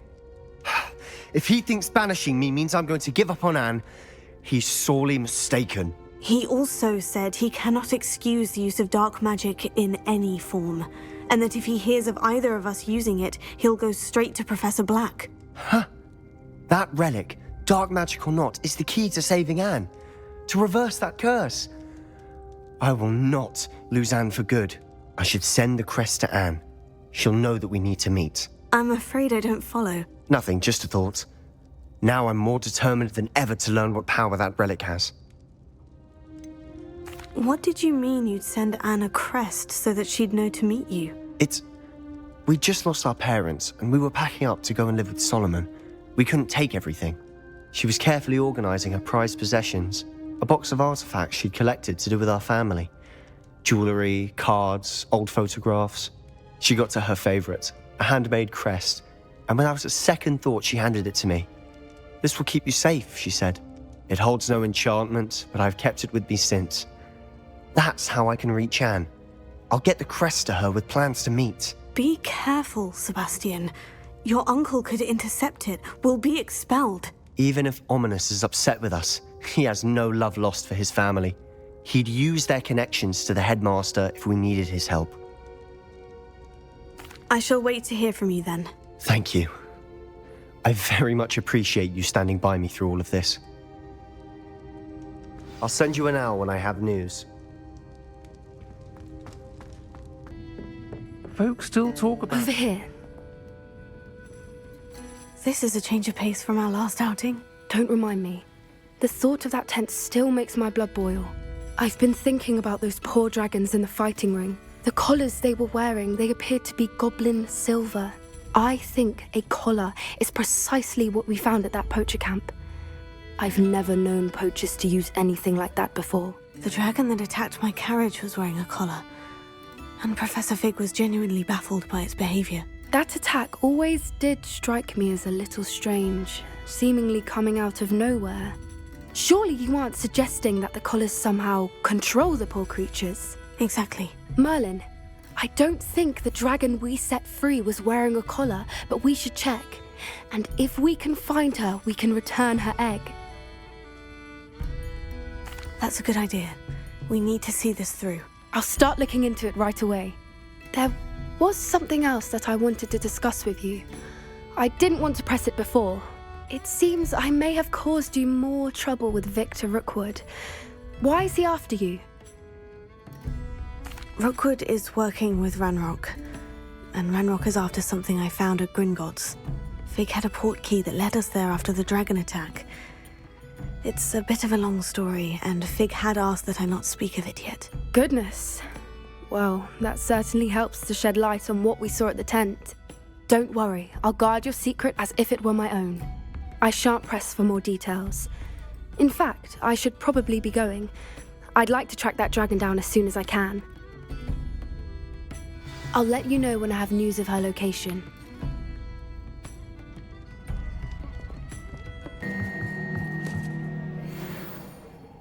Hello, Amit. Do I recall you saying that you speak gobbledygook? I did. I do. Speak it.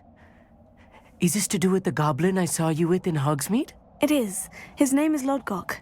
We could use your help with something. He's waiting for me near a goblin mine. Would you be willing to help? Of course. How exciting.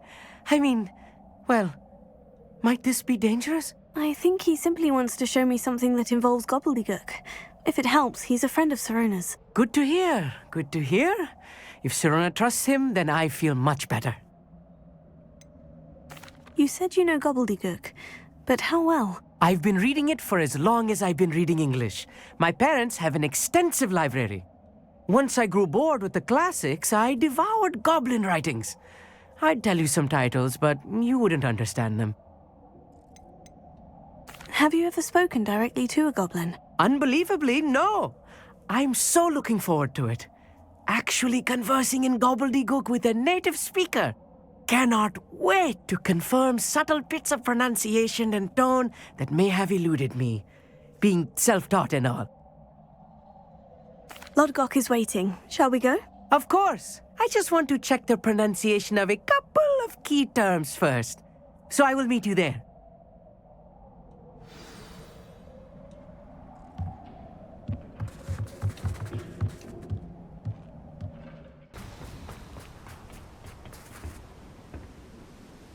A friend who speaks gobbledygook is meeting us. Before he arrives, perhaps you could tell me why we're here.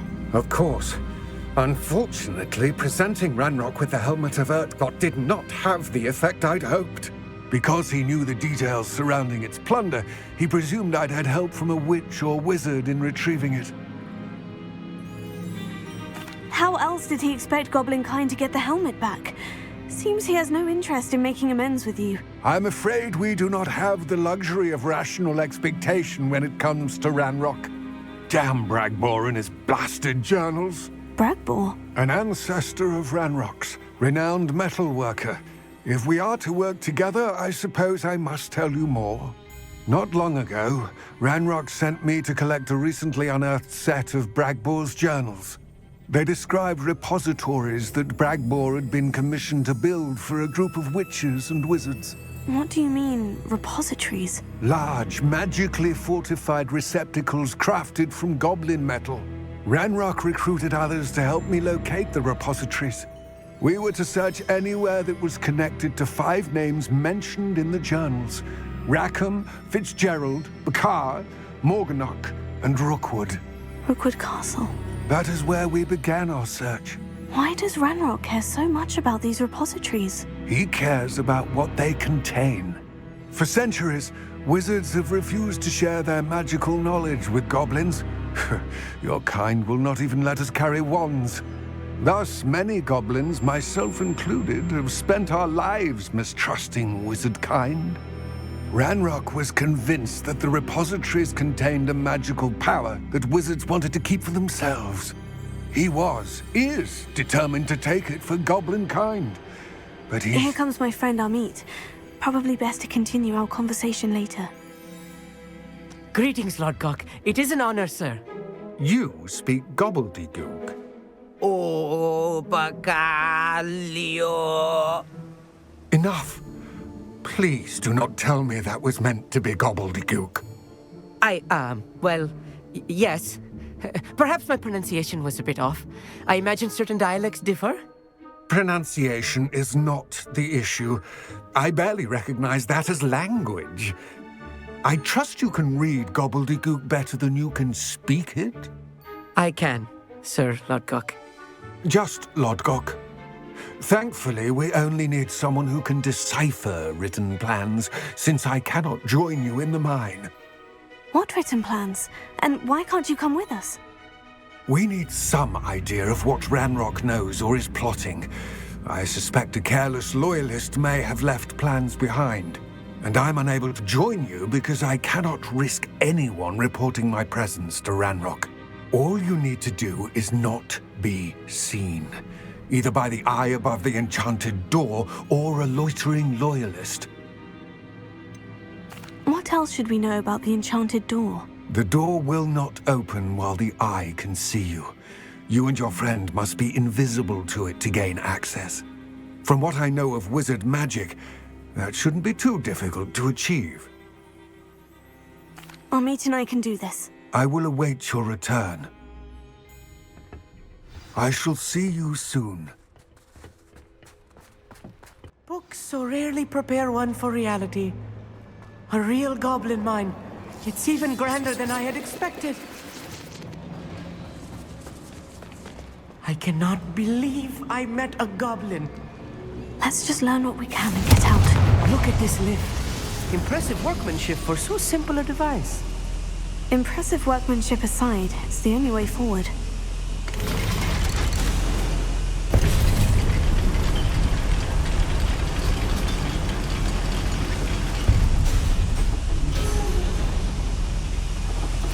I still can't believe we're inside a real goblin mine. I feel like a character from one of the adventure books I read during the summer holidays. Let's take a look around, Amit. See if we can find any plans. Bound to be plans around here somewhere.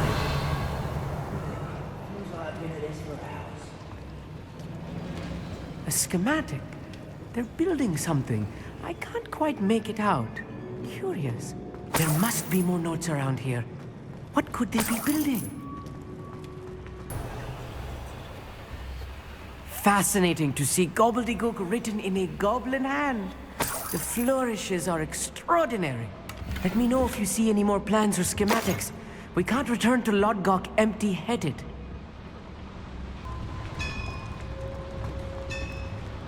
If I'm translating this correctly, and I think that I am, they're building something rather large. But what? I will get to the bottom of what they've been building down here. I'll be quiet.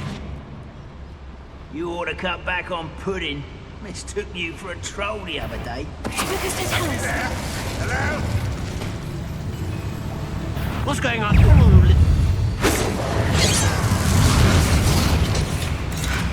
was right not to be worried about you.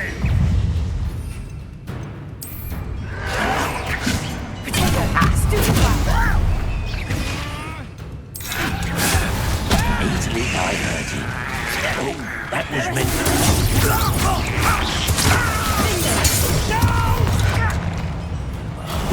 I will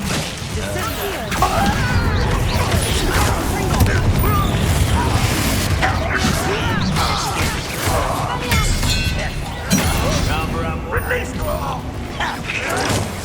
Stop it! No! I will make you. Oh, this really is too much. Stay close. I've handled much worse. Another boiler. This place is more complex than I had expected. Confringo! Accio!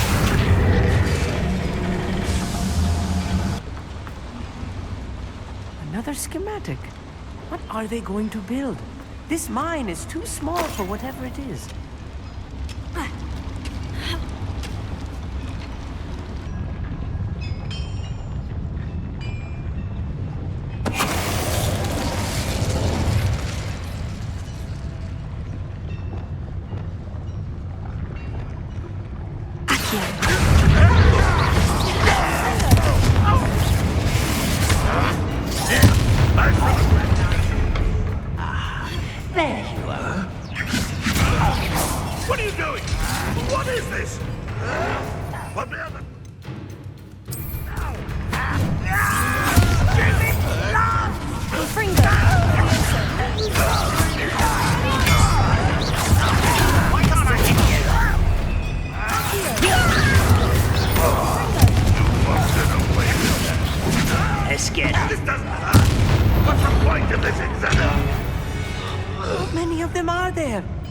That should be the last of them I'll meet.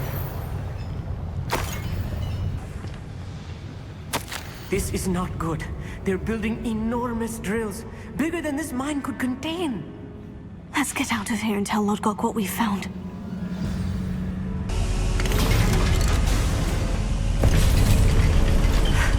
I need a moment to catch my breath. This was more than I bargained for. I'm glad you came with me, Amit. Now that we know what they're up to, we can get out of here.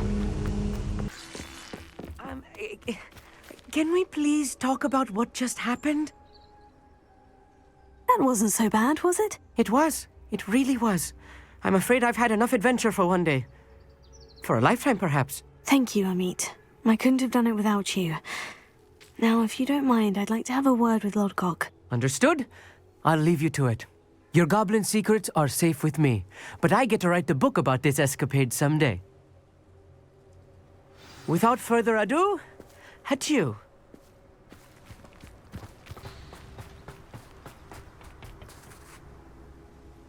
They're building enormous drills. We found their plans. Ranrock must be searching for the repositories. I fear you are correct. Other than Rookwood Castle, however, I do not know where else he plans to search. I've been wondering about something else you said before we entered the mine. Yes? If you share Ranrock's views, then why are you helping me? I expected Rookwood Castle to be deserted when I arrived to begin my search. So was surprised to find a witch there who had set up a sort of improvised research site. She was studying something so intently that she almost didn't notice me.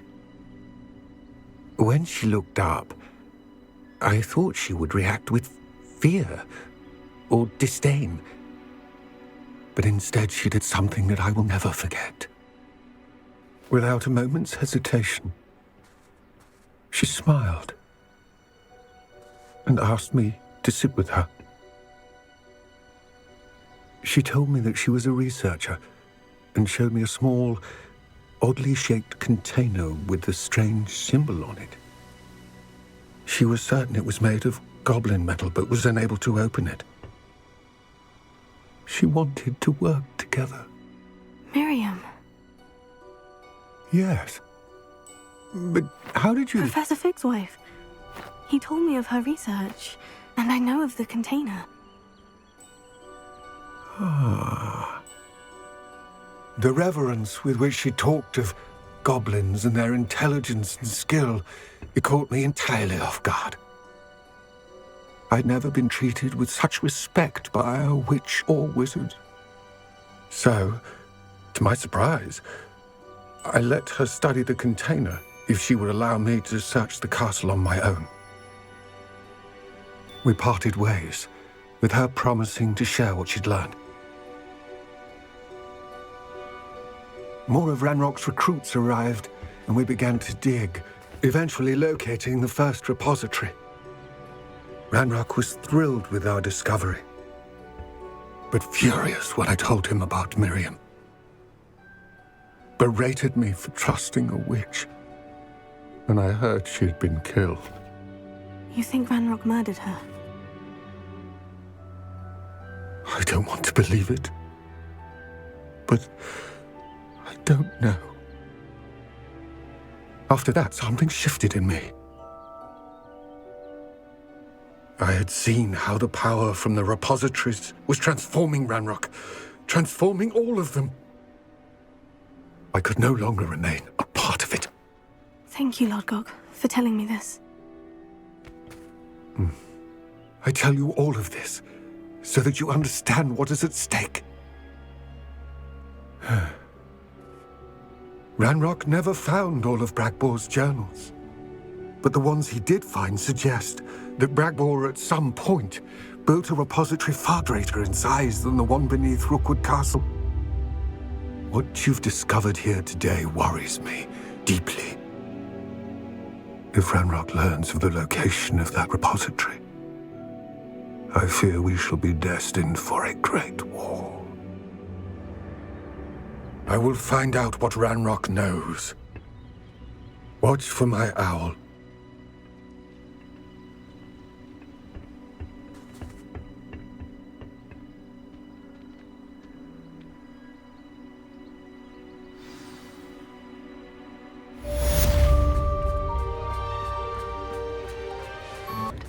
Always happened.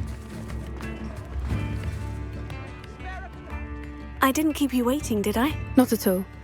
I was just at the post office. Gran told me to expect a package, but it looks as if she forgot to send it. She didn't send me an owl this week either. Perhaps she's busy with her research. What was she sending you? Only some feed she's been developing. I was going to give it to Professor Howin for the measles. What kind of research is she doing? It varies from week to week, but it's always to do with creatures.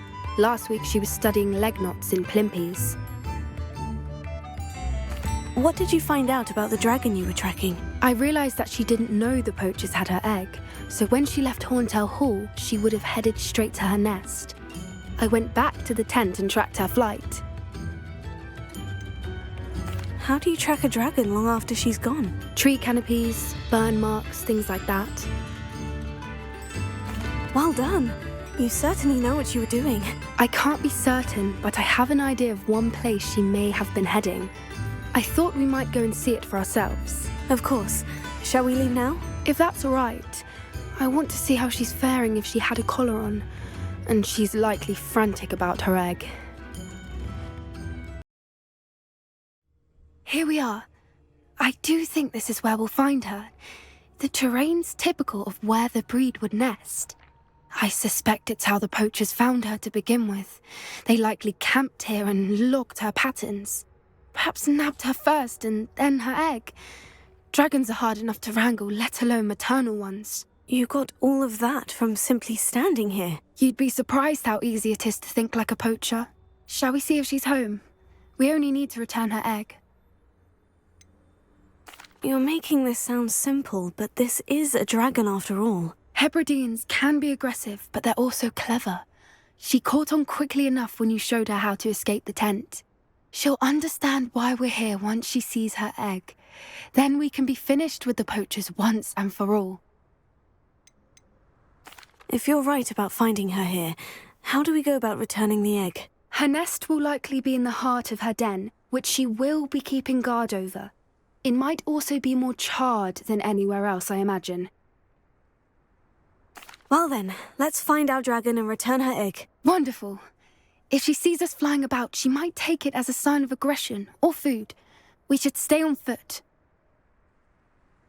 Oh, and one more thing. Let's not agitate her. Goodness knows she's been through enough already. I'm ready when you are. Quiet, what was that?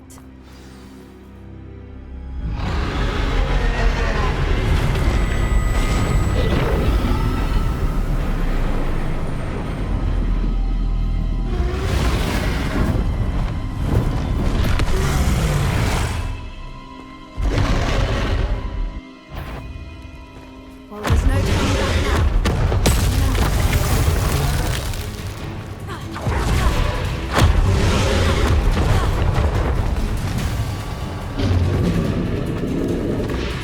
Watch out!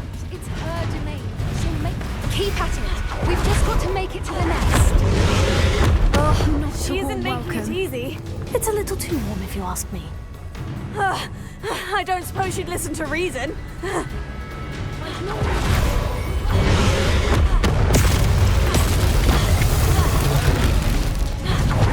She's leaving! Quickly! Brilliant. There's the nest. We're almost there.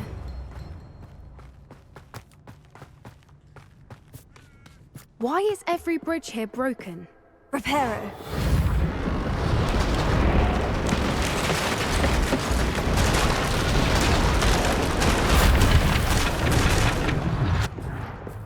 Now, if we just return her egg, we can hopefully make it out without too much fuss.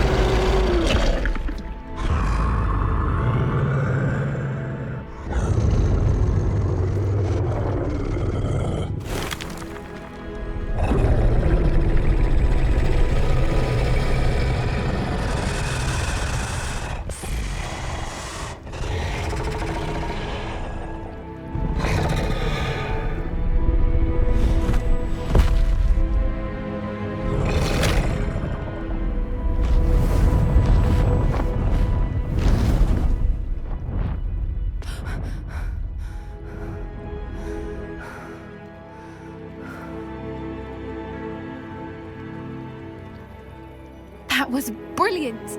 And did you see how clever? She left us perfectly unharmed. Creatures are a lot cleverer than most people realize. That's what Gran always says. The important thing is that we survived it, and we returned her egg. Thank you for doing this with me. Wouldn't blame you one bit if you wanted to head back to the castle and never think about dragons again. Shall we head back? I'm ready if you are. I am.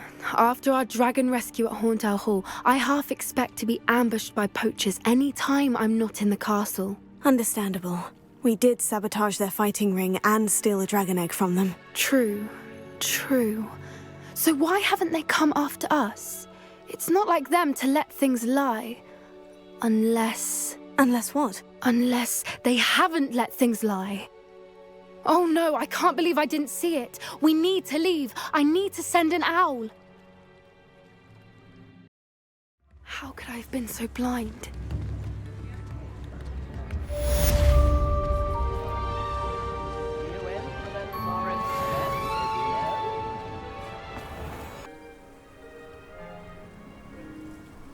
I thought my owl might pique your interest. I came as soon as I could. I'd been so preoccupied by all that happened with Ominis and the catacomb, not to mention my uncle's reaction, that I'd almost forgotten what it was that struck me about that triptych. This is the view painted on the canvas that was left on it. That's incredible.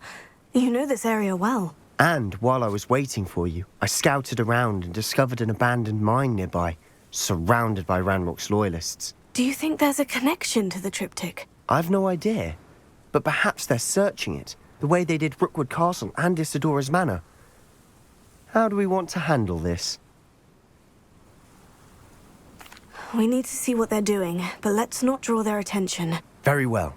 And I still have that rune symbol we found on the triptych. If there is a connection, I suspect we'll see that symbol again. After you.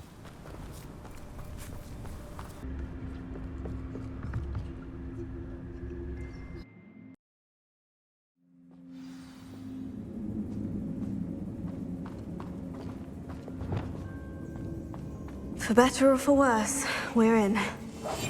I'll be quieter than a jobberknoll.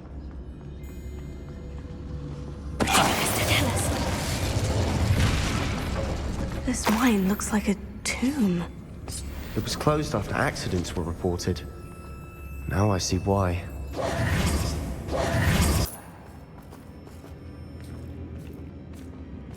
We've still not seen a single rune symbol.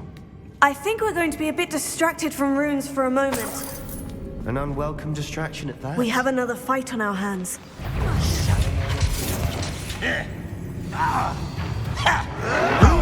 See, they can try that. Rather wise coming back this way. Round this out. Let me down at once. How childish.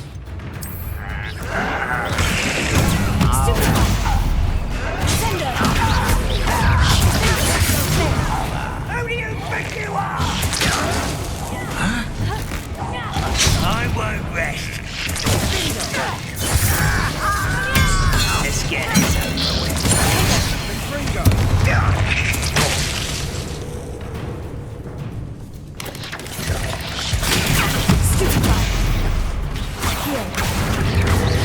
We're not finished yet. They were waiting. Sebastian's taken out last thing!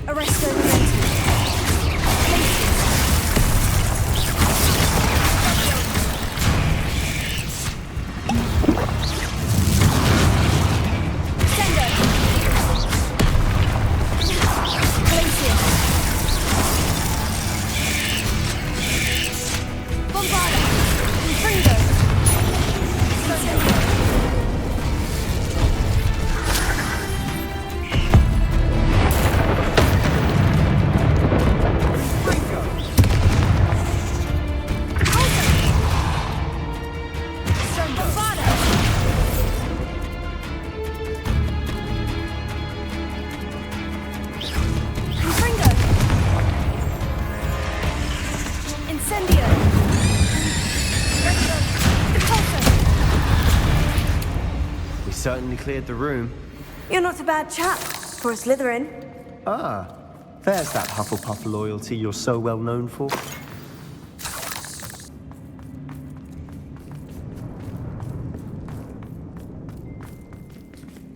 Revelio.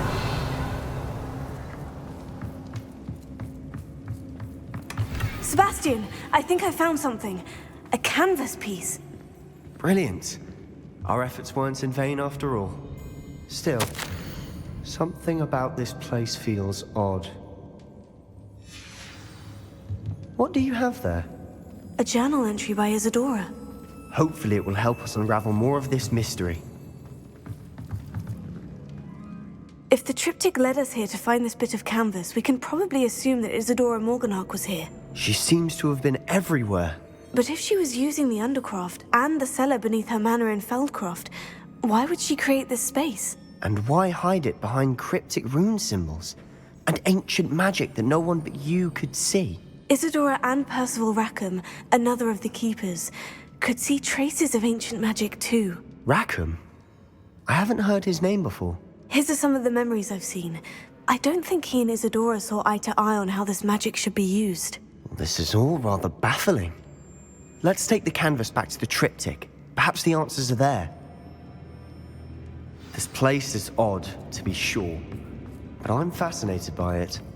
Now, for the trek back out of here and to Hogwarts.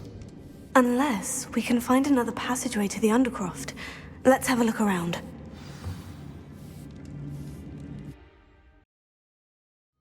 And now for the moment of truth. It has to fit. Please tell me you recognize the location in this bit of canvas. The good news is I do, in fact. And the bad news? We're in for more trouble. I know that coast. Ranrock has taken over a huge mine in the surrounding area. Marrenweem has suffered for it. It's as bad as Feldcroft's become. Should we head there now? We should wait. Why? All this time, we've been a step behind Ranrock. I may know someone who could help us get ahead. Who is that? Someone who knows Ranrock personally. They asked me not to mention their name to anyone. A goblin? Tell me I'm wrong. You know goblins cursed my sister to shut her up. Said she should be seen and not heard. I do, but not all goblins. Not all goblins what? Have you forgotten Feldcroft? Have you forgotten the mine we just went through? No, Sebastian, I haven't. You're not listening to me. Why would I listen to someone so ignorant? You don't know what you're saying. Take a breath for a moment. Oh, I know precisely what I'm saying. Unbelievable.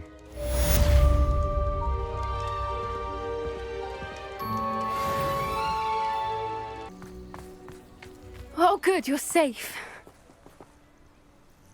There you are. You were in such a state when you left. The poachers got to my gran.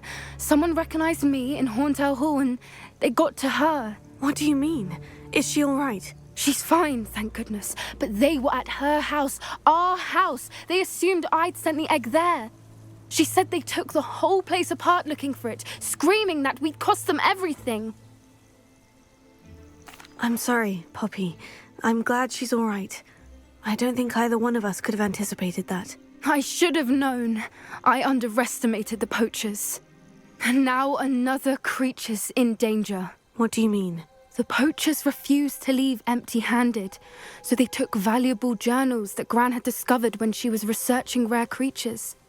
One of them contained theories about a secret hiding place of the Snidget, long thought to be extinct. Exactly what kind of creature is a Snidget? It's a small bird with golden feathers. It's incredible. It has rotational wings that allow it to dart quickly in any direction. In fact, the golden snitch in Quidditch is based on the Snidget, which barbarically was actually used in the sport hundreds of years ago. Why would Snidgets be valuable to poachers? They could make more money with Snidgets than they ever would have fighting dragons. The golden Snidget's feathers and eyes are incredibly valuable. That's why they're believed to be extinct. They were hunted out of existence by wizard kind. If the poachers found some now, I can't bear to think about the horrific way they'd be bred and killed for profit. Where exactly are these Snidgets allegedly hidden? Gran says the journals were a bit cryptic, which is good. Perhaps the poachers won't be clever enough to find the birds. From what she recalls, the journals only noted that the key to finding them lay in the moonlight. Gran thinks it can be narrowed down to a handful of locations. I take it you aren't going to let the poachers anywhere near the Snidgets. Gran wants me to stay out of it, but I know she's devastated that poachers might go after the Snidgets, if they still exist. We had the element of surprise on our side when we saved that dragon, but the poachers will be watching for us now. We need allies. Others who hate the poachers enough to help us. Who value creatures as much Merlin's beard! You're a genius! The Centaurs! They'd want the Snidgets protected at all costs. Sounds as if we need to go and talk to the Centaurs. We'll need to be careful in how we approach them. Tensions with them are high. Still, I think they may be our only hope. Let me think on it. I'll let you know as soon as I have a plan.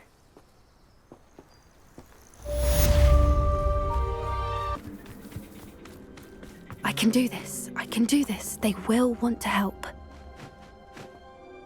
Is this where we're meeting the Centaurs? Well, they don't exactly know we're coming, so it's less of a meeting and more of a surprise, I suppose. Once we tell them about the Snidgets, they'll understand why we came and they'll want to help. I hope you're right. Perhaps they'll be able to tell that we're sincere. There's something about them that's so knowing. It's almost unnerving. I suppose they are known for having an air of omniscience. That's exactly the right word. Never mind.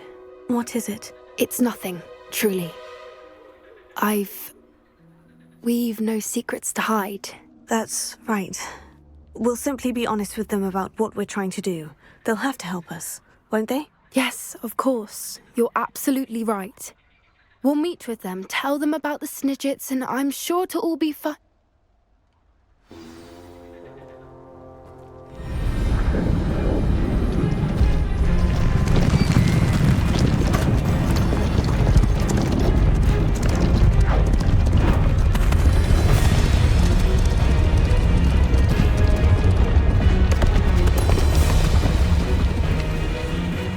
What do you think you're doing here, humans? Please!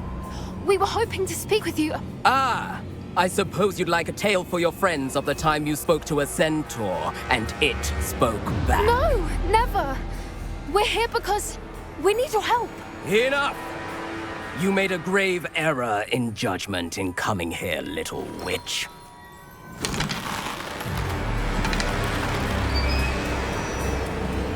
Leave them be, Relic. We do not harm the young. It is not our way. You forget your place, old fool. I'm the leader of this herd, and while you cling to our way, their kind continue to slaughter beasts like us without a care. From what I can see, they have slaughtered no one. They will leave here unharmed. Mark my words, Doran.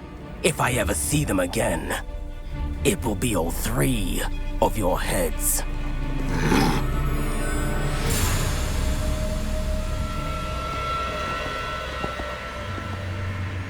Foolish children. Do you know what happens to wizards who wander here? Now, follow me before Golden Snidgets are still alive, and the poachers are after them. They know that the key to finding them lies in the moonlight, but they don't know what that means, yet. Please, help us find the Snidgets before the poachers do. Could it be?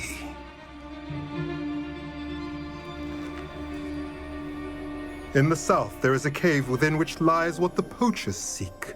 A moonstone. Retrieve it and place it in the henge in the forest. I, on the other hand, must go speak with the herd. Find me after you have done this.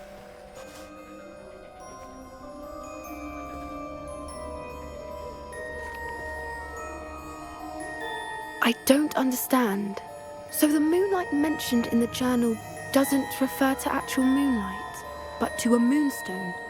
What do moonstones have to do with Snidgets? And why was he so certain about where we could find one? Isn't moonstone all around us? Why retrieve one from a cave? Knowing Centaurs, I suspect he's referring to a specific moonstone. We'll likely know it when we see it. I don't know, but I am inclined to believe him, what with his being a centaur and all. I am too. It is a shame how quickly he left. What was his name? Doran? That's what the leader of the herd called him. Well, if Doran knows something we don't, I'd rather act now and ask questions later. I can head to the library and start looking into the cave you mentioned. I'll let you know what I find.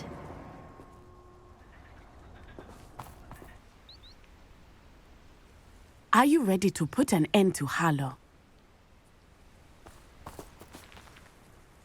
I'm ready to do what's needed to take Harlow down. I know you have a plan. We must gather information from the friends of Mr. Bickle that Archie and Mrs. Bickle mentioned. Agabus Filbert, Otto Dibble, and Mr. and Mrs. Rabe. All right. I suggest that you speak with each of them while I head to the Hogshead. I saw some Ashwinders heading there. And as my mother would never go near the Hogshead, she is less likely to learn of my activities than if I were to wander the village questioning its residents. Where am I to find these friends of his? I do not know about Mr. Rabe, but his wife, Daisy, is often in Hogsmeade, as is Agabus Filbert. And Otto Dibble, he works at Gladrags, so you will likely find him there. What sort of information am I trying to gather from these people? They may know what evidence Mr. Bickle had against Harlow, or they may have evidence of their own. We simply need to know whatever they know. Very well. I'll speak with them. See what I can learn. I knew I could rely on you. We need to know how they are being blackmailed by Rookwood and Harlow. Meet me here after you have spoken with them. Hopefully, by the time you return, I will be able to move a bit more freely. Mrs. Rabe should be nearby. Oh, Isco, what have I done? Mrs. Rabe, I wondered if I might speak with you about Theophilus Harlow. I'm a friend of the Bickles and I'm trying to gather evidence against him. Poor Joanna and little Archie. And now Harlow has taken my darling Isco. What do you mean? Why? I'm a security guard at Gringotts, and my husband is a curse breaker for them. Harlow approached me about helping him extort my colleagues into giving him treasures from the vaults. And you declined? Of course I declined. Repeatedly. I thought they'd given up, until I came home one night and found my husband gone, and a note affixed to my door with a knife. The note stated that I only had a few days to reconsider helping with some banking needs, and that my husband would appreciate it if I acted quickly. But the help Harlow wants is help that I cannot give, and my dearest Isco is paying the price. Why wouldn't Harlow extort your husband? Isco's job is even more removed from the vaults than mine. He travels the world for the bank. He could do nothing for Harlow. I'm the one in the bank on a daily basis, which evidently makes me an enticing target for blackmail. Have you helped Harlow since your husband was taken? No, I'm worried sick about Isco, but he'd never want me to compromise my integrity. I also know that he's extremely clever. That said, I was hoping he would have escaped by now. It makes me concerned as to why he hasn't. Are you sure the note means that your husband was kidnapped? What else could it possibly mean? Besides, I came home to find that someone had trampled the daisies in our garden. It may sound silly, but those were Isco's pride and joy. He would never have let that happen. Thank you, Mrs. Rabe. Knowing the lengths that Harlow will go to is helpful, albeit more than disturbing. Mr. Bickle was trying to help us, but now he's gone.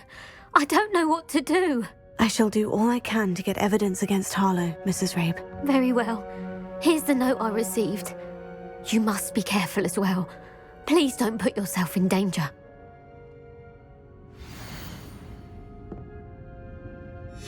Some evidence worth hanging on to. Thank you. I hope it's not too late. Now to find Mr. Bickle's other two friends. Please tell me you didn't take it, but perhaps it's been here all along. Mr. Dibble, may I speak with you? It's about Theophilus Harlow. I've nothing to say about him.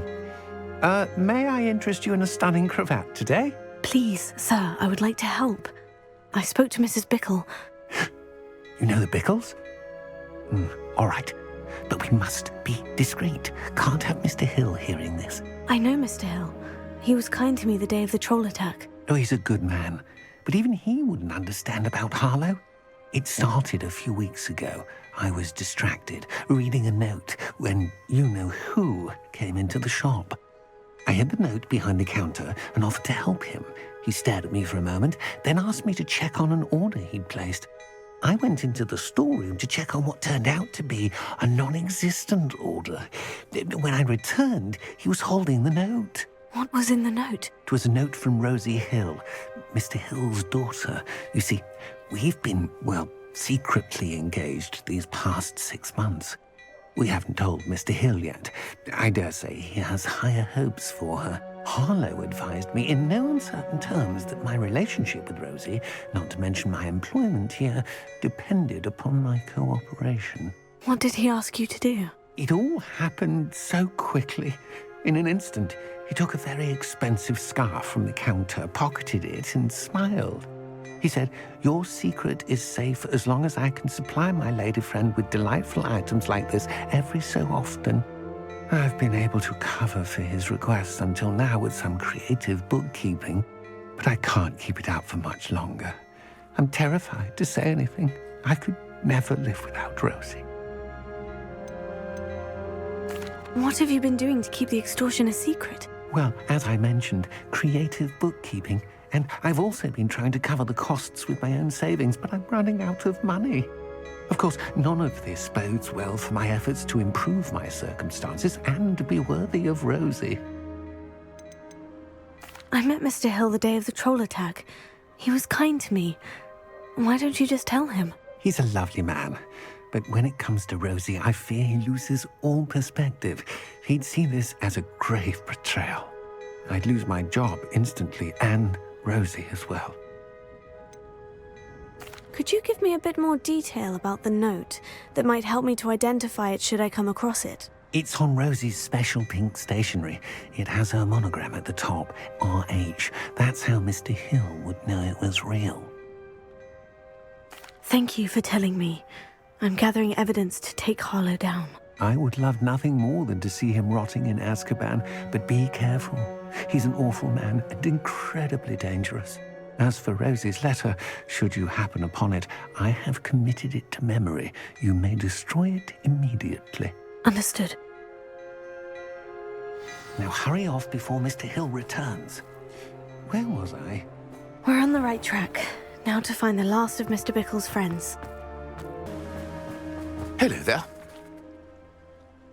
Excuse me, Mr. Filbert. I wondered if I might speak with you about your dealings with Theophilus Harlow. I hope to ease Mrs. Bickle's mind by gathering evidence against him. Tragic, what happened to Bickle. He wanted me to speak out against Harlow for an act of violence committed against me. But I feared Harlow's retaliation, and so I refused. If you had spoken out against him as Mr. Bickle asked, perhaps Harlow would be locked away by now. Perhaps. But perhaps I would have suffered a similar fate. You said that Harlow committed an act of violence against you. Could you tell me what happened? Before my extraordinary wife, Dulcibella, passed away, she had just completed a small book of poetry. As a surprise for her birthday, one she never had the chance to celebrate, I had the book beautifully bound and plated in gold. One day, Harlow came calling to punish me for having spoken out against the Neanderthals that comprise Rookwood's lot. Before I knew it, I'd been petrified, and Harlow was rifling through my home. He found the book of poetry, with its exquisite gold plating. I watched helplessly, lying there in my entranceway as he walked away with the book, laughing as he went. I was shaken to my core. Still am, to be honest. I imagine you fear Harlow retaliating again. But do you mind if I share this information with Officer Singer? I suppose I have no choice. This extortion can't go on forever. You can pass it on to anyone who may be willing to help. Harlow does not like people talking, as you already know. I've spoken with Mr. Bickle's friends. Now to find Natty. It's not like Natty to be late. She said she was going to the Hogshead. Perhaps I'll find her there.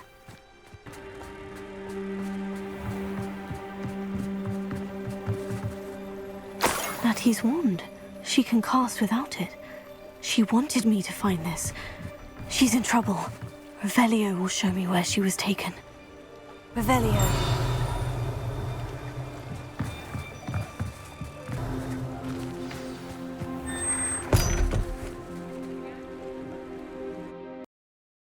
Footprints led to this room.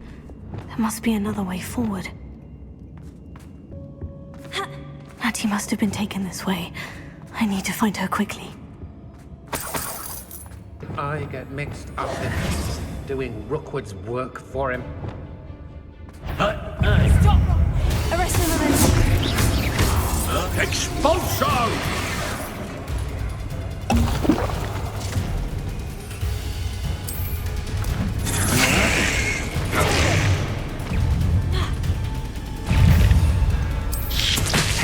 Lance.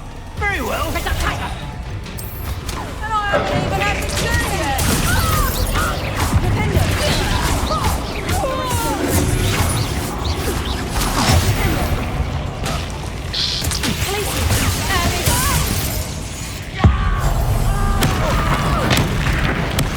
Made a grave mistake.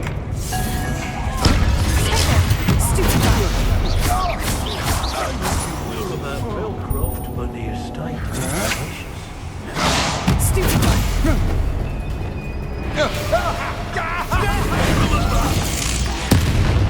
Is this Hogwarts fair? I'm not down with you.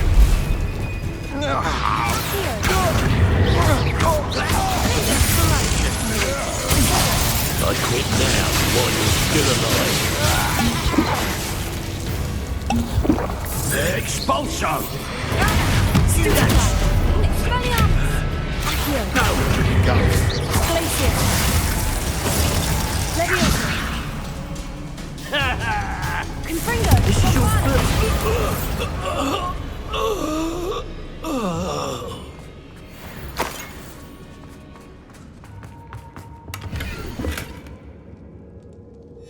Book of poems that was taken from Agabus Filbert. He'll be thrilled to have this back.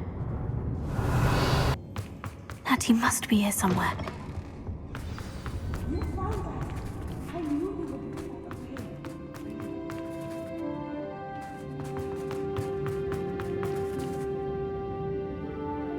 Mr. Rabe? Daisy told me you'd been abducted. You spoke with my wife. How is she? Worried about you. Are you all right? I am all right. Thank you for coming. These locks are cursed, and there's an anti-apparition jinx on the cells. Even Natty's skill with wandless magic cannot free us. I need you to find my wand. Use mine. We'll find yours together once you're out of there. I need my wand for this. Using one with which I have no connection may not work as well or as quickly, and we cannot risk detection. I shall do my best. Any idea where it might be? It's nearby. I can sense it. Understood. I'll find it. Your friend Natty was not able to summon my wand. It must be blocked or something. Revelio. Alohomora.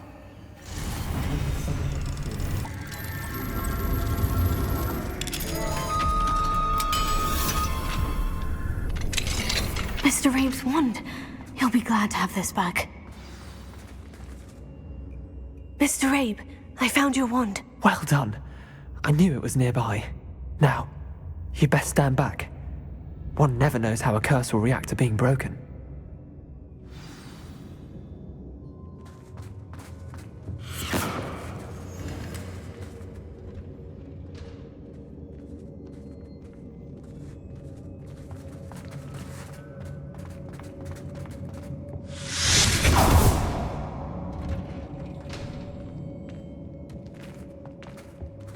Thank you, Mr. Isco. My pleasure. And thank you, my friend. We owe our lives to your bravery. I may be too weak to disapparate with you both, but I can try. You go ahead. Find Officer Singer. We will get out of here on our own. Very well. But be careful. Thank you, my young friends. Be prepared for a fight. These Ashwinders must pay.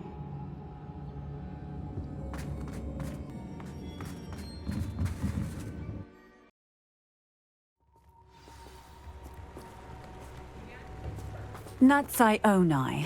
I should have known. And you, the troll dispatcher. Oh, thank goodness the two of you are safe. Isco Rabe told me a couple of students had rescued him. Should have known it was you two. Is Mr. Rabe all right? He is. I sent him home to his wife. Miss Onai, your mother will not be pleased to learn that you're still risking your safety pursuing these dangerous men. Actually, Officer Singer, Natty and I learned of several Hogsmeade residents who've had their lives threatened by the Ashwinders. In addition to abducting Mr. Rabe to blackmail his wife and Natty, Rookwood and Harlow have also extorted Agabus Filbert and Otto Dibble. I will look into all of that. As for the two of you, I appreciate what you're trying to do, but you are taking great risk. Next time, please let the authorities handle the Ashwinders. Yes, officer. Do you have enough evidence to take down Harlow and the rest of Rookwood's lot? Well, it's certainly a good start. We shall see. But you can leave this to me now. Natsai, you may wish to speak with your mother about this before I do. My mother will not like this. Thank you again for rescuing me. We shall speak soon.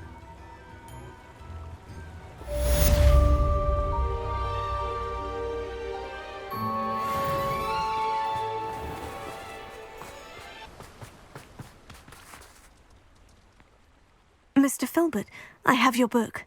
But how did you... Oh, thank you. I can't tell you what this means to me. I'm glad to have been of help. Oh my. I cannot believe I have this bit of my dearest Dulcibella back. Thank you, my young friend. Thank you.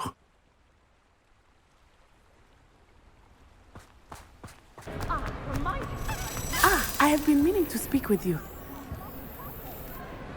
I still can't believe we escaped the Ashwinders. You may not realize it, but you are the talk of the school since you saved me that day. I wonder how everyone knows about it. I told my mother in the hope that she would be more forgiving of what I have been up to if it came from me. She likely told other professors, and news travels quickly. Unfortunately, she might, in fact, have been even less forgiving than I'd hoped. If she knew more about what you've done, I suspect she'd be proud. If she knew any more about what I've done, she would never let me out of her sight again. I'm sorry. Has Officer Singer done anything with the evidence we provided? She has not. Harlow is as strong as ever. Someone needs to stop him, whether it is us or Officer Singer. If someone had stopped the monsters like him in Matabeleland, my father would be alive today. What exactly happened to your father? It was a beautiful day. My mother had gone to tend to a neighbor who was ill, and so my father and I were galloping in the savannah. Galloping? Your father was also an animagus, I take it? He could become the most majestic giraffe, and he would carry me on his back, my arms around his neck. We were on our way home when we surprised a group of bandits who had come from our village.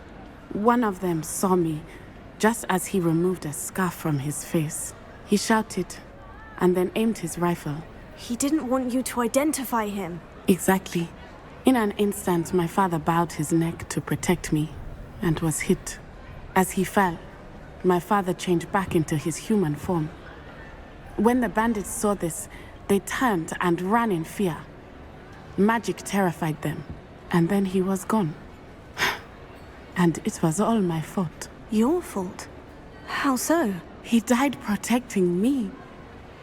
If I had been capable of protecting myself, he would still be alive today. My mother and I tried to go on without him, but it became too much for us there. A few years later, we left to come to Scotland. What does your mother think about all of this? Well, as you saw, she worries a great deal. She is an excellent seer, but I think it bothers her to this day that she did not see my father's death coming.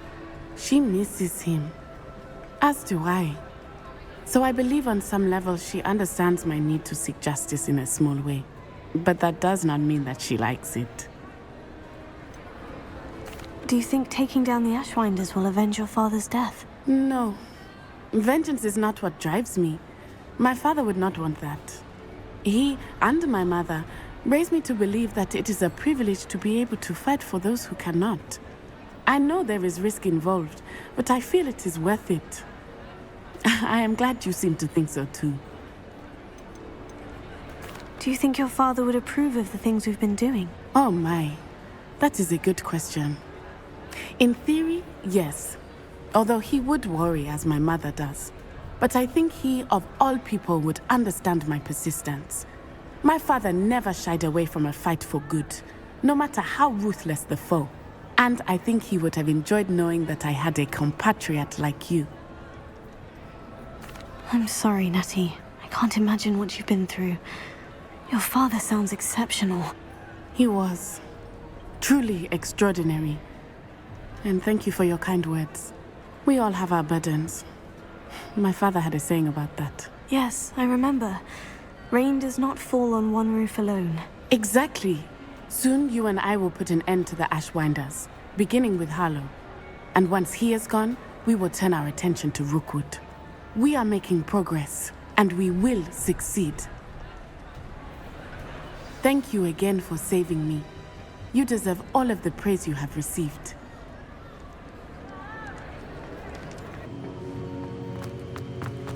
Welcome back.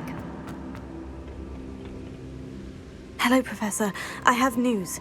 The goblins are looking for something. Another repository. They've built drills to help with their search. Most troubling. Are these repositories like the broken container I found at Rookwood Castle? They are. I fear we have no time to lose. Have a look at the map. Fortunately, the next trial is fairly nearby. It's Hogwarts. As you know, I was headmistress in my time. My portrait hangs in the headmaster's office. In fact, I witnessed Professor Black learn of your arrival. And I'll confess that I wondered about you. Wait, is the next trial in the headmaster's office? It is. I had hoped that when the time came, the occupant of that office would be of help to us.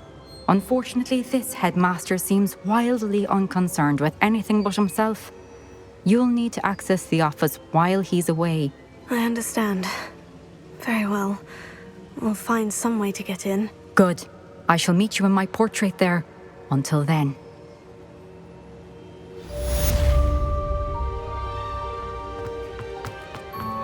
How will I gain access to the headmaster's office? Perhaps Professor Fig will know what to do.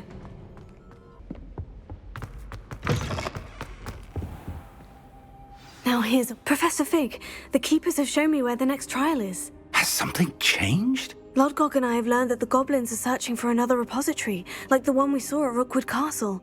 And I discovered that they're building massive drills to help in their search. Professor Fitzgerald seemed very concerned. I see. Ranrock clearly knows even more than we suspected. And sir, there's something else. Lodgok knew Miriam. He knew Miriam? They encountered each other at Rookwood Castle. She was doing research. That's where she found the container with the port key. He liked her so much that he let her leave with it, despite orders from Ranrock. I don't know what to say. She could win over almost anyone. I want to hear more of this. And, in fact, I'd like to speak with Lodgok directly. But we've no time now. Where is the next trial? Believe it or not, it's in the headmaster's office. Incredible. Very well, you'll need the password to get past the stone gargoyle. The headmaster's house elf will know it. I don't know the headmaster's house elf. Will he even speak to me? I imagine he's loyal to the headmaster. He is. So you'll need a disguise. I have just the thing. A polyjuice potion. You'll look and sound like Professor Black. Wait, doesn't polyjuice potion require a bit of the person you want to change into? And take ages to brew? It does. So how do you already have polyjuice potion to change into Professor Black? One never knows when such a thing may come in handy. Let's just say I felt the need to be prepared for anything after my fruitless trip to the ministry on his behalf. Now, time is of the essence. Drink up and I shall explain more.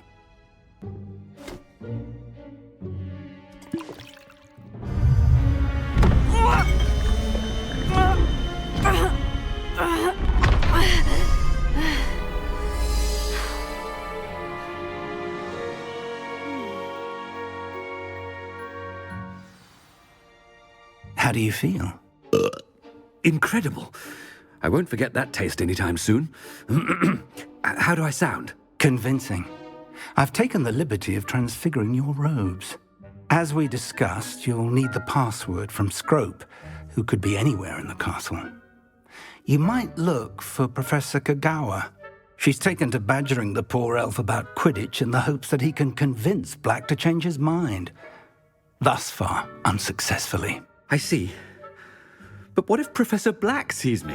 Leave him to me. I shall tell him where to meet a liaison from the Ministry in Hogsmeade. That should give you plenty of time. Thank you, Professor. I suppose we'll meet again in the map chamber. It's rather strange to hear gratitude coming from Professor Black. I'll see you there. Now to find the headmaster's house elf. Professor, a moment of your time, please. Professor, I was hoping to catch you. Places to be, Professor Sharp. Places to be. Of course, sir. Only, you'd asked me about a particular potion, and I did? I did, yes. Well, spit it out, Sharp. I don't have all day. Probably best not to discuss it here, sir. I assure you, Sharp, you may speak freely. Very well. I've brewed the cure for boils you wanted. I can drop it by your office when it's convenient. Of course, yes. No need for all the cloak and dagger. Simply have a student deliver it. A student? Very well, sir, if you insist. I do. And thank you, Sharp. I just hope you've brewed enough for all my boils. Now, to determine which student gets this rather unenviable task. You call that a shine on those boots? Do better! I haven't time for any of you at the moment. None. None at all. Move aside. What could the headmaster want? Gareth! Mr. Weasley, what are you doing here? Don't you have, somewhere to be? Oh, Professor, yes, of course. All sorts of places I'd rather be right now. Do you need something from me? I'm looking for my house elf. Surely you've seen him? Ah, the little one-eared fellow. I saw him heading to the Great Hall moments ago, muttering on about your, sterling graces, sir. I am watching you, Mr. Weasley. Mr. Redding, who owns Honeydukes, tells me some of his billywig stings recently went missing. Prime potion ingredient. And I know you fancy yourself a skilled potioneer. What? But, sir, I haven't been anywhere near Honeydukes. Bah! That's enough from you. Just know that I have eyes and ears everywhere. On your way, Mr. Weasley. Well, there's one for my diary.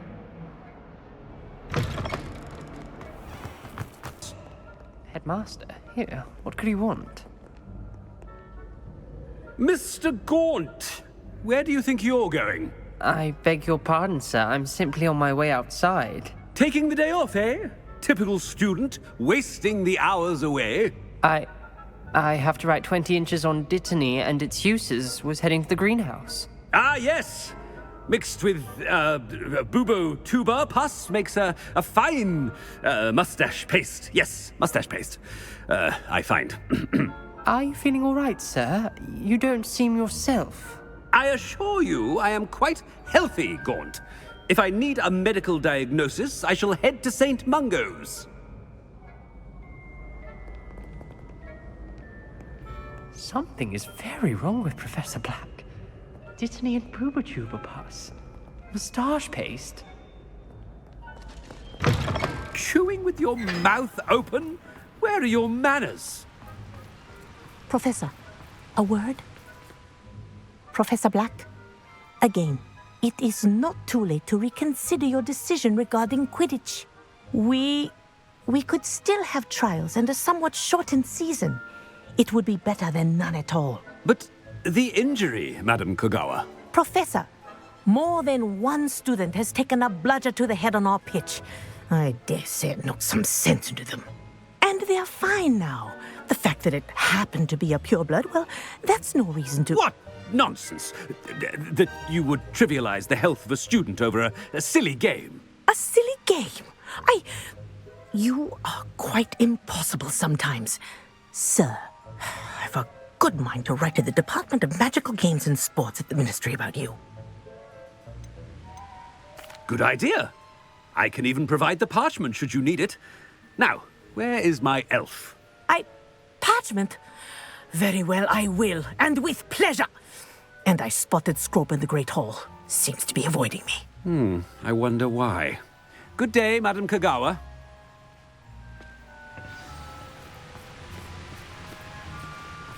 What did we do to deserve him as a headmaster? I hope it's not about anything I've been doing. Miss Broom, a word. Oh, Professor, this is an interesting surprise. It's Bloom, by the way. Remind me of your area of affinity, Broom. OWLs are swift approaching. Charms, sir. Non-verbal spells. Might work on one that makes me disappear. Well, keep at it, Broom. And before you know it, you'll be as invisible as that new fifth year seems to be. They're not invisible, sir. I've seen them near the library. In fact, they help me with my, heavy books. Speaking of invisible, where's my blasted house elf? Something seems a little off.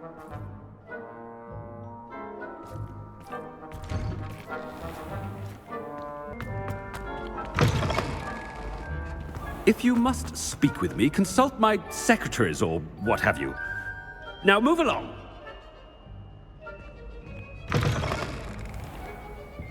Professor, a word, please. Hello, Professor Black. Ah, Professor Weasley. How delightful to see you. Sir?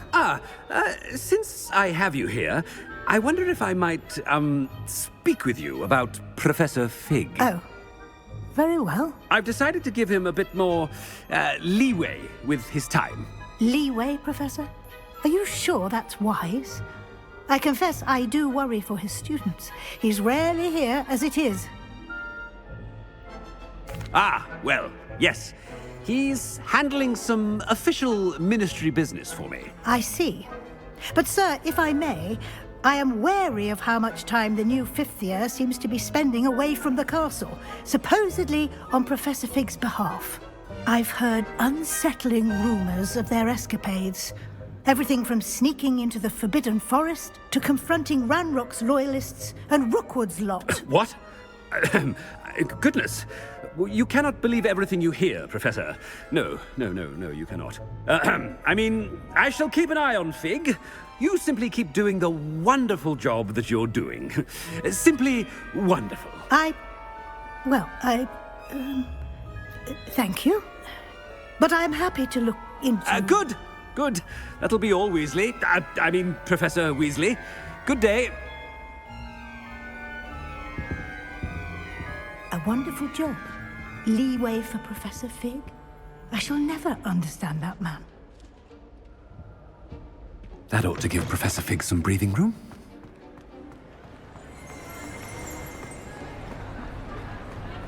Wait until Master sees what a wonderful job Scrope is doing.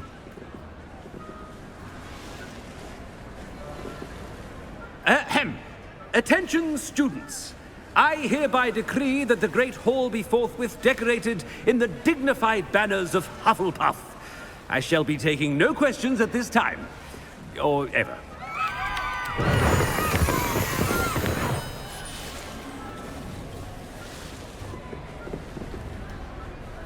Scrope! Oh, greetings, Master. Remind me of the password to my office. Oh, but Master made Scrope swear never to tell anyone, even Master himself. And now I'm telling you that you can tell me. Yes, sir. Of course, sir. Scrope begs forgiveness. It is the Black family motto, Master. Right. Of course. Master does remember it. It's pure bloods forever, isn't it? Close, Master. Scrope thinks Master is indeed testing Scrope. It is always pure. Obviously. And, of course, as Master knows, in French. Ah! Yes, of course. I order you to pronounce it for me. Oh, but Master knows that Scrope's French is most pitiful. Oh, very well. Toujours pur. Ha! Thank you. Never speak of this conversation with me or anyone else. Of course, sir. Scrope shall try his best to keep out of Master's way. The Polyjuice potion's wearing off. I best get out of sight.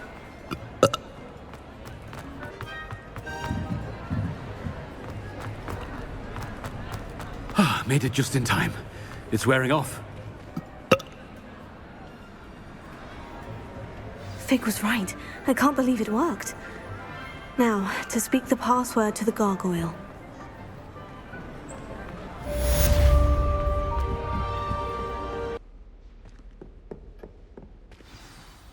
It's good to see you. All thanks to Professor Fig's quick thinking. Now what? Approach the pedestal in the antechamber and read the book that appears.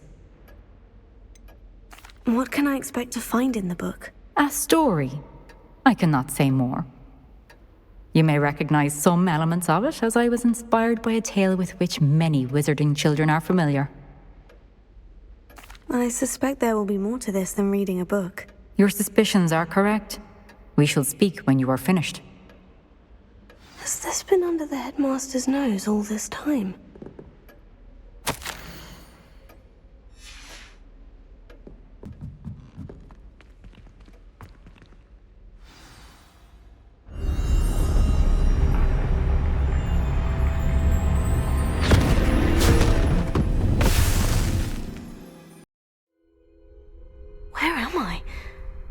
Professor Fitzgerald, can you hear me? I am here. In this place, you may call me Neve.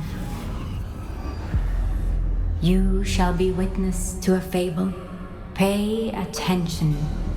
Things are not always as they seem.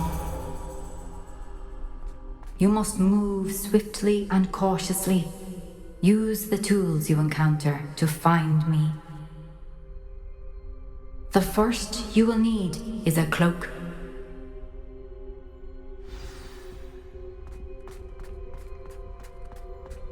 In this place, as in life, death takes many forms. Avoid each of them at all costs.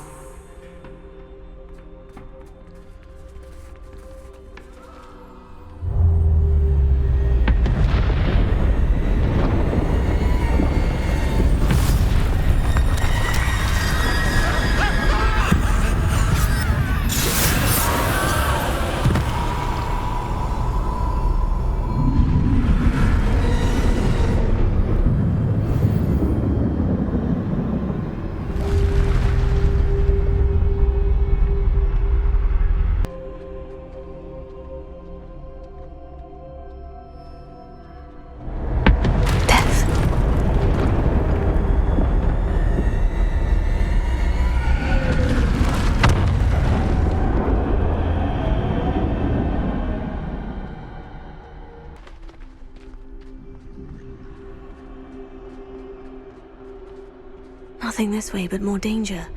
There must be another way to find you. I need to turn back. There's no getting past them that way.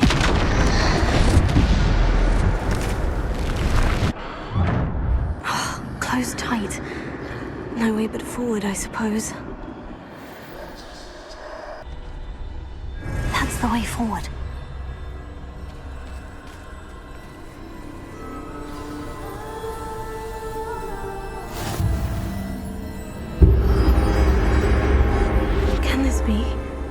I think I'm invisible.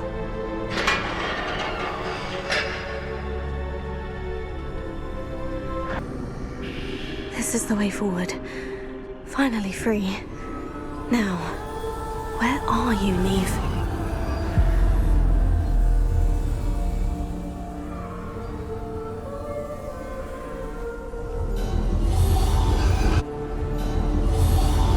You have outrun death thus far, but have yet to find me. Keep searching, but this time you will be unable to hide. Wield the wand you see before you. Do not squander its extraordinary power.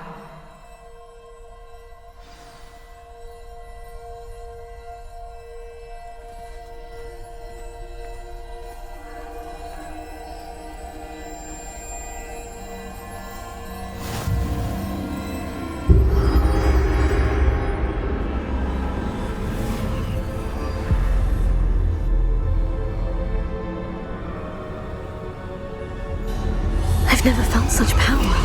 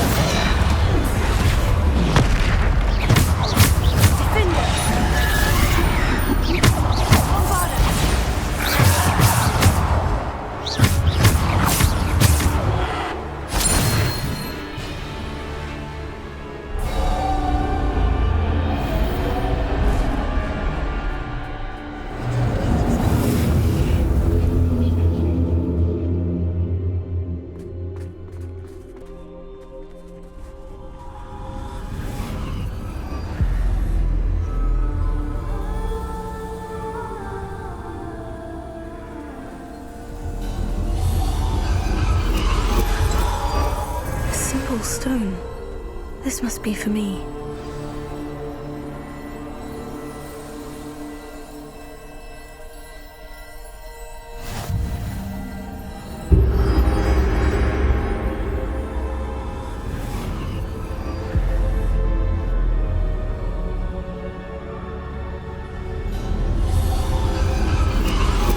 You are far from finished. Pass through the mourners ahead. Nothing is what it seems. She's gone. Neve's dead. Oh, poor Neve. Gone so young. Let us always honor her memory. We won't be the same without her.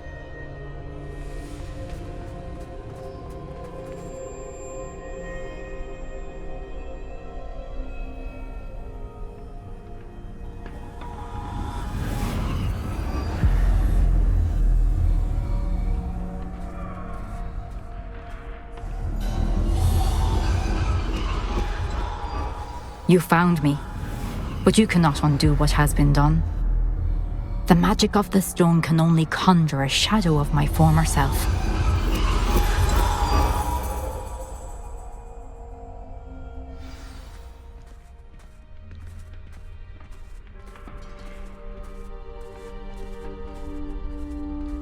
But there is no light without shadow, as there is no shadow without light. Simply because you can eliminate darkness does not always mean that you should.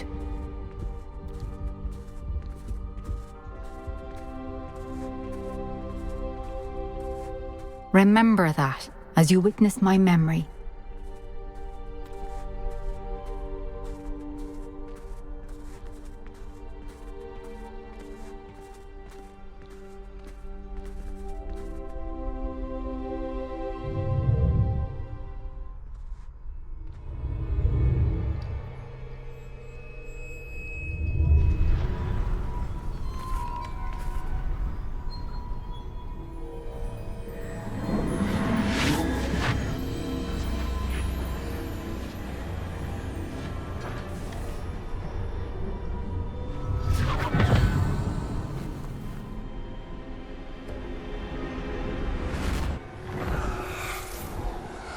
Isadora, what you did for your father was remarkable.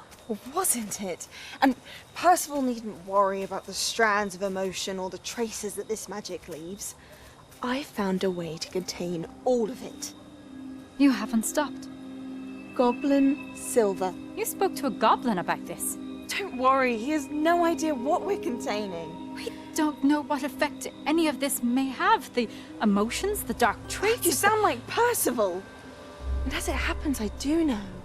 It is a source of strength, of focus.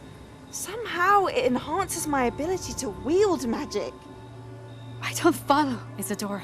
I think we can harness it. Power like this is not to be toyed with. In the wrong hands, You saw what I did for my father. Oh, Neve, imagine the good we could do. Everyone is in some kind of pain.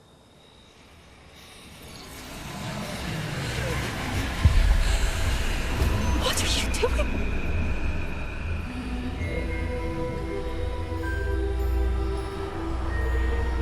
Breathe it in. Can you feel it? Oh, Isadora. This must stop. All of it.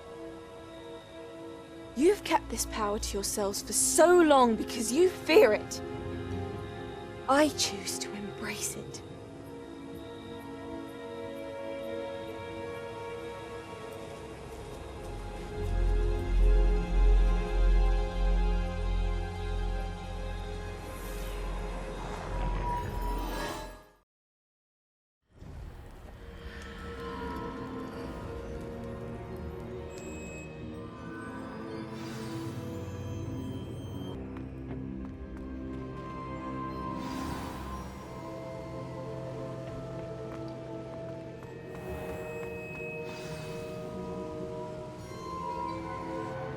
Is it true? Has someone completed the first 3 trials? It is, and I have. But you are so... Young. I know. You must be Professor Bakar. I am. Pleased to meet you. The pensive memory I just witnessed. Was Isadora inhaling painful emotions? She was. I found it disturbing. But how did she gain power from it? How did she harness it? It was disturbing. Although, I wonder that you are asking about her power. I hesitate to reveal the location of my pensive to someone who, perhaps, has yet to understand the responsibility of power. I can assure you, Professor, I do. In fact, what you don't yet know is that a dangerous goblin called Ranrock has accessed the repository at Rookwood Castle. He has learned to harness the contents of it as a source of immense power. He plans to use that power against wizard kind.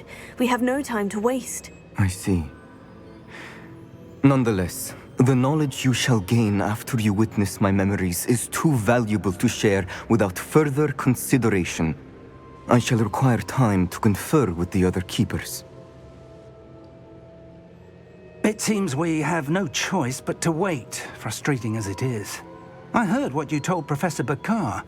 Isadora was inhaling emotions to gain power? She was, and she pulled emotions, as she did from her father, from Professor Fitzgerald, without permission. Monstrous. What's more, she said that she found a way to store the traces of magic she extracted in goblin silver. The repositories? Possibly. There's something I didn't get a chance to tell you earlier. Ranrock has been digging at locations tied to the 5 names he found in the journals of a goblin metalworker named Bragbor. 5 names? The Keepers, and who else? Isadora Morganac? Precisely. That's how he's been one step ahead of us. Gringotts, the Tower, Rookwood Castle. If the Keepers won't tell you where the next trial is yet, I say we at least maintain a watch on Ranrock. Perhaps he'll lead us to more information. Perhaps. I hope to hear from Lodgok soon. I haven't heard anything since I learned of the drills. Oh, and as you've probably guessed by now, your Polyjuice plan worked like a charm. I knew it would. I may have done too good a job distracting Black. I had no idea he can't hold his fire whiskey.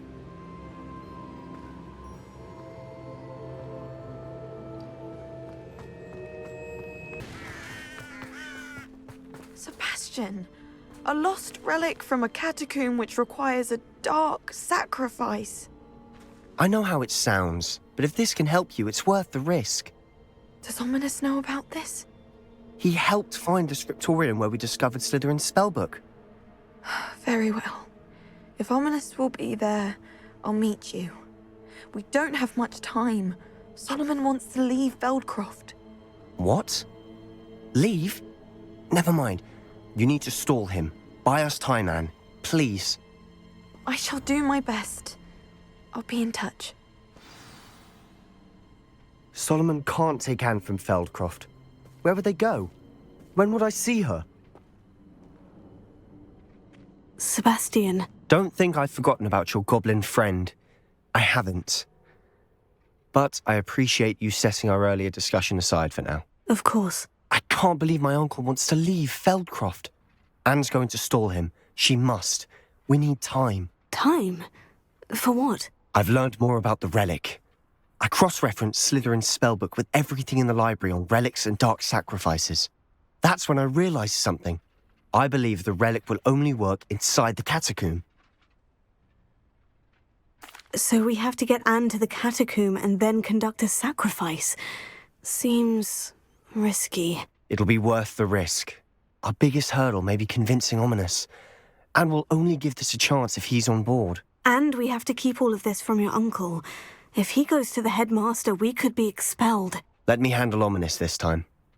As for my uncle, he's not an Auror anymore. What he doesn't know, well, won't hurt us.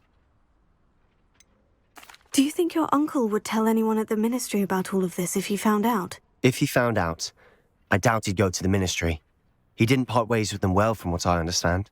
He won't say, but I believe his strong aversion to dark magic has something to do with his time there. Anne thinks he once decided to fight fire with fire, so to speak, and resorted to using an unforgivable curse in fight against dark wizards. At least that's what she thought she heard. When he realized what his job had led him to become, he left rather abruptly. So, I'm not sure he'd go to the ministry to report on his own family using dark magic now. Good luck with Ominis, until we meet again. I shall let you know when the four of us should meet at the catacomb. Look for my owl. See you soon.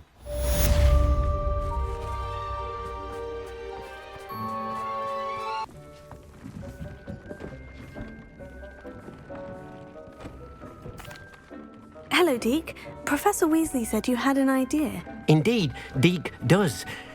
Deek knows that you want to learn about all sorts of beasts, and Deek recently heard rumors of a phoenix nest in a nearby mountain. A phoenix nest?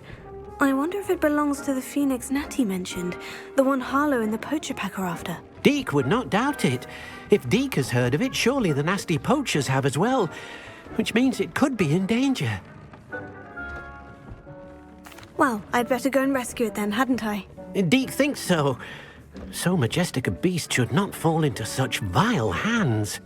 Deek is not sure why, but Deek feels that saving a phoenix might help to make amends for what happened with Deek's prior master. Deek hopes that you are able to find the phoenix and bring it to the room where it will be safe.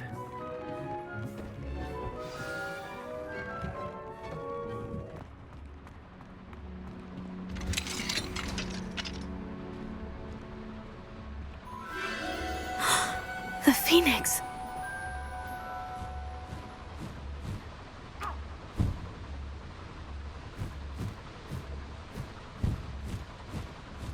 It almost seems as if it wants me to follow it. I need to find it before the poachers do.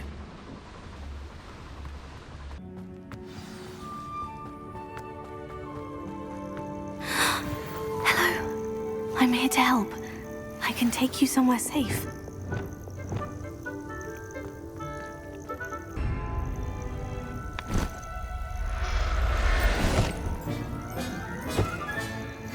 Let's get you back to the room. Deek's going to be pleased.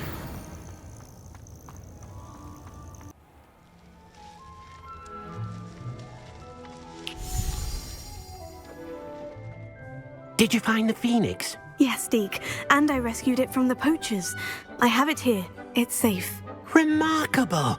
Well, what are you waiting for? Deek cannot wait to...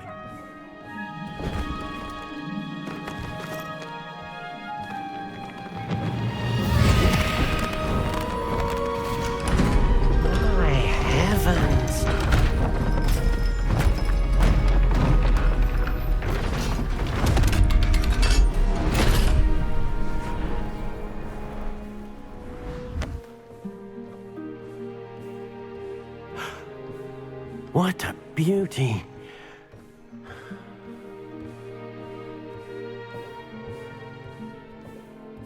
You keep it close.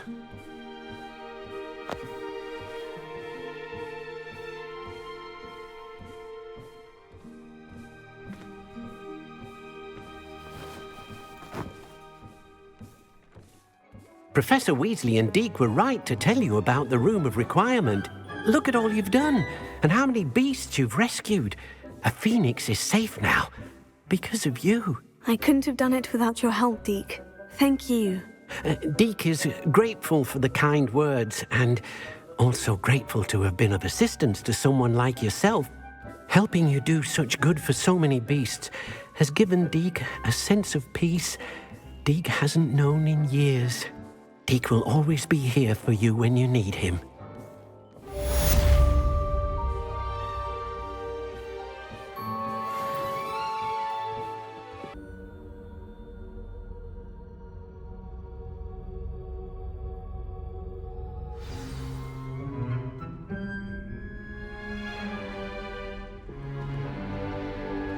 In today's lesson, we will cover a truly thrilling event. The Goblin Rebellion of 1752 and all its triumphant tragedy.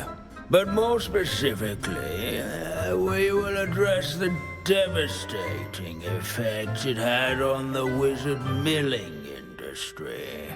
Throughout the many goblin battles, countless wizard cloaks were lost. Actually, we do know the number. 632. But history occurs outside the classroom. And look, it's time for my constitutional.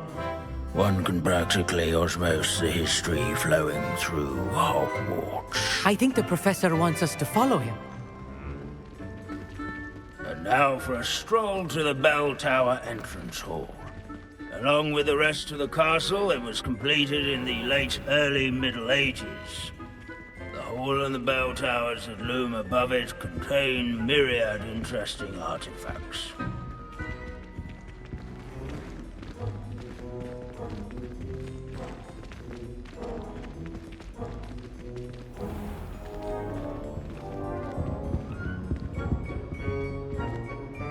Good to see you again. Recovered from that nasty bout of dragon pox, have we? That wasn't me, Professor. I'm new here. Are you? Well then, welcome. No doubt you're eagerly anticipating my analysis of various wizarding councils, codes, statutes, and of course, goblin rebellions. Not all goblins are rebellious. Some venture into wizarding politics, such as Eargit the Ugly. Some are talented artisans, such as Bragbor the Boastful. Did you say Bragbor? I know that name. Lodgok said he was an ancestor of Ranrock. Well known for his metalwork. I would imagine much of his goblin-wrought iron and silver has survived to this very day. Where were we? Oh yes. Back to our class topic for today. Grimbold Weft. Another notable historical figure. He's right nearby. Curious students can find him on display here. Grimbold Weft. Revelio.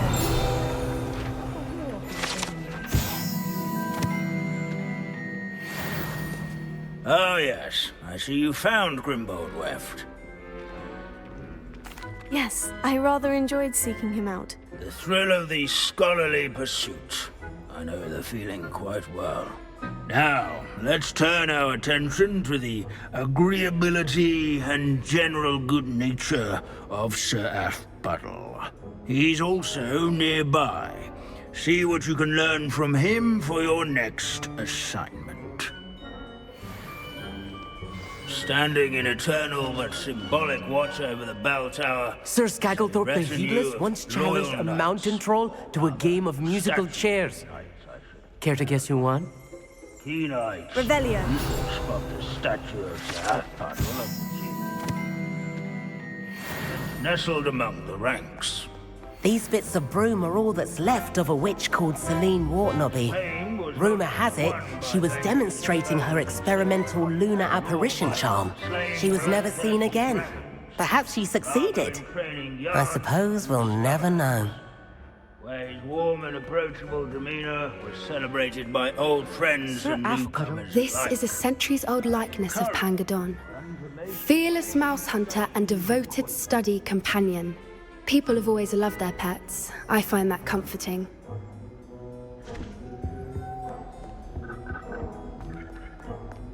Revelio.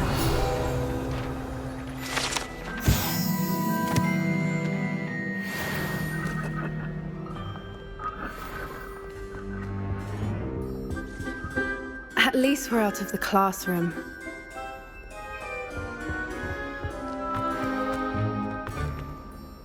Leave it to Bins to make the most interesting school in the world seem dull.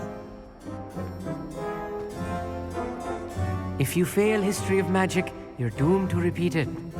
The class, that is. The Hogwarts founders could never have achieved such architectural majesty without the aid of powerful magic. Professor Binns, I found the statue of Sir Afpuddle. Ah, well done. Alas, Sir Afpuddle's affability was his undoing. Died instantly trying to befriend a basilisk. Eye contact is not always to be encouraged.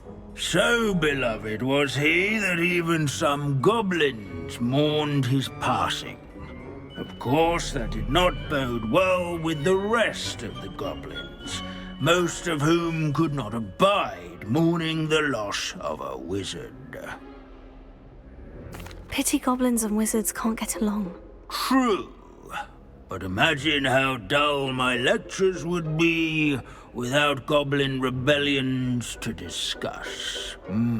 History does tend to repeat. It is a series of patterns, a thought both comforting and disconcerting. The wise students, such as yourself, will learn from it.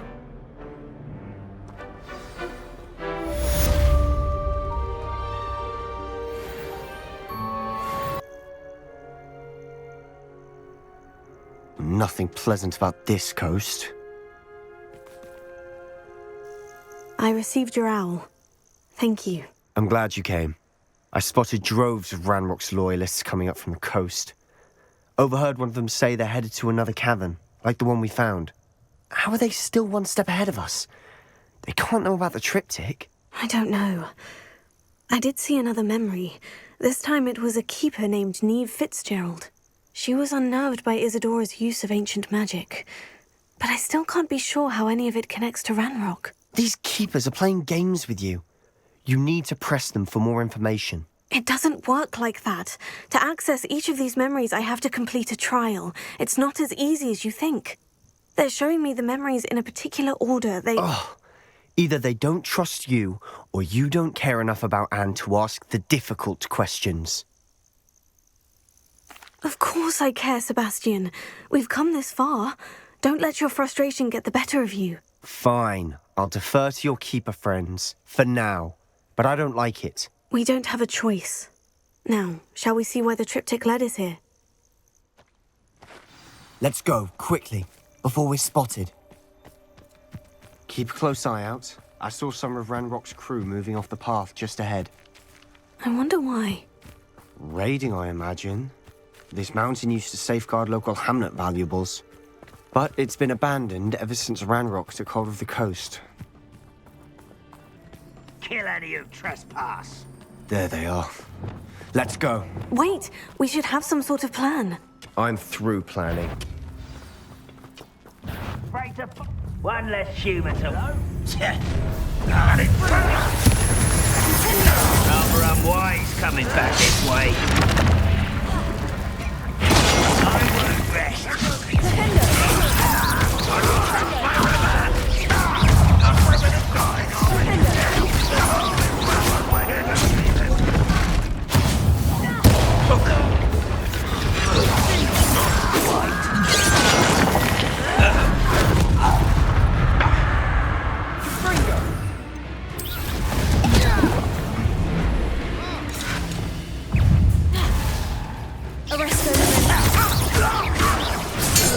Why have you not run away?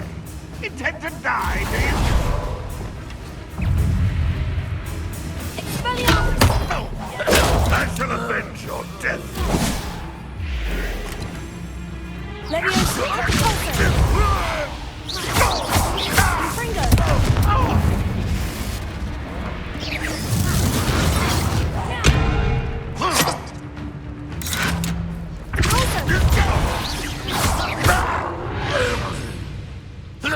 They got what they deserved.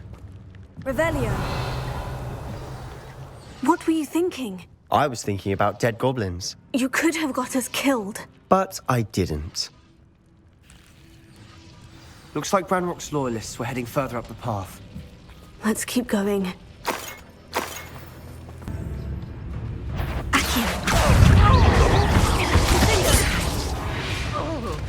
This must be it. Sebastian, wait. Wait? For what?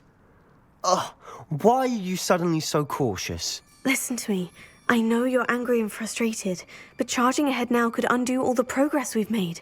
Lodgok said... Oh, your goblin friend? Stop it, that's enough. Not all goblins are like Ranrock. I am not the enemy. We want the same thing, to find answers. I thought we wanted the same thing. We do. Listen to me. Lodgok has insights into Ranrock that we don't. He told me that Ranrock somehow knows about the Keepers and is searching anywhere connected to each of them. That's why they always seem to be one step ahead. I know what I'm doing. You need to trust me, or I don't see that we can continue together. Fine. Fine. I'm sorry. I'm letting my emotions get the better of me. And I have been for a while. I do trust you. And I don't think I can help Anne without you. Good. Ranrock clearly knows more than we thought. We need to be careful and do this right, not just go charging in. We have our work cut out for us. We need to work together if we're going to find the final piece to the triptych. Agreed. Revelio.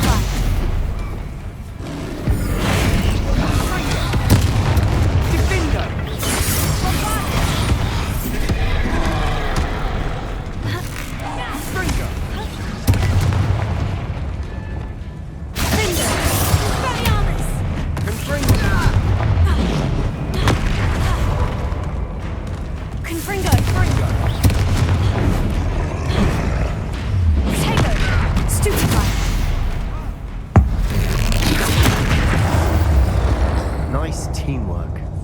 Nothing like an angry troll to bring friends together. Revelio.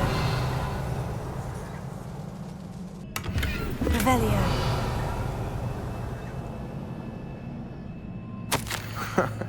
We couldn't jump high enough to reach that ledge if we tried. Did you find something? A journal entry. Isadora was here. Revelio.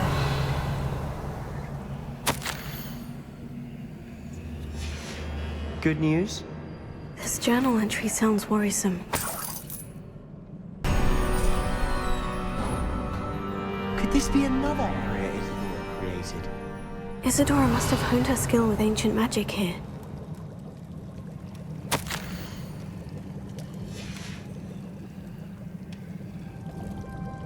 I know from the memories I've seen that the Keepers in Isadora didn't see eye to eye on the use of ancient magic. I wish you could see one of her memories. Another ancient magic passageway to the Undercroft. The final piece to the triptych must be here. The final canvas piece to the triptych! We've done it! Isadora should not have had to keep all this secret. I know from the memories I've seen that the Keepers in Isadora didn't see eye to eye on the use of ancient magic. But I don't understand why she seems to have gone to such great lengths to tell her story without their knowledge. I wish you could see one of her memories. So do I. Perhaps completing Revelio. the triptych will shed more light on all of this.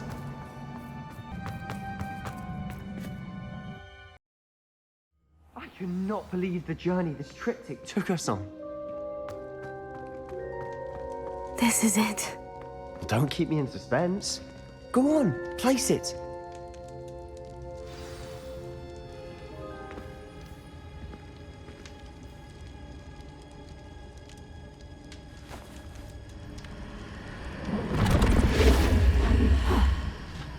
Another pensive.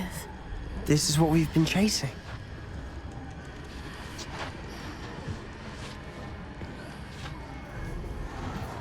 I wonder...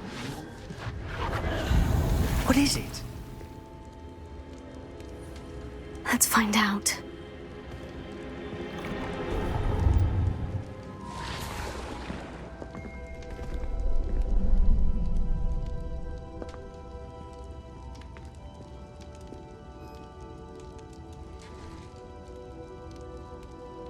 I cannot bring my brother back, Father. But I can give you peace.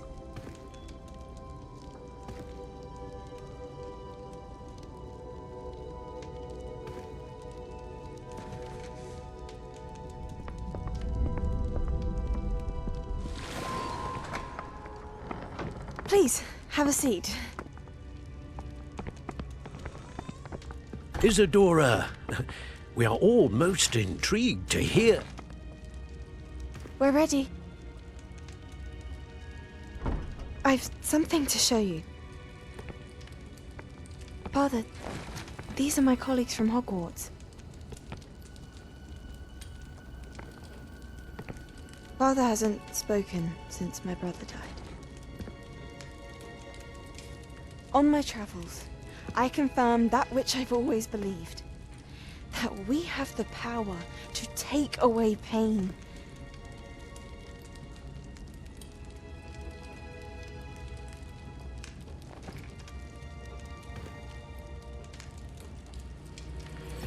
Isadora.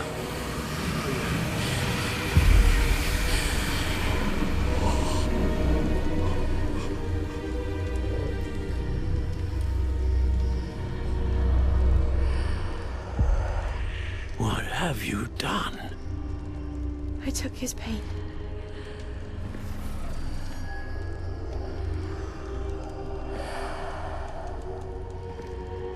Thank you.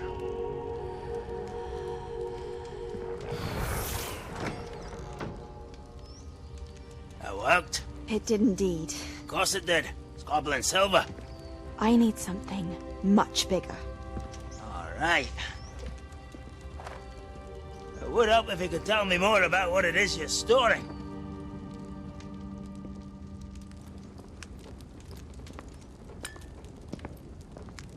Magic. left over from a spell I devised to remove pain, but if used correctly, its power can be used to do even more good. Why would you want to store such magic away? I only need to keep it safe until I can convince my colleagues of its worth. Magic like this unnerves some. Not everyone's ready to wield such power. Perhaps not. But someone will be.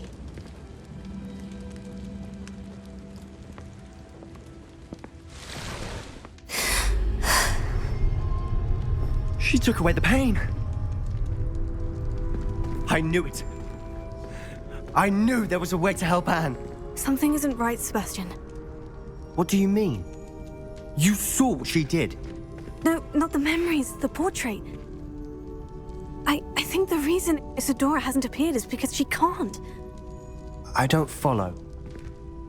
We have seen that view before. The abandoned home in Felcroft, the destroyed painting. It was her. So someone destroyed a bit of enchanted canvas, but we found the memory. Yes, you're right. We saw what she wanted us to see. We saw what she could do, what you can do. But I don't know how to do what Isadora did. Well, then you shall learn. The Keepers can teach you. I'm not sure that they would. The Keepers believe that removing someone's ability to feel pain, it's a highly complicated, unpredictable form of magic. One that should be wielded with great care, if at all. If at all? You've overcome all of their challenges. You've more than proven yourself. You can wield it. You have the ability.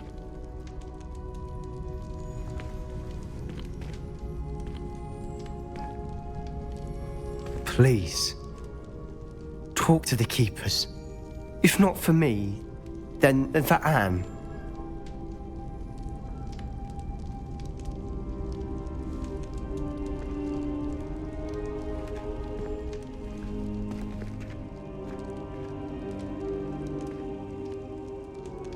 Why did the Keepers want to keep Isadora quiet? Why destroy her portrait?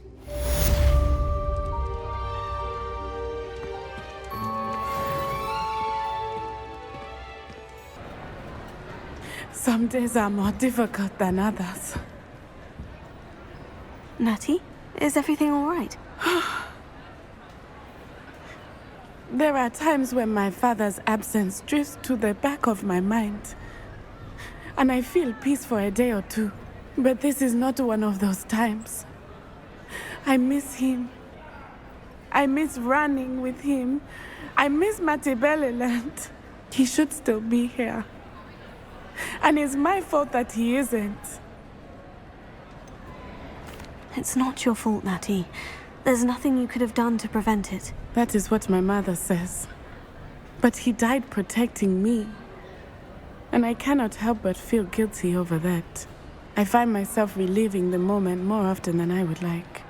I believe I would feel less helpless if I could truly put an end to Harlow and the rest of Rookwood's miserable lot.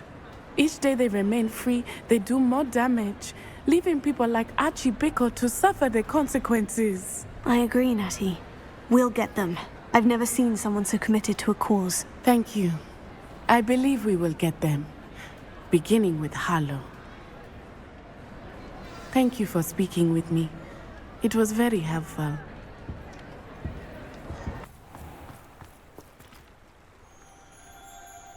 You made it!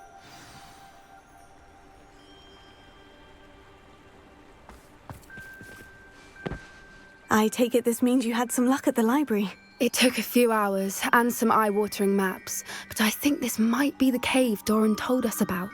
Impressive, especially with how little information he gave us. Well, I'm still not sure this is the cave, but it did seem the most promising. I stumbled across some folklore about a cave in the area that people avoid. Seemed the perfect place to hide something of value. It's a bit of a leap, I confess, but might a mysterious item such as a special moonstone be hidden in an equally mysterious cave? I think I'm desperate for anything at this point. Did you discover why people avoid this cave? Ridiculous, really. Rumour was that the cave drove people mad. I couldn't find any account by someone who had been in the cave, though. So either it is a rumor, or anyone who went in wasn't in any state to speak of it afterwards. Well, we're here. We might as well have a look. Agreed. I wonder if you'd go blind from staring directly at a moonstone. Merlin, it's even more beautiful close up. It's got to be here, I just know it. Given what Fwoopas are known to do, I never thought I'd be so happy to see this many of them. I don't know. I've been listening to them for a while now, and I'm starting to lose my mind. Very funny. I was just thinking how it's proof that poachers haven't been here, assuming this is where the moonstone is. Which means we're one step ahead of them. We found it! It's like staring directly at the moon. Well, we found what we came for. Now we just need to bring it to the henge. Well done, Poppy. This did end up being the right cave after all. A good thing, too. We need every advantage over the poachers if we're to get to the Snidgets first. We should do as Doran suggested and bring the moonstone to the henge. Shall we? We shall. If we leave now, we should make it there by nightfall. That's the henge, precisely where Doran said it would be. But now that we're here, I'm not entirely sure how to feel. We knew we were at the cave for the moonstone, but Doran didn't tell us what to expect when we placed the stone in the henge. I don't think Doran would knowingly send us into danger. You're right. I suppose I'm worrying over nothing. Let's make our way down. We're nearly at the end of this. I think that's it over there.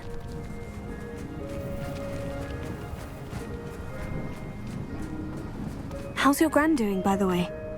Nothing keeps Gran down. She set up a caterwauling charm and threatened to make a coat out of the next poacher that set foot on her doorstep. I still feel terrible that I'm the reason they went there. Surely she'll be pleased you've gone after the Snidgets. I hope so. Gran understands how important it is to protect those who need it.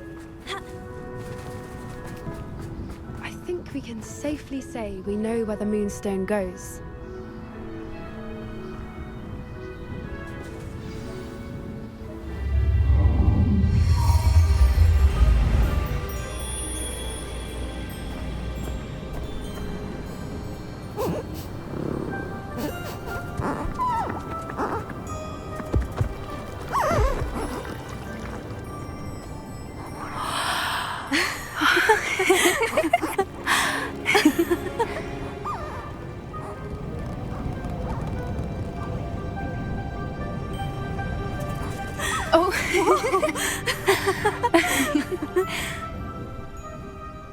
That was a Mooncalf dance. Do you know how rare it is to see even one? They only ever happen under a full moon. Though I suppose the moonstone allowed it to happen now. Is the pattern they left behind on the ground normal? All part of the dance. No one pattern is ever the same, though. We'll need to draw this one to get a better sense of it. Can't wait to tell Gran that I've managed to see not one, but 2 Mooncalf dances. She'll be jealous. You've seen this before? It was pure luck the first time. I was on Highwing, or I'd never have spotted it. It was the night Well, the night I met Highwing, actually, I'd love to hear about how you and Highwing met. I'd actually like you to know. About 5 years ago, Highwing had been captured by poachers. At first, they planned to sell her, but soon decided they wanted to kill her instead. More money, I suppose. I'd finally had enough. I freed Highwing and we ran. We'd flown for ages when I spotted mooncalves dancing below and we landed to watch them. It felt like an omen. A good one. A sign that the worst was over. What do you mean you'd had enough and the worst was over? You see, the night I freed Highwing was also the night I ran away from home. A poacher camp. I come from a family of poachers. Merlin, I don't know what to say, Poppy. I can't imagine what that must have been like for you. I never fitted in. But the older I got, the more apparent it became. Gran tried for years to convince my parents to let me live with her. Suffice it to say, when I left with Highwing, I flew straight for her house. How brave. I'm glad you escaped. So am I. There were so many creatures I was unable to help when I was younger. Now that's all I want to do. From everything I've seen, you're doing precisely that. I've had a bit of help. I've never told anyone any of this, but I'm glad that you know. It's nice to have someone to talk about it with. What was it like growing up in a family of poachers? The thing I remember most was how much we moved around, always chasing the next big kill. It was chaotic and dangerous, and nowhere a child should ever grow up. Do your parents know about the things you do now? Saving the dragon from the fighting ring, for instance? We don't speak, or rather, they don't speak to me. Last I heard, they were in Borneo trying to make their fortunes there, at Cruciatus. However, I wouldn't be surprised if word has got back to them. Some days a part of me hopes that it has. Now that I'm older, I wish I could talk to them, get them to see sense. But sadly, I suspect that wouldn't do any good. We were around so many poachers in the tent. Were you not worried about being recognized? Poachers are nomadic, and most of the ones in the area aren't any I'd grown up with. That said, I suspect someone must have recognized me. That's how they got to Gran. I'm glad you told me. We should get back to Doran. He'll need to see the symbol, and we've got poachers to beat. If you collect the moonstone, I can make a quick drawing of the symbol for Doran.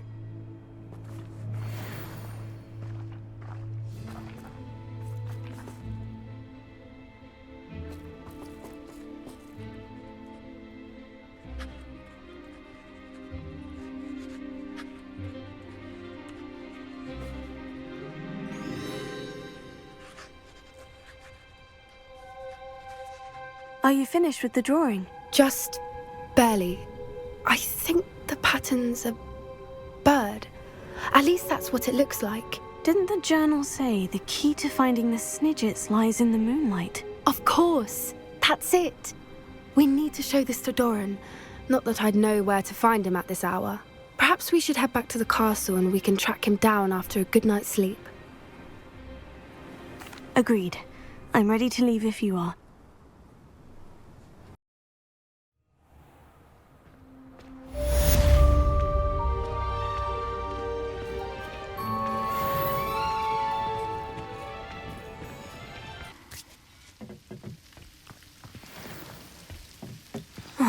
No sign of Lodgok out here.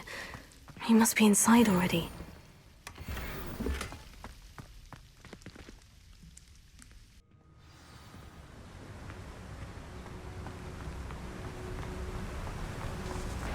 This place is teeming with Ranrock's loyalists. I have to keep my wits about me.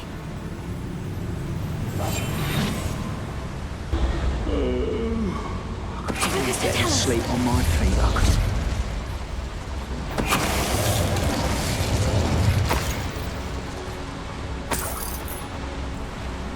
This cart ought to get me deeper into the mine.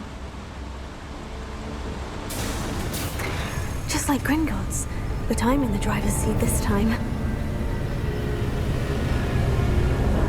Something seems wrong. How deep will this take me, I wonder? Ranrock's going to be pleased with our progress. Who was on that car? Enjoy some yeah, with his part, will ya? That has to be the end up ahead.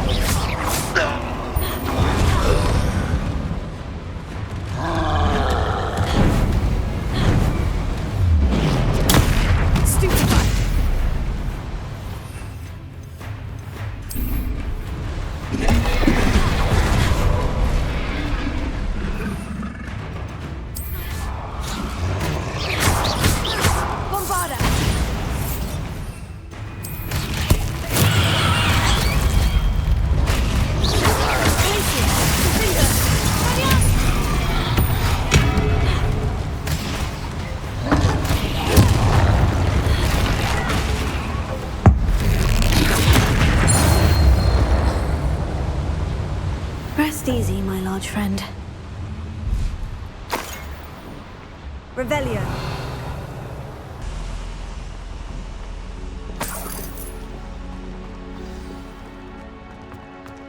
Another drill is complete.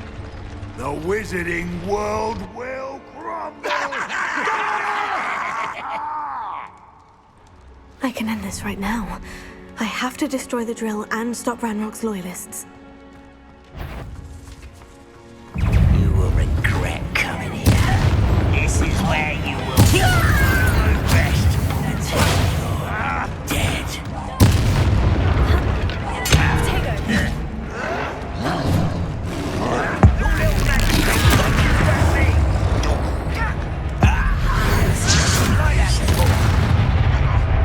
Hogwarts teach you nothing about dueling.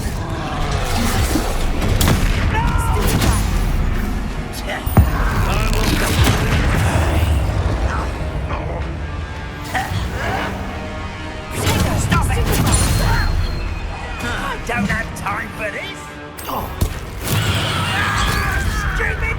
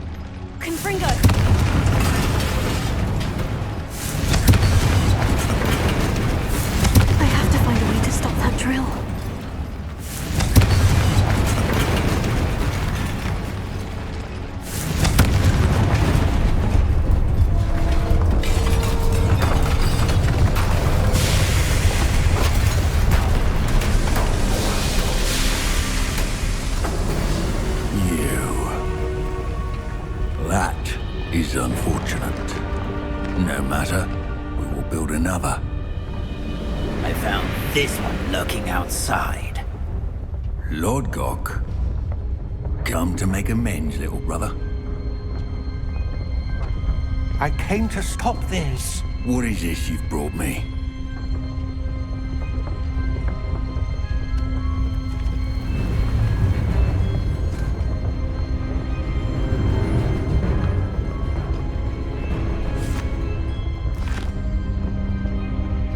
Cannot be. All this time, you knew where it was.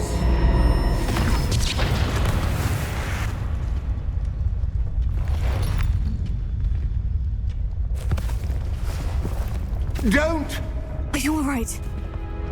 I'll never understand you, Lodgok. So gullible. That witch did not consider you an equal. She, like all wizard kind, sought only to use you. You're wrong, Ranrock. The young ones are especially deceitful. They are taught to hide their disgust for us, as they exploit us. Astonishing that our ancestors ever trusted each other.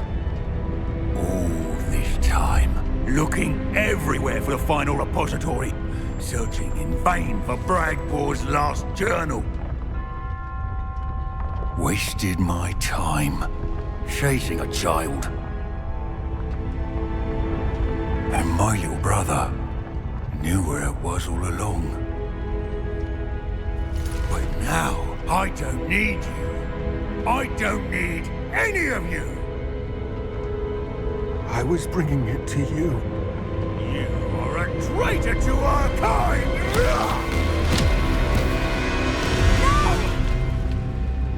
Avada Kedavra!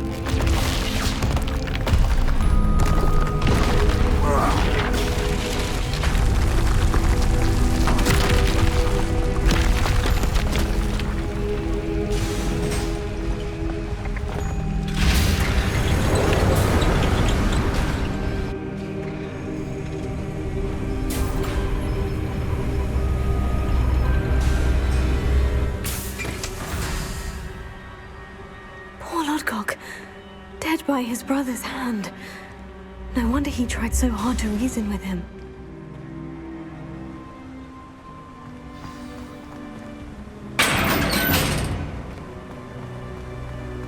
get out of this blasted place.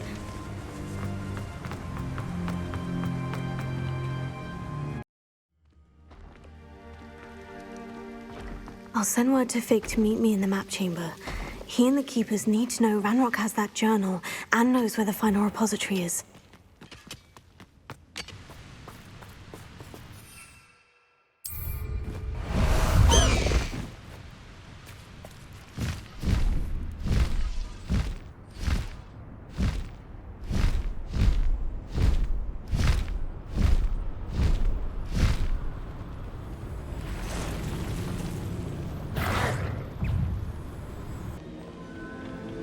According to the owl I received, Ranrock is moving more quickly than we could have anticipated.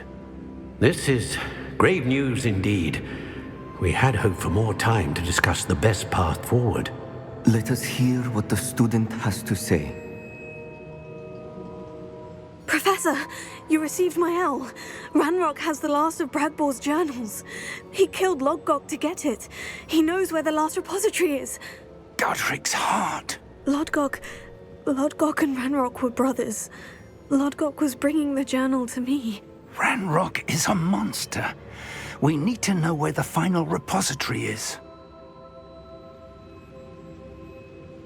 Surely this changes things. Ranrock has Bragbor's journals and knows where the final repository is. We obliviated Bragbor. He kept journals?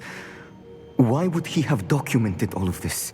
He didn't know what we were containing. Isadora told Bragbor about the magic when she asked him to build a container for her.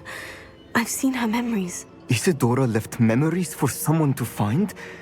You know what she did? Her memories showed what she did for her father, which I also saw in Professor Rookwood's pensive. And a conversation with Bragbor in which she expressed frustration about the limits being placed on her use of ancient magic. Based upon the memories they have seen, I believe our young friend is well aware of the grave circumstances in which we find ourselves. The next trial will involve an exceptional level of magical skill and a nuanced ability to interact with beasts. Find a face of stone and tendrils. I should advise you that you must engage with any beast that is part of the trial on your own. Professor Bakar will meet you in his pensive room. An exceptional level of magical skill? Nuanced ability to interact with beasts? I suppose we should begin our search for a face of stone and tendrils, whatever that may be. Very well. Professor Weasley has been keeping an eye on me. Perhaps we should meet there, so she has no reason to raise concerns with Professor Black. I shall see you near the coast. Perhaps then you can tell me a little more about the memories of Isadora that you witnessed.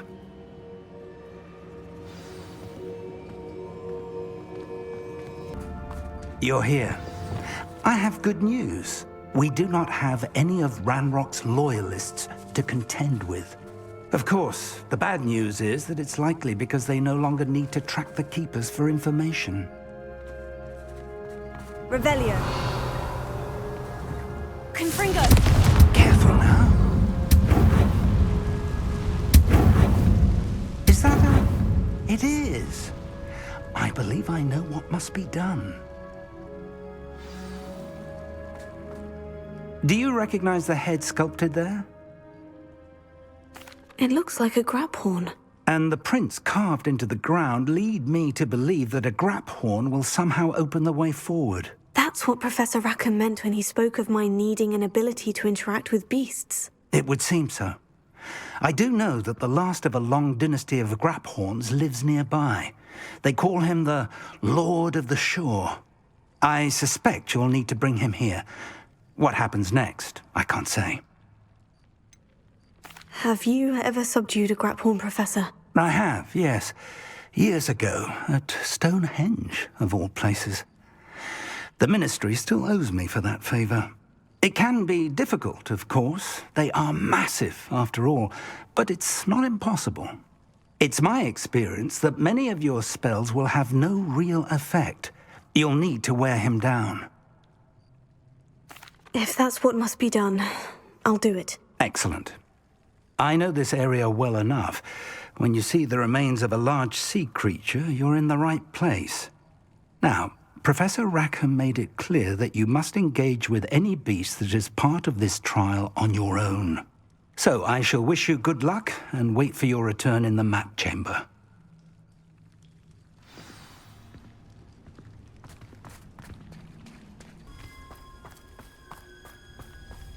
Sebastian has gone too far. You saw what lies in the catacomb. I cannot stay here.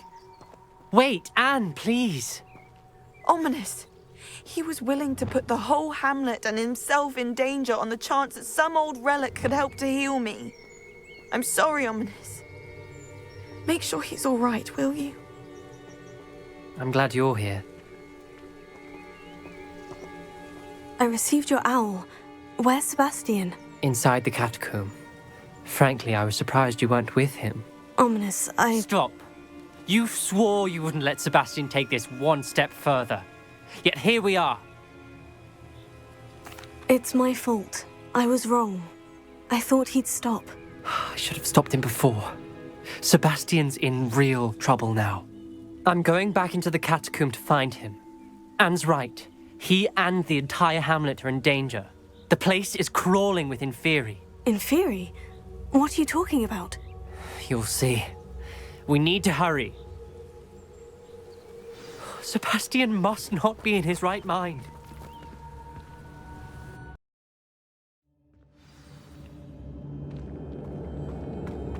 Last time we were here, this place was crawling with spiders. We're about to face worse. Let's find Sebastian quickly. There weren't this many Inferi before. And there's no sign of Sebastian.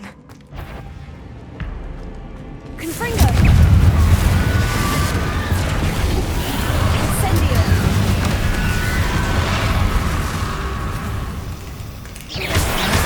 Bombarda! Potato!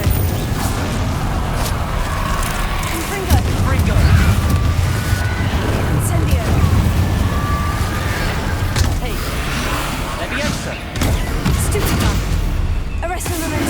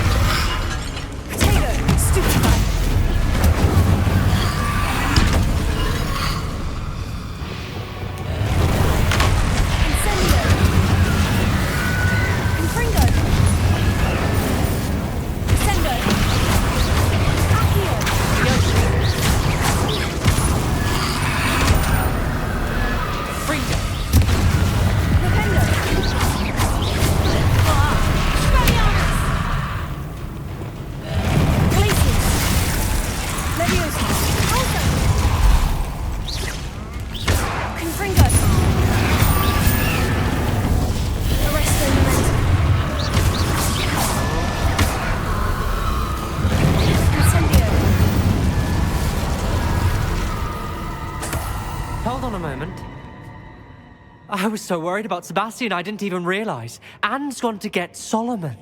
When she first saw the Inferi, she thought Sebastian was being attacked. But then he showed her the relic and said he'd learned how to use it. The carvings on the relic were Inferi, and Sebastian somehow created them. Not exactly. He's controlling them. This is powerful dark magic. Creating Inferi is incredibly difficult, but controlling them... As Anne and I frantically barricaded the Inferi to keep them from escaping, Sebastian kept mumbling about healing Anne. When Anne said she couldn't stay here, I didn't realize what she meant. Solomon threatened to go to the headmaster if he heard of Sebastian dealing with dark magic. I need to get to Hogwarts. I must get to Professor Black first. Twist the story a bit, make him think it's a family fight.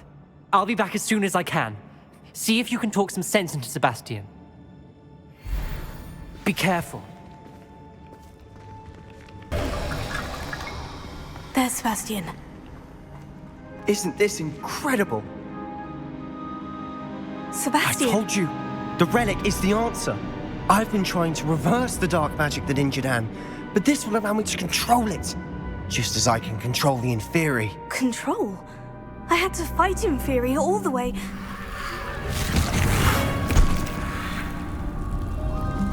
What have the two of you done? Accio Relic!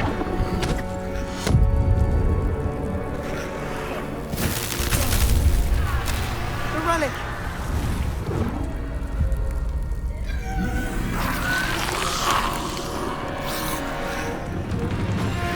You'll pay for this!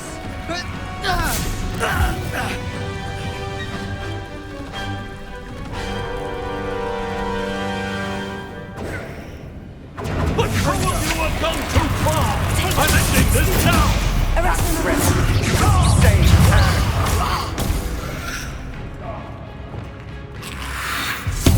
Incendio!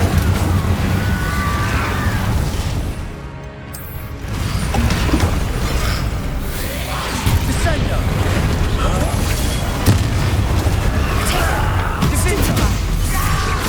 Confringo! Sorry, it had to be done. Incendio! Confringo!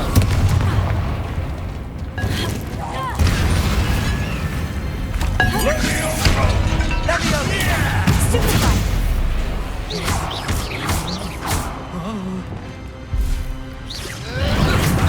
Sendo! Defendo!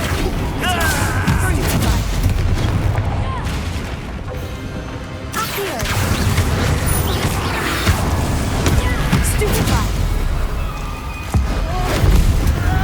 Now you've gone too far.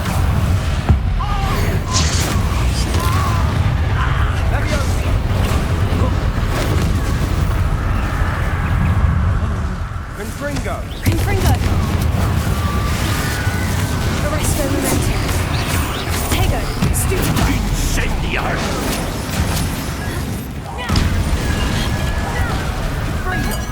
Levioso! Stupefy! Sorry, it had to be done. Incendio! Fada! Stupefy!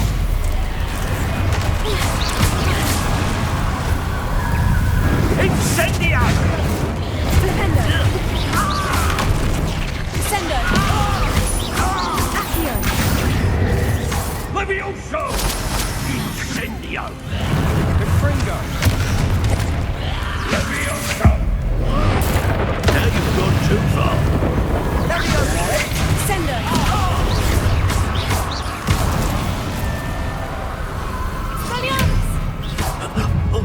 Accio! Levioso! Incendio!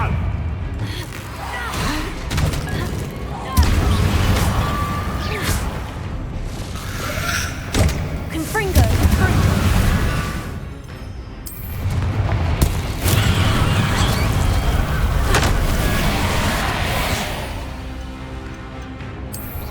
Sorry, it had to be done. Levioso! Stupefy!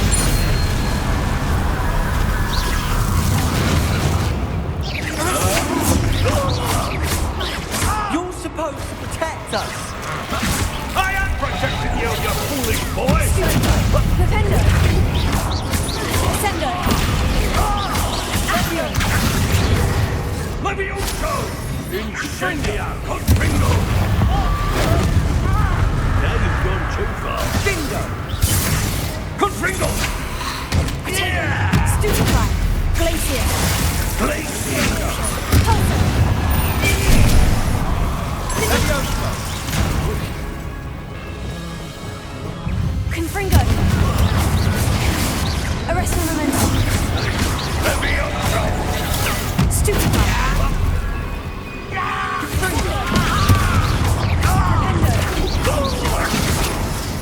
Levioso! Incendio! It had to be done. Defendo! Sendo! Confringo! Defendo!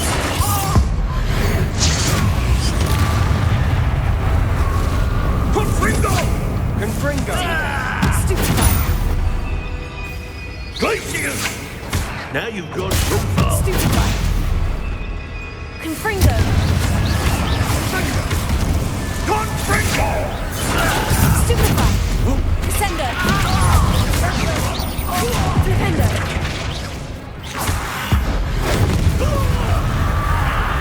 Confringo! Confringo!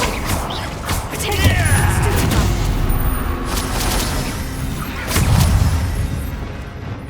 Sorry, it had to be done. Stupefy! Confringo! Confringo! Levio! Leviosa! Repulse! Levioso! Incendio! Confringo! Mr. Sallow, stop! How dare you! You're no friend to my nephew! Leviosa! Repulse! Levioso! Incendio! Levioso! Now you've gone too far. Potato! Stupefy!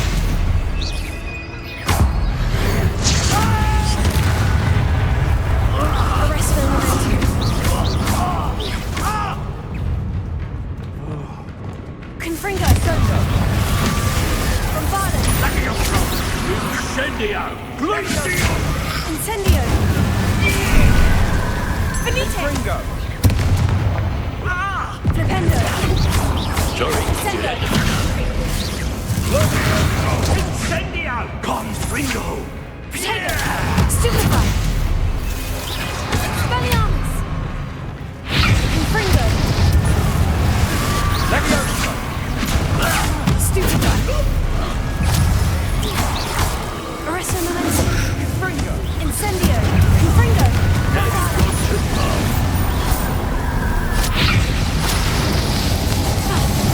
Levioso!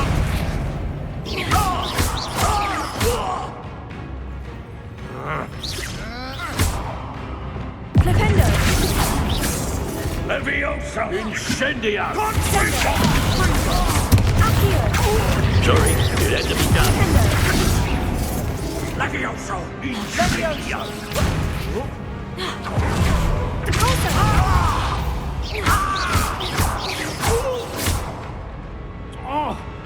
Descendo! Confringo! Confringo! Levioso! She cannot be healed, Sebastian. You must stop. I won't let her suffer! Avada Kedavra!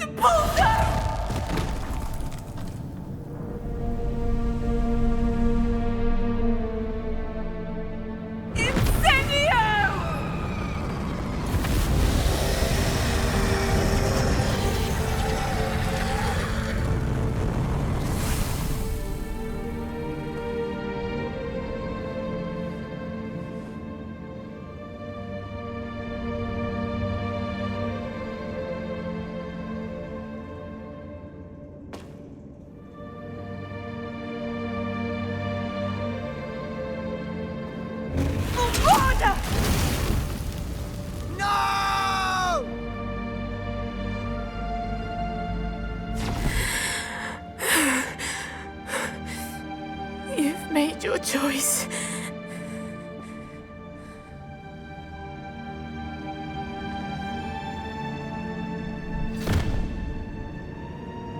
Oh, Anne. What have you done?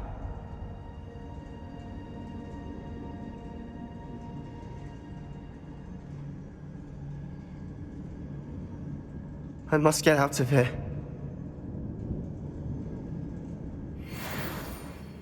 I can't let him leave. Sebastian, wait!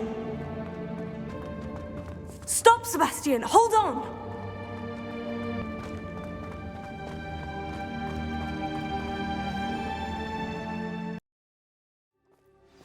What is it?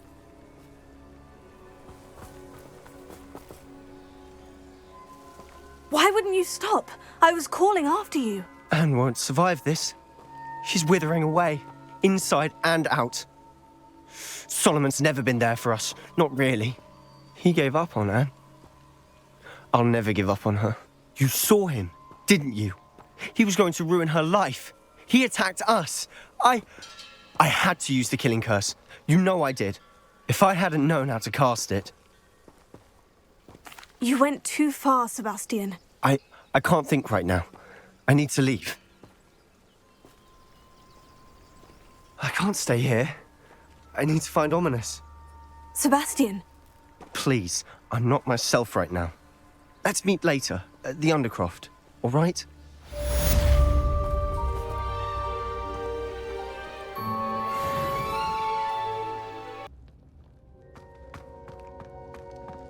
She's devastated. She just buried your uncle alone. I did it for her. Sebastian, Anne can't bear the thought of turning you in, but... What? Turn me in?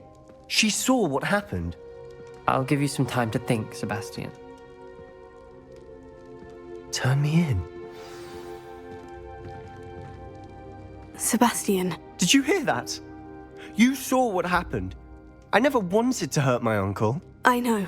I can't believe he's gone. How did things go so wrong? I didn't mean it. I didn't mean to... Oh, Anne, I was only trying to help. I can't leave now. Anne needs me more than ever. You understand. You can talk to Ominis. Make him understand. He listens to you. I need to be with Anne. Don't worry, Sebastian. I shall speak with Ominis. Thank you. You're a good friend, truly. No matter what happens from here, I'm glad we met. Poor Sebastian. Ominis. What a mess. I can't believe it. After I last saw you, I went straight to Hogwarts. Before I had time to talk to Black, I heard from Anne. I rushed to Feldcroft and found her with Solomon's body. She was beside herself with grief. Part of her wants Sebastian to face the consequences, another part can't bear the thought of it. I don't want to lose Sebastian, but I don't think we have a choice. We do have a choice. What good will it do to turn him in now? He clearly regrets everything. He's not going to do anything like this again. We've both heard that before. But we also need to think about Anne. She's lost her health, now she's lost her uncle. Do you really want to take her brother away from her too? I understand what you're saying. Perhaps you're right. As much as I believe that Sebastian should pay for his actions, we'd only be punishing Anne as well. I hope we're doing the right thing. I'll talk to Anne. If it comes from me, she'll agree with this decision. Thank you, Ominis. You're a good friend. Whatever lies ahead, we must face it together. That I know.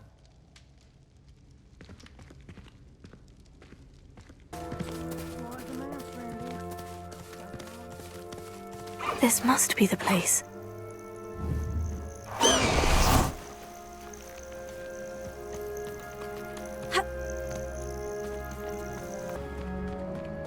Very well. Lord of the Shore, show yourself.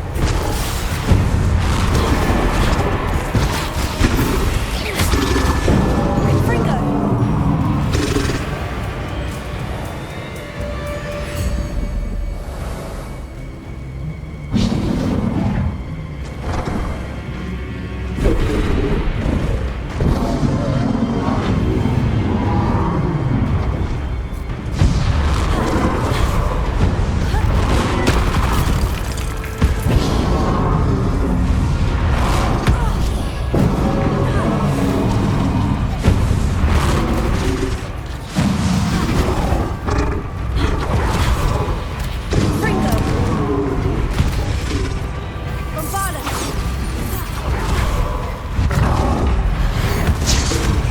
should think he'd be a bit weaker by now.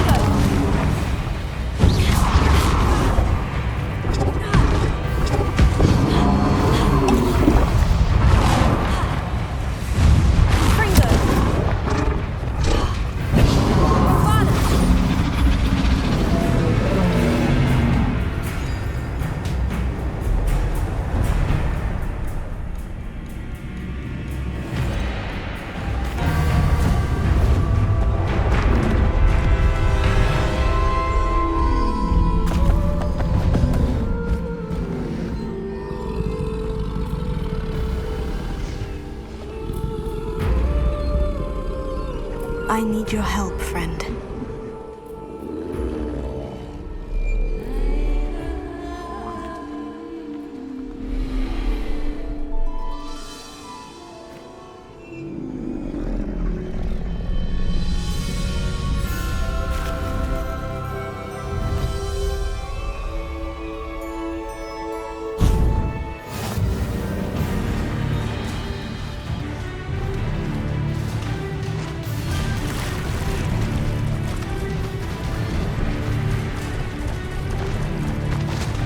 No need to race now, my friend.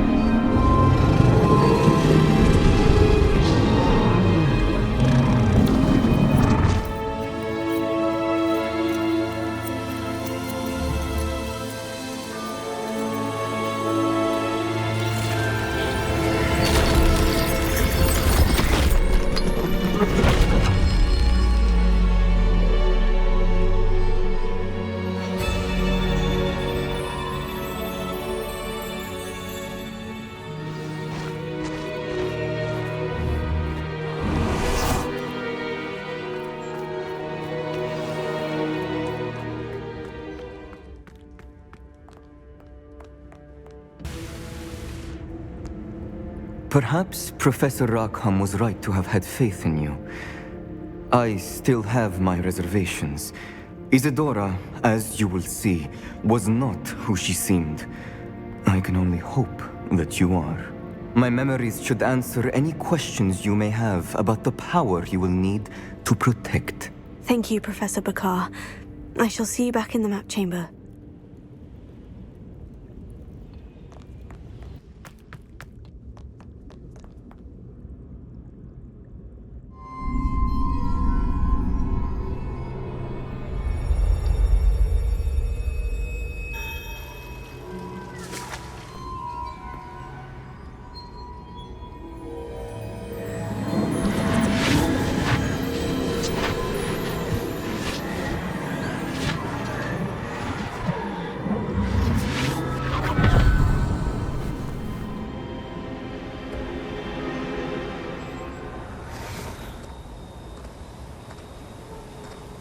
Hello?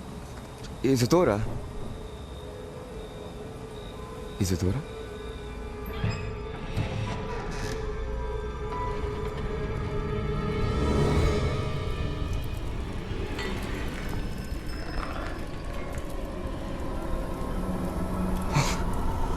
Mr. Morganach,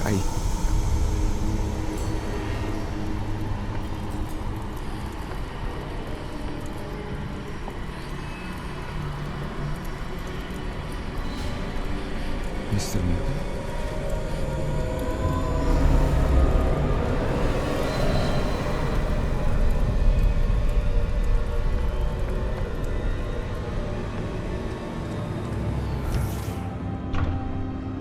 Son, I'm glad you're here. Isadora was not at her home. I know. Her father... Percival. What is it? It is as though he was stripped not only of his pain, but of all emotion. Everything is much worse than I feared. Neve was right. Isadora hasn't stopped. I've just learned that she has been wielding that magic on students. We must gather the others.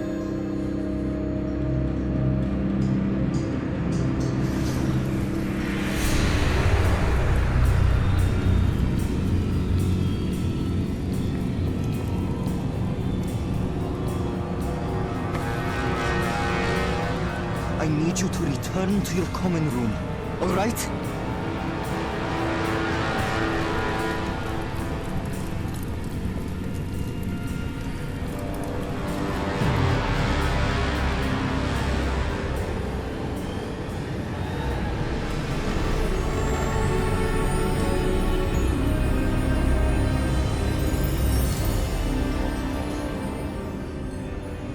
What have you done? Take a breath. Students, Isadora. Everyone feels pain. And why? Because of your arrogance? Your obsession with secrets? He won't suffer any longer. Not my father, not my students, no one. Isadora, set down your wand. Professor, you taught me to hone my power, not throw it away. I did not teach you this. Expelliarmus!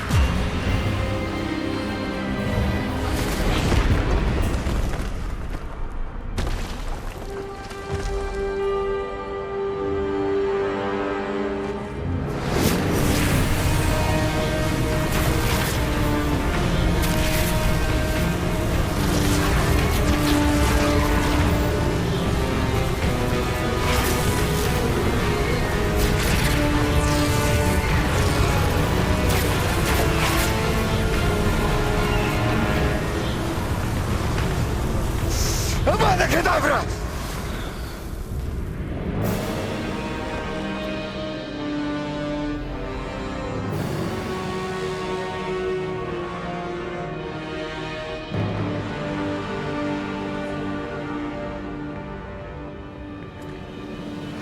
She's alive.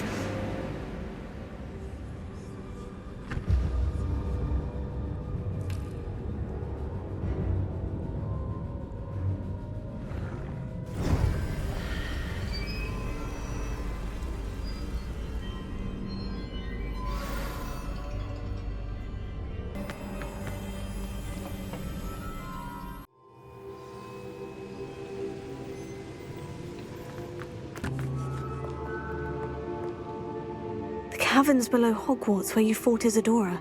Is that the location of the final repository? It is.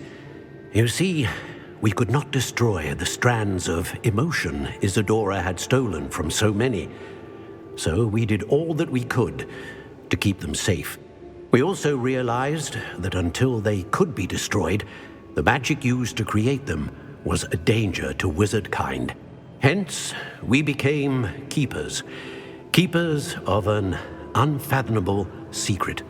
We knew that someday, one with the ability to see traces of ancient magic might be seduced by its power. We built the trials to lead that person to us, to allow them to prove themselves worthy of the knowledge we'd kept hidden and the responsibility that accompanies it. Have I not proven myself, Professor? I need to get to that repository before Ranrock does. You have, and you will. But the repository is protected by powerful ancient magic. To enter, you must craft a special wand from the 4 artifacts you found above our pensives. So the repository is safe from Ranrock for now. If he is, as you suspect, capable of using the power of the other repository, I fear he will be able to breach our defenses. Then I must go now and craft this wand. Perhaps Mr. Ollivander will help me. Another Ollivander? I'm not surprised. As I am sure he will tell you, this wand may be used for only one purpose. Return with the wand, and we will open the way forward. I shall send an owl ahead to Ollivander.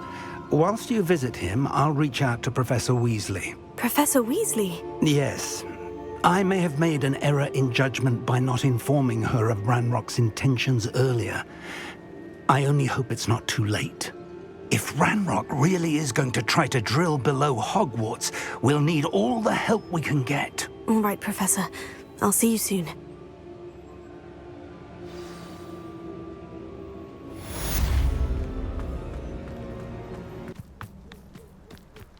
And you say they made it after you placed the Moonstone? Do you know why, or what it means? Does it have to do with the Snidgets? The breadth of one's knowledge can be as wide as the seas, and yet only run so deep.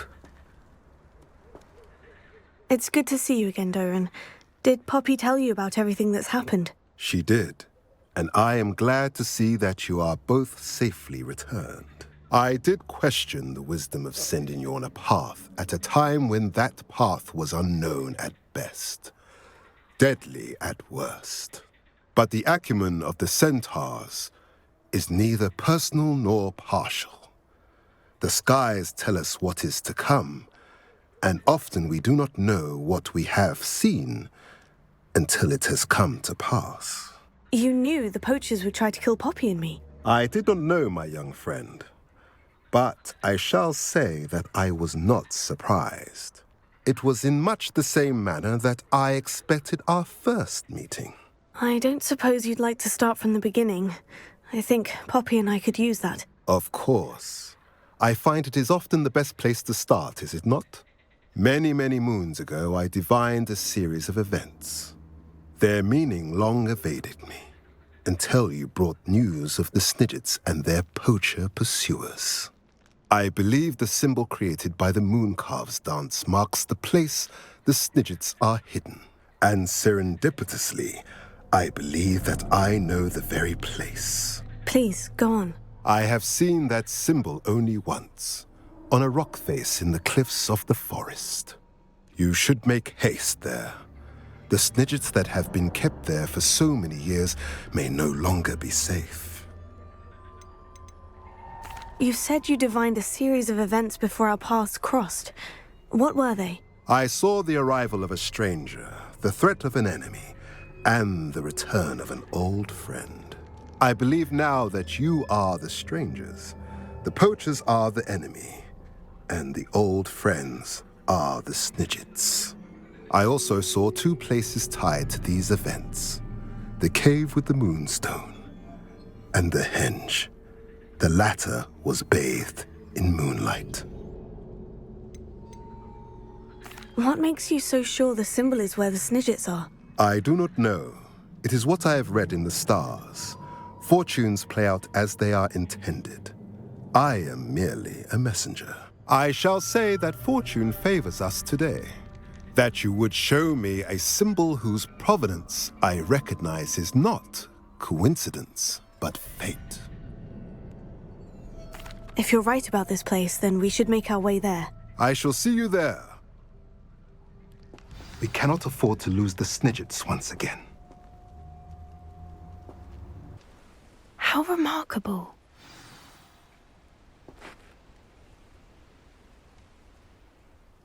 I got here as soon as I could. Did you see the symbol above the entrance? It's the one the Mooncalfs made at the henge. Of course Doran implied as much, but to see it up there... Could this actually be where the Snidgets are hidden? Let's find out. Doran's waiting for us just up ahead. I'm ready if you are. Can you believe it? Actual Snidgets. I'm glad we seem to be a step ahead of the poachers. It is a little strange we haven't heard anything from them. If we're lucky, they're still poring over Gran's research. There was a fair amount. We, on the other hand, had Doran to guide us. Even if the poachers do somehow stumble upon this place, we shall be long gone. Greetings. I hope we haven't kept you waiting long, Doran. Not at all. Then again, it is not I who awaits your arrival. Do you have the Moonstone with you? We do. Good. It is as important to what happens next as both of you are. So, what does happen next? What are these pillars here? A safeguard, I suspect. There is only one way to find out. And as for how to go about that, the two of you may know better than anyone. That did it! Look, Doran, a doorway! I suspect we all know what lies beyond that passage. And now, I'm afraid I must leave you. At least for a time. You're not coming in with us. If the Snidgets are here, the herd will want to see the truth of it for themselves. Relic especially. Go on without me. I will rejoin as soon as I am able.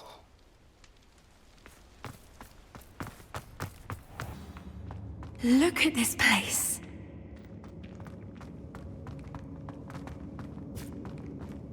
Little puppy weeping. Forgot how to cover your tracks. What was that? Not Doran. That's for certain. Potato! Cubrino! You made a mistake! Accio!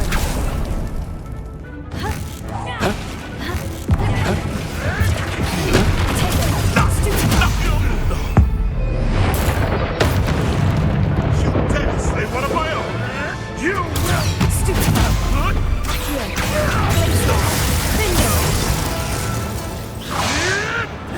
You'll have to fight him! Leviosa!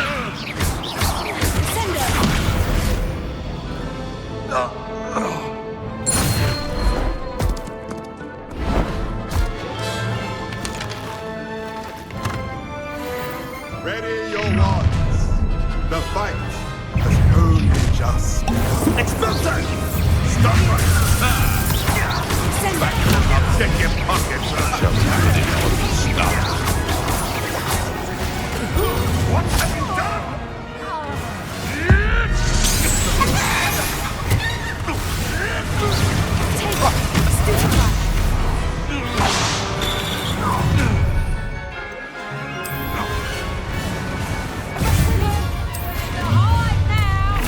Let's get this over with, shall we?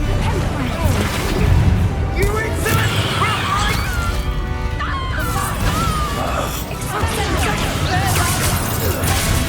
Gotcha!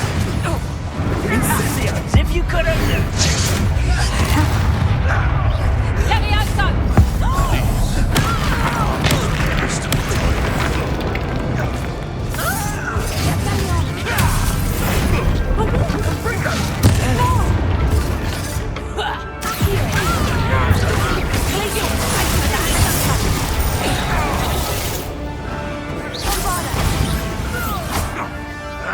miserable weed. Back to the dirt. I think that was all of them. Are the two of you unharmed? I had hoped to return before it was too late. We're fine, but if you hadn't got here when you did, I led them here, Doran. You fought with us against your kind. I am glad to have witnessed this. I now believe all that Doran told me. They are the ones I saw, Relic. Finish your work here, brother. All the events you divined have not yet come to pass.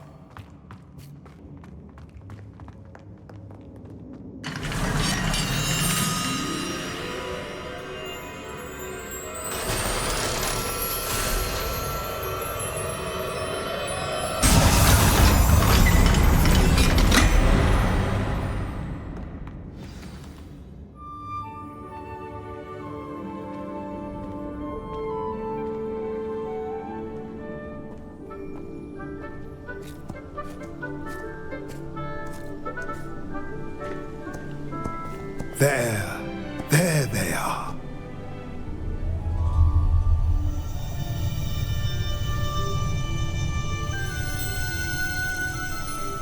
Now, all that remains is to break the charm.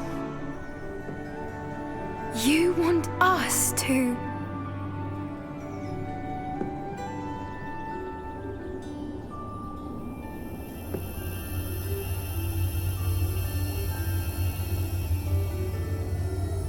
ever wanted to see them safe, which they are, you should do it.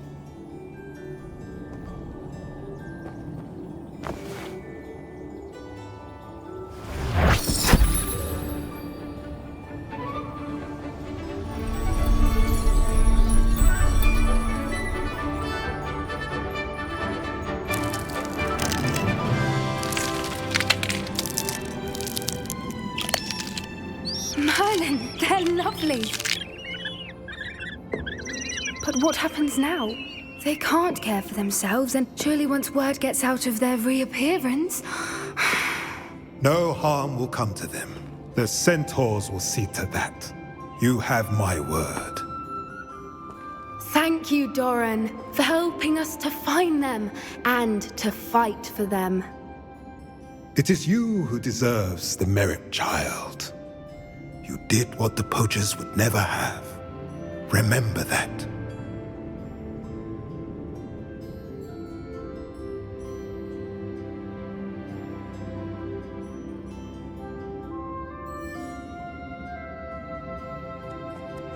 You both fought bravely today.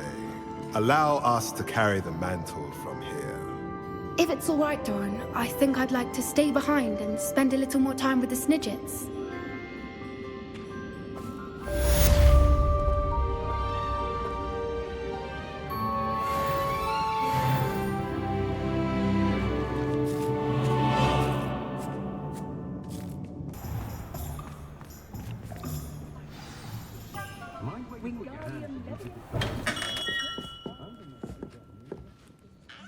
Hello, Mr. Ollivander. I wondered if you might be able to help me with something. Yes. Professor Fig sent an owl informing me that you'd be coming. He was a bit cryptic, said you need to have a special wand crafted, that you'd bring me the materials. Yes, sir. I have them here. Oh, my. How extraordinary. Remarkable design. I will be honest, I have never crafted a wand in this fashion. Repaired broken wands, of course, but this is something else entirely. Keeping me on my toes, aren't you? I think I can work with what you've brought me. Let me see what I can do.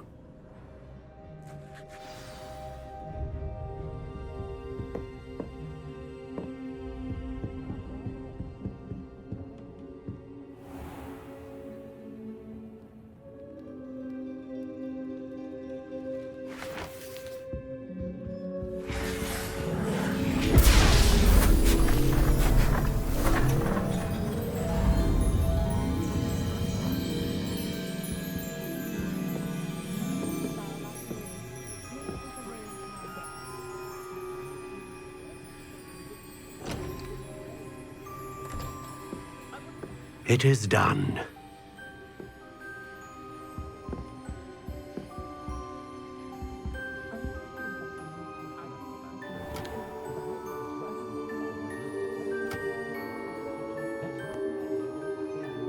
I should warn you, I've never seen a wand like this before. My suspicion, as Professor Fig implied in his letter, is that it serves a unique purpose. I doubt you shall find much use for it otherwise. I understand. Thank you, sir.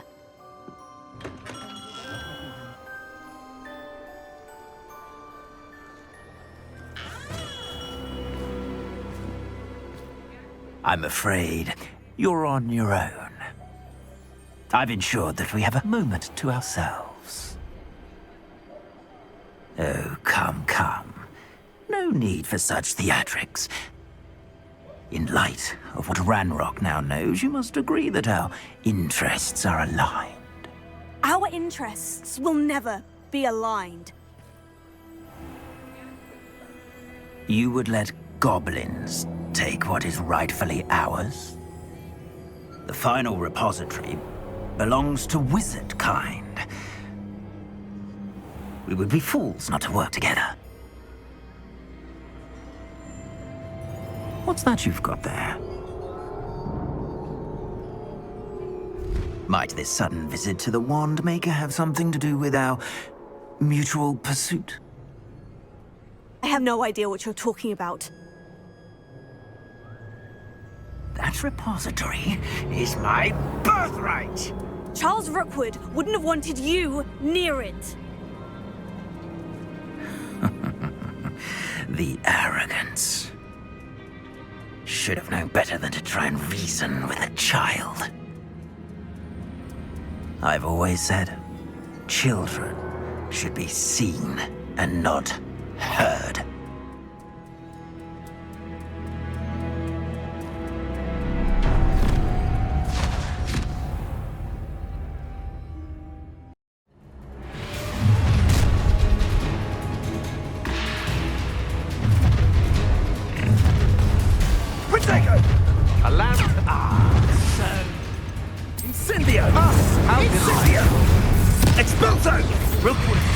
You wish you were back at school.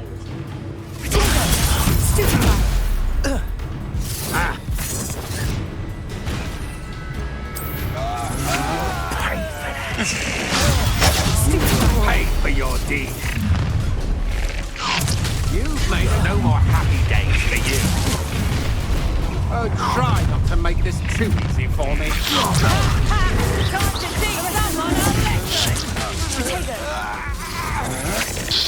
You're going to regret that. Want to look up?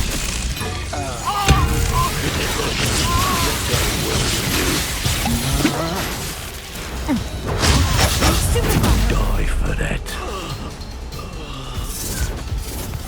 Let me out, Incendio. Quite conductive, aren't we? Glacier. You should have joined me.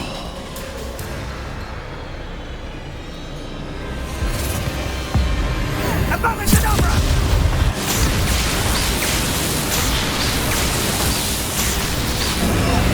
Well done for a child. Oh, try. You can't hold. Learn that in first year, did ya? Oh, what's a night. Take it. Stupid guy. Glacier. Defender.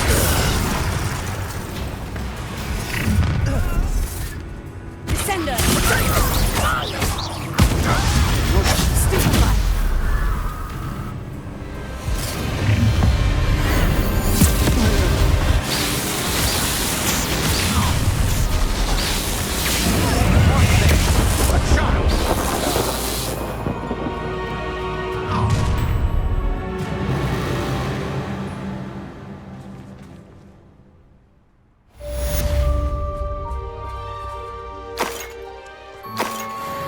I can't believe it.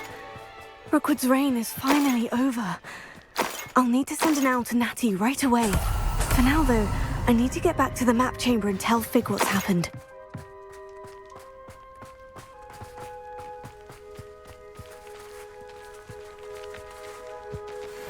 Aloha Mora.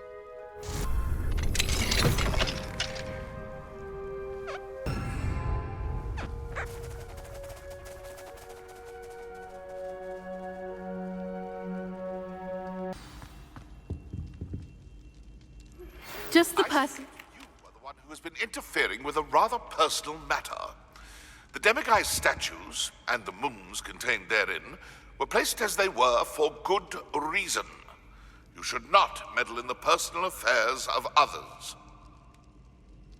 I don't think Mr. Pemberton meant to use his own stationery. He knows something about those demiguise moons. He's in Hogsmeade, apparently. Perhaps I shall pay him a visit.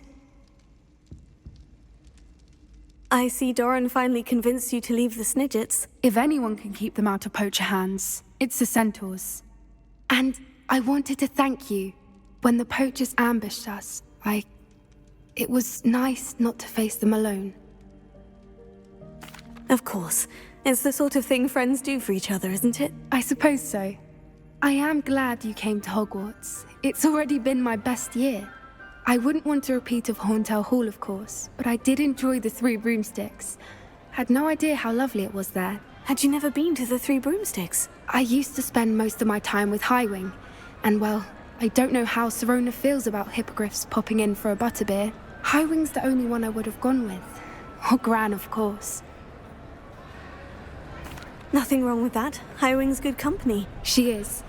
Although I am beginning to see the appeal of human friends. It was nice to talk about my parents and Gran with someone. And share Highwing. I don't suppose you've heard anything from your parents, have you? I haven't, but I'm perfectly fine with that. Does your Gran know that we found the Snidgets? I couldn't hold it in any longer. I told her everything.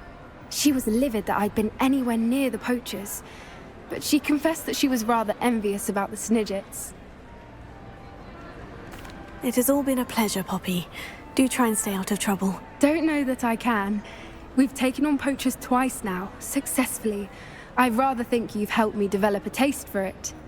And with Centaurs as allies, I might actually go looking for trouble. You and I should meet for a butterbeer soon. Perhaps Highwing can join us?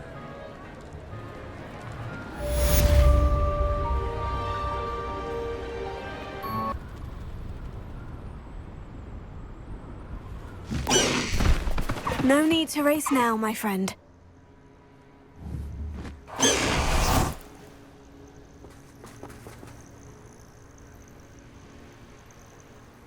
Are you ready to finish Harlow? I'm ready to finish Harlow once and for all. What is your plan? I received an owl from Mrs. Bickle. She wondered if we were having any luck going after Harlow. Suggested we could gather evidence from a friend near Manor Cape. But she warned us to stay out of it. Was rather adamant about it. Precisely. Harlow knows that we saved Archie, and that we rescued Mr. Rabe. The letter didn't come from Mrs. Bickle, did it? I do not believe it did. Harlow intends to ambush us. But now we have the upper hand. We can prepare. We are stronger than Harlow, and he knows it. That's why he's resorting to this sort of trickery. We must go. Agreed. Let's finish this. Brilliant. Harlow's reign ends today.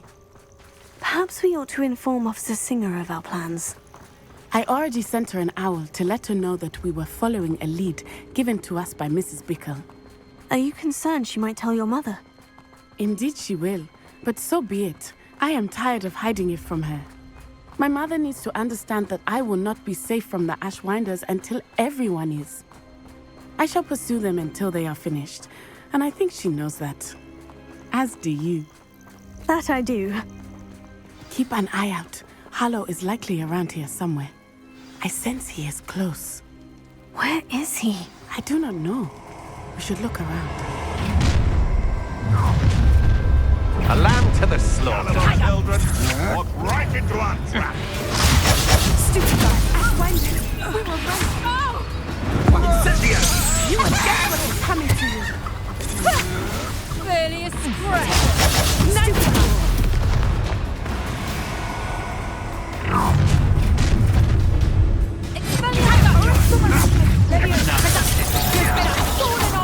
Long enough! Send her!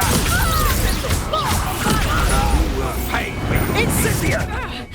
Petrificus totalis! Oh, look at little children play fight! Coward! Send her! Escapade for a big long time! Stupid dog! What's your petrificus totalis?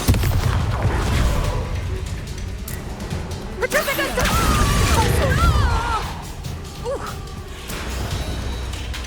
Arrest the momentum. Incendio.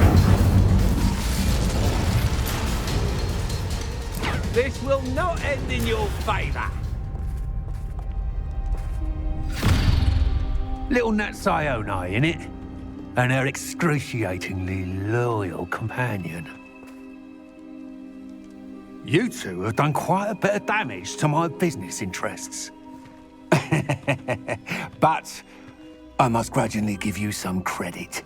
What was once a mere annoyance has become remarkably problematic. Fortunately, I pride myself on my problem-solving skills. You're not even trying! Do you want to concede now? Must we prolong this? Defender!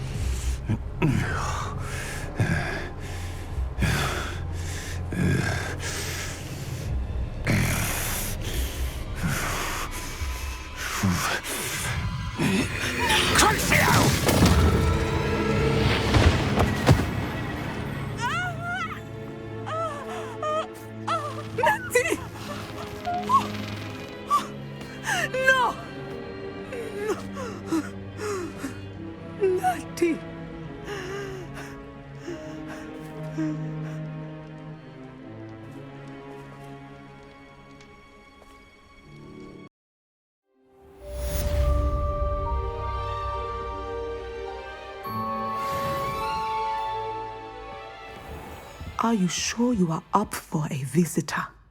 Yes, Mother. I feel fine, and it will do me good to see my friend. Very well. But do not overdo it, Natsai. I know, Mother.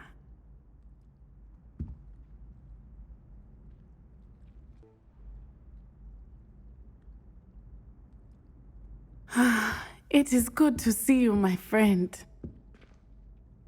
I'm glad to see you're doing so well. I am doing better than it appears. I am only here because my mother insisted, just to be safe. I was relieved when she told me that you were all right. Only because of you. How are you feeling? Well, I've had better days, but Nurse Blaney says that I am on the mend. I'm sorry, Natty. It's my fault you got hurt. What? No. Do not blame yourself for this. The moment that I saw Harlow aim his wand at you, well... You did what came naturally. I suppose it was instinct. Yes. I could not simply stand there and let you get hurt. Then I shouldn't feel guilty? Of course not.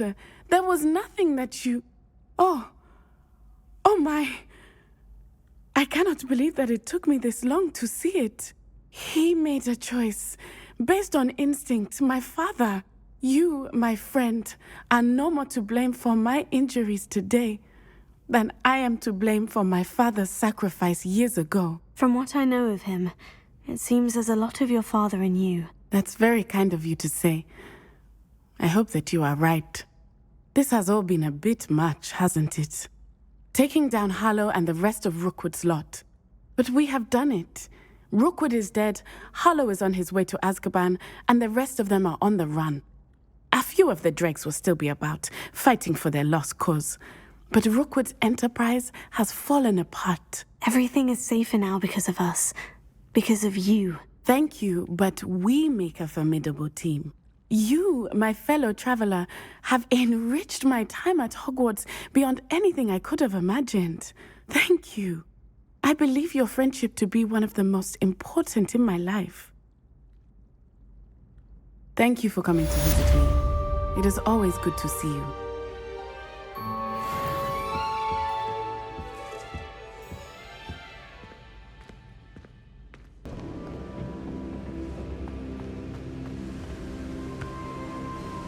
Victor Rookwood is dead.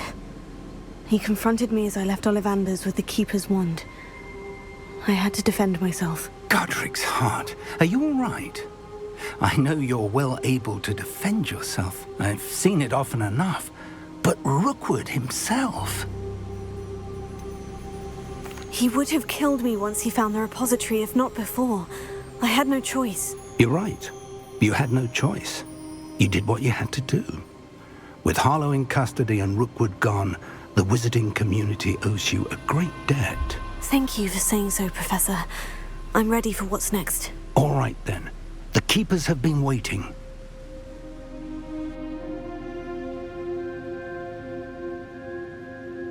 You have completed all of our trials, and you have done so under circumstances even I did not foresee. You understand now why all of this was necessary. The portkey, the vault, the locket, the book, the trials. To ensure that one with the ability you and I share would make the same choice that San, Neve, Charles, and I did. Now that you have witnessed my memory, you understand all that is at stake. Not everyone is what they seem. As you know, light does not exist without shadow, nor shadow without light. Simply because you can eliminate darkness does not always mean that you should. Even the most well-meaning and competent amongst us cannot possibly know the consequences of manipulating what should be beyond our reach. What lies in the repository must never be released.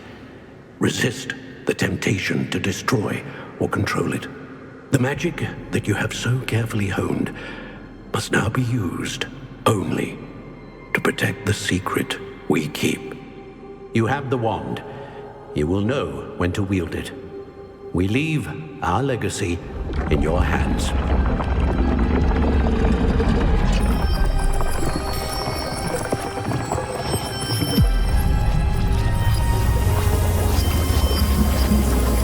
Astonishing.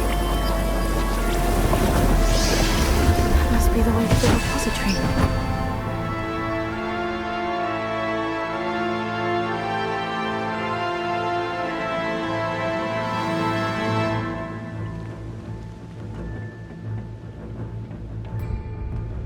We can only hope that we're not too late, and that we find nothing but a repository undisturbed beyond this door.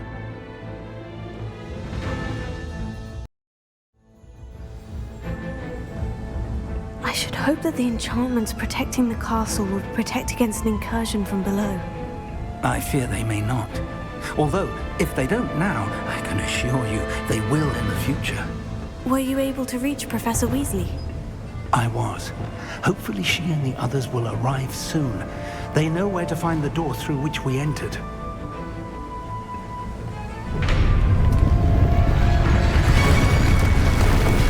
And the goblins. I wonder if Garnuff is here. Let's go.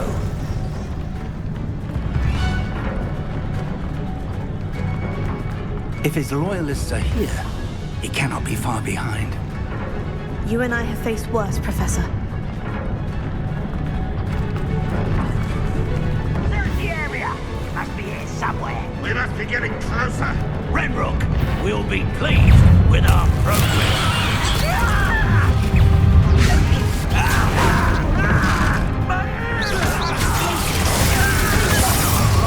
Not quiet enough. You won't see me.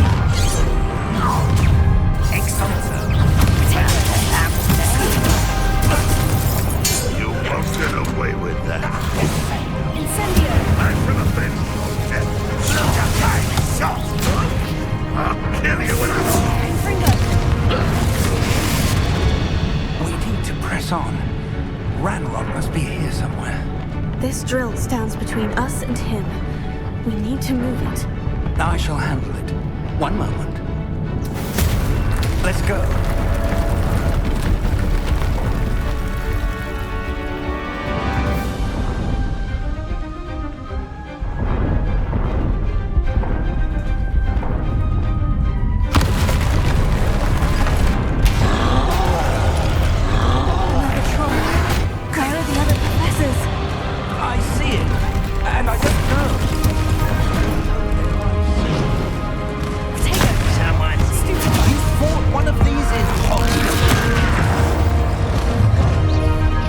will not take what is not yours! The trolls ought to make quick work of them! You can't stop us! You're no match for us.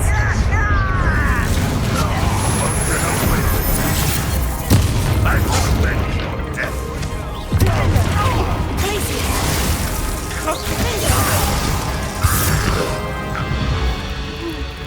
A dead end. Now what? Professor, that wall. That's the way forward. Very perceptive. It worked. Let's go. Lumos! Ranrock must be getting closer to finding the repository. I fear you're right, Professor. There's nothing we can do but keep searching. Lumos! Listen, more goblins up ahead. Not your best one. Why? It's the student! And there's the professor! I'll get you with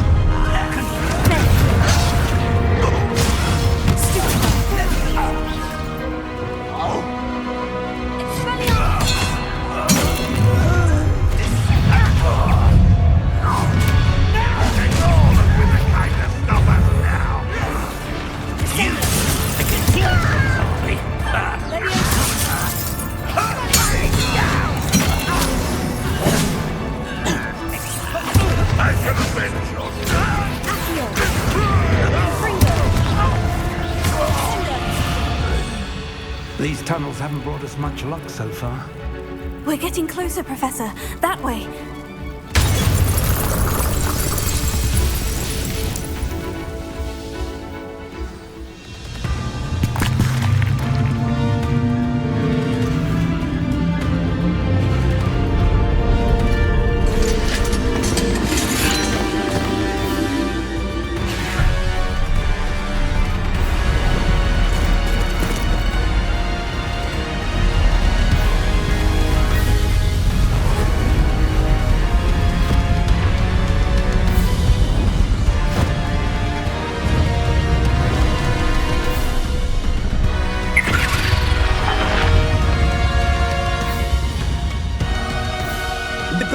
Somehow evaded the castle's defensive charms.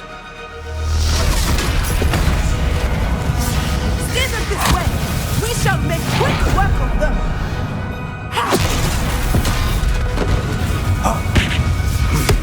They got this.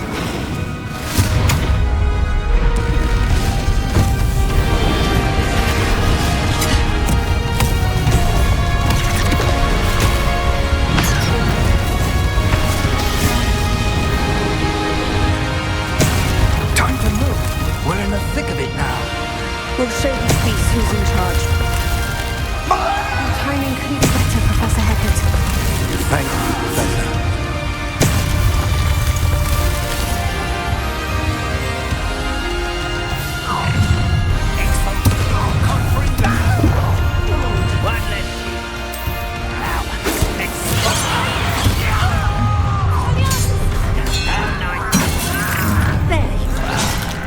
Let's get it. More of Ranrock's down Rather unwise coming back this I shall defeat you in all this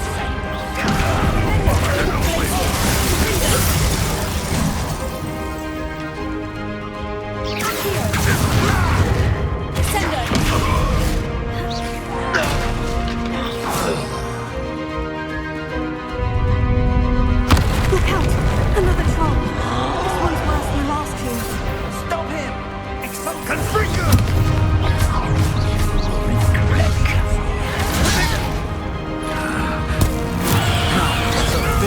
To leave some for the rest of us. We couldn't be happier to see you, Professor. Confringo! Back to the bed for death! Confringo! I've been fighting since before you were born. I will have my revenge!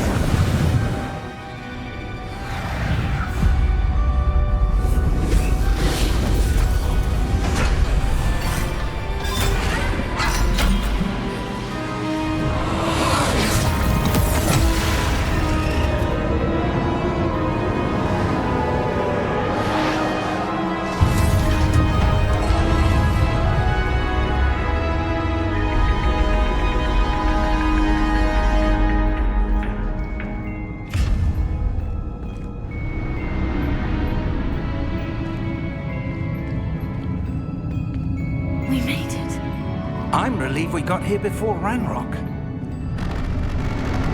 I can't believe this is it. The repository has been under the castle for hundreds of years. Think of all the pain that created it. This is what Miriam, George, your friend Lodgok, and countless others died for. Miriam believed this forgotten magic could be used for such good, but she did not know the risks. She did not see what the Keepers have shown you, what Isadora showed you. You are now the Keeper of whatever power it holds. What do you intend to do with it? I plan to keep the repository as it is. I'm pleased to hear that. I've been thinking. What is it, Professor? I spent all year trying to keep our journey a secret from everyone, including Professor Weasley. But now I wonder if I should have shared it with her, and the others, sooner. Trusted them more. The Keepers wanted this secret to be locked away forever. How long will you keep it? The Keepers were right. The risk of using this magic is too dangerous.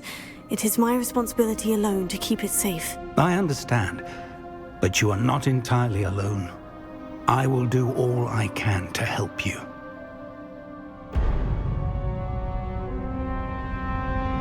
God.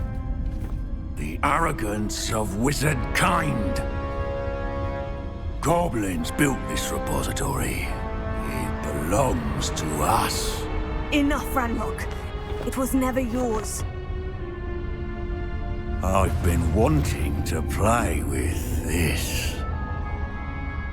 Miriam's wand. If she'd simply handed over the container, all of this could have been avoided. Foolish, self-important witch. Seems you were two of a kind. She didn't know when to give up either.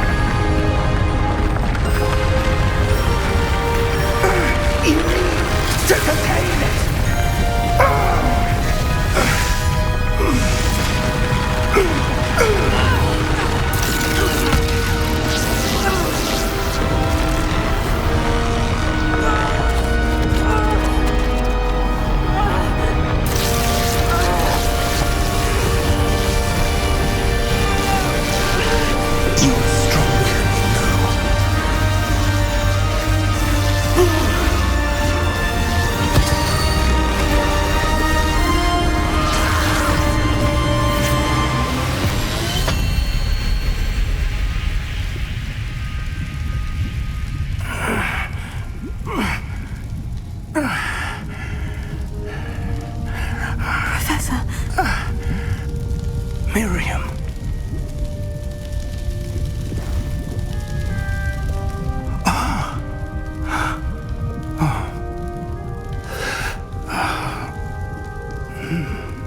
Miriam would have loved you, my young friend. The wizarding world could not be in more capable hands.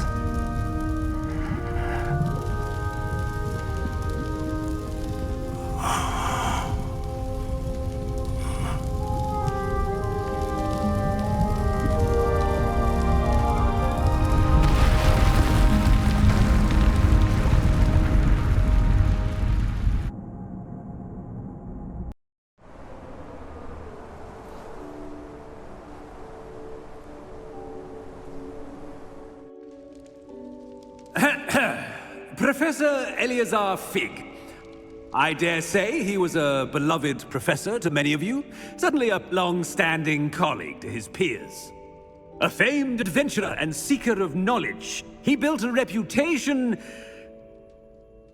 charging into the unknown, brazenly disregarding both discretion and safety, providing perhaps a rather unfortunate lesson for us all. His devotion to adventure was rivaled only by his dedication to Hogwarts. And of course, to his wife, Middy, whom we lost much too soon as well.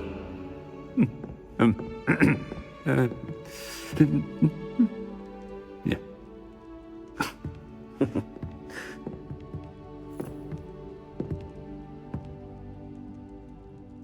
Professor Fig represented the best of all of us. He could be deviously clever, possessed a brilliantly inquisitive mind, and was the most loyal of friends. But perhaps it was his remarkable courage, for which we will all be forever indebted to him. If not for Professor Fig,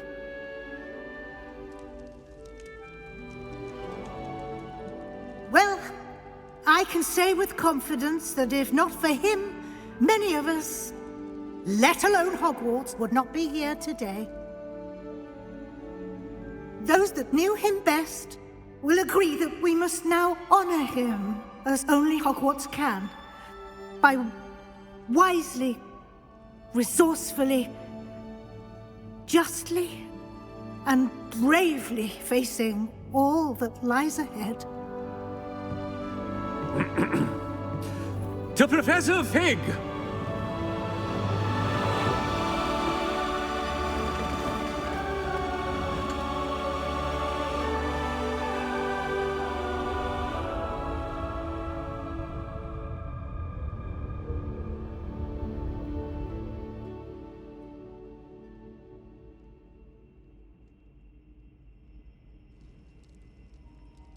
Can't believe we lost Fig. I didn't know him as well as you did, but I know he was a good man. Glad Weasley spoke for him. She honored him well. Fig will be well remembered. I wish the same could have been done for my uncle. I wonder if there's a chance Anne would meet me. Sebastian, I can't imagine what you and Anne are going through. Perhaps you'll hear from her soon. I hope so. I'll let you know. Sebastian, there's something you should know. It's to do with Victor Rookwood. I heard a rumor that he confronted you outside of Ollivander's. Sounds as if you faced quite a fight. The rumors are true, and I did. But it's not that. Just before Rookwood attacked, he uttered something familiar. The same words Anne heard before she was cursed. Children should be seen and not heard. Wait. What are you saying? It wasn't one of Ranrock's loyalists who cursed Anne. It was Rookwood. It was Rookwood all along. This can't be. It was the Loyalists. It's always been them. The night Anne was cursed, all she saw were goblins. Once Rookwood allied with Ranrock, Isadora's estate became of interest to them both. That's why Rookwood was there the night Anne was cursed. He was working with Ranrock.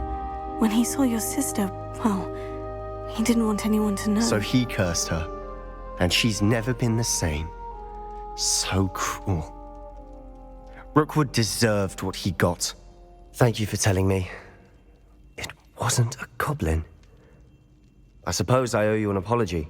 All this time I thought goblins were the enemy. But it was never that simple. Ominis said he's spoken with Anne. I wonder if she'll see me. I'll find out and send word when I know more.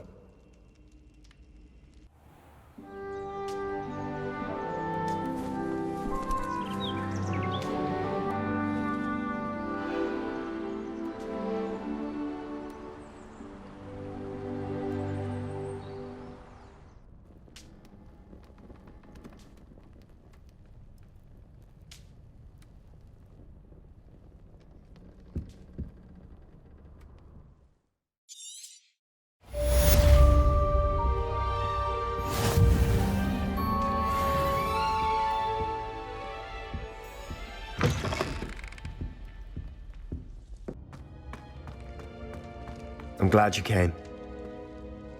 Sebastian, I received your owl. What's happened? Ominis spoke with Anne about what happened with my Uncle Solomon. She believes I should pay for what I did, but she won't turn me in. She said the guilt I'll have to live with is punishment enough. I'm so sorry, but I'm glad to know that you can at least try to move on now. The thing is, I think I've lost my sister, my twin, forever. She refuses to even see me. I can't blame her. I couldn't really blame any of you if you gave up on me entirely. You all believed in me, and I let you all down. Anne may just need some time. Surely one day she'll be able to forgive you. I hope you're right. I realize I can't undo what's been done, but I can try every day to make up for it. I owe you and Ominis everything for standing by me. Well, it wasn't easy. But I believe in you, Sebastian. I've had a sense about you since that first day in Defense Against the Dark Arts. Seems so long ago. Thank you. I have no idea what's to come, but I'm grateful for your friendship. I'm glad you came to Hogwarts.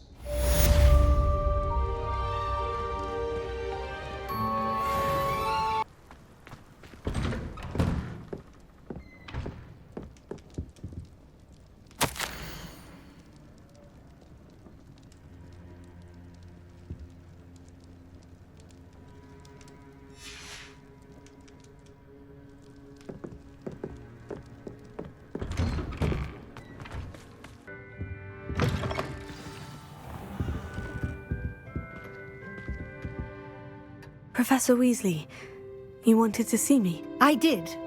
We haven't had a chance to speak since I know you were quite close with Professor Fig. Hogwarts won't be the same without him. No, it won't. But I can assure you that he would want us to press on, and that he would rest easy knowing that the future of the wizarding world is in hands like yours. Thank you, Professor. You've had quite a year, both inside and outside of Hogwarts. I've heard all sorts of rumors. You've ridden a Graphorn, befriended a goblin, rescued Hippogriffs. And I don't even want to know the truth behind the rumors that you visited Azkaban. How did you... It's harder to keep secrets around here than one might suspect. I'm just glad you found such a good friend in Miss Sweeting. It's nice to see her engaging more with her classmates. There have evidently been Snidget sightings in the area lately. If the Centaurs are to be believed, 2 Hogwarts students are behind it. I'm certain I don't know what... No need to discuss it further. What I would like to discuss is your wizard's field guide. May I see it? Of course.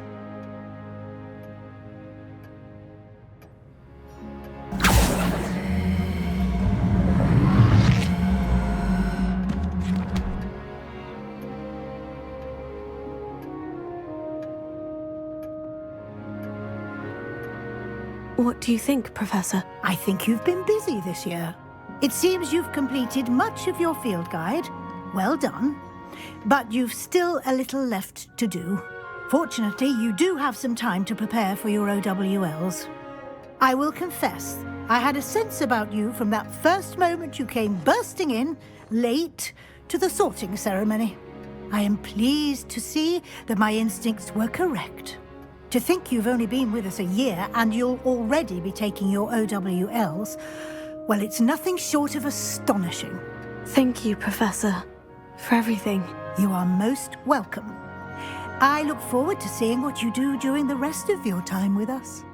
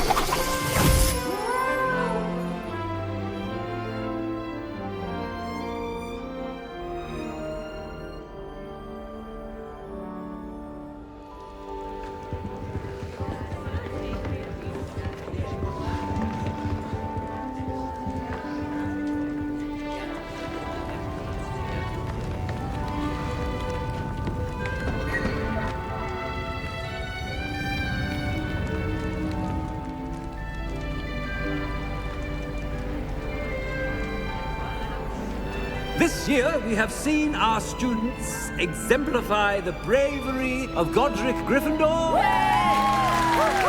And now we can finish. The loyalty of Helga Hufflepuff. The wisdom of Rowena Ravenclaw. And the ambition of Salazar Slytherin. And so, the winner of this year's House Cup... Excuse me, Headmaster, if I may.